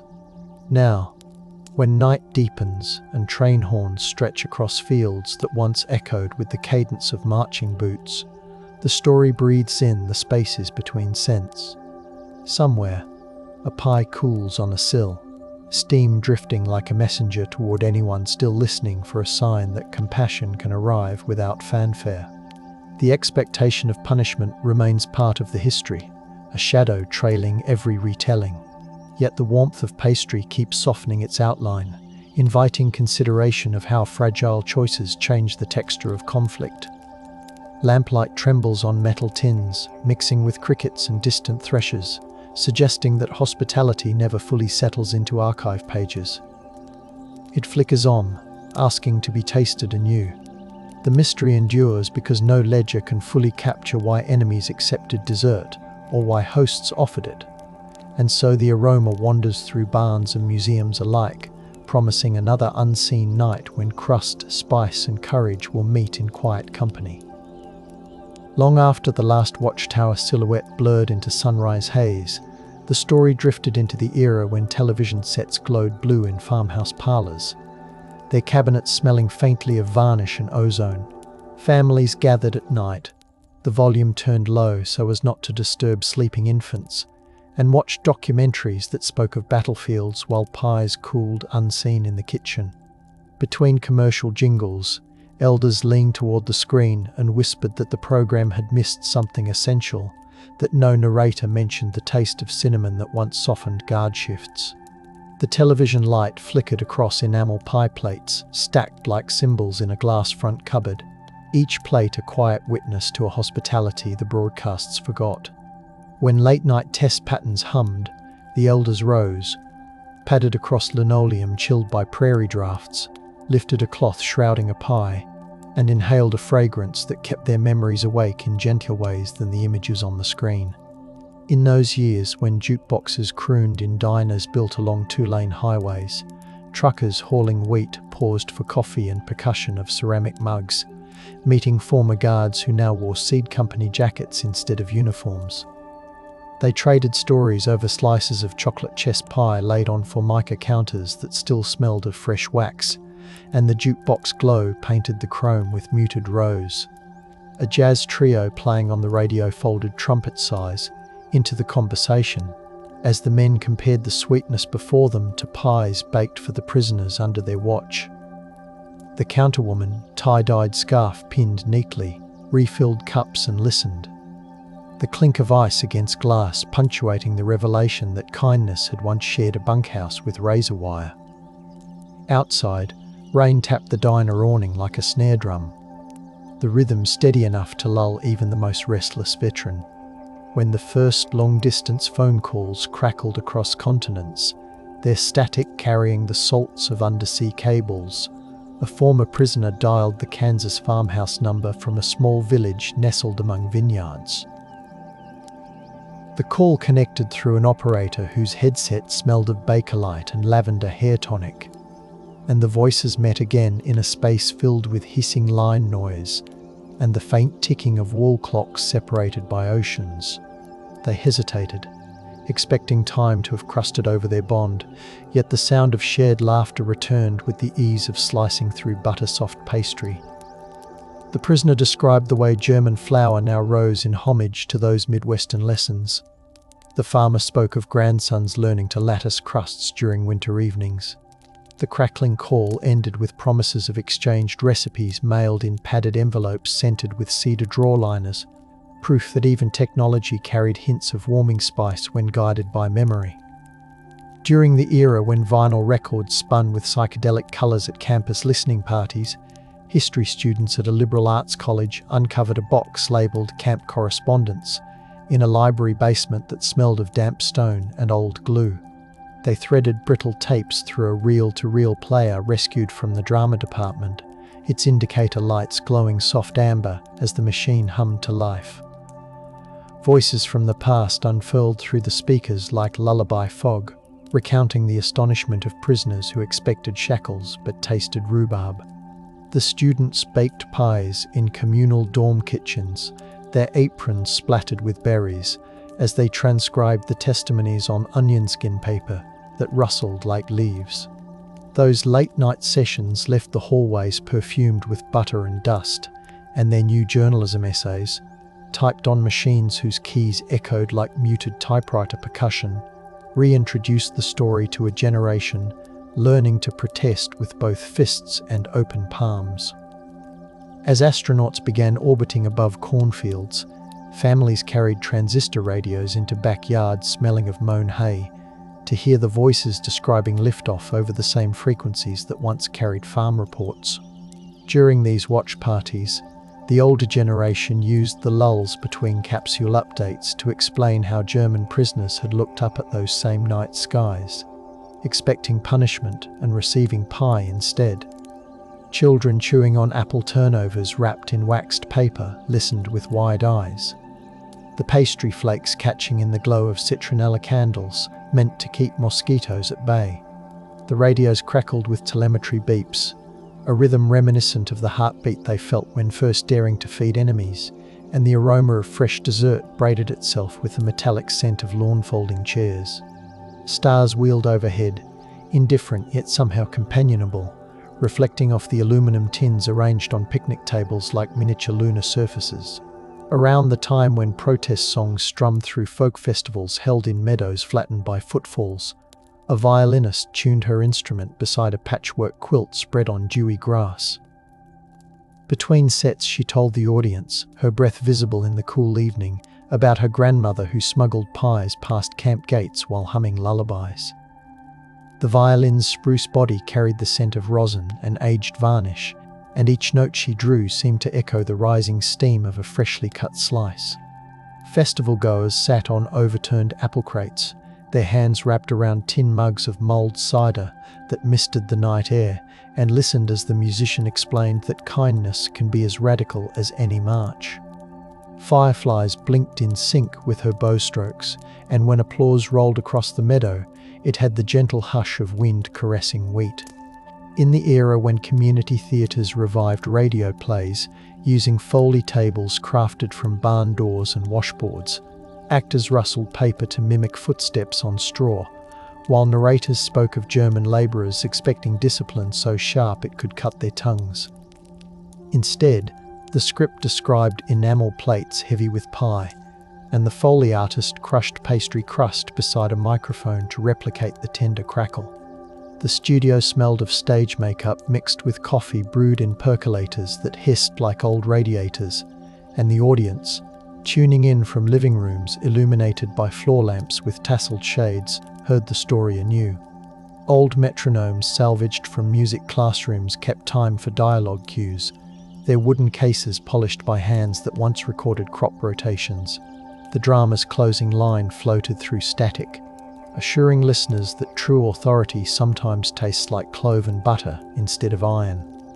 During the wave of heritage tourism that encouraged travellers to trace ancestral footsteps, tour buses rumbled down gravel roads toward campsites long since repurposed to fairgrounds. Inside the buses, air conditioning breathed out a scent of Freon, and guides spoke softly into handheld microphones wrapped in foam covers, narrating how prisoners expected reprisals yet received dessert. Passengers unwrapped scones sold at rest stops fashioned from renovated depots, the pastry sugar-dusting travel brochures printed on glossy paper. They stepped onto the grounds where hay now lay in neat bales, the original barracks replaced by pavilions echoing with livestock auctioneers. The guides pointed to a single surviving chimney, its bricks warmed by afternoon sun, and described how, in another era, pie steam mingled with the earthy aroma of feed troughs. Visitors inhaled deeply, imagining the sweetness resurrected by imagination alone, and recorded the moment on camcorders whose whirring motors imitated distant cicadas. As interest in slow food blossomed, culinary historians in aprons embroidered with herb motifs hosted workshops in converted granaries, their beams smelling of toasted barley and old timber. They laid vintage rolling pins across linen runners, each pin tagged with provenance: a Nebraska farmstead, a Colorado orchard, a Michigan lakeshore kitchen. Attendees ground spices with mortar and pestle, releasing fragrances that lifted like incense toward rafters. The instructors read aloud from shipping manifests stored in regional archives, the papers scented with graphite and leather, revealing how sacks of barley and crates of apples travelled along branch lines to camps where prisoners expected discipline but tasted pie. Participants kneaded dough while listening to field recordings of harmoniums and pump organs used in camp chapels, the old instruments wheezing compassion into the present. The workshop ended with a candlelit tasting, only the soft scrape of forks disturbing the reverent silence. When the digital age turned archives into glowing screens, coders volunteering for a history collective designed a virtual reality experience that recreated the moment a prisoner stepped into a barn smelling of hay and fresh pastry. Users donned headsets lined with foam and brushed suede, their senses surrounded by 3D audio rendering of distant train bells and the hum of milking machines. Subtle scent diffusers released notes of cinnamon and sawdust, while haptic gloves simulated the warmth of the porcelain plate placed into expectant hands. The program included toggled footnotes that hovered like soft fireflies, citing letters, inspection reports, and diaries for each sensory detail. People removed the headsets with cheeks damp from unexpected tears, the straps carrying a faint trace of lavender disinfectant, and realized the kindness once sequestered in paper records now breathed through circuits. Even in pixelated moonlight, the pies radiated the promise that hospitality can be coded into futures as well as pasts. In the years when mindfulness practices spread across yoga studios filled with the scent of sandalwood and orange peel, facilitators guided participants through meditations centered on the act of sharing dessert with a stranger. Their voices softened to match the rhythm of Tibetan singing bowls resonating like distant church bells. They invited attendees to visualize German prisoners bracing for harshness but receiving slices fragrant with nutmeg instead. Mats cushioned tired knees while vanilla-infused candles memorialized the aroma that once curled through camp corridors. After the session, herbal tea steeped in ceramic pots painted with wheat motifs was ladled into cups, and the gentle clink of porcelain replaced military cadence as the sound anchoring the moment. Participants left feeling grounded in a history that proved compassion involves both breath and butter. As genealogy websites blossomed, descendants traced their lineage to both the prisoners and the farmers, discovering shared surnames tucked into census sheets that smelled faintly of toner ink and manila folders. Virtual message boards became perfumed by imagination, threads titled after pie flavors spinning stories in digital warmth. One conversation led to a reunion at a lakeside lodge where pine sap spiced the air and loon calls stitched dusk together. Family members brought heirloom recipes written on brittle cards, their edges browned and curling like crust. They compared handwriting, finding loops that matched across languages, and they baked side by side in a commercial kitchen humming with refrigeration compressors. The ovens exhaled a melody of butter, and the dining hall filled with the hush that falls when generational bridges knit themselves through shared flavour. In the era when podcast microphones hovered above teak desks cluttered with archival photos, hosts recorded episodes that unfolded like bedtime tales, their voices wrapped in velvet. Sound designers layered in the soft creak of barn doors, the gentle clatter of enamelware, and the low murmur of guards trading watch rotations over cups of chicory. They interviewed historians who described ledgers stored in acid-free boxes, the faint scent of lignin reminding listeners how delicate paper can be. Each episode closed with the host reading a dessert recipe step by step, the cadence slow enough to lull even anxious hearts, so that the audience fell asleep imagining enemies tasting mercy. The download numbers climbed silently on server dashboards, another form of proof that hospitality still soothed across earbuds and midnight hours. During the wave of artisan letters and calligraphy revivals, artists dipped nibs into bottles scented with clove oil, the ink shimmering as it met cotton paper embossed with wheat sheaves. They hand-lettered excerpts from testimonies describing the first bite of pie behind barbed boundaries, each flourish echoing steam curling from crust. The finished sheets hung in galleries housed in repurposed malhouses, the air thick with the memory of roasted grains. Visitors traced the loops of script without touching, their fingertips hovering as though the words were fragile pastry. A harpist seated near a row of sack carts plucked chords resonant as oven doors closing, and the delicate music guided guests through the exhibit with the hush of a lullaby. The gallery's scent of beeswax polish and aged timber amplified the softness of the story, leaving patrons reluctant to step back into the bright clatter of the street. As civil rights movements pressed for wider justice, activists preparing for marches gathered in church basements where folding tables groaned under potluck offerings. Among the casseroles and cornbread sat pies baked in tribute to those wartime acts of cross-cultural grace. Organisers sliced them with steady hands, distributing sweetness before speeches that smelled of mint tea and candle smoke. They cited the precedent of farm families who defied expectation and fed those labelled enemies, arguing that solidarity can be served in dessert course as well as policy. The thump of gospel drums and the rise of soulful choir harmonies merged with the clink of pie servers against tin, weaving past kindness into present courage. The basement's concrete walls cooled the warm air, keeping the aroma close so that every deep breath tasted like resolve. When machine quilters programmed long-arm devices to stitch commemorative textiles, the hum of servo motors filled studio barns built with reclaimed planks smelling of linseed oil. They stitched patterns of lattice crusts intertwined with strands of barbed wire, gently untwisted, thread colours running from cinnamon brown to cream. Fabric panels depicted guards and prisoners seated at rough-hewn tables, their silhouettes softened by appliqued steam. Each quilt block referenced a source, a diary entry, a Swiss inspection note, a tape transcript, and the documentation hung beside the finished piece in plastic sleeves zipped to keep the scent of cotton and starch intact. Quilt guilds displayed the works at fairs, the same fairgrounds once traversed by POW labour detachments, and the quilts fluttered in crosswinds scented with kettle corn and sawdust. Visitors traced the stitches with eyes, letting the texture soothe like a hand resting lightly on a shoulder. As contemporary composers scored symphonies inspired by home-front stories, orchestras rehearsed in halls lined with acoustic panels smelling faintly of cedar. The percussion section employed baking sheets and wooden spoons to capture the sound of crust being tapped before serving, while strings swelled to mimic steam rising into quiet rafters. Clarinetists practiced passages representing night guards humming lullabies they half remembered from childhood.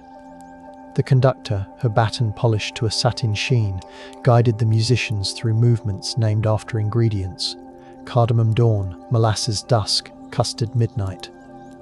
At premieres, Audiences leaned back in plush seats upholstered in velvet, breathing in the mingled aroma of concert programs freshly printed and the faint butter scent conjured by suggestion. The final chord lingered like a lingering taste, and applause rippled gently, more caress than storm. In the age of food trucks and pop-up markets, a vintage military field kitchen truck, painted a soft sage green and smelling of diesel tempered by vanilla, parked beside town squares at twilight. Volunteers wearing aprons patterned with wheat stalks served slices of heirloom pies to curious crowds. Chalkboards propped against the wheel wells told the story of prisoners who expected punishment, but met generosity. The text written in looping handwriting that invited close reading. Acoustic guitarists perched on the tailgate strummed lullabies while leaves rustled overhead. The crowd ate slowly, the crunch of crust mingling with the murmur of evening traffic, understanding that they were savoring a history lesson as much as dessert. Lanterns hung from the canopy swayed in the breeze, scattering lemon-scented citronella into the summer air. When memory care centers introduced sensory therapy, staff baked pies using recipes sourced from camp-era archives, filling the halls with aromas designed to awaken long, quiet recollections. Residents traced their fingers around the fluted crusts, the pastry warm enough to thaw arthritic knuckles. In the background, a phonograph played lullabies in German and English, the vinyl's gentle hiss reminiscent of the wind slipping through tall grass. Some residents murmured names they had not spoken in decades, eyes glistening like glaze under soft fluorescence. Therapists wearing cardigans that smelled of cedar wardrobes recorded the stories that bubbled up, adding another layer to the living archive. The therapy mats cushioned feet as participants swayed side to side, their movements guided by the same rhythm that once paced guard patrols, now softened to rocking chair tempo. In beachfront towns where sea salt scented the breeze, former prisoners settled into retirement cottages painted in muted seaside blues. They baked pies using seafood spices, anisey, lemon zest to suit the coast, yet still told visitors about the crusts they first encountered beside Kansas wheat. Porch swings creaked in time with the surf, gulls crying overhead like distant barracks whistles. They kept scrapbooks on wicker tables, the pages smelling of sunscreen and glue, filled with clippings about American farmers who served dessert instead of discipline. Neighbors brought over choufle pies, and together they watched the horizon fade into dusk, agreeing that kindness travels farther than shipping lanes. The clink of wind chimes punctuated their recollections, tinkling like tin cups in grateful hands. As climate shifts altered growing seasons, agricultural extension agents experimented with drought-resistant grains to continue the pie tradition. Test plots rustled under sensors mounted on poles, the devices ticking softly as they recorded soil moisture. In demonstration kitchens built beside the fields, chefs kneaded dough from new varieties, the flour carrying a nutty scent. They invited visitors to taste slices baked from recipes annotated in camp ledgers, now adapted to modern climate realities. The implication was gentle yet resolute. Even as conditions changed, the commitment to hospitality remained. Solar panels warmed the ovens, and the quiet hum of inverters joined the ambient chorus of cicadas and distant irrigation pumps, echoing the original blend of industry and tenderness. When literary salons returned to popularity and neighborhood bookshops smelling of espresso and old paper, authors read from novels that wove the pie story into fictional tapestries. Listeners nestled into armchairs upholstered in velvet the color of ripe cherries, their hands cupping lattes sprinkled with cocoa. The writers described characters who expected punishment but found sweetness. The narrative arcs grounded in archival citations printed in appendices. Between chapters, a cellist bowed gentle phrases that fluttered like recipe cards turned by curious fingers.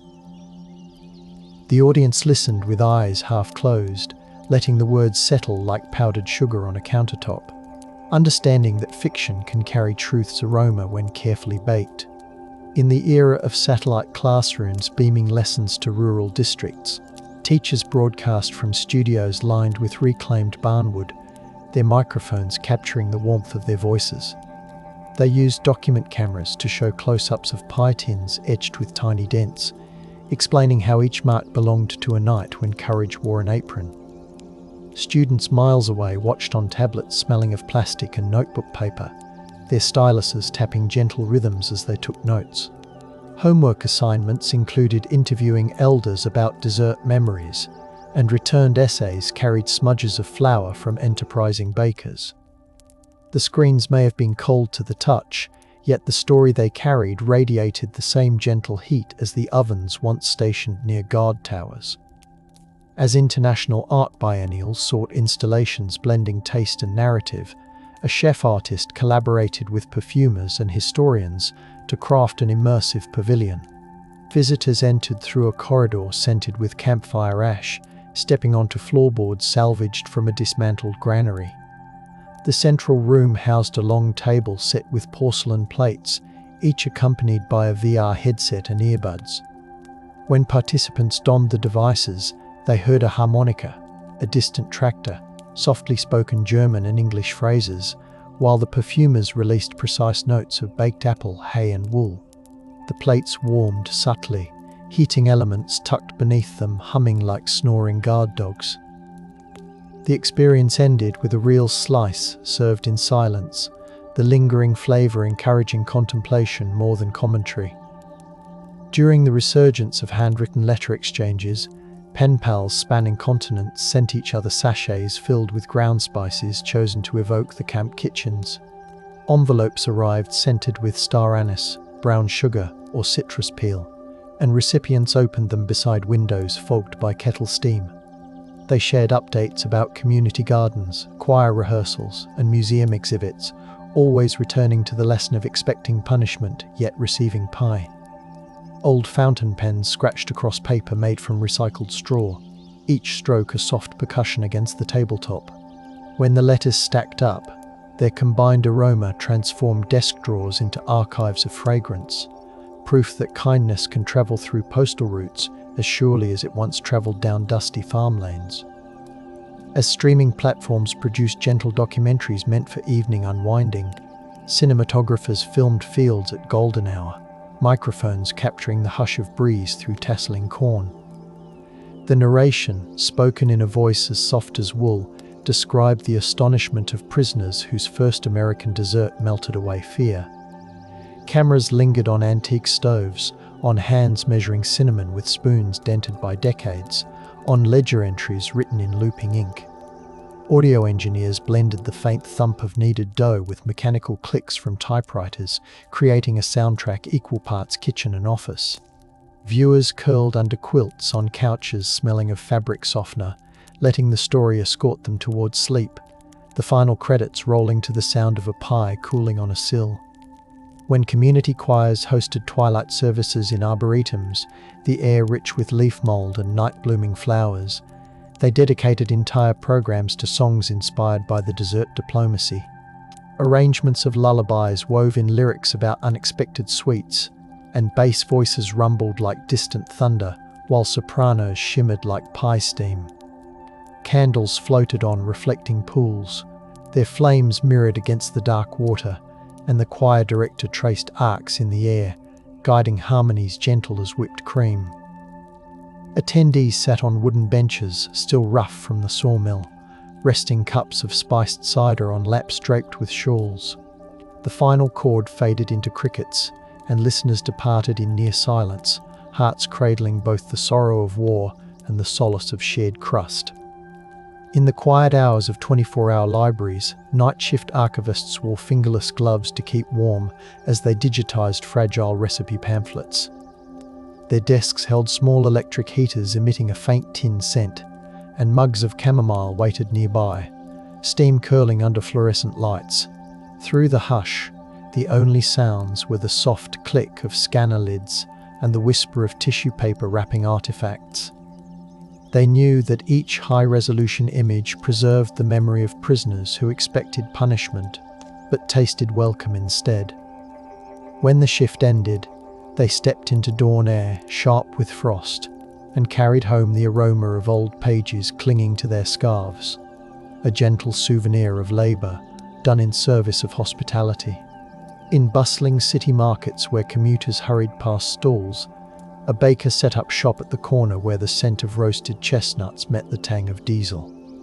Her display case gleamed with pies named after counties that once hosted camps, each slice accompanied by a card quoting a line from testimony.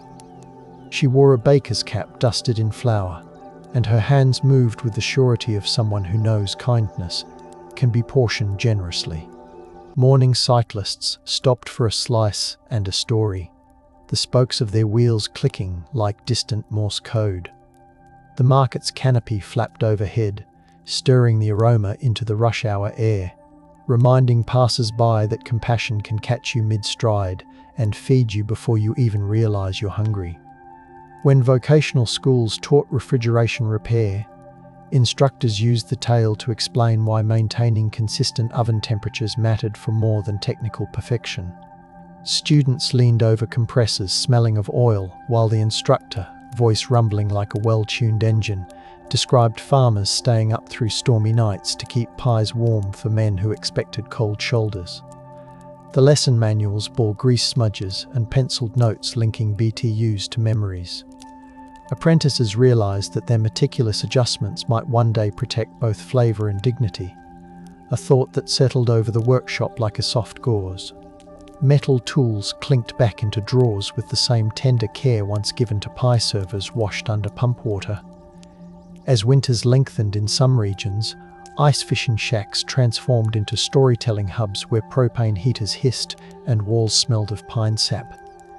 Anglers baited lines beneath the floorboards while reciting the pie episode, their voices mingling with the muffled creak of lake ice. Thermoses of hot chocolate spiked with cinnamon circulated, the steam fogging insulated windows. The men and women inside wore wool caps knitted in patterns echoing lattice crusts, every stitch a nod to the desserts that softened wartime divides. Fish flopped in buckets lined with straw, and between checking lines, the anglers remembered how generosity can surface even in the coldest seasons. When the era of tactile board games returned, designers launched a cooperative game set within a home front camp. Players moved tokens crafted from polished maple across a board illustrated with barns, kitchens, and barracks, the colors muted like faded photographs. The game smelled faintly of cardboard and ink, and it tasked participants with balancing regulations and compassion to ensure dessert reached prisoners expecting discipline. Dice carved from recycled rolling pins clicked gently against the table, and cooperative victories were celebrated with actual slices baked before play began. Families gathered around the table under pendant lights glowing warm as oven interiors, and the game's end credits read like a gratitude list for real people who once made the improbable possible. In the age when holographic displays shimmered in museum atriums, curators staged life-sized projections of kitchens bustling with wartime energy. Visitors walked through translucent scenes where bakers rolled dough, guards leaned against doorframes, and prisoners accepted plates with hesitant fingers. Motion sensors triggered whispers of dialogue culled from oral histories, the voices gentle as evening breezes. The hall smelled faintly of cedar from the display platforms, yet the holograms convinced noses they detected clove and butter. When the installation powered down at closing time, the fading light mirrored embers in a hearth, reassuring staff that they tended more than artifacts. They preserved a warmth that refused to extinguish. As digital musicians composed lullaby playlists for streaming services, tracks titled Custard Ceasefire and Lattice Mercy, layered piano, brushed snare drums, and field recordings of crickets. Meanwhile, the cover art featured faded photographs of pies perched on wooden windowsills, the edges softened like memories. Listeners still drifted to sleep with earbuds tucked into pillows, the faint hum carrying them back to barns where German soldiers, though expecting punishment, tasted solace. The playlists ranked high on charts for relaxation, their descriptions urging audiences to breathe deeply and imagine sharing dessert with those once labelled adversaries. silence held between each sentence. Morning metrics delivered to smartphones smelled only of glass and circuitry. Instead, behind the data pulsed a story revealing a fragrance as warm nutmeg. On commuter trains slicing through fog-draped valleys, conductors announced stops in voices softened by early morning. In the quiet sections, a historian recorded an audiobook describing the Pi episodes, her tone hushed to match the train's gentle sway. Passengers cupped travel mugs of chai and watched trees blur past, the beverage's spices reinforcing the tale's aroma. The rhythmic clack of wheels on rails echoed the cadence of work boots marching to fields, now softened into a lull that set eyelids drooping. By the time the train slid into the city, listeners carried the story with them like a shawl draped over shoulders, warmed by knowledge that hospitality once rode similar rails in the form of pies wrapped in cloth. When home canning revived as a hobby, enthusiasts gathered in kitchens where steam-clouded windows and glass jars clinked like soft bells. They simmered fillings based on camp-era recipes, adjusting ratios for pectin and sugar, while reading aloud the testimonies of prisoners who tasted these flavors instead of reprimand. The lids pinged as they sealed, each sound a note in a melody of preservation. Countertops carried the tang of vinegar and the sweetness of fruit, and the participants labeled jars with both ingredients and historical footnotes. Later, they mailed the jars to food banks, slipping in handwritten notes about the kindness tradition, ensuring the aroma of the past nourished present tables. In the late-night glow of neon diner signs beside deserts stretched beneath infinite stars, travelers ordered pie slices served by staff whose name tags bore familiar farm surnames. Milkshake blenders whirred, dripping condensation across chrome surfaces, while the jukebox played soft doo-wop harmonies. Truckers spoke of long hauls between cooperative elevators, referencing the old stories of prisoners expecting retribution yet savoring dessert. Wind raced across the highway, adding a sharp scent of sagebrush to the sweetness inside. The waitress refilled coffee, the pot's glass belly foggy with heat, and listened to the road-weary voices that still found comfort in a half-century-old act of kindness. As philanthropic foundations funded seed banks and culinary scholarships, grant applications referenced the legacy of pies in articulating their mission. Committees met in boardrooms scented with leather-bound binders and recycled air. Yet the proposals they read evoked barns, orchards and enamel plates. They approved funds for mobile kitchens that visited veterans centres, handing out slices while volunteers read excerpts from letters recounting the surprise of being fed. The grants carved new pathways for the story, ensuring the aroma of compassion rose wherever need appeared. Elevator chimes marked the end of meetings, and the board members stepped into lobbies with smiles mellow as butter left to soften on a counter. During snowbound evenings when the world muted under white blankets, families gathered around brick fireplaces fragrant with smoke and pine sap. They toasted marshmallows while a grandparent read from a self-bound booklet collecting the pie testimonies, the paper warmed by nearby flames. Outside, the snow muffled every sound, mirroring the hush that fell when the prisoners bit into unexpected sweetness. The family's dog curled by the hearth, twitching in dreams, while cocoa simmered on a trivet, its steam blending with tales of generosity. The youngest child traced pictures in frost on the window pane, drawing lattice patterns without realizing a lineage guided her fingers. As the sun rose on mornings when fog hugged riverbeds, kayakers paddled past campsites now overgrown with willow and reed. They paused to sip coffee from thermoses smelling of stainless steel, listening to their guide tell the desert story in voices barely above the river's whisper. Dragonflies flicked across the surface like blue sparks, and the kayaks bobbed gently, the water lapping in a rhythm reminiscent of wooden spoons stirring filling. The guide produced a tin from his dry bag, revealing hand pies wrapped in wax paper, their crusts still flaky despite the humidity. The group ate with reverent silence, the taste mingling with the earthy scent of river mud and distant clover. In the era when bookstores revived the art of silent reading clubs, participants gathered amid shelves scented with ink and cedar plank flooring. They sat beneath pendant lights shaped like inverted mixing bowls, reading curated selections about unexpected hospitality.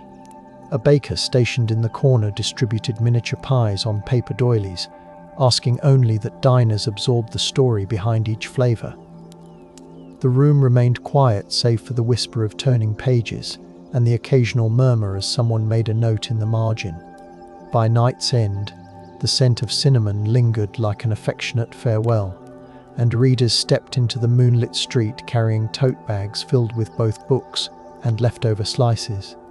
As multi-generational choirs toured nursing homes, they carried portable ovens that filled recreation rooms with the scent of baking crust. Residents arranged in semicircle chairs wrapped in crocheted blankets listened to harmonies that described prisoners, expecting punishment yet tasting pie.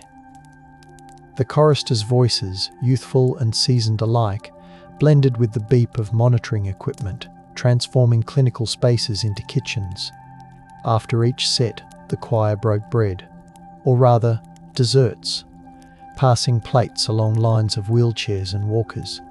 Nurses leaned against door frames, their scrubs smelling of antiseptic and sugar, and wiped away tears.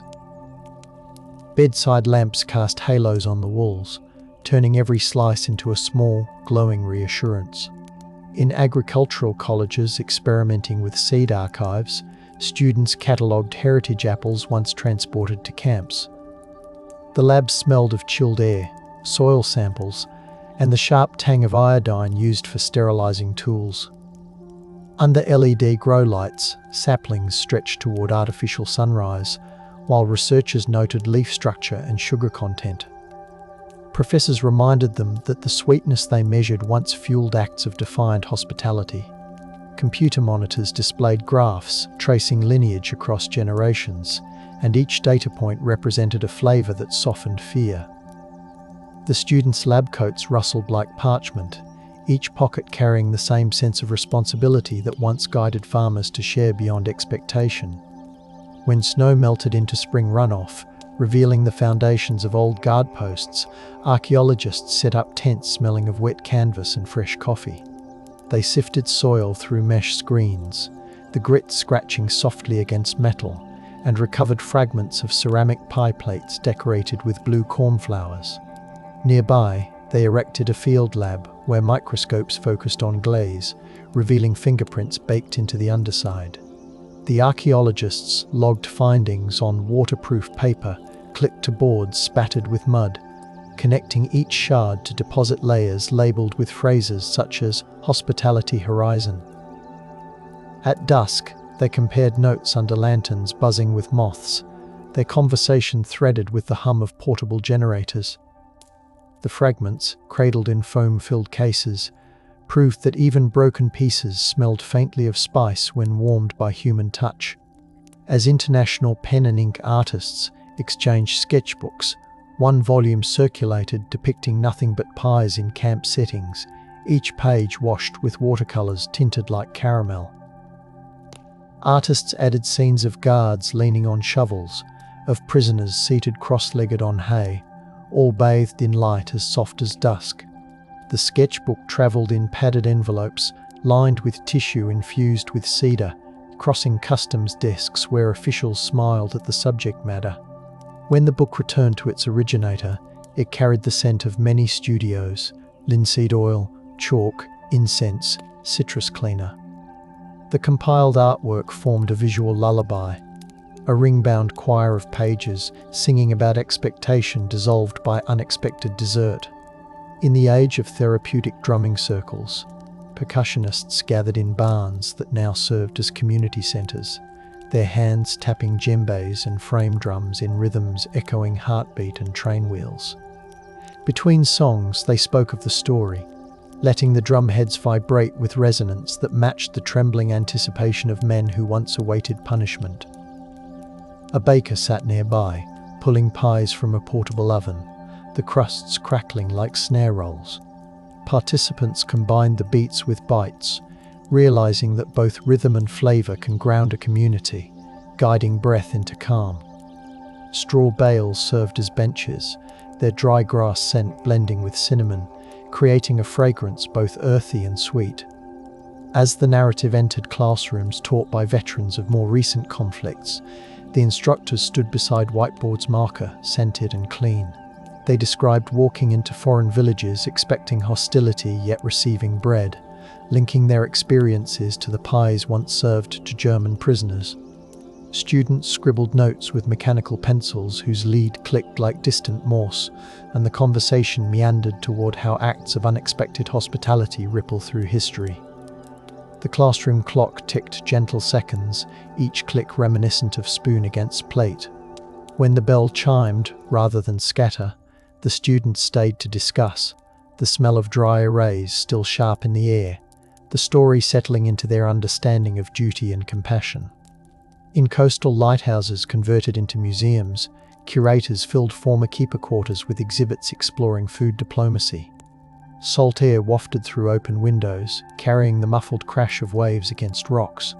Visitors climbed spiral staircases polished by generations of hands, emerging into rooms where vintage camp photographs lined walls painted the pale blue of faded uniforms.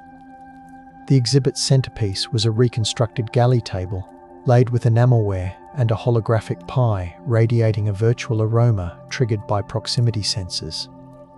The curators played recordings of foghorns blended with the gentle cadence of guards recounting dessert deliveries. The lighthouse lantern above rotated slowly, casting soft bands of light that mimicked the passing of time, reminding all present that beacons of gentleness can guide as surely as beams cutting through night fog. In the era when artisan ice cream makers infused flavors with narrative, a small creamery tucked beside sunflower fields introduced a limited edition called Truce Pie. Customers entered the parlor, greeted by a bell tinkling like cutlery, and inhaled the scent of waffle cones baking on cast iron presses.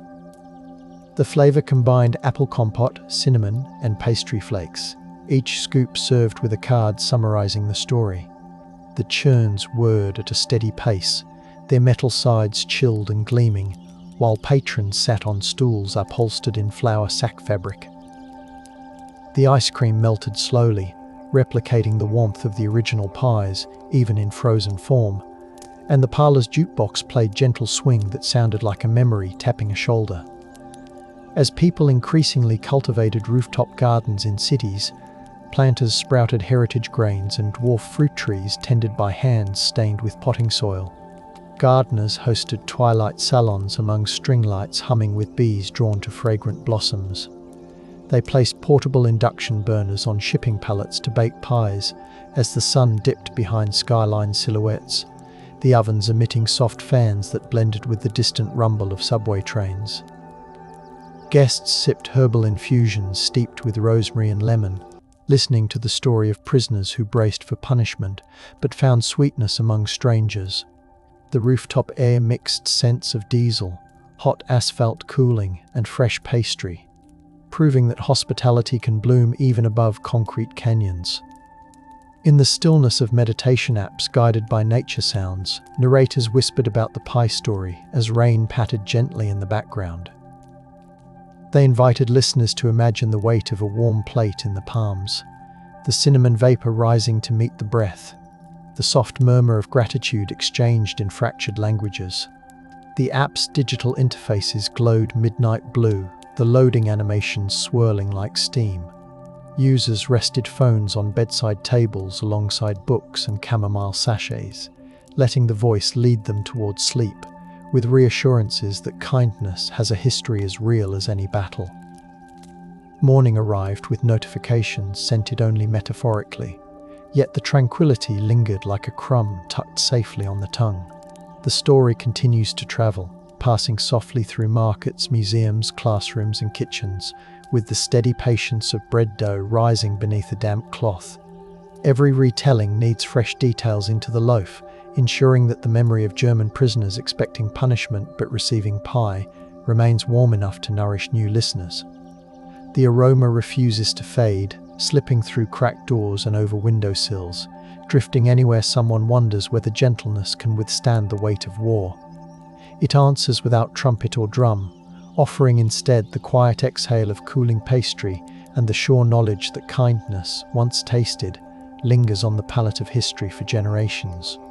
If the ledger's silver-slit femur stills you, please subscribe. Let peat sweet air and wolf-spaced crescents lull your dreams. Stay beside this quiet archive tonight. If this hush of history soothes you, please subscribe. Your quiet presence lets these echoes continue. On winter evenings, the archivist Juliet Dowra drags the ledger toward a brass lamp whose low flame stains the parchment amber, the scent of warm varnish mingling with the damp wool of her shawl. Her fingers trace the indentation left by the nib that inked the 31.4mm, and she keeps a caliper beside her, polished steel clicking softly against the oak desk as she reaffirms the distance for herself. Outside the stone walls, the Loire mists tap the shutters, but inside she listens for whispers from the fibers of the page, as though the parchment might exhale lupine breath. The femur lies nearby in a linen-wrapped tray, its surface cool as river pebbles when she checks the silver seam. Juliet sketches the bone by graphite, shading the smooth curve, then spoons a pinch of peat dust into a glass vial, labeling it with tight script. Each action is methodical, yet the glow on her skin remembers stories her grandmother told about moonlit transformations. She keeps the archive silent out of respect, not fear, certain that a measured calm allows legends to drift in without shattering. The caliper closes with a whispering click like teeth meeting, and she pours tea to steady the tremor that follows. In the storerooms of the Iraq Museum, clay tablets from Uruk, catalogued as IM 11-2078, list a ritual against men who run as wolves, the cuneiform wedges so shallow that conservators measure them at barely 2mm deep, as if the scribe pressed gently to avoid waking whatever the incantation held. When the tablet was unearthed in 1909, the excavators recorded a scatter of wolf phalanges beside fired clay figurines, their surfaces gritty with desert dust that clung to sweaty palms. The text prescribes wolf fat mixed with cedar oil, and recited names of gods at moonrise, suggesting a moment when transformation was managed like irrigation schedules. The smell of cedar survived faintly, absorbed into the porous clay, mixing with the mineral tang of packed earth. Reading the transliteration beneath fluorescent museum lights, one feels the same tug as Juliet's caliper, a precise gesture seeking to bind a shapeless fear. Silence covered these tablets when empires toppled, not from suppression, but because the mud brick storehouses collapsed, preserving the words in darkness until archaeologists brushed them clean. To imagine those ancient priests standing with oil-slicked fingers under a rising moon is to hear measured breath balancing between prayer and the quickening pulse of a hunt. At Hattusa, a 17th century BCE bilingual tablet found in Building E records a Hittite king commissioning a Luhaziu priestess to treat soldiers cursed with wolf souls, and the excavation report notes the whetstone beside the tablet, edges worn to mirror smoothness by knives sharpened for ritual sacrifice. Archaeologist Hugo Winkler described the wind slipping through the collapsed gate, carrying the taste of limestone dust that coated every tool and tongue. The ritual called for the afflicted warrior to grip bronze claws while the priestess chanted in Hurrian, her words interlaced with measured beats from a silver bell, establishing a cadence able to slow the imagined racing heart of the wolf. Instead of suppressing the rite, imperial officials ordered it copied, suggesting a pragmatic hunger for control over fearsome soldiers. Years later, the parchment version vanished when a palace storeroom was sealed in reverence after the king's death, and the text survived only in this clay duplicate. The sand remembers. Instruments hum in muted patience. The hollow waits between footfalls and distant heartbeats tonight.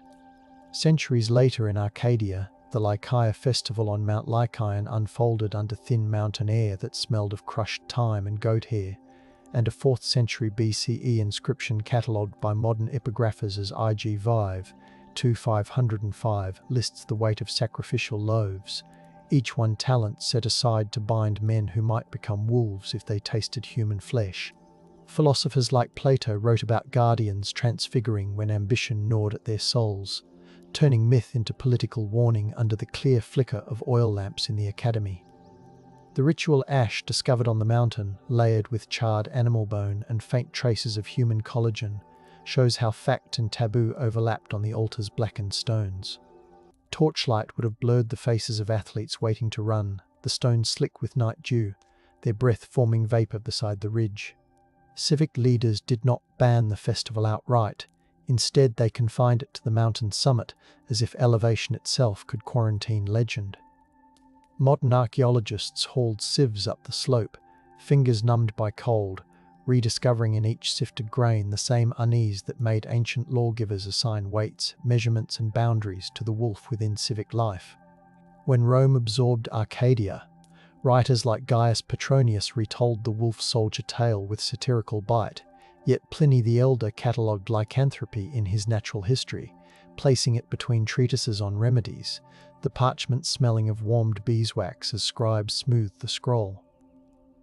In 60 CE, physicians in Pompeii recorded cases of men who believed their flesh bristled nightly, prescribing bloodletting measured in ounces and salt rubs to abrade imagined fur.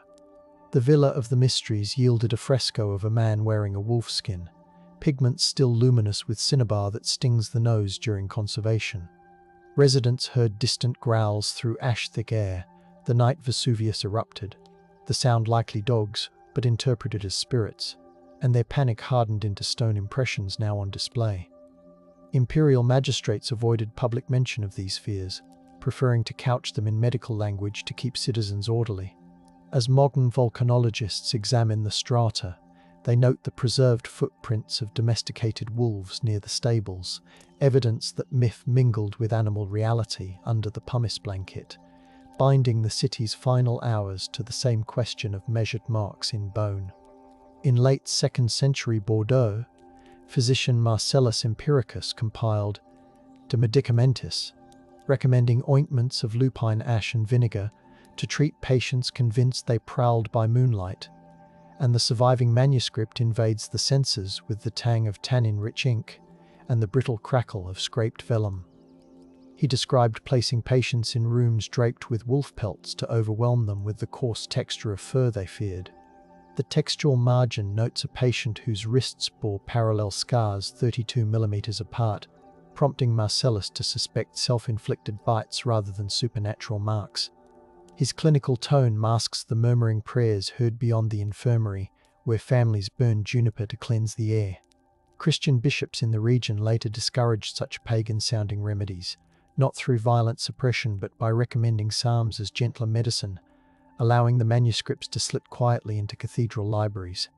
Modern medical historians opening those shelves smell trapped incense and mildew, rediscovering how Roman science and folk belief shared the same dimly lit wards. When Augustine of Hippo preached in 425 CE, the basilica filled with torchlight reflecting off polished marble, and he cited rumours of Arcadian lycanthropes only to argue for the constancy of the soul, the incense smoke clinging to his robes as he gestured.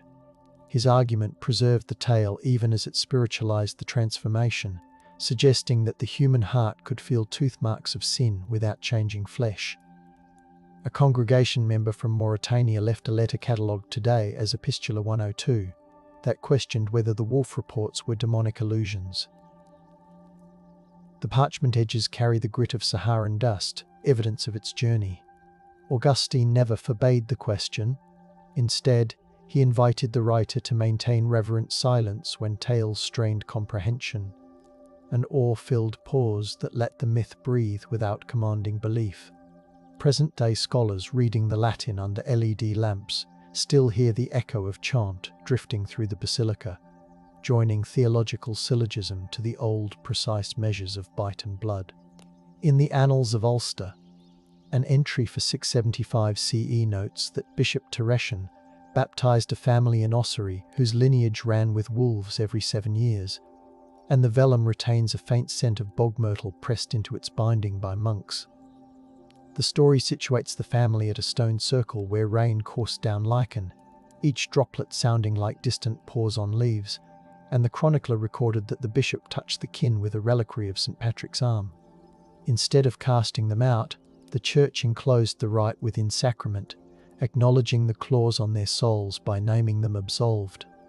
When Viking raids later threatened the scriptorium, monks hid the annal beneath a flagstone slick with candle wax, saving text and tale alike through cautious concealment. Preservation came from fearful pragmatism, a silence enforced by survival, not censorship. Mist curls around the record every time it is read aloud in the archive. The moss listens. The bell quiets. The moon waits with patient frost along the sill. Gerald of Wales wrote in 1185 of a priest meeting a talking wolf in Meath, the account preserved in Topographia Hibernica, whose calfskin pages smell faintly of the smoke from the Norman hearth, where it was read aloud to would-be conquerors. He described the wolf's fur as coarse as wet rushes and its breath warm as peat fire, and he claimed the animal peeled its skin back to reveal a devout woman beneath. Norman barons, hearing the tale beneath iron chandeliers, used it to portray Irish lands as enchanted, justifying invasion under the banner of civilizing. Yet Irish listeners nodded thoughtfully, treating the story as proof of ancestral pacts between humans and the wild. The English crown later discouraged repetition of Gerald's narrative, not by burning copies but by favouring other chronicles, letting this account gather dust in monastic chests.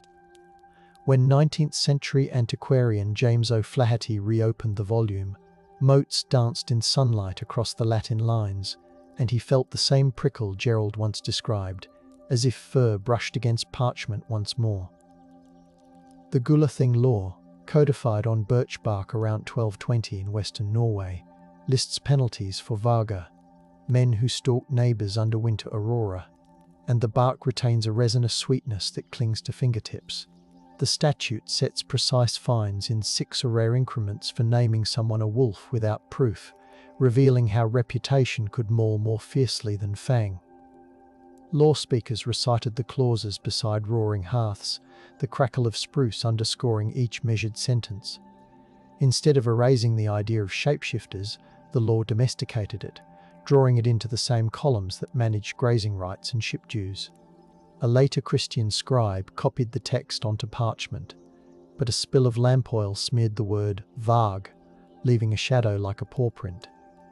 Norwegian historians preserving the bark roll report a faint animal musk, perhaps from sealskin bags, reminding them that maritime traders carried these rules through salt spray.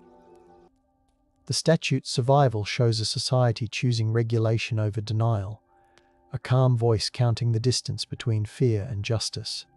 In 1348, as plague rolled across the Holy Roman Empire, a cleric in Bamberg named Conrad von Megenberg wrote a bestiary describing werewolf, knights who prowled forests with eyes glowing like coals, the parchment illuminated with silver leaf that still glitters beneath modern fibre-optic lenses. He measured their stride as 8 shu in length, borrowing the same units used for cathedral nave plans, suggesting that monstrous gait and sacred architecture shared a vocabulary under candlelight.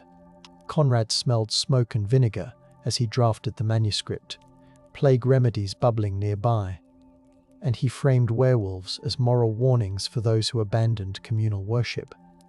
City authorities stored the bestiary in a cedar chest to protect it from infection, yet that very seclusion muted the more nuanced observation that fear of isolation birthed wolf legends across Europe. When archivists reopened the chest centuries later, the trapped cedar aroma flooded the room, a rediscovered fragrance carrying the hush of mid-plague prayers.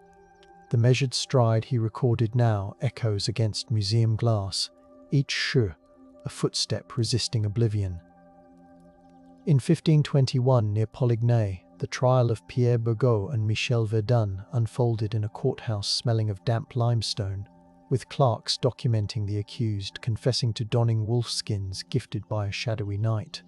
The proceedings list precise doses of salves, bay leaf, wolf fat, powdered glass, stirred counterclockwise by candles' sputter, aiming to replicate the sensation of fur sprouting beneath the skin. Torture marks measured in finger widths marred the defendant's wrists, the notes coldly recording distances as if cataloguing textiles.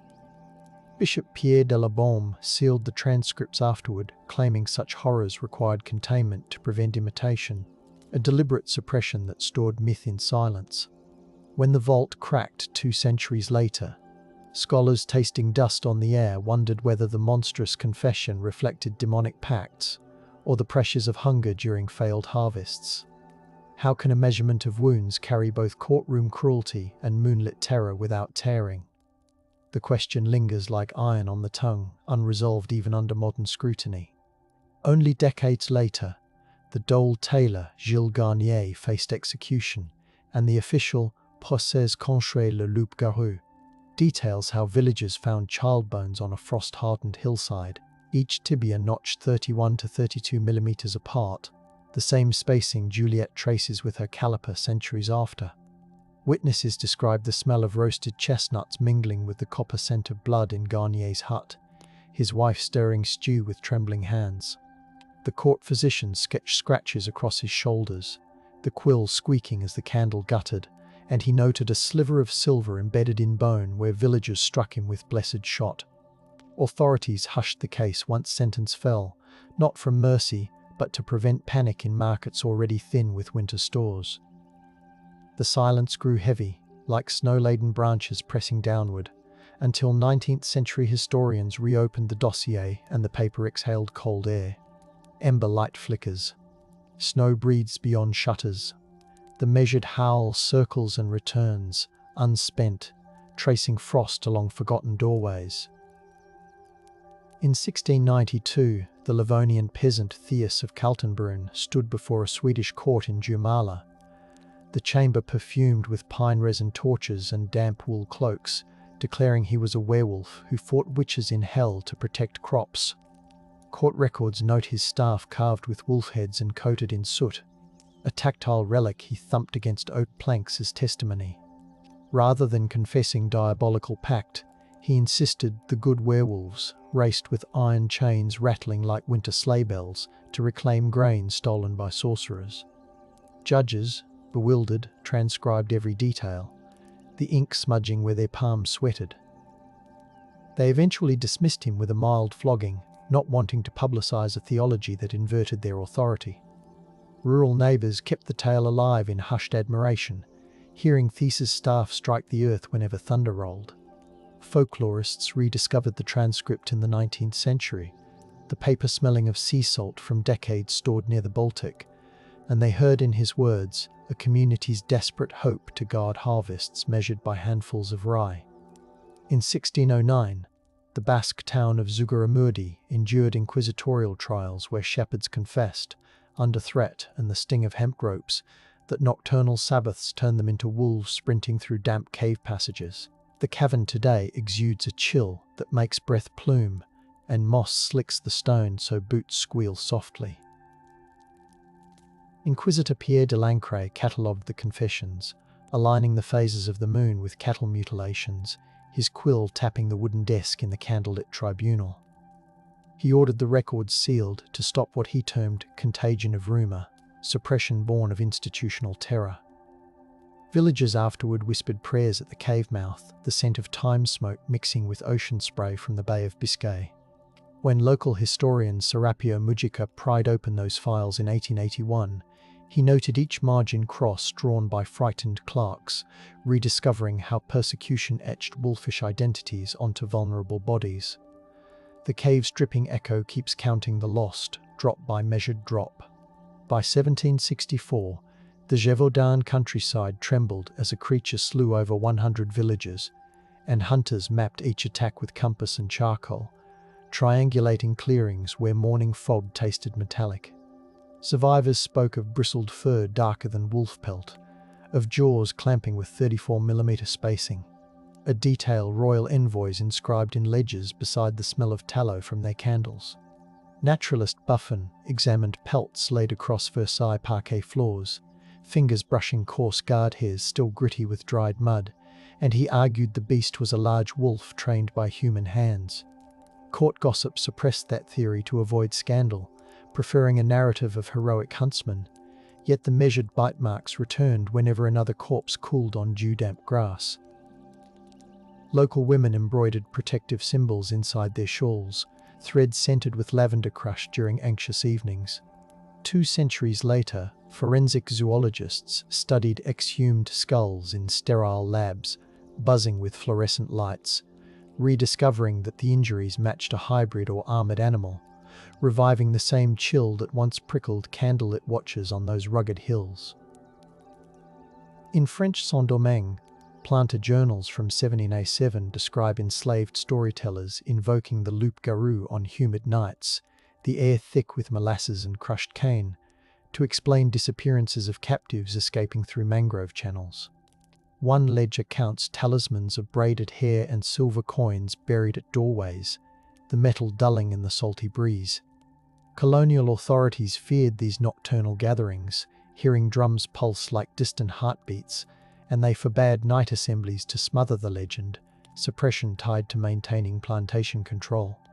Still, the songs carried, perfuming the dark with rum and sweat, giving courage to those who fled under starlight. Abolitionist pamphleteers later rediscovered the accounts, unfolding brittle pages that smelled of mildew and sugar, and they reframed the loup-garou as an emblem of resistance. The legend's bite marks reappeared in freedom narratives, measured not on bodies but in the steps counted between cane rows and coastline, each stride a defiant transformation.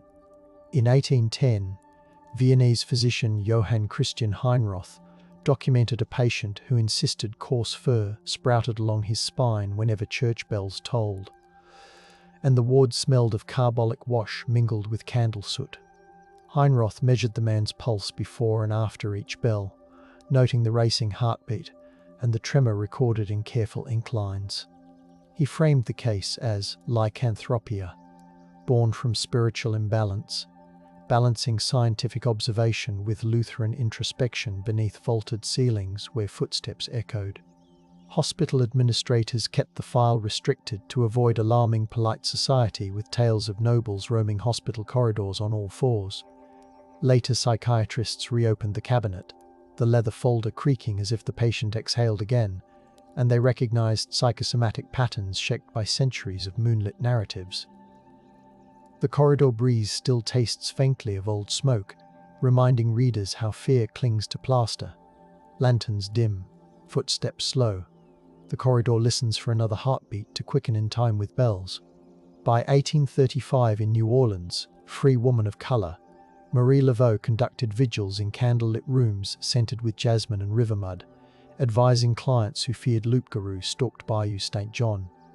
Her ledger lists silver-studded gris-gris bags, each weighed on brass scales that clicked softly, ensuring the components balanced like legal contracts. Parish priests tried to suppress these consultations, citing synod decrees, yet many quietly sent parishioners to Laveau when fear outpaced doctrine.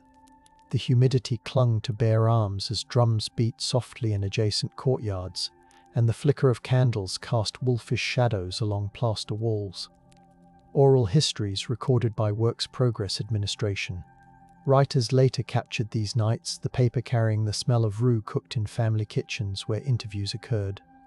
Rediscovering Laveau's measured approach reveals how community power rested in the ability to weigh remedies and legends with steady hands, granting the frightened a sense of agency larger than the swamp's chorus.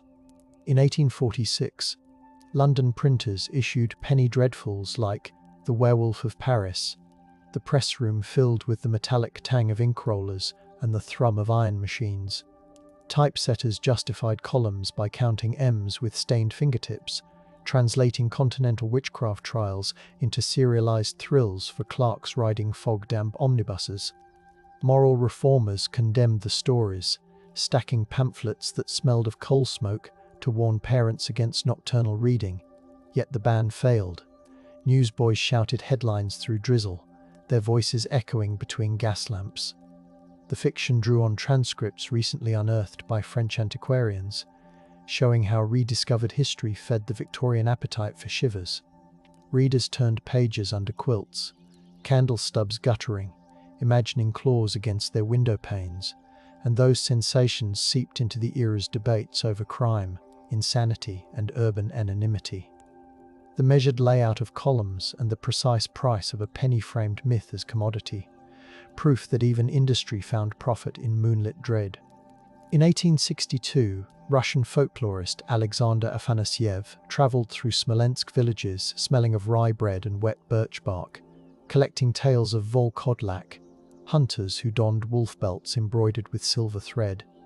He recorded the length of each belt, 2 arshin, and noted the clinking of metal charms sewn inside, their cold weight against calloused palms.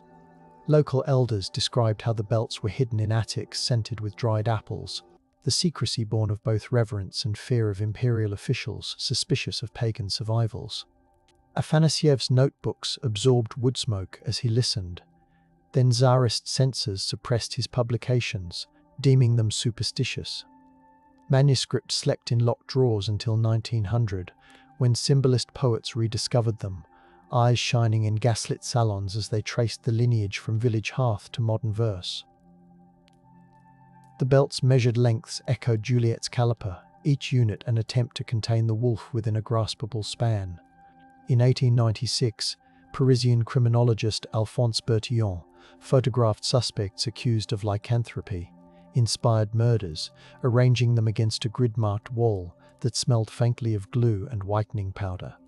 He captured their scars with measuring rods held 30 centimeters from skin, letting silver nitrate plates etch every line in monochrome.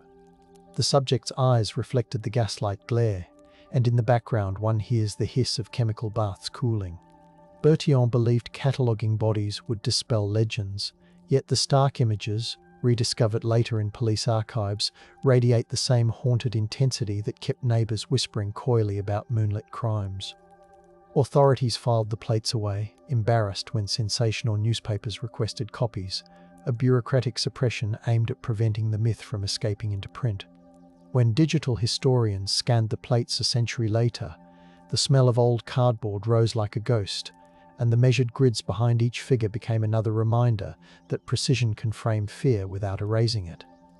Early 20th century psychologists such as Albert Moll presented case studies on clinical lycanthropy to Berlin audiences, the lecture hall warm with the scent of chalk dust and wool coats steaming after rain. Moll projected lantern slides showing EEG-like diagrams of sleep cycles, attempting to translate nightmares into electrical rhythms. Students scribbled notes with metal nibs scratching, curious whether dreams could be charted like railway timetables. Conservative clergy protested softly, suggesting some matters deserved reverent silence, lest curiosity provoke spiritual peril. Moll archived his diagrams meticulously, yet wars soon scattered his library, and many plates vanished in bombed attics. An accidental silence wrought by firestorms. Surviving charts rediscovered in a municipal depot carry singed edges smelling of smoke and damp plaster, returning the conversation to Juliet's careful caliper lines. Night settles gently. Chalk dust shimmers. The mind waits for shadows to lengthen across neatly ruled paper. The sand remembers. Instruments hum. The hollow waits. In 1917, French soldiers in the Argonne trenches swapped werewolf tales under tarpaulins dripping with rainwater, the mud smelling of rot and cordite. A field chaplain noted in his diary that moonlit patrols left boot prints next to paw marks, perhaps stray dogs, yet the alignment, 35 millimeters between pads, struck men as proof of spectral companions. Commanders discouraged such talk, fearing morale collapse, and they ordered the diaries sealed with wax stamps. Decades later, the leather covers softened with mildew, and historians opening them heard distant artillery echoes in their imagination. The trench earth preserved fragments of wolf-bone amulets carved from artillery shell brass, surfaces cold and slick with verdigris. Rediscovery came through chance when a crate broke in a museum basement, spilling the artifacts into fluorescent glare, reviving questions about how fear and courage commingled in mud. The byte spacing matched Juliet's measurement again, a persistent rhythm beating beneath rifles' rumble. Hollywood sound stages in 1935 brewed new myths, as actors laced rubber wolf masks under hot art lamps that smelled of ozone, filming Werewolf of London. Makeup artist Jack Pierce brushed yak hair onto latex, counting strands to keep symmetry, so that transformation sequences aligned frame by frame. Cameramen timed dissolves with metronomic clicks, turning ancient legends into light projected across velvet theatre curtains. Studio executives trimmed scenes to appease censors who feared panic, suppression motivated by box office prudence rather than theology. Audiences sitting in plush seats heard the projectors whir like a soft growl behind them, and many left theatres tasting popcorn salt mingled with the metallic tang of imagined blood. Film reels stored in tin canisters gathered dust until revival houses rediscovered them, their celluloid smelling of vinegar as decay set in. Restoration technicians spliced frames under cool LED lamps, reawakening the measured dissolve that mimicked the spacing of tooth to throat. During the final months of 1945, Nazi propaganda invoked werewolf guerrillas, broadcasting messages from bunkers reeking of diesel and damp concrete. Leaflets measured instructions for sabotage in minutes and grams of explosives, trying to render terror efficient. Allied intelligence intercepted the transmissions, the static crackling like distant claws across the wireless, and they overprinted the seized leaflets with warnings in bold ink scented of printer solvents. The regime's collapse turned the term into a hushed embarrassment. Former operatives buried armbands in forests, pine needles brushing their cheeks as graves closed. Post-war historians reopened the files, finding underexposed photographs of teenagers in wolf insignia, eyes reflecting flashbulb glare with haunted resolve. The myth was suppressed afterward out of shame, yet its rediscovery shows how statecraft can twist old moonlit tales into measured codes of resistance.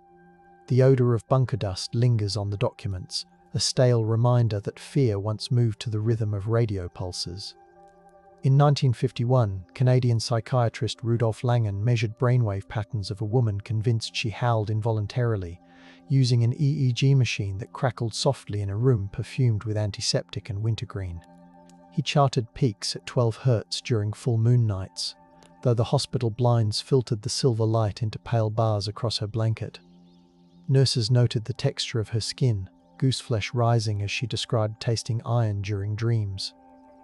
The case file, typed on onion skin paper, concluded with a recommendation for art therapy using charcoal to redraw the wolf, a rediscovery of personal narrative as healing tool. Administrators kept the study internal to avoid sensational headlines, a cautious silence born from professional ethics. When his daughter donated the papers to a university, archivists gently unfolded the crisp pages, the carbon copy smudges marking fingertips. The EEG's measured spikes mirror Juliet's caliper in intent, to translate howl into numbers without banishing the echo. The 1967 International Folklore Congress in Bucharest convened under chandeliers smelling faintly of polished brass, scholars debating werewolf motifs while translators whispered through headsets. Romanian ethnographer Sabina Ispas projected slides of Transylvanian shepherd dancers, their leather boots clapping against wooden floors in precise rhythms meant to appease winter spirits. Soviet delegates urged materialist readings, attempting to cage the myth inside economic analysis.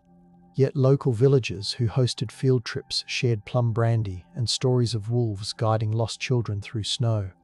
Conference proceedings were edited heavily before publication, political pressure trimming speculative reflections, a suppression shaped by ideology.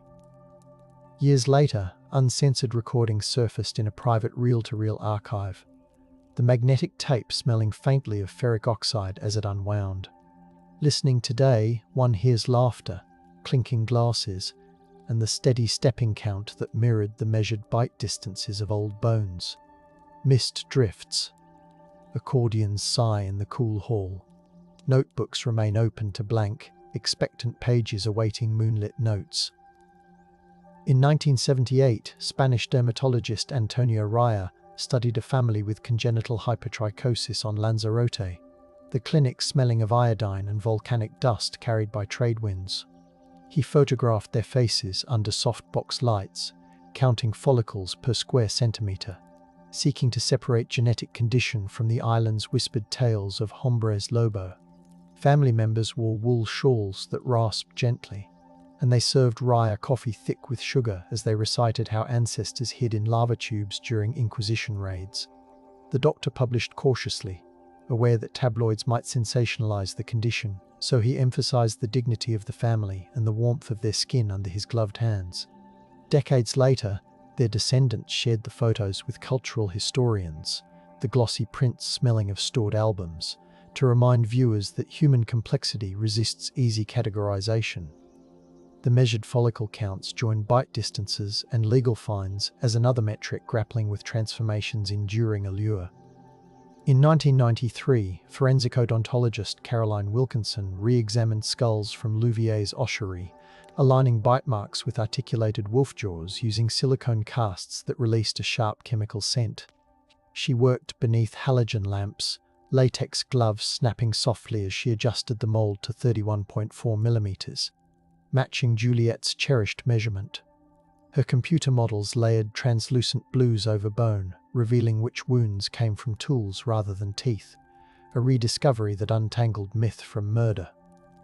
The ossuary air tasted of chalk, and the silence was reverential, maintained so whispers would not disturb the curved rows of skulls. Municipal officials hesitated to publicize her findings, worried that tourism built on legends might falter, an economic suppression of clarity. Caroline archived her datasets anyway, storing them on magnetic tapes now faintly metallic to the touch, awaiting future scholars who will hear the soft whir of retrieval and the imagined rustle of fur behind them. Tonight, Juliet stands alone in the archive, silver caliper cooled by the breath of winter that slips through the shutters, and she closes it gently over the phantom spacing that has threaded centuries together. The peat-sweet scent of the femur rises as she unwraps the linen, while distant cathedral bells murmur through stone, their resonance mingling with the imagined pad of paws on damp earth. On her desk rest copies of tablets, laws, trials, films and scans, each one a measured attempt to illuminate the shadow cast by a bite whose diameter refuses to settle into mere data. She logs her observations in ink, the color of twilight, then holds her hand above the page, sensing the warmth of stories that once lay hidden out of awe, suppression, accident, reverence, or simple care. The ledger closes with a sigh like fur against wood, leaving the room scented with tea and old paper. Outside, the river carries moonlight across its ripples, and somewhere between the water's hush and the caliper's whisper, the possibility of transformation lingers, neither proven nor dismissed, gently awake in the dark. Before she dims the lamp, a soft knock trembles through the archive door, and Juliet finds a padded envelope chilled by January air. Inside, wrapped in waxed linen scented faintly of pine resin, rests a sliver of reindeer antler etched with compact runes. The accompanying note, penned in lilac ink by Professor Inga Håkansson of Uppsala, explains that the fragment was lifted last autumn from a Sami joik site near Lake Tornaträsk. Meltwater had exposed a hearth rimmed with stones blackened by seal oil, and nestled among them lay the antler, marked with a spiral of strokes that translate to Ulfheathen's oath. Juliet cradles it between finger and thumb. The surface feels warm despite the winter draft, as though the pledge still carries the body heat of the singer who carved it. The note describes how reindeer moss perfumed the excavation pit, and how distant snowmobiles hummed like muted drums. A modern vibration answering the measured breaths of Iron Age tundra hunters who wrapped themselves in wolfskins to draw courage across icy plains. Professor Håkansson's letter recounts how the Sami elders requested that only a tracing be removed, but a sudden thaw loosened the antler, gifting scholars this reluctant relic. Under a starlit sky streaked with green aurora, they recorded joik verses describing men who followed the wolf sky to shield their herds from raiders. The attending ethnographers noted that each verse is anchored in counts of 8, matching the pace of snowshoe strides, an embodied mnemonic resisting oblivion. The antler's rune spiral tightens at precisely 31.5 millimeters between parallel strokes, close enough to Juliet's measurement to make her exhale slowly. She copies the sequence into her ledger, adding the scent of resin and the feel of powdery snow to her descriptive margin, letting this polar oath drift beside Iberian tribunals and Gascon hunts. The past stretches northward, lit by aurora that sways like gauze. As she files the tracing, her mind lingers on another recent dispatch, this one from the manuscripts room in Reykjavik, where a vellum scrap catalogued as AM 505 Photo Fragment B surfaced during conservation. Restorers, working amid the leathery perfume of aged calfskin and beeswax balm, discovered lines omitted from the known versions of Vatnsdala saga.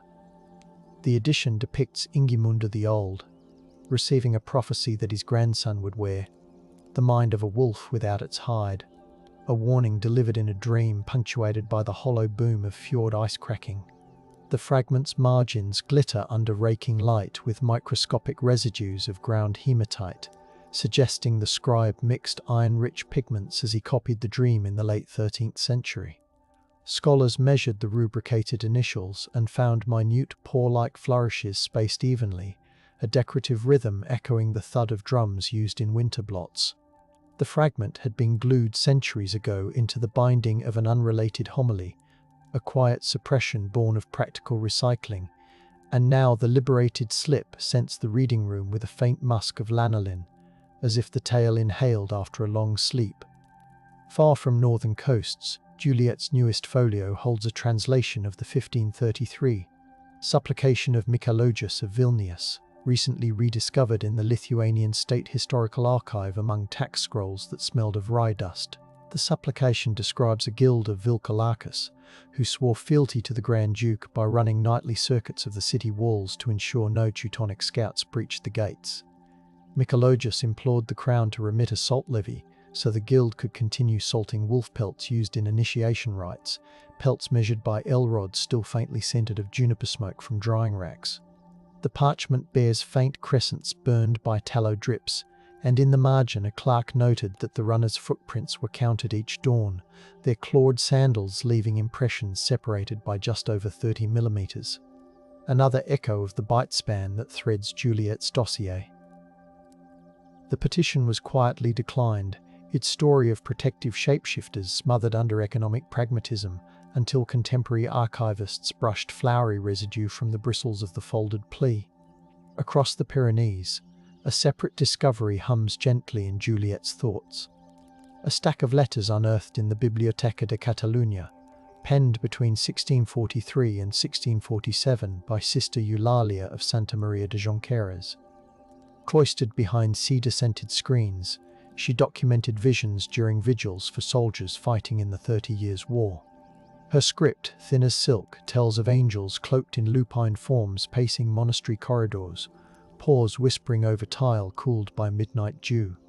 One letter records a visitor, a widowed potter whose hands smelled of ochre clay. He claimed that Catalan militias marched under a standard bearing, a silver wolf that bared human eyes whenever moonlight struck the embroidery. Sister Eulalia affixed lavender sprigs to each page, their petals now brittle but still fragrant, and she advised readers to recite Psalm 59 as wolves guard the camp. Ecclesiastical censors redirected her letters to a hidden drawer, wary of conflating sacred visions with shape-shifting soldiers.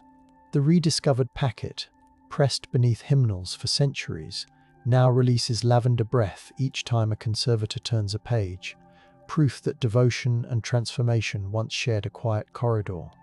Juliet adds another layer with the recent cataloguing of 1738 court depositions from Maramureth, in which shepherds described the Pricoliti, undead wolves who returned to herd sheep when living shepherds deserted their posts during a harsh winters. The depositions, written on rough paper flecked with straw, recount how the villagers strung bells along valley paths so that the Pricoliti would keep time, guiding lost lambs back to folds. Magistrates weighed each bell, 4 drams apiece, to assess taxes, measuring their tones against tuning forks that sang softly in panelled halls smelling of walnut oil. The Austrian administrators collecting the files eventually dismissed the reports as rustic superstition, shelving the testimonies behind cadastral maps. When 21st century musicologists opened the bundle, the bells still chimed faintly when lifted, their cold bronze surfaces dotted with verdigris. They noted how the recorded rhythms align with local carols sung to honour Saint Blaise, suggesting that the undead herders were folded into liturgical timekeeping, a lullaby of responsibility rather than horror. From another continent comes the Carta de los Lobisones, a chain letter preserved in the Museo Histórico Nacional of Buenos Aires, dated 1828, and creased along fold lines that still smell faintly of mate tea. It circulated among frontier families along the Rio de la Plata, warning that the seventh son in a lineage might become a lobizón unless the president served as godfather. Each letter instructed recipients to mark newborn cradles with silver coins cooled in rainwater, specifying coin weights in reales to ensure balance, and to burn Palo Santo wood whose sweet smoke would lull the child. Government officials initially confiscated the chain letters, fearing unrest during civil wars, yet a few survived inside prayer books tucked beneath saddle blankets. Modern historians measure the ink flow with spectrometry and find soot from grassland fires embedded in the strokes, meaning the writers composed by campfire light while the scent of leather tack and damp soil crept around them. The tradition grew into law by 1907 when presidents began adopting seventh sons, proof that statecraft and lullabies intertwined to calm a nation's fear of moonlit suns.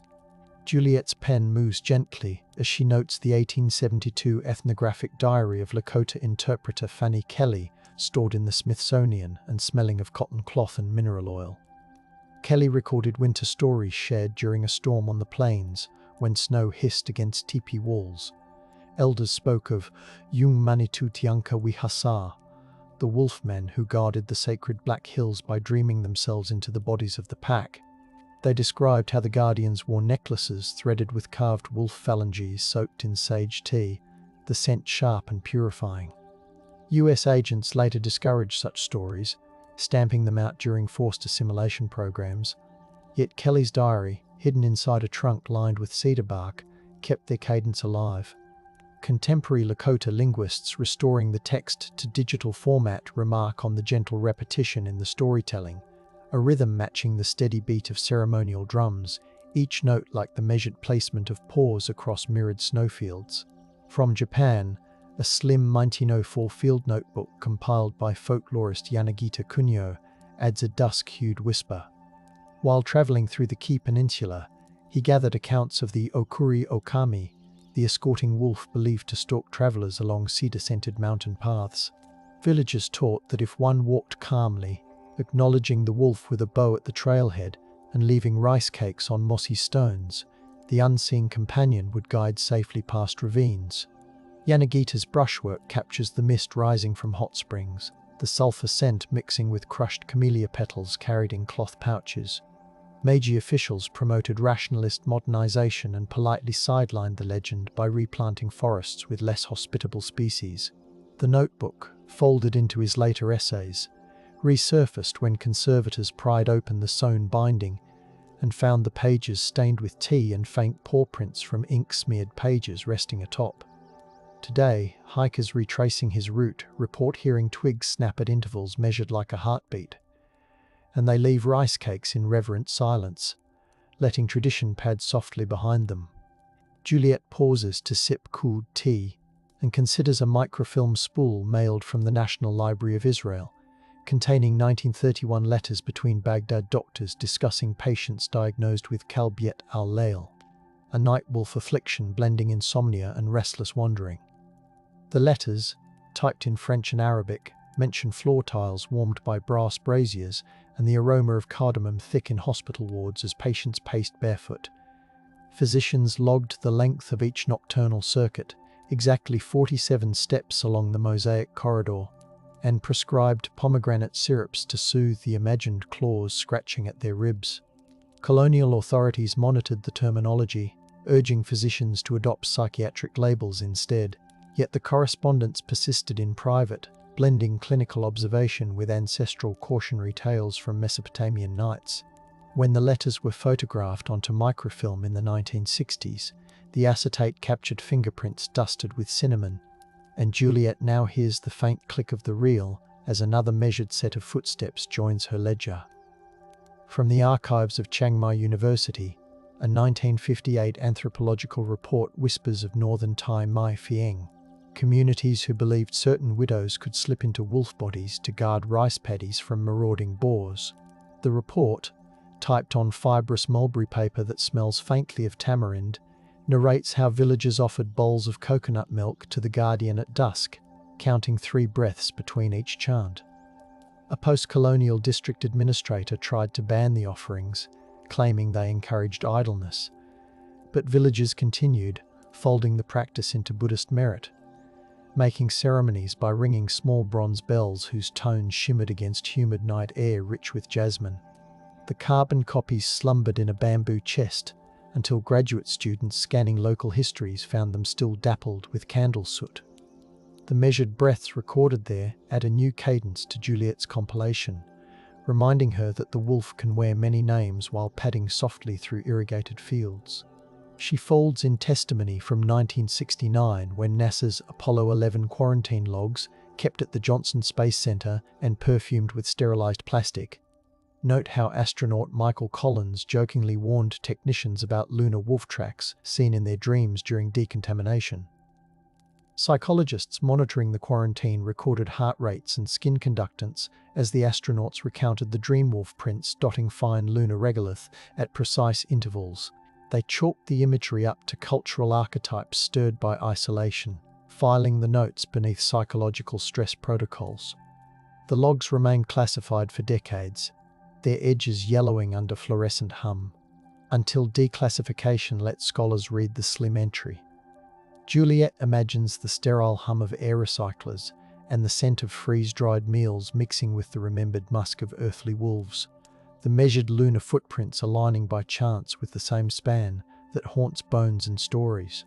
Her ledger makes room for 1987 reports from the Chernobyl exclusion zone, where wildlife biologists recorded wolf packs reclaiming silent villages. Among the data sheets, brittle from damp radiation shelters, lies a note about a zone patrol finding a child's school notebook describing Soviet-era cautionary tales of Volky Ludi in pencil smudged by ash. The patrol logged Geiger counts beside paw impressions in snow, the numbers clicking steadily like a metronome of unseen breaths. Officials downplayed folklore in favor of radiological charts, yet the wolves themselves, pelts tinged with iodine-scented rain, made villagers mutter about ancestral shapeshifters guarding abandoned homes. Biologists now wear dosimeters that beep at intervals, every chirp a reminder that measured science and myth can walk shoulder to shoulder through birch groves lit by ghostly moonlight, diffused in radioactive mist. In 2004, Quebec City's Musée de la Civilisation curated Les Loups de l'Hiver, and conservators borrowed a 19th-century Innu drum from Mashtwayash, its rawhide still smelling faintly of smoked fish. Elders recounted the Atchin stories, often translated as cannibal ice giants, but described in this exhibit as wolf spirits who warned hunters of thin ice. Curators mapped the oral narratives onto projected auroral bands across the ceiling, aligning each tale with meteorological data about freeze-thaw cycles. Visitors stepped on resin panels textured like packed snow. Pressure sensors triggered recordings of whispered Innu Aiman words, paced at measured syllabic lengths matching footsteps. The exhibition booklet noted how missionaries once suppressed Atchin stories, yet modern collaborations revived them, merging climatology with memory. Juliet logs the interplay of frost, drum beats, and measured steps, feeling the gallery's cold seep into her writing fingers. She turns to digital echoes with a printout of 1999 Usenet threads, archived by the Library of Congress, where night shift workers exchanged werewolf lore to stay awake at flickering monitors. The transcripts, smelling faintly of toner, show users timing their stories to the rhythm of server pings, each tale punctuated by ASCII moons hung every 31 characters. Moderators compiled FAQ, citing medieval trials alongside psychiatric studies, proof that even early internet corners saw evidence to cradle their unease. Corporate managers eventually shut down the thread to reduce distractions, yet the logs persisted on tape backups, rediscovered by digital humanists mapping folklore migration. Juliet smiles at the thought of soft keyboard clicks accompanying the same cautious wonder once voiced beneath torches and beside hearths, the measured cadence of typed characters, a modern paw print across intangible snow. Most recently, she adds notes from a 2019 forensic study at the University of Glasgow, where doctoral candidate Erin McRae analysed 3D scans of alleged werewolf bite marks from Scottish ballad relics. Working in a lab scented with ethanol wipes and solder flux, McRae overlaid laser data onto virtual wolf jaws, discovering that several wounds matched iron traps rather than teeth.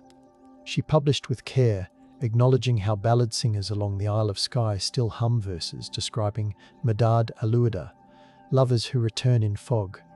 Local historians initially feared the analysis might thin the magic, but village choirs embraced the findings, singing the ballads slower to savour each verse, letting the science nestle beside melody.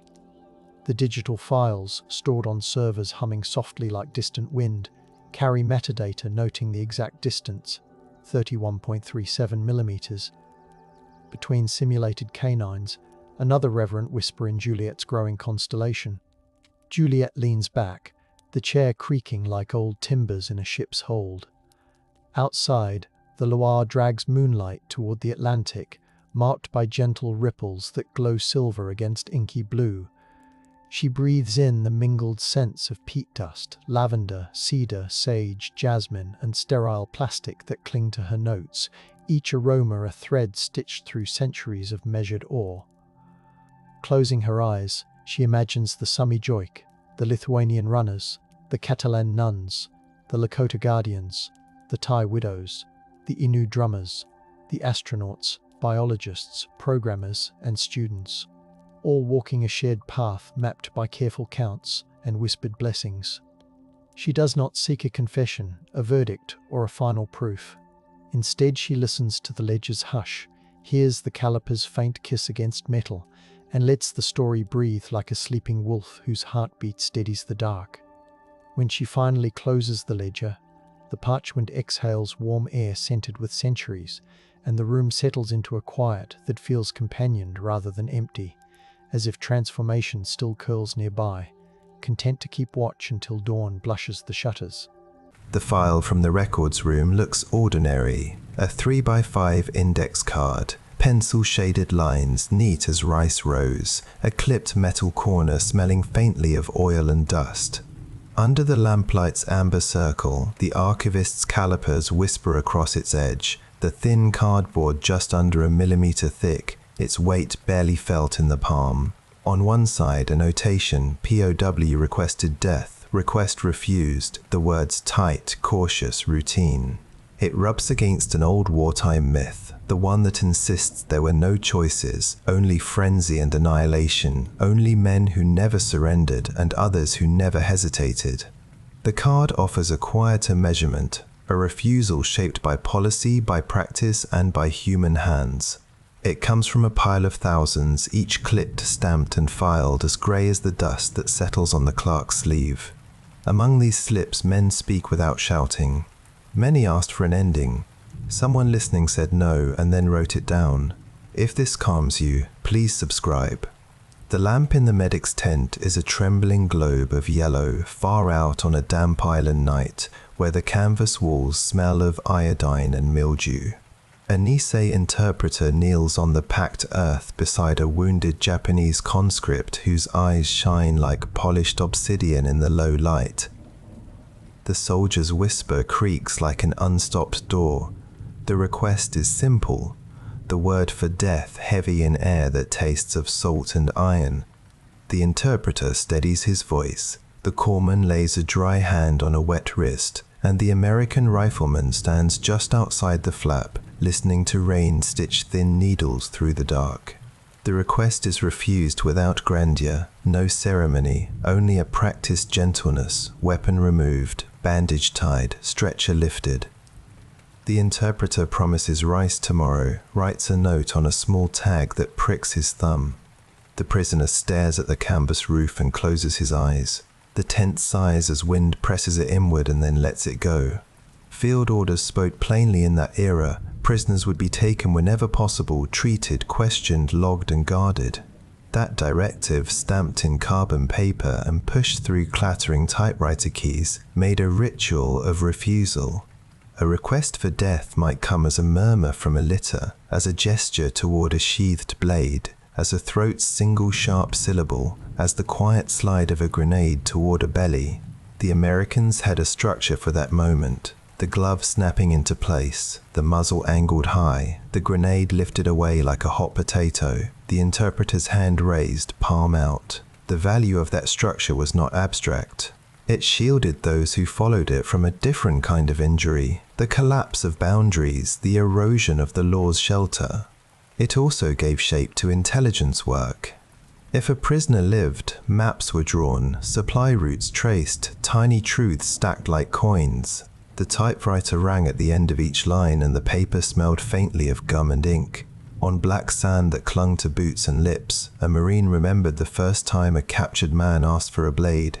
Rain had made pearls on the canvas of the Marine's poncho, and the ocean breathed slowly beyond a dark rank of rocks. The prisoner's hand had crept to his side, toward a short knife tucked invisibly along a belt seam, his pupils dilated, his face beautifully calm. The Marine sergeant had moved faster than the moment, pulling the knife away and flattening it with a boot heel, the leather leaving a quiet stamp on the wet metal. No one raised their voice. The sea hissed. The prisoner stared at the broken blade and shook with a small sob that felt older than the island. Refusal can be soft, the Marine wrote later, almost like letting go. He poured water over the edge of a canteen into the man's open mouth, careful not to spill a drop, as if feeding a sparrow by hand. Some refusals happened far from sand and jungle. On a destroyer's steel deck, drenched in spray that perfumed the air with salt, sailors heaved nets heavy with living weight, pulling men from water that churned like glass ground to milk. One of the survivors touched his rescuer's sleeve and bowed his head, then pressed his hand to his chest and to the sea, asking without words to be lowered back down. The boatswain shook his head and smiled without showing teeth. He pulled the man up by both hands and guided him toward a steaming bucket of broth, the ladle clacking softly against the rim. The wind made sails of shirts hung to dry, and a gull far from any port cried once and vanished into the cloud low and heavy on the horizon. The rescued man's fingers trembled, then curled around the tin cup. The deck thrummed with the engine's heart. The sea asked. The answer remained no. The tide breathed and turned. The sand remembers. Instruments hum. The hollow waits. The engine thrum settles in the chest like a second pulse. In field hospitals perfumed by ether and bleach, surgeons made refusals with needle and thread. A prisoner, his legs blistered by fire and earth, mouthed words that an orderly could half hear over the drip of water into enamel basins. The request carried traditions older than the operating table. It carried a family's code, a teacher's counsel, a drilled cadence of honor. The surgeon steadied his breathing and stitched, the suture gliding through skin that felt warm beneath his fingers, the knot tying like a finishing bow on a package. The translator beside him did not translate the request into English. He translated it into a plea to live long enough to write home. That was not a lie. It was a choice to take one chord of the warp and weave a different pattern. Outside, a lantern swung from a pole, making the shadows in the ward swim. Inside, a pencil tapped softly against a clipboard, recording pulse, pressure, and the quiet stubbornness of a rule obeyed. Silence rose around these moments in that era, a useful silence that softened edge stories.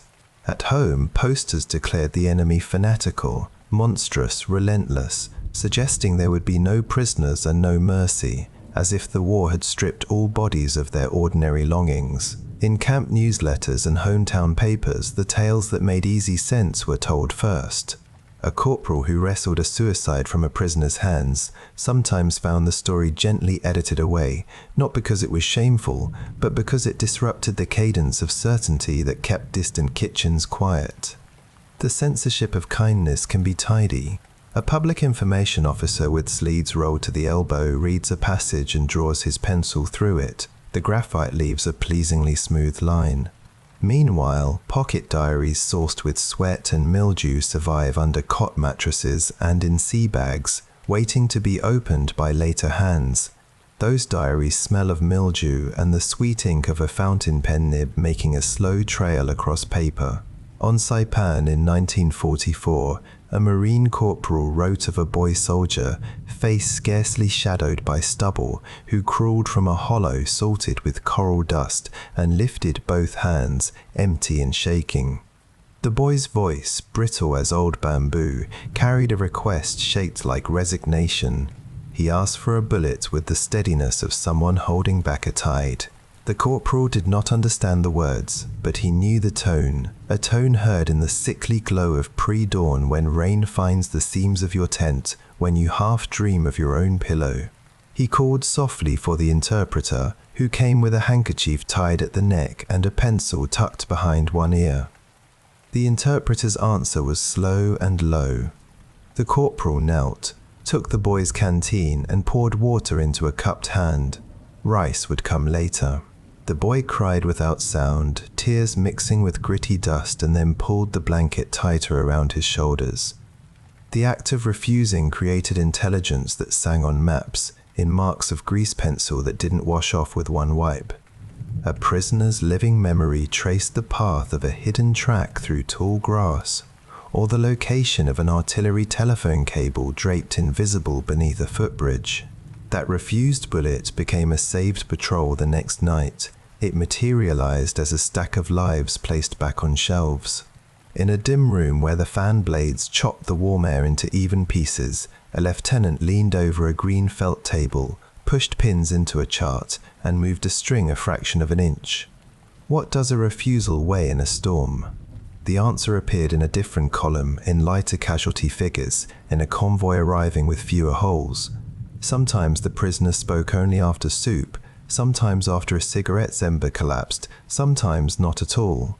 Still, the refusal protected a shape of decency that, like a compass needle, kept seeking north. Caves worked as their own kind of opera hall, echoes looping, voices stretched thin over limestone and fear.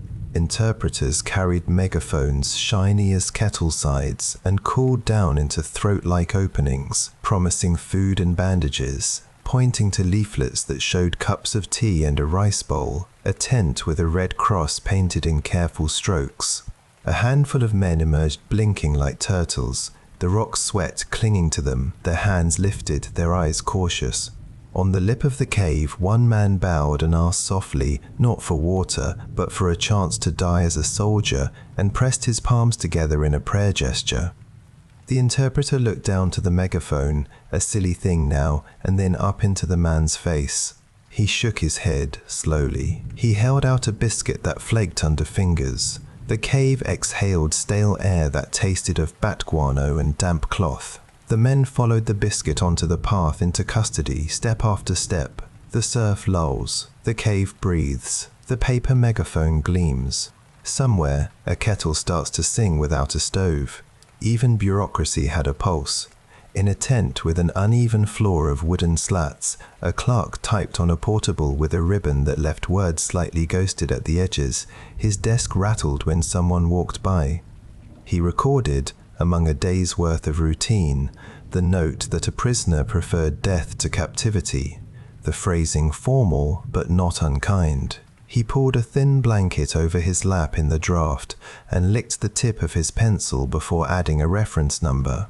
That file might be promoted to a summary report or exiled to a stack that would travel, in a crate nailed shut, across a long ocean home. The file kept its ordinariness, grey string tying it closed, a smear of coffee gone pale at the edge. It would be too easy to fail to notice how meticulous care taken in that tent rolled forward as policy, as training, as a tone sustained between men whose hands had been taught to do damage and then told to hold still.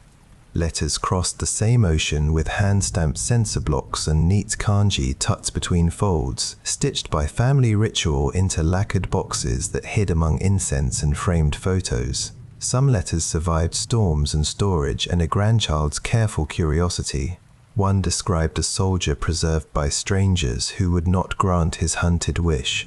He wrote about the smell of tar on a stretcher handle, the way a guard adjusted a blanket's corner, the bittersweet taste of coffee he had never tried before, too strong and oddly sweet. His family kept this letter in an envelope that yellowed, the glue crackling like thin ice when opened, and a faint perfume of old paper hovered like a ghost. The letter did not become part of the loud record. The public story preferred silhouettes. Instead, it lived in a house shrine, in a drawer that smelled of cedar, in the mind of a woman who polished the wood and remembered the precise way her brother formed the curve of an O when he wrote. On Okinawa in 1945, the caves were deep and the rumors were deeper. Civilians hid, hands over children's mouths, and waited for footsteps they believed would bring unspeakable harm. Marines reached the openings and refused to be what rumor had scripted for them. They noisily approached not to surprise but to be heard, speaking through interpreters who called for calm, offering biscuits, tin cups of soup, blankets that smelled of moths and salt. A woman in a dark dress, dust clinging to the hem, asked to be shot because she believed capture would destroy the last of her family's honor. Her voice cracked like old pottery. A private took a piece of candy from his pocket, unwrapped it slowly, and held it out. The little boy in her arms watched the candy and then the hand. She reached forward, took it, and spoke something like a prayer. The refusal to grant her request opened a path down the slope, into a tent, into a world where rumors loosened their hold. By then, the value of refusing had become a quiet architecture that held up entire rooms. In a storm, refusal looked like a steadying hand and 1,000 daily gestures, the cup placed just so, the bandage tied not too tight, the weapon catalogued and locked away. The job mattered because it preserved the shared grammar that men on both sides would need after the guns went silent, a grammar of bodies as bodies rather than symbols. It mattered because a living prisoner sometimes wrote a letter that stitched back a family's torn seam. It mattered because a refusal not only saved the prisoner, it saved the refuser from the corrosive ease of granting what was asked. Rain drummed on tarpaulins like fingers tapping a table. The mess tent smelled of damp wool and soup-skin. The night radio hissed and clicked and found the right frequency. The lantern lowers. Breath slows, canvas sighs. The old oath keeps its warmth like a coal cupped in two hands. Interpreters in those campaigns did more than trade nouns and verbs. They became bridges, coaxing men back from edges with tone and timing, refusing to carry over words that could ignite an ending. An interpreter might hear a POW ask to write one last letter of confession and translate it as a letter of introduction, changing orientation rather than intention. He might turn "kill me" into "do not leave me," sliding the request into a shape that invited care rather than compelled the guard to a deadly courtesy. These choices were not deceitful. They were humane alignments within orders that forbade killing prisoners. The interpreters' boots smeared with clay, their cheeks chapped by wind. They occupied a border zone of responsibility stretched thin as a drumhead. The staccato of distant mortar rounds filled the intervals between sentences. The taste of unlit cigarettes hung on the air. A hand rested briefly on a sleeve when words failed, and that touch became its own lexicon. Naval corpsmen wrote in their logs about patients who asked, before morphine fogged the edges of pain, to be left untended so wounds could complete what battle had begun. They refused, not out of cruelty, but from a calling that did not grade patients by uniform color. The needle kissed skin, the tourniquet cinched, the antiseptic tingled where iodine painted its orange halo. A corpsman once described lifting a man's hand from his own throat, where he was pressing to choke off breath, and instead guiding that hand to grip a rolled towel, a thing to hold rather than a way to end. The deck pitched and smelled of fuel and brine. The metal cup hung by a hook made a melodic ping when it swung and tapped, a small metronome counting out a long night. He recorded the vital signs with stubby pencil and put the notebook back into his breast pocket, where it warmed against his skin. The sea remembers. Nets drip. The hatch clangs.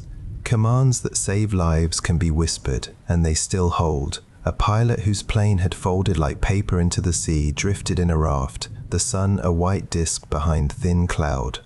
He had tossed away his sidearm, had no blade, only a small flag, and he raised it firmly when a seaplane descended and skipped to a halt nearby, the engine spitting and settling into a heavy idle.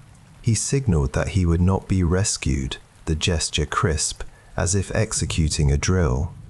The Americans answered with a grappling hook cast true. It missed. Another line arced across the water and fell near the raft, the rope supple and clean. A crewman on the wing waved, smiled, and mouthed something reassuring the pilot could not hear. The pilot shook his head again and gripped the raft's edge. The crewman stopped smiling. He bent, took the rope in both hands and pulled. The raft scudded forward over ripples that slapped the hull, and then hands, fingers ragged with salt, took hold of the pilot's wrists and refused to let go. In after-action reports, tucked between counts of ammunition expended and lists of rations consumed, appeared notes about prisoners who tried to turn belts into nooses or chewing gum tinfoil into razor-thin blades. Guards stopped them with an economy of motion, a practiced calm that suggested training and the coordination of men who had seen many attempts. The guard's knuckles might scrape a wall, blood might smear in dry brown under thumbnail.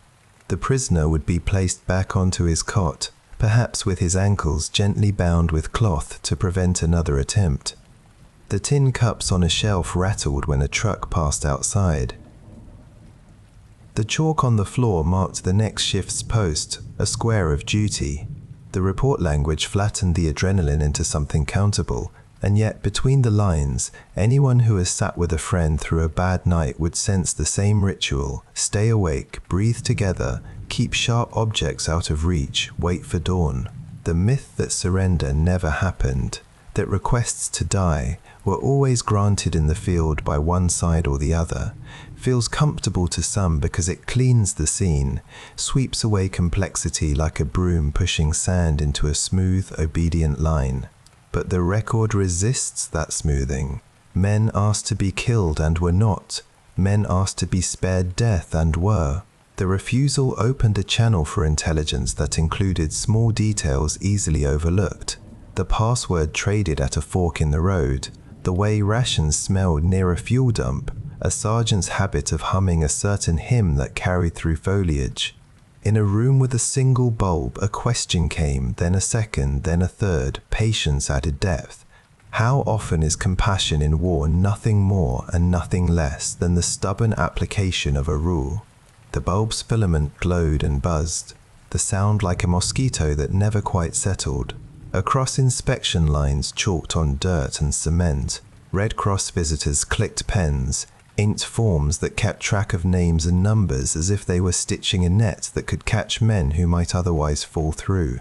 A POW once asked a camp officer, through a translator, to honor his request to exit life under a ritual of his choosing. He spoke straight-backed under a sky high and colorless, his eyes lined with the dust that lifted in every step taken in the yard. The officer, a man whose boots had learned to creak in cadence with orders, explained the law with a tone snug as a neatly buttoned jacket. He pointed to a manual, to a flag flying near a gate that squealed slightly when pushed open.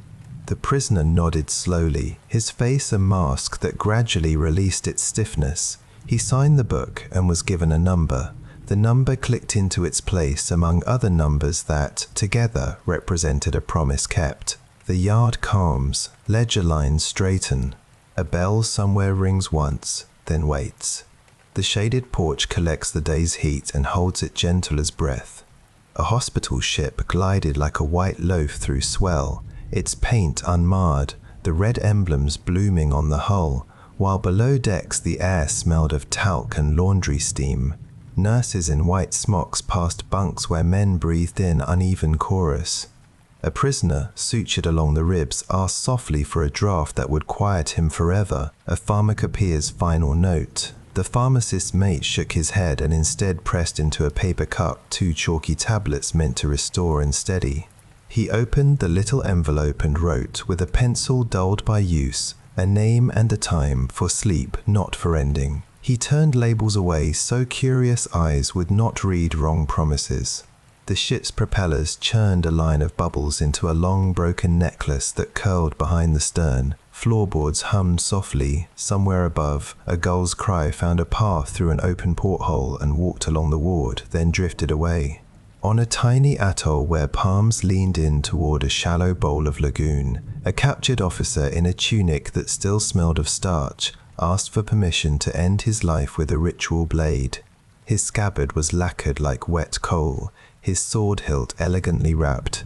He spoke to the American major in a tone that made the air feel formal, like a small ceremony had begun in the shade. The major's hand lifted, palm outward. He removed the sword from its scabbard, set it on a crate where it looked suddenly like a tool more than a relic, and then slid the scabbard back across the sand with his boot. He offered shade, water, a chair. The officer's jaw tightened, then loosened, and a small sigh rose from him like steam from tea.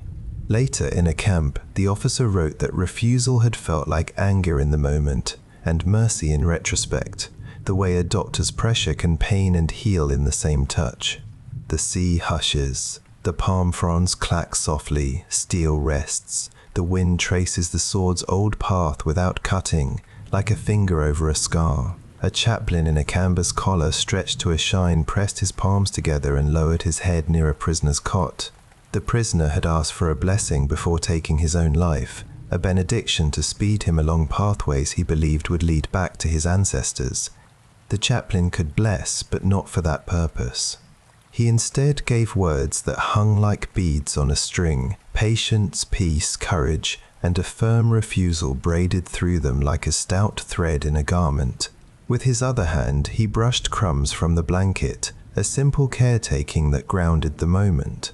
The oil on the chaplain's wooden cross smelled of cedar. The cot's iron squeaked as someone shifted in the next bed.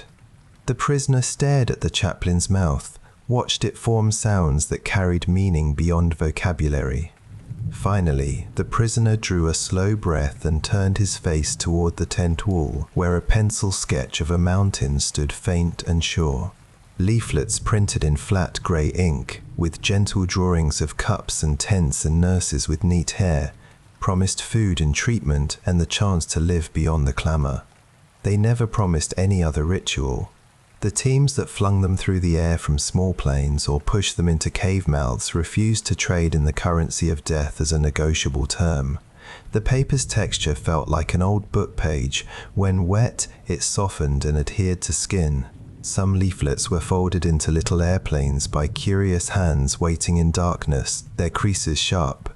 An interpreter reading aloud from a leaflet in a cave mouth listened as a voice inside called back that death was preferable to captivity. He answered by describing the taste of broth, the chink of a spoon against enamel, the weight of a blanket heavy and warm. The words painted a room. The refusal was not merely of death, it was of emptiness, of a void where no room existed at all. On a hillside buzzing with cicadas, two medics met halfway between lines under a truce flag that fluttered without enthusiasm in air thick as syrup. One knelt beside a wounded enemy medic who had bound many limbs and now bled through his own bandage. The wounded man insisted he be left with his kit bag and his flag to let the mountain take him. The American medic shook his head and sprinkled sulfur over the wound's edge, the powder not smelling much of anything, just dry, like dust that heals. Their eyes met and did not flinch. Together they pulled the stretcher strap snug, their hands brushing, the watchers on both ridges leaning forward. The prisoner's breath slowed as the stretcher lifted. On the way down, a lizard skittered into grass, a gun oiled silently on a sling. The flag's white brightened for a moment in sun before shadow cooled it again. The refusal was an old kind of medicine made of hands and habit. The helmet presses, the road bends. Crickets count time.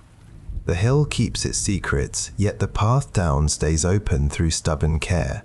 When the war's immediate thunder began to fade in the mind, some records drifted into a haze of, "We did what we had to do," a safe phrase that holds much and spills little. Boxes marked with dull pencils were moved from one shelf to another, tags came loose, fell, and were swept up with other small debris, like a lost button found years later behind a radiator. In a cave rediscovered by hikers, carved into limestone with a mess kit's edge, someone found words that asked for killing, and a reply scratched lightly beneath them, numb. The walls smelled of wet rock and dust. A bat flitted, then settled again in velvet folds of shadow. A modern flashlight's beam made the words sharper than they had been in their own day. The hikers did not know the names. They touched those letters made by strangers, and their fingertips tasted of chalk dust, a mouth-recalled flavor tied to classrooms and pencils chewed through anxious afternoons. At the prison camp kitchens, where rice steamed in vats and the air felt damp and comforting, a prisoner asked for a last meal, not with a laugh or tear, but with a stillness that made the request sound like a command issued to himself. He meant it as an end cap, a final sweetness before choosing to leave. The cook, a man whose hands were trained to portion and provide, filled a bowl and set it down as always, then pulled up a stool and ate his own bowl beside the prisoner, shared from the same shaker of coarse salt. He talked of nothing much, how rain loses its anger when it becomes mist, how coffee at dawn tastes different than coffee at night. The clatter of bowls and the hiss of steam made a simple symphony. The prisoner, lulled, took second bites, then thirds. By the end of the meal, the plan had become an old coat he could hang up on a peg and consider again another day. Steam curls, bowls clink. The kitchen waits for more stories, and all stories taste better with warmth and company. Later, in tribunal halls where wood polish scented the air and windows watched the sky without blinking, witnesses described their treatment in POW camps. Some wore civilian suits made stiff by careful ironing, others kept their prison-issued jackets, their buttons polished by anxious thumbs. A few, when asked, explained that Americans had, in moments private and unremarked, refused requests to end life. They described a guard who snatched away a belt used wrongly, a nurse who stayed in a chair all night to keep a vigil, a chaplain who did not inflame shame. The gavel sounded like a knuckle knocking on a table, sharp and brief. The interpreter's voice threaded each language into the next, tight as a stitch that would not pull loose. The official record, seeking skeleton and not cloth, could not carry all of this tenderness, but it noted enough to keep the memory above water. The benches were hard. Feet shuffled just once, then settled as if remembering themselves. When peace arrived, not with trumpets but with paperwork and reclaimed farms and trains crowded with silent faces, men who had once asked to die discovered other tasks: to plant, to teach, to repair roofs, to carry water, to reopen shutters that had stuck. In fields where soil sucked at ankles, where frogs croaked loud enough to tickle the spine, former prisoners thought of guards who had refused their bitter pleas. They told their children to take baths, to be polite to grandparents, to pay back small debts on time. Cicadas sang, the sun cooked the backs of hands, and food smelled better than it had for a long while. The refusal had uncorked not only a life but a season of habits. When these men visited old precincts in their neighborhoods, some bowed toward a school gate, others toward a shrine, and only a few toward a monument. Their memories lodged in smaller places, a cup, a corner of a table, a patch of shade that met them like a friend. In an odd twist of continuity, a strip of cloth that had once been a prisoner's sash became a bandage torn by a Marine to wrap his own sprained wrist when his issued wrap turned out to be missing. He had confiscated the sash earlier, a ritual from a corner of prison processing that always felt both necessary and slightly sacramental. Later that day, the Marine watched the sash support him as he helped lift a different prisoner onto a truck. He described the sash's texture as both rough and surprisingly pliant, the fibers holding together under sweat and dust. He smelled the day's effort on that cloth, salt, earth, a keen nip of antiseptic from having used it to wipe down a canteen mouth. The prisoner who had worn it would live to receive a letter with fine-boned script from a daughter who explained third-grade arithmetic in tidy rows. Objects move away from their origins, and sometimes they circle back as quiet tools of care. Memoranda posted on plywood boards inside command tents explained with unconcerned words that mercy killing was forbidden. that prisoners remained under protection from capture through repatriation, that hands trained to act with violence must also practice restraint. These orders became a mantra murmured in squad tents at night, a backbone around which storytellers arranged their anecdotes. A young private, hearing it, felt relief. His moral world had a wall he could lean against when a man begged him to push the other way. The stapler that affixed the orders to the board punched a sharp, tidy punctuation into the page's corner. The staple's glazed silver shone. The file copy found its home in a folder, the edges gently rounded by many fingers. The note's routine existence did its work as effectively as a bright flare sent up over a dark field. There was a signal, it was seen, and men aligned themselves in their steps accordingly. The rain taps, the board creaks, the tent holds. Instructions don't have to shout to shape hands that hold and then release. A medic writing home chose his words with care, aware of the censor's blue pencil, but also aware of his mother's bedtime rituals. The way she would fold the letter back into the envelope twice after reading, then smooth it with her hand. He told of a night when he held a prisoner's wrist for hours, thumb pressed to the pulse, resisting the man's attempt to scratch a vein open.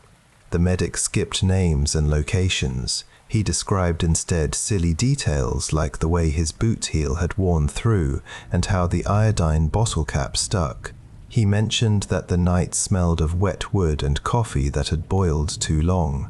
He wrote that the man lived, that the dawn was a beautiful grey like his mother's hair. He let the letter rest before signing and, later, smelled its paper one last time, as if it could transport him into the room where she would read. An interpreter listened to a request that came with wires around it. A POW asked to send a message phrased cleverly to appear as a goodbye, but timed it to deliver an instruction to a unit still hiding nearby to take their own lives before capture. The interpreter understood both senses. He paused, and the pencil in his hand remained in air, unscribed. He answered that he would carry a different message, one that said the sender was alive and would see his comrades again, that they must resist despair and protect one another. He read it back slowly, so the words traveled a path whose grooves they could wear deeper with repetition. The prisoner looked at him for a long time, then nodded once, as if recognizing the logic. The pencil wrote on thin paper that wrinkled slightly as it absorbed the graphite. Outside, a truck backfired and everyone flinched. Inside, this refusal bent the future a few degrees toward morning. Night thins. A truck ticks as it cools. Words reweave themselves into lifelines, one syllable at a time, like knots along a rope. Midnight on an ocean transport stripped the world down to two colors, black and a paler black. A POW on a lower deck with the air moving slowly stood beside a porthole, listening to the water rush and pull, his face a shadow turned toward the sound. A guard noticed the man's fingers lingering on the latch that should have been secured. He stepped close and rested his hand on the metal, feeling the chill.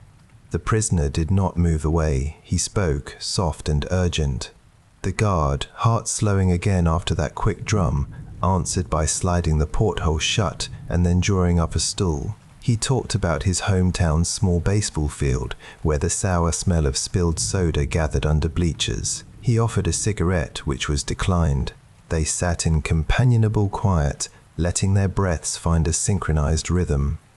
The ocean kept its steady talk, but the latch stayed cold under the guard's hand until it warmed. In field wards where light pooled like milk around cots, nurses moved between patients with a pace gentle enough to keep time from feeling like a pursuer. A prisoner, bone-thin and smudged by fever's chalk, whispered that he wished to be left alone in the corner to vanish into thinness. A nurse fluffed his pillow and turned him gently to prevent sores, moistened his lips with clean water, and left a cloth folded cool over his forehead. She refused not by argument, but by the repetition of care, the thousand small gestures that build a hammock under a falling body. The sheets smelled of bleach and sun, dried on lines strung between poles. The room's ambient sound was a soft chorus of coughs and the rustle of fabric. The nurse's shoes squeaked once on a damp board. Her hands were warm. She moved on to another patient, as if this refusal were only part of a string of ordinary tasks. In a map room lit by green-shaded lamps that cast an even, scholarly glow over paper and wood, a POW asked a colonel to grant him an honorable end instead of a dishonorable endurance. The interpreter repeated the words neutrally. The colonel looked down at a pencil shaved to a fine point, then up at the man. He poured water into a glass, not filling it to the top, and passed it slowly across the table. The man drank, eyes closing for a second, the cool length of the swallow written on his throat in a clean line. The colonel smoothed the corner of the map under a weight shaped like a small whale, and spoke about roads and bridges and units as if they belonged to a separate world, which they did. The request dissolved in the practical climate of that room, not ignored, simply cooled, like hot metal set on stone. The pencil made its small music on paper as it went to work gathering facts. The tent flaps burble. The pencil sings on paper. The night presses close to the lamp's radius, still, as if listening in. Textbooks later would compress scenes into paragraphs, faults into a line denoting everyone's common humanity, and prickly details into a smoother fabric. It is what textbooks often do. They preserve skeletons. But across decades, researchers peeled open envelopes whose glue had failed and boxes whose lids had warped. The archive rooms hummed with predictable climate, and gloves powdered with cornstarch left faint smears on the thin paper edges. They found more of those index cards from the record room, many with variations on the same phrase: request for death denied, self-harm prevented, refusal consistent with policy. These notes pointed like arrows toward a quieter consistency beneath the loud campaigns that dominated the headlines. The clips had left dents in the paper's edge that could be felt with a fingertip, tiny permanent recordings of having been held. Students came in with notebooks. The dust, disturbed and shining in the shafts of fluorescent light, turned the air into a galaxy of minor stars. In neighborhoods where windows caught afternoon sun and warmed the rooms until echoes softened, families kept altars with photos in heavy frames and tablets inscribed with names stroked by calligraphy that felt like prayer in form. Wives and mothers and sons and daughters told a version of the war that fit the space. Much was made of perseverance and suffering. Little was said of surrender, not because it did not belong, but because shame's language is hard to pronounce. When, later, camp diaries came home, donated or borrowed or photocopied, they added a different softness. A widow read by lamplight a passage describing a guard's refusal to hand over a blade and found her grief shifting shape, as if a stone placed on top of a grave had been moved a few inches and some light had come through.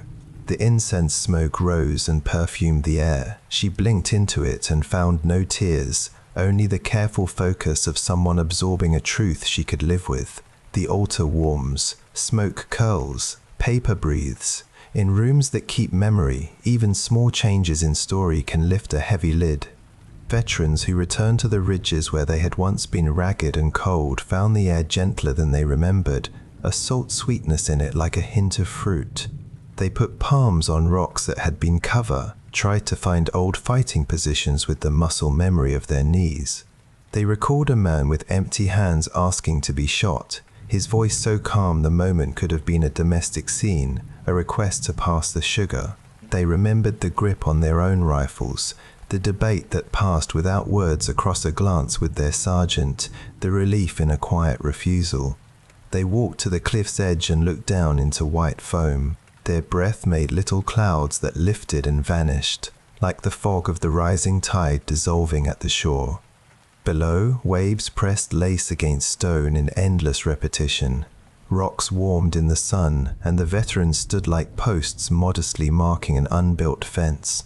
In squads strung like beads along a front, men established informal codes. The injured prisoner would not be allowed to end himself under their watch, no compassionate shortcuts, even if asked with dignity and style. These were moral orders enforced only by the look in an older sergeant's eye and the steady pressure of peers. The code had rituals old as congregation life, a slap away of a blade hand, a hand placed flat on a chest to hold down a rising panic, a shared cup not left full enough for drowning. A pocket Bible cracked when opened, its thin pages whispering. The mud clung to trousers with a familiar sucking sound, making movement heavier but solid. Matches went damp and left sulfur on fingertips when they failed to take, the smell like a minor lightning strike. In these small practices, a line was drawn again and again, a chalk mark laid fresh each dawn, an oath repeated in action rather than word.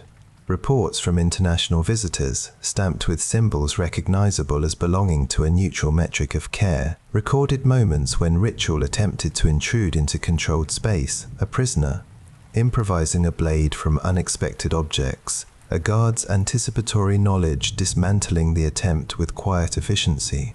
One entry described a man who used chopsticks sharpened against a rough brick to pierce his own skin. A guard, crossing the yard with a metal tray that clattered, saw the motion and moved. The guard's hands were quick, the sticks went clattering, and the prisoner found himself folded back into arms that restrained without bruising. The report noted both the attempt and the prevention, and then moved on to inventory food stores, a domestic segue. The report's red stamp bled slightly where ink had been heavy. The page smelled faintly of polish from the table where it had been written. These details insist the story is not hypothetical. The quiet refusal enters the record as perfectly ordinary. The rain dims. The stamp dries. A breath moves across paper. This is how bones of truth grow flesh, by leaning into ordinary detail and staying put. Film reels sometimes showed what words struggled to hold. A cinematographer captured a moment when a soldier pushed away a prisoner's hand from a water jug after noticing too much water being tipped back too quickly into a mouth already blue at the edges from an attempt to drown in a bucket. The correction, gentle, precise, replaced danger with care. The film's grain glittered in projection like dust in a bright doorway. The projector had a voice too, a whir that rose and sank like a calm sea. That clip, considered too soft for public exhibition in the years when boiling down complexity served a national purpose, spent seasons inside a canister on a shelf, climate-controlled, watched by no one. Later, when eyes were readier, the film may have been spliced into a documentary that leaned closer to the human. The image itself carried its own music, the soldier's palm, the jug's tilt, the small nod that says we'll do this together now. In a long barracks where bunks made tattered lines like dry rice rows, the night turned particular, filled with ordinary noises that sometimes woke men suddenly, hearts alarmed. A guard sat on a stool with his back to the wall and listened to a prisoner ask, on the hour, to be killed. The voice was steady, the request unadorned. The guard's refusal became a rhythm, responses measured, a metronome, you will not die, you will not die, you will not die. After a while, the prisoner's shoulders seemed to relax at the predictable sound. The guard poured water from a tepid jug and listened to the glug and pause as air moved to replace liquid. The cot's cord gave under weight with a tired sigh. The guard rubbed at a scuff on his boot toe with thumb, a small care distracting him from his own thoughts. In such nights, refusal was less a policy than a lullaby hummed in the same place at the same time. The fan hums. A moth taps the shade. The breath of a room comes back around and settles like a blanket. In quieter years, veterans taught new recruits that battles have rules that keep men's minds from collapsing along with bodies. They taught that some requests must be refused even when forgetting them would be easier in the short term. They demonstrated on training fields where chalk lines turned soil into theory and the whistle lifted like a note from a flute. They told recruits that they themselves had survived because they did not step outside certain boundaries, that those limits were like railings along a stair, seem restrictive and then prove life-saving. The recruits inhaled dust that explained itself between their teeth, swallowed water that smelled faintly of hose rubber, and tried to remember the angle of arms, the curl of fingers that calmed rather than allowed. A bright sun flattened shadows, boots studded a language into ground. The lesson folded into bodies where it could be retrieved without thought when the special request arrived in a different war with a different flag raised nearby. The layers of discovery, suppression, rediscovery repeat like waves turning shells, smoothing edges until they reflect light without slicing. An index card sits, a clerk writes, a censor trims, a family breathes, a researcher reads, a museum arranges. The card's presence pushes back against bluster that would erase nuance, insisting that small refusals are strands in a bigger rope. The first discovery is always the moment itself, hands moving, the wetness of breath shared. The first suppression is habit, the tidy barracks talk that sorts the day's events into shareable and not.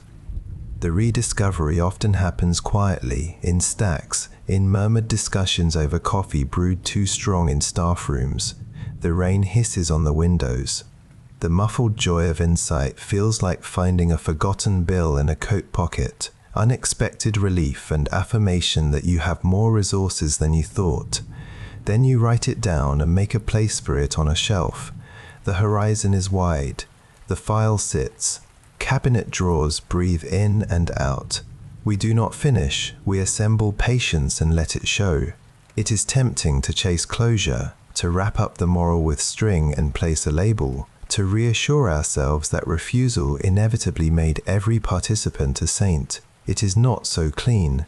Refusal sometimes arrive late. Sometimes the person asking did not wait. Sometimes guards, under stress, failed and then spent years learning what their hands could have held. But the pattern remains, a commitment to refuse requests for death from those already disarmed, vulnerable, under custody saved lives and steadied spirits. It preserved the possibility of conversation that could reshape the next hour and the next. It linked a medic in a tent, to an interpreter at a cave mouth, to a sailor on a wing, to a clerk holding a pencil. It strengthened the law's spine. It made future trust just barely imaginable again where it had been mocked by gunfire. The rain lifted. Light returned to surfaces. A hand on a shoulder communicated a promise without case law or footnotes. The ocean at dusk absorbs stories and holds them without judgment. Somewhere, a canvas tag still exists in a box that smells like old wood and cold air. The ink on it slightly faded where a thumb rubbed it 20 times, absent-mindedly, while waiting for something to change. There is no conclusion to the record of those moments when men asked for ending and heard, in response, a refusal shaped like a cradle. The mystery does not close, it softens. It says that what made these refusals powerful was their everyday smallness, their lack of melody, their immediate practicality that nonetheless flowed from something older than tactics. This is not a legend where giants win. It is a series of rooms where lamplight makes a circle on a table, where a spoon touches the side of a cup, where a voice answers no and then adds something else. Bread, water, a pencil, a map, a long silence in company. The horizon does not decide, it keeps inviting. If this quiet history stirs you, please subscribe. Subscribe for more traces of Ice Age shores. Subscribe to drift back each night. If this gentle history soothes you, please subscribe. Before the deck lights, there was the glow of a thermos cap, the metal rim warm against chapped lips, the steam perfuming the air with bitter tea and a thread of citrus oil. She was a maritime archaeologist who preferred pencils to pens, graphite to ink because dampness blurred certainty. The neoprene clung to her like cold moss as she checked the tether to the remotely operated vehicle, listening to the muted whir of thrusters testing in the dark. In a plastic tray lay tiny zip-tied vials labelled in a tight hand: silt, shell, charcoal, fibre. Her gloves creaked softly when she flexed them, recalling the first time she swam over a drowned dune, feeling sand move like sleeping breath beneath her fins. A fisherman, older than the harbour's oldest timbers, had told her where to lower the camera. Under the lamplight, she smiled, then slipped the robot into black water that tasted faintly of iron, ready to read the flattened script of the seafloor. At the foundation of this long shoreline story are small, stubborn facts that set their own low music. In wind-polished caves overlooking ancient dunes, Ochre fragments bear cross-hatched engravings, the groove depth measured in fractions of a nail width, their edges worn smooth by handling. Shell beads, drilled with care, show microscars under the microscope, a halo of polish where cord once slid and tightened, smelling faintly of chalk and salt when wetted again in the lab. Nearby, stone points with a lustrous sheen reveal heater treatment, the glassy fracture speaking of controlled fires, hot enough to change stones in a structure. These are delicate tasks done by quiet hands, proving the possession of method and patience. What power grew from such work, if not identity recognized at a glance? The strength to bind wood and stone into longer reach, the ritual of colouring skin and objects to draw circles of belonging. The surf answered then, as now, with permanent, living noise. In that era, coastlines lay like open corridors between ebb and dune, offering miles of shell-rich flats, lagoon mouths and river fans. Add a net woven of plant fibre, twisted with practiced fingers, scented slightly of sap and smoke, and an inlet becomes a larder. Set stone weirs where water breathes in and out, and a family gains predictable protein. The stones warm under sun by day and slick with moonlight at night. Child hands learn to read tide underfoot the way later scholars read ink, feeling pressure change through soles and ankles, lifting baskets with grit under nails. Such work mattered because it tamed a rhythm without forcing it, harvesting the swing between brine and fresh with craft instead of conquest. As empires would later learn, nothing binds people like food shared, and nothing frees them like surpluses saved as smoked strips and dried roe perfuming the air. Civilization, if the word must come, begins with nets, fire, and a calendar traced by the moon. Centuries later, when writing on clay catalogued tribute and conquest inland, another kind of ledger lay at the coast, unwritten but durable. A knuckle-deep notch carved into driftwood, aligned with a certain ridge on a certain hill. A mound of shells glazed by rain and sun, marked where to set baskets as the first silver backs of fish pressed inward. Under the flint's edge, the fibres of plants sang softly as they separated, the rhythm shared by mentors whose stories drifted like smoke. This ledger carried instructions for survival, rituals for making individuals legible to others, and a sense of horizon measured not by distance but by taste. The shift from brackish to sweet, the sweetness telling you when to drink. When storms tore the markers, people rebuilt them, proving that the power here was adaptation repeated until it became a faith. Who wrote the coastline's script if not practiced hands, salt-lined eyes, and minds trained to listen for change?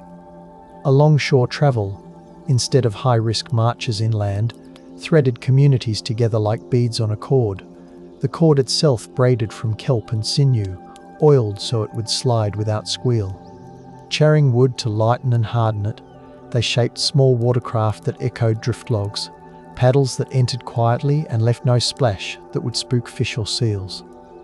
A beach produces a catalogue, shell for beads, bone for needles, sinew for lashings, pitch for waterproof seams, dry grasses that catch and hold tinder with a toasted perfume. This was work that multiplied power subtly, extending reach across coves and inlets, allowing ideas to drift with people, as meals and songs do. Sharing a design for an efficient fishware made kin across long geographical arcs, and giving a charm threaded with certain shells carried meaning like a passport. Such exchange needed no palaces, it needed calm water, steady hands, and night fires blinking like low stars along the dark shore. The tide remembers, even when it erases. Stone remembers too, though it speaks through chips and shine rather than names and boasts. In that age, someone learned to heat stone carefully in buried pits, the pit edges smelling of damp earth and charcoal, the heat creeping in until fracture patterns changed from dull to crisp. After cooling, the flakes sang when struck, their edges thin enough to part hide with soft pressure rather than brute force. People combined these edges with wooden shafts and mastic made of plant resin and powdered red earth, a compound with the fragrance of pine and dust. In this there is an early chemistry, a merging of materials held together by technique repeated and taught, proving collective attention.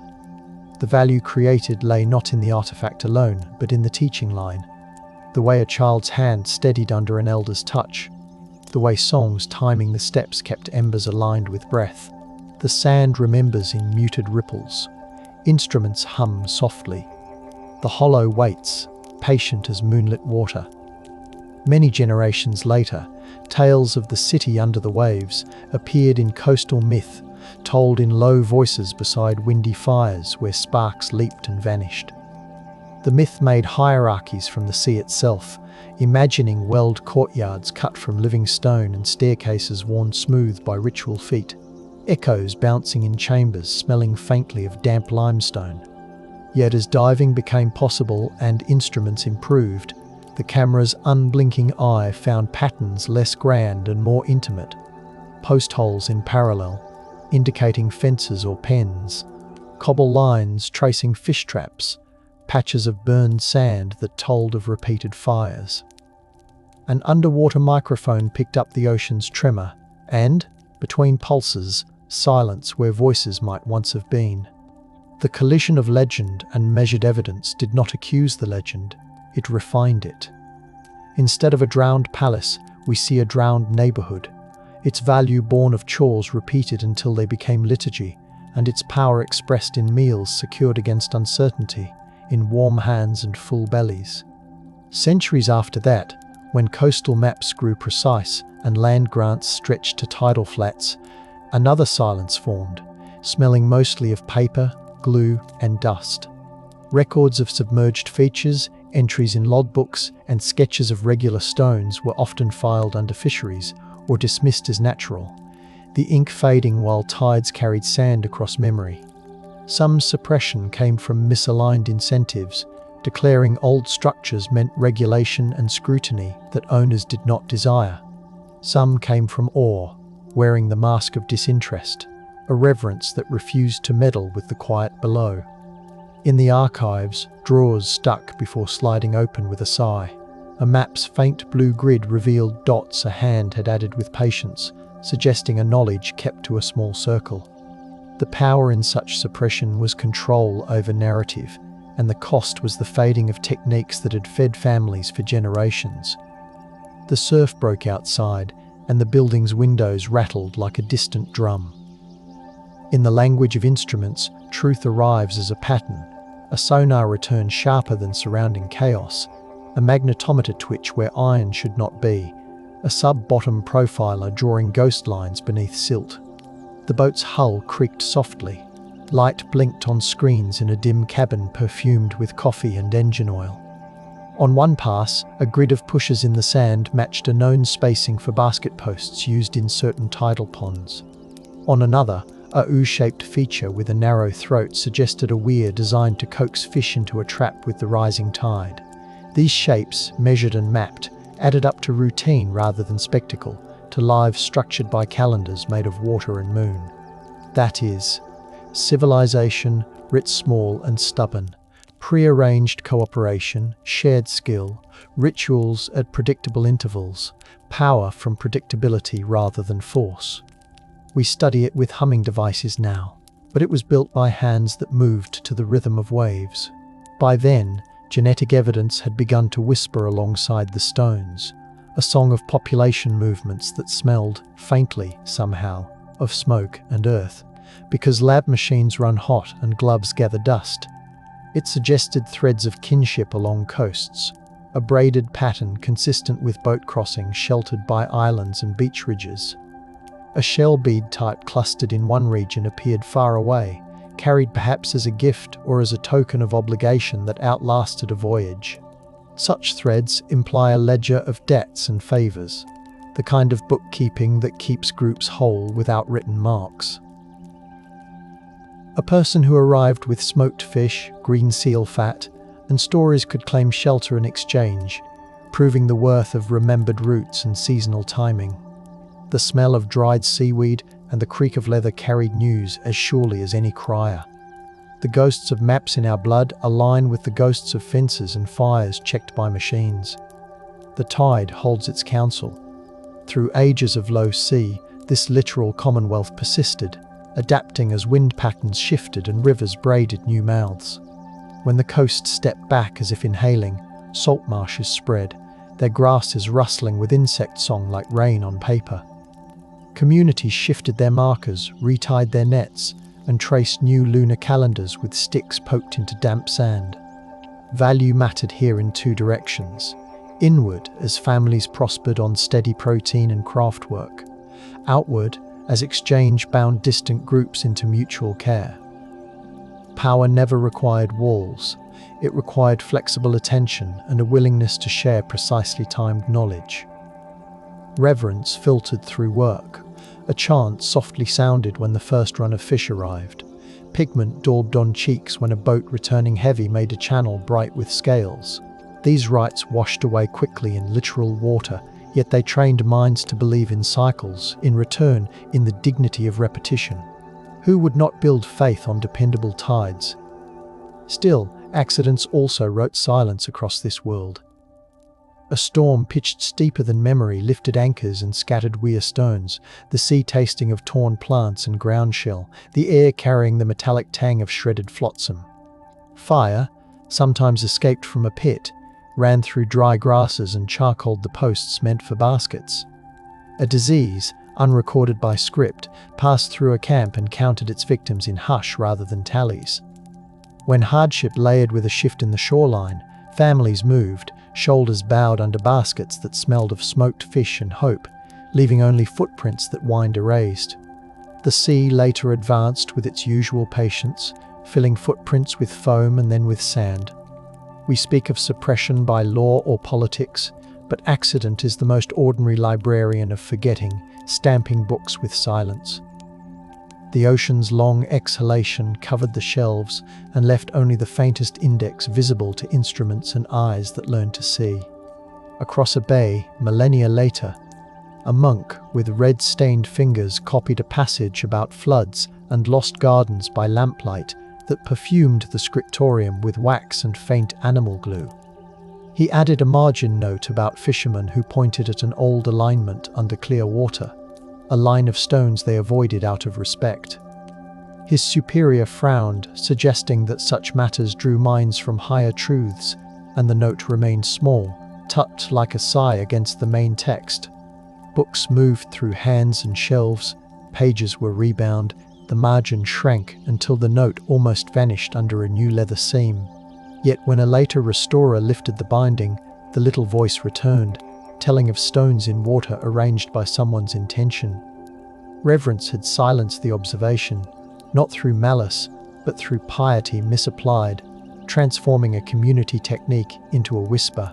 The work mattered because it fed bodies that later fed minds.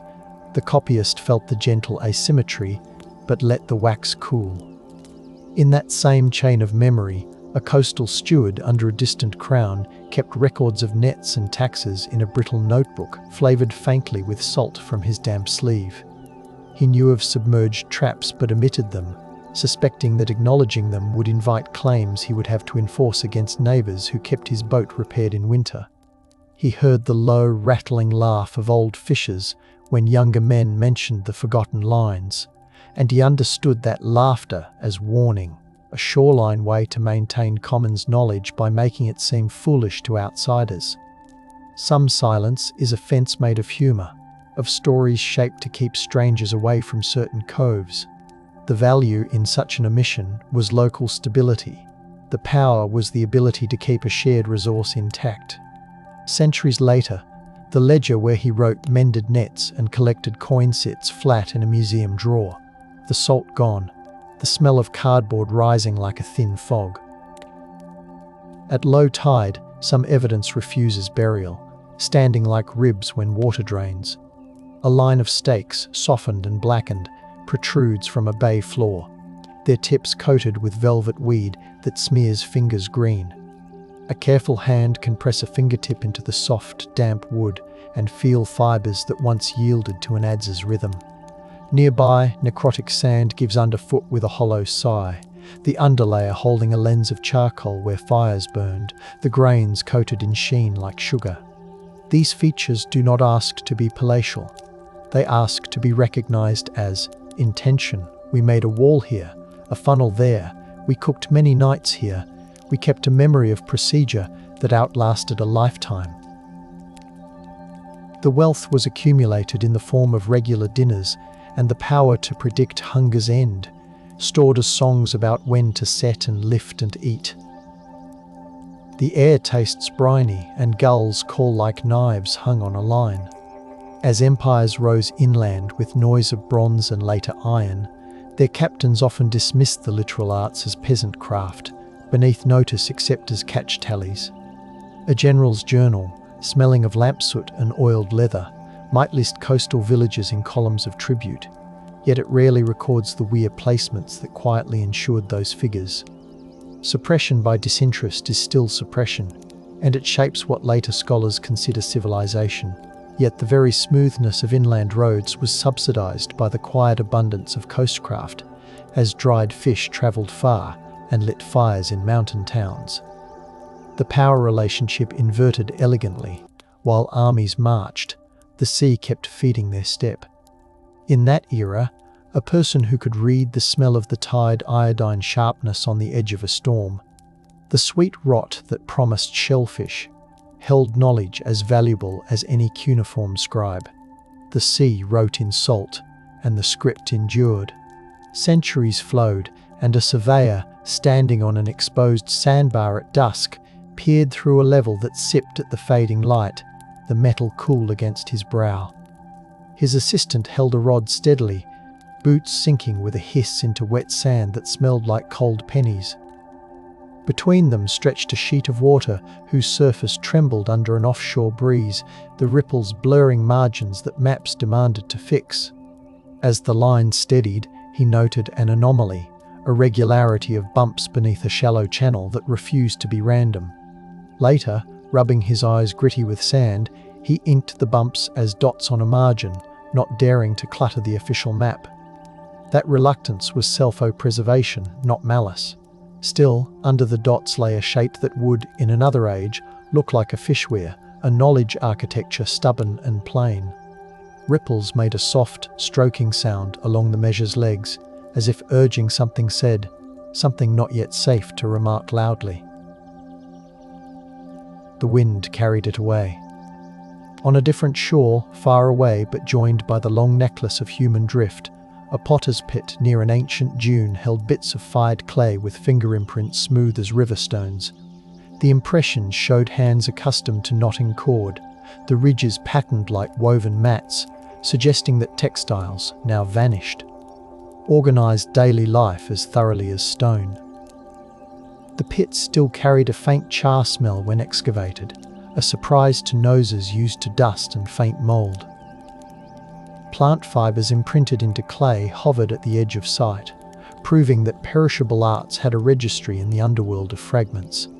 Clothes, nets, bags, slings, these multiply hands and time, letting a person carry more, trap more, move farther with less loss. The stability their efficiency builds is civilization's stealth. A society that stores summer's glare as woven goods and winter's patience as plaited rope holds power that neither gleams nor clangs. A breeze lifted grit, and eyes watered pleasantly from mineral air. In this chain of living and leaving, pigments play the role of both signal and memory. Red ochre, ground to a fine powder that smells like damp stone and metal, mixed with fat or plant binder, becomes a paste that clings to skin with a soft drag. Applied to wrists, cheeks, or objects, it leaves a mark that says "we," the simplest and strongest pronoun. The presence of pigment on shells and tools found near ancient shorelines suggests that ritual threaded through the practical, that beginning or ending a season involved colour, song, and a tactile assertion of identity. The value here is cohesion, an adhesive more durable than resin alone, giving people the power to recognise kin and obligations. When later waters rose and rinsed these sites, the pigment remained in pores of stone and shell, stubborn as memory. Under LED light in a clean room smelling of ethanol, the red glows dully, like banked embers at the end of a night's labour. Centuries later, romance novels and philosophers alike wrote about cities lost to flood, stones wreathed in kelp, and bells that toll underwater like dreams. Their words smelled of ink, tannins, and sometimes cheap perfume when the books came new, and of dust and attic dryness when they aged. Such tales planted search images that bent eyes toward grandeur, away from the littler shapes that endure.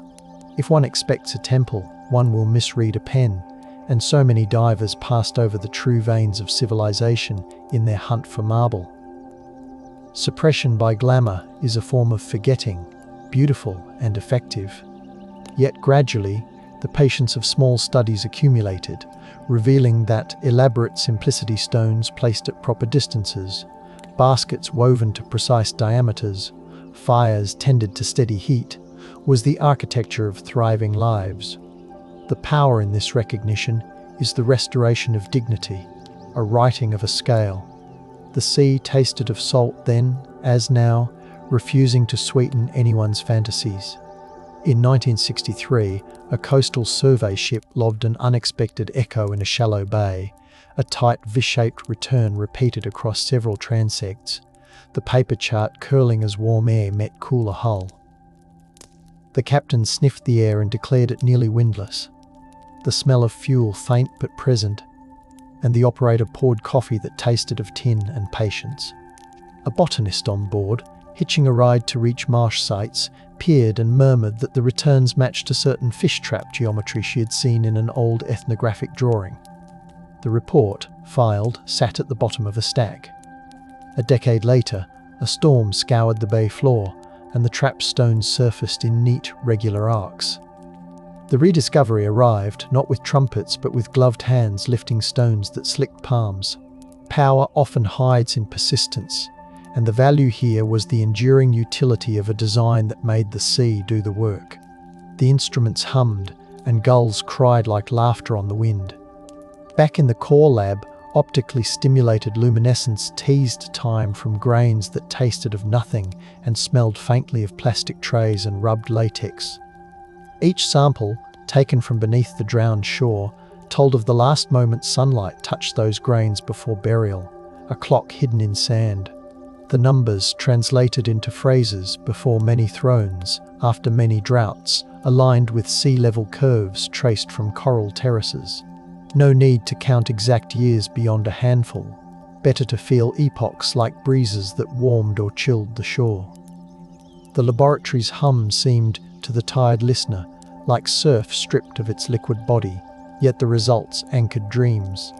Mapping these ages onto the underwater features suggested a coastline where people built and rebuilt, proving a sustained presence. The gift of the technique was not a single date, but the cadence of occupation.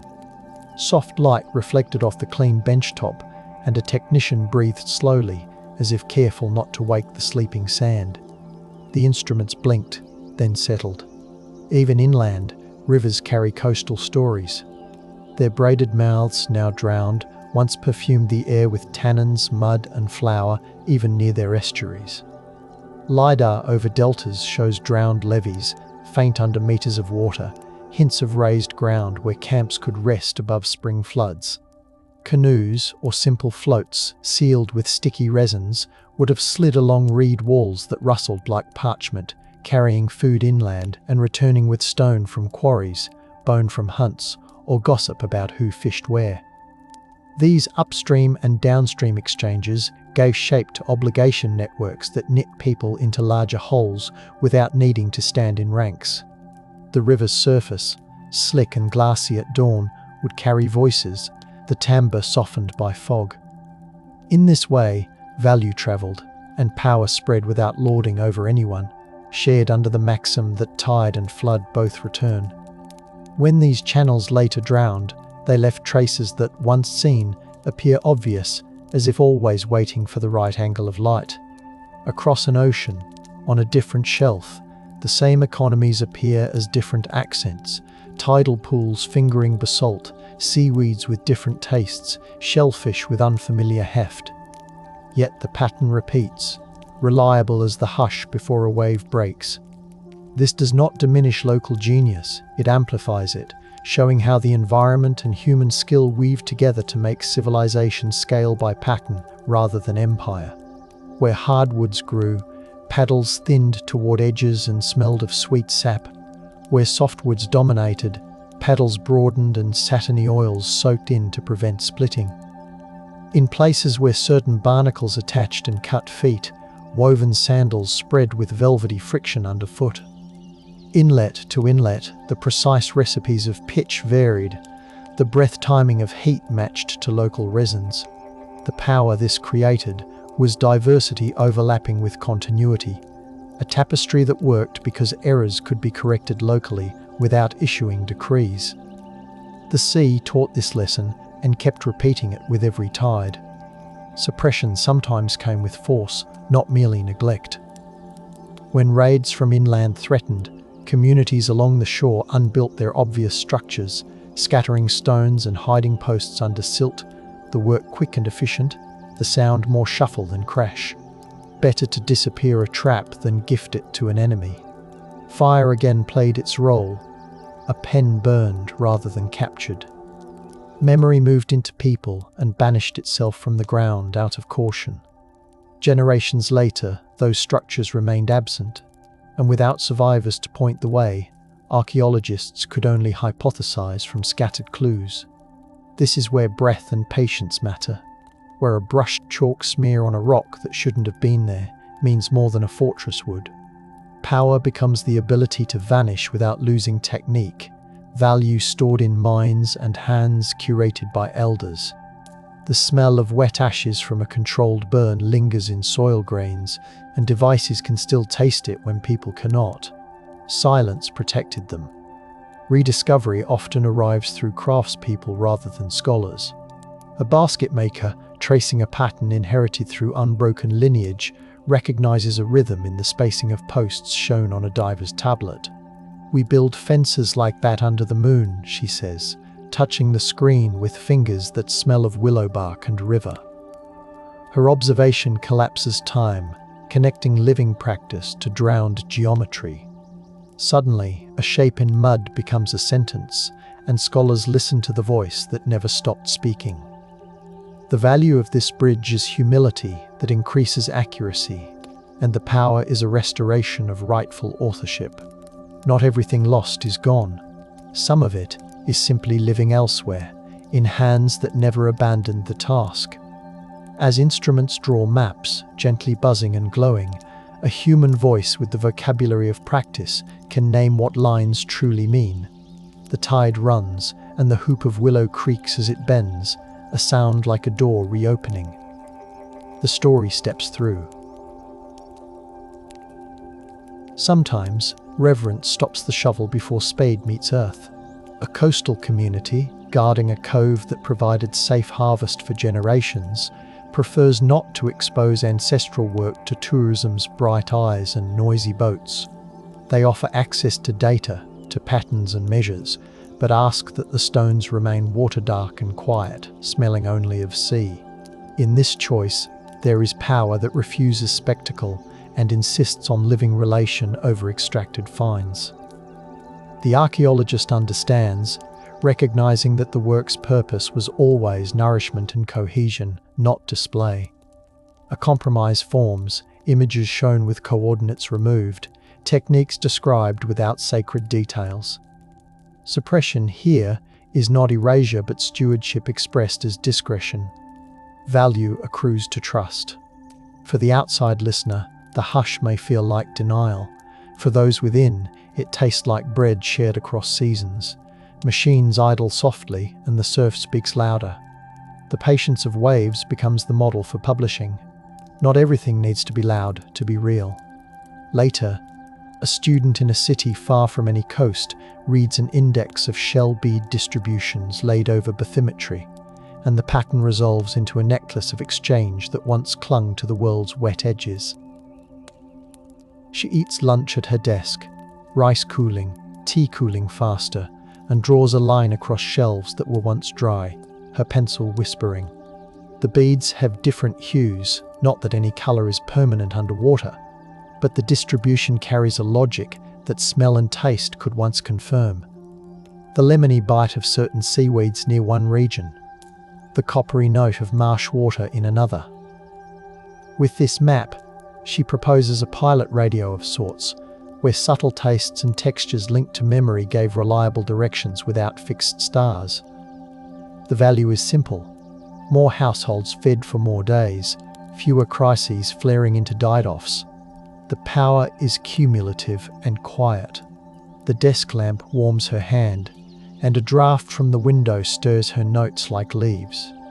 When storms hit a bay whose bottom holds walls, turbulence sings differently. An engineer, listening with a hydrophone, hears the song settle into a slightly lower register as water drags across aligned stones rather than random silt. This is not romantic, it is measurable. A spectrogram blooms, coloured bands sliding and settling. The engineer's computer smells faintly of ozone and dust, and her chair squeaks as she leans in. If we can hear a wall, can we reconstruct the rooms it suggested? The lanes between traps? The lanes between tasks that organised people's steps? Questions posed this way do not ask for palaces, they ask for daily order. Embedded in the song is the rhythm of to and fro, of walking to a pen in time with the tide, of the creak of a basket handle under a hand turned calloused, strong and steady. The answer is not entirely in the spectrogram, it is in the memory of how water and stone converse. The room smelled faintly of salt and warm plastic. Humans name by habit, and to say civilization is to invite images of columns and scripts. Yet if civilization means a system that turns knowledge into security, then these water-edge networks deserve the word.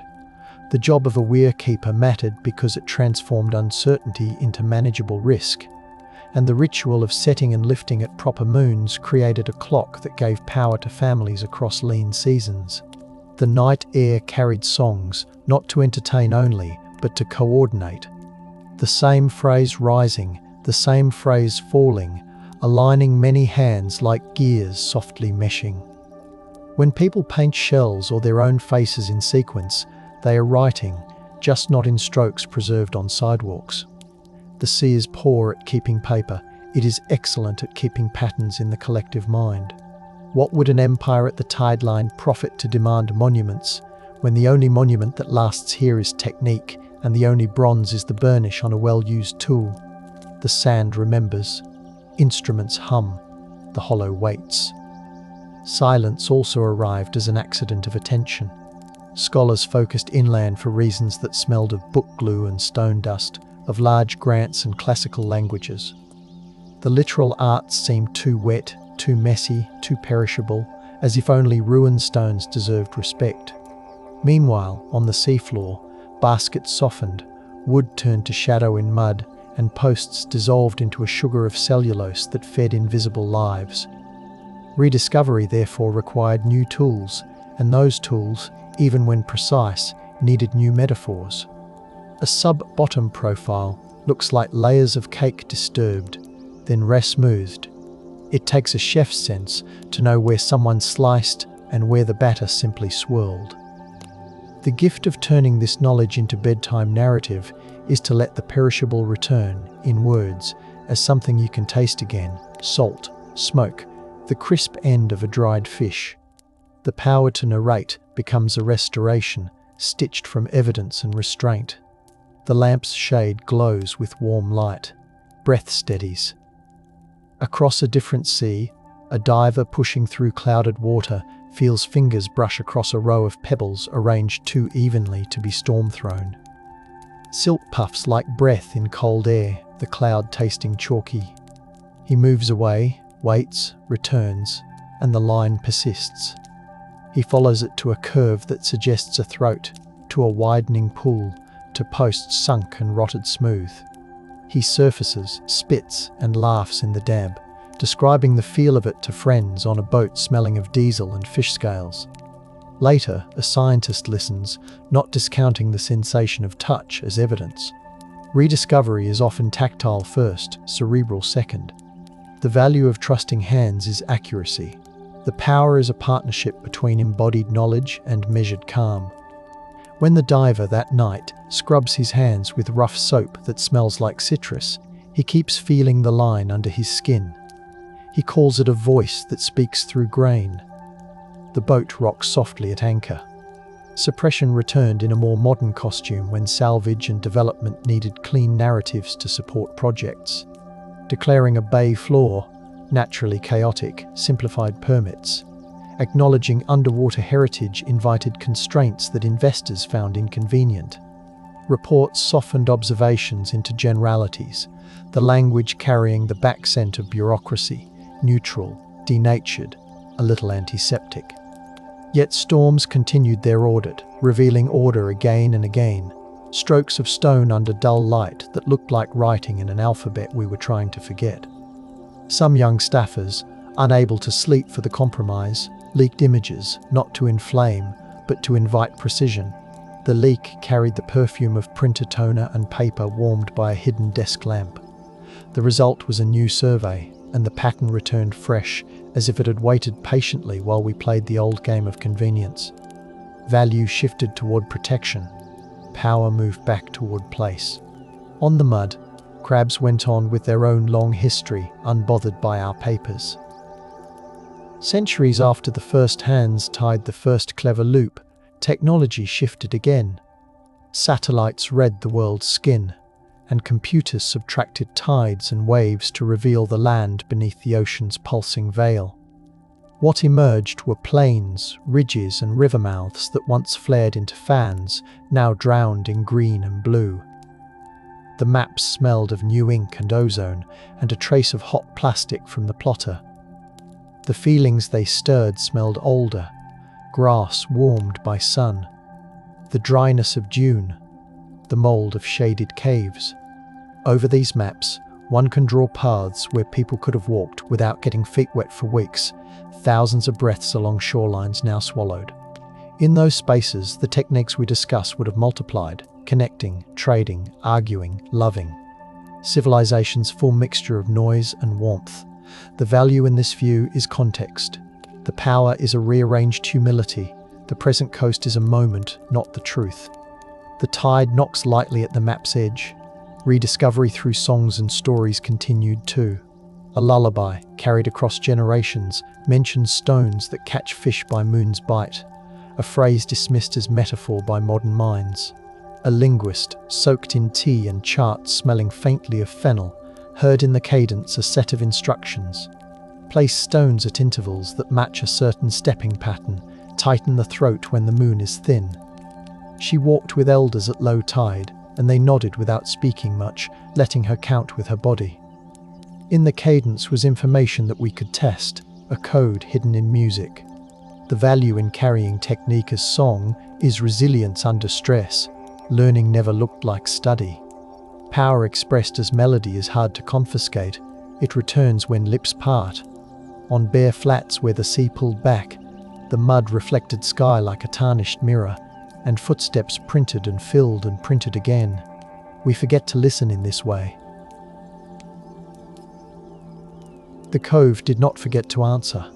Some discoveries reached across boundaries between species. Observers documented the way certain shorebirds moved along weir lines, pecking at trapped fry, their calls sharp like pebbles clicked together. Seals learned to wait near throats where fish ran confused, their whiskers twitching in briny air. Humans learned from both, adjusting timing to avoid conflict, setting decoys to shift attention. The ambient soundscape, gull caws, wave hiss, reed rattles, seal snorts, became the metronome of work. This is the fecundity of civilization beyond walls, a negotiated truce with other lives. The value is shared abundance. The power is predictive harmony that reduces waste. When the sea rose, the birds moved, the fish found new channels, and people followed, carrying memory like a softly glowing ember cupped in hands. The smoke from dried grass fires curled with a sweet burnt smell that made eyes sting. That sting is part of the archive too, stored in nerves and remembered in words that try to smell. Discovery again found suppression when colonial authorities mistrusted local knowledge, deeming stone alignments superstitious while cataloguing imported bricks as proper heritage. In coastal villages, elders stopped pointing out features, tasting the metal of fear on their tongues when uniformed men walked the shore. For a generation, knowledge retreated indoors, into closed rooms where stories ran like water between cupped hands, shared only with those who could be trusted. Meanwhile, storms, uninterested in authority, uncurled mud and showed stones. Eventually, a new listener arrived, patient and respectful, offering to record without taking, to publish without naming. The balance shifted, the air losing its sour smell of suspicion and regaining the sea's clean cut. The value of respecting knowledge is accuracy, and the power is reconciliation with place. Civilization's core is the protocol that lets a group continue. If that protocol includes quiet, we learn to speak softly. A kettle on the table sighed, the tide outside sighed louder. Agreement formed like silt settling. Evidence of perishable ritual, too, flowered in unlikely contexts. In a peat lens beneath the drowned edge of an old marsh, beads strung with plant fibre persisted where one expected nothing but dark, sweet rot perfuming the shore. Under magnification, fragments of binder clung, a glossy residue that reminded technicians of honey, but smelled only faintly of old water. Beads clustered around a small bundle of charcoal and bone shards, perhaps a boundary ritual performed when a family moved camp. Ritual matters because it locates us in the model of the world we hold. It says here is first, here is last, here is between. The power here flows from continuity, the promise that moves survive, because meaning survives beneath the practical. The peat felt cool and sticky on the glove. Mud sighed as it was lifted aside. The ripple of a breeze made grasses hiss, and a bird called twice, as if answering and confirming the work's time. Threads almost invisible hold fast. Centuries passed again, and a collecting museum sought to display mysteries of the drowned. The exhibit designers loved light effects, ripples projected on floors that made visitors sway. Yet when the artifacts were chosen, so few stones, so many reconstructions, curators learned a hard truth gently. The most honest displays here are records of emptiness, well framed by careful words. The show smelled of paint and carpet glue and, faintly, seawater from a tank where live eelgrass waved. A quiet caption did more than a loud video. This alignment matched living weirs used until recently by near-coastal communities. Structures have not survived, knowledge has. The value of such framing is fidelity. The power is the refusal to replace missing stones with loud speculation. Visitors left quieter, tuning their imaginations toward daily life rather than grandeur. Their shoes squeaked softly on the floor. A child lifted a replica basket and felt its weight, and his face set in attention, the first tool of learning. Under a stony overhang near an ancient shoreline, soot clung to the ceiling in a faint, sweet smell of old fires. On the floor, bits of plant bedding lay compressed and then receded into darkness where damp ruled. Between the two, a clear zone told of sweeping, a neatness that signals intention and care. In this room, a toolkit waited in the mine's reconstruction, digging stick, hammerstone, scraper, awl, cordage, each with the texture of repeated handling rubbed into their surfaces. The ritual of cleaning before resting is civilization's grammar. A clean hearth burns better. A clear threshold keeps snakes out. Such acts grow power through minimal friction, saving sense of energy until they amount to aristocracies of time. Stepping into such a space, one hears the hush of a shelter that truly sheltered, the soft rasp of fibre bundled, the low murmur of planning. The air tasted of rock and ash. Underfoot, the sand gave like slow breath. The day exhaled. The big question keeps returning like a tide. What do we mean by civilization? When the record is broken, drowned, shredded, and yet the patterns are clear. The answer hides in labor profiles, in calendars and cooperation, in storages that smell of cured fish rather than incense. In that age, uncounted nights ago, people managed risk through community practice, turning the moon into a metronome and shorelines into record books written in baskets and stones. The value was security earned through precise repetitions. The power was mobility that did not abandon roots, but braided paths between them. If the word civilization requires writing, then let us read textiles and tides as that writing, their strokes tactile rather than visual. If the word implies urban scale, let us accept coastline scale, knitting coves into quilts that covered continents when the sea stood far away. Our own breathing aligns with waves without trying. Perhaps that is the oldest proof we have. A boat, centuries later, nosed above a shelf where the current's cool hand met warmer surface water. The captain closed his eyes, smelled the change, the ocean's clean blade thickening with a hint of river tea, and called to adjust course. He was not reading an instrument, though one hummed. He was reading a world written on his skin. On the screen, a faint geometry rose, lanes between lumps, a narrowing that felt deliberate. The crew, quiet out of habit rather than rule, leaned in as the light tapped their faces. If a knowledge practice makes bodies sensitive to subtle shifts, it has built a civilization within flesh. Over time, such sensitivity becomes embodied memory, passed through gestures more than words. The value is speed of response when a storm turns. The power is calm when every cue aligns. The bow dipped, a kettle rattled. The smell of steel and salt merged into that bracing perfume that makes lungs feel new. The captain smiled, then corrected lightly. We tend to think of suppression as an act by authorities, but time performs it with professional grace. Wood swells, dries, cracks, feeds fungus, fibres dissolve and feed the shore, bones soften and go floral in marsh acid. Against that, what survives? Stone, charcoal, pigments in pores, the wrappers of meaning rather than meaning itself. Hence the need for careful inference, a soft speech that matches the evidence's texture. A pierced shell can be a bead, it can also be damage, but an array of them, worn, polished and clustered with residues of fat and pigment, sings with the force of chorus rather than solo. Rediscovery is a patient assembling of such voices into a song that does not overclaim. The lab air smells of ethanol and clean rubber. The bench creaks. A small brush lifts a grain of red that will soon prove to be old skin's decoration. The proof knocks quietly, but it knocks. We learn to open at a hush. Leaning into that hush, we can outline a year in the forgotten civilization.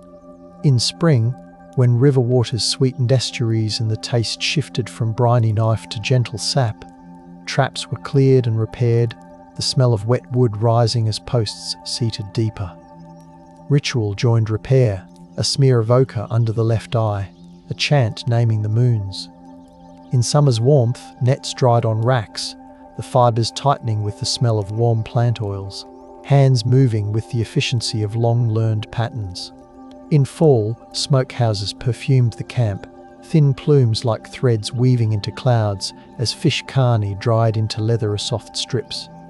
Winter saw tools mended, fibres twisted, songs extended with new verses that recorded small changes, births and losses. The value came as granaries of protein, as trade trips that returned with stone and stories. The power acted through confidence that tomorrow would, with work, resemble today in its safety. How else could children sleep, listening to surf? Each gesture placing a stone, whittling a peg, drilling a shell bead until the soft squeal turned smooth-wove community. The hands smelled of resin and smoke, the skin roughened just enough to map tasks like a ledger written on fingers. By crafting, they encoded belonging, the way certain knots tied in certain orders acted like signatures that needed no script. These knots could be recognized across a bay, the fragrance of their fibers distinct to a region, their patterns announcing identity without shout. Rituals bound maintenance to meaning. A child, given a bead at a first catch, tasting its chalk with pride. An elder, touching the bead and speaking names. The power of this slow archive is that it persists across generations even when specific materials perish. When the sea rose and moved the shore, the archive walked with the people. Even if stones drowned, the knots remained in hands. The night held that truth in the softness of its warm dark. Modern labs allow us to count the grooves in a drill hole and measure the angles of fracture in flint flakes, yet the truest measure might be sound. When a file made from stone touches bone, it sings a faint, rasping note, like dry leaves rubbed together. When pigments are ground, the pestle's pressure produces a low, silky crunch, distinct from sand. A net, wet and heavy, slaps the rack with a music that returns in dreams. These sounds, repeated, become timepieces in memory, their cadence aligning tasks to the body's clock. Instruments translate them into graphs, living ears translate them into routine. The value of listening is timing. The power is a choreography that keeps motions aligned without a conductor. At night, the sea's noise filled gaps, a blanket of white hush against which a single baby's cry could pierce and be answered. That harmony is worth calling civilization if the word is allowed to stretch and breathe. When civil codes arrived with drums and banners, they often made records of property, not practice. This is reasonable in one sense. Stones map to taxation more easily than tides. But the mismatch eroded memory. Over time, the formal register's silences became the default story, as if craft formed in water were inherently lesser. Rediscovery therefore also means rereading old codes with different eyes, hearing the lack as information. A grant outlining a bay and excluding tidal works reveals a policy rather than the coast's truth. A map that avoids submerged structures signals not an absence but a choice. Controversy, sometimes, tasted bitter in meetings, the air perfumed with stale coffee and heated electronics. Yet progress came when people agreed that any claim must match measured patterns, not wishes. The value of consensus built on evidence is durability. The power is legitimacy that survives storms. The sea respects none of our papers. Only our craft survives its attention. We learn, slowly, to write accordingly. From above, a shelf at low tide looks like hammered metal, dimples and ridges catching sun. From below, it feels like a roof with ribs, the current pushing and easing, a pressure massage. People learned both views, teaching children where to step by feel. The slick of certain algae warned of falls, the velvety drag of others promised firm footings. Taste, too, served as measure, the water's edge mineral flavors shifting with unseen sources, reading like a diary written in brine. These senses formed a suite of instruments carried in bodies. In our age, new instruments read deeper, their beeps and hums matching old cues. The value is in alignment. When a device confirms a grandmother's advice, trust grows. The power of paired perception is redundancy, resilience. A gull's wing flashed silver, a kid pointed and laughed. Underwater, fish moved like soft darts through a labyrinth built by forgotten engineers whose blueprint lay in tide's arithmetic. The blueprint still works if one learns to see. Within the archives of submerged landscapes, not all signs are utilitarian. A row of stones placed on a dune crest, with no trapping function, may have traced a line of meaning, the kind that tastes of reverence and quiet. Perhaps a procession walked there at certain moons, carrying baskets, singing to the water, requesting and giving thanks. Rituals align behavior and memory. Their power is social glue, and their value is predictability of cooperation. When water later covered the path, the stones, heavier than the dune's sands, remained. Divers brush them with fingers and feel the warmth held in stone, even in cold water, an illusion from myth and muscles. They call it a spine because it makes them stand straighter in their suits, a human reflex to meaning. Whether or not we can prove the right, we can recognize the human need to connect action to larger cycles. The smell of kelp waves in the mind. The song continues, soft and steady. Rediscovery intersects with technology in beautiful ways. In a darkened room, a researcher runs acoustic data through a model that turns echoes into images, contour lines into shimmering relief. The screen goes from grey to story. She sees a pattern, breathes out, and her breath fogs the glass of a mug that smells of cinnamon and heat. She writes calmly, refusing to claim what she cannot confirm, and sends the draft to coastal elders who add, remove, and polish words until the text fits lived memory. This collaborative work builds power without bluster, words that match world that informs words, cycling until trust arrives. Some sentences feel like stepping stones at low tide, firm yet wet, slick but reliable. The document's tone is lullaby rather than fanfare, respecting a subject that survived by being small in a loud world. When the piece publishes, readers feel soothed rather than excited, the right mood to absorb endurance. Outside, evening arrives like folded cloth. The first person to heat stone to make better edges did so for many reasons at once. The crackle of heated pebbles under sand sang of curiosity. The sweeter bitter scent of resin mixing with red powder told of experiment and then tradition. Each new edge made work smaller, tasks more precise, and because of that, lives more predictable. The ritual that anchored such technical steps could be as simple as washing hands in cold water that brightened fingernails and steadied mind, or as complex as singing a 4-part intergenerational call and response that placed the work inside a story. Power flows from the known, and known grows from repetition that fits the body's arc. We call that civilization because it creates time that is not clenched and fearful. Looking at these drowned traces, we recover the outlines of such days and nights. The air around the work table smells of graphite and paper, the modern equivalents of stone and cord. Memory enjoys such sympathetic scents. Sometimes, an accident of geology preserves an almost impossible delicacy. A footprint pressed into fine mud, later baked and sheltered, the toes' curls fixed, the arches shallow, tender, hollow. To see it makes breath catch, the body recognizing itself across 10,000 storms. A series of such prints near a drowned shore suggested a child dancing or darting, the pattern playful, not productive in any way a ledger would like. Civilization includes this, time for joy, room for quickness, that leaves no harvest but makes hearts lighter. If one wants an index of health, look for traces of play. The mud's smell, when the cast was lifted, was sweet like old wine, a memory of decay turned useful. The cast, in the lab, changed the rune's weight. Words quieted. We talk about fish and tools, but the dancer survived too, the one who ate well enough to dance. That is value turned to power without measurement. The tide went out, then returned. Instruments can mislead, and humility is part of any honest reconstruction. A grid seen on sonar may be a geological pattern, a line of stones may be storm-thrown.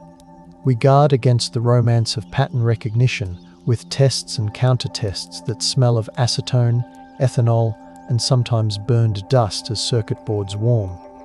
Yet when multiple lines converge, artifact-wear patterns, chemistry of residues, alignment with tides, and living memory, the case gains weight. It never becomes absolute.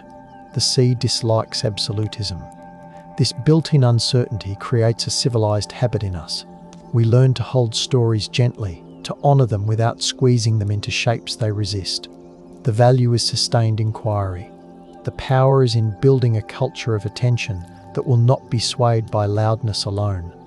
In that, we match the ancient craftsperson. Try, adjust, share, repeat. The lab's clock ticks with a soft, old sound. Coffee cools. A gull's cry threads the air even here, inland, through a window. Consider the ledger of rolls in a literal camp. A tide reader adjusts schedules. A net amender counts coils. A firekeeper tends the sweet smoky braid that catches embers and nurses them through damp night. A storyteller binds these tasks with words that preserve technique. The sentences tasting of salt and oil because hands are never quite clean. An apprentice shoulder aches from lifting wet baskets. An elder's knees click when bending, and still she squats with grace. Over time, the ledger becomes tradition, and the tasks become identity. The rituals mark transitions into and out of roles. The glue here is trust, and the power is speed without chaos when a shout comes. Soft, because loud sounds spook fish, moves a line. None of this requires bricks. All of this builds a human world, where tomorrow is likely to be good. If that isn't civilization, the word has simply narrowed too much, ignoring the strongest architecture we ever raised: cooperation. Centuries later, with many shores drowned, a librarian finds an old folio tucked behind miscatalogued volumes, the paper tasting slightly of alum and the ink faded to tawny brown. In the margins, a meticulous hand drew fish penned in fish shapes, the notes explaining that those who live by the edge build stones thus. The folio had been ignored because it lacked bold titles. She breathes in and smells a tang like walnut and anise, a ghost of the scribe's ink. She scans the page, sends it to a researcher, and the rediscovery begins again, now through the heaviness of the scanning machine, the low hum pulling her into a calm state. Suppression yields to chance and to a person who cares enough to look behind. The value of such moments is not the glamour of the find, it is the increase in precision they allow. The power is continuity. The sea outside the window is far away, but its breath, somehow, reaches the stacks. On the seafloor, structures live differently. Crabs move into voids once used by posts, their shells scraping with a tick that sounds almost like a clock under amplified water. Eels twine through throats designed to confuse fish. Seaweeds take root where baskets once stood. This second life complicates readings, patterns blur, new geometry layers over old. Archaeologists respect this living archive, knowing that to learn without harming requires tact. In some surveys, lights are dimmed to avoid stressing creatures. In others, the window is closed to breeding times. This ethic is civilization within civilization, the modern community practicing restraint in returning to the ancient one. The value is consent and care. The power is knowledge that can claim to be friendship rather than theft. The water tastes metallic still. Instruments blink quietly. The story we tell thus remains one of connection, not conquest. That flavor sits clean on the tongue. Slow, patient work reshapes what we call finding. We hear about the drowned, not as ruins, but as routines. And this is the point.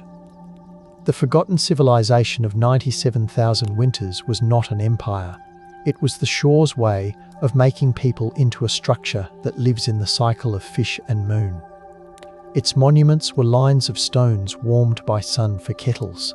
Its palaces were dry patches under rock, where a family could sleep listening to waves. Its libraries were songs and knots. It mattered because it transformed hunger into recipes, risk into schedules, strangers into kin by exchange and by ritual touches of pigment. Holes in the record do not erase the structure any more than fog erases the landscape it covers. They ask us to breathe slower, to let patterns assemble. Under soft light, you can almost see the fences through closed eyes, the posts dark against brighter water. You can almost hear the soft slap of net and the low conversation in night air warming around a fire. Rediscovery will continue and keep changing shape. New instruments will taste older compounds, perhaps reading the faint citrus of plant resins or the herbal smoke trapped in the pores of stones, telling us who stood where and what they held. New collaborations will bind scholars to makers whose fingers remember knots, melted from male lines into female, from aunties to nieces, from uncles to nephews, through a chain unbroken by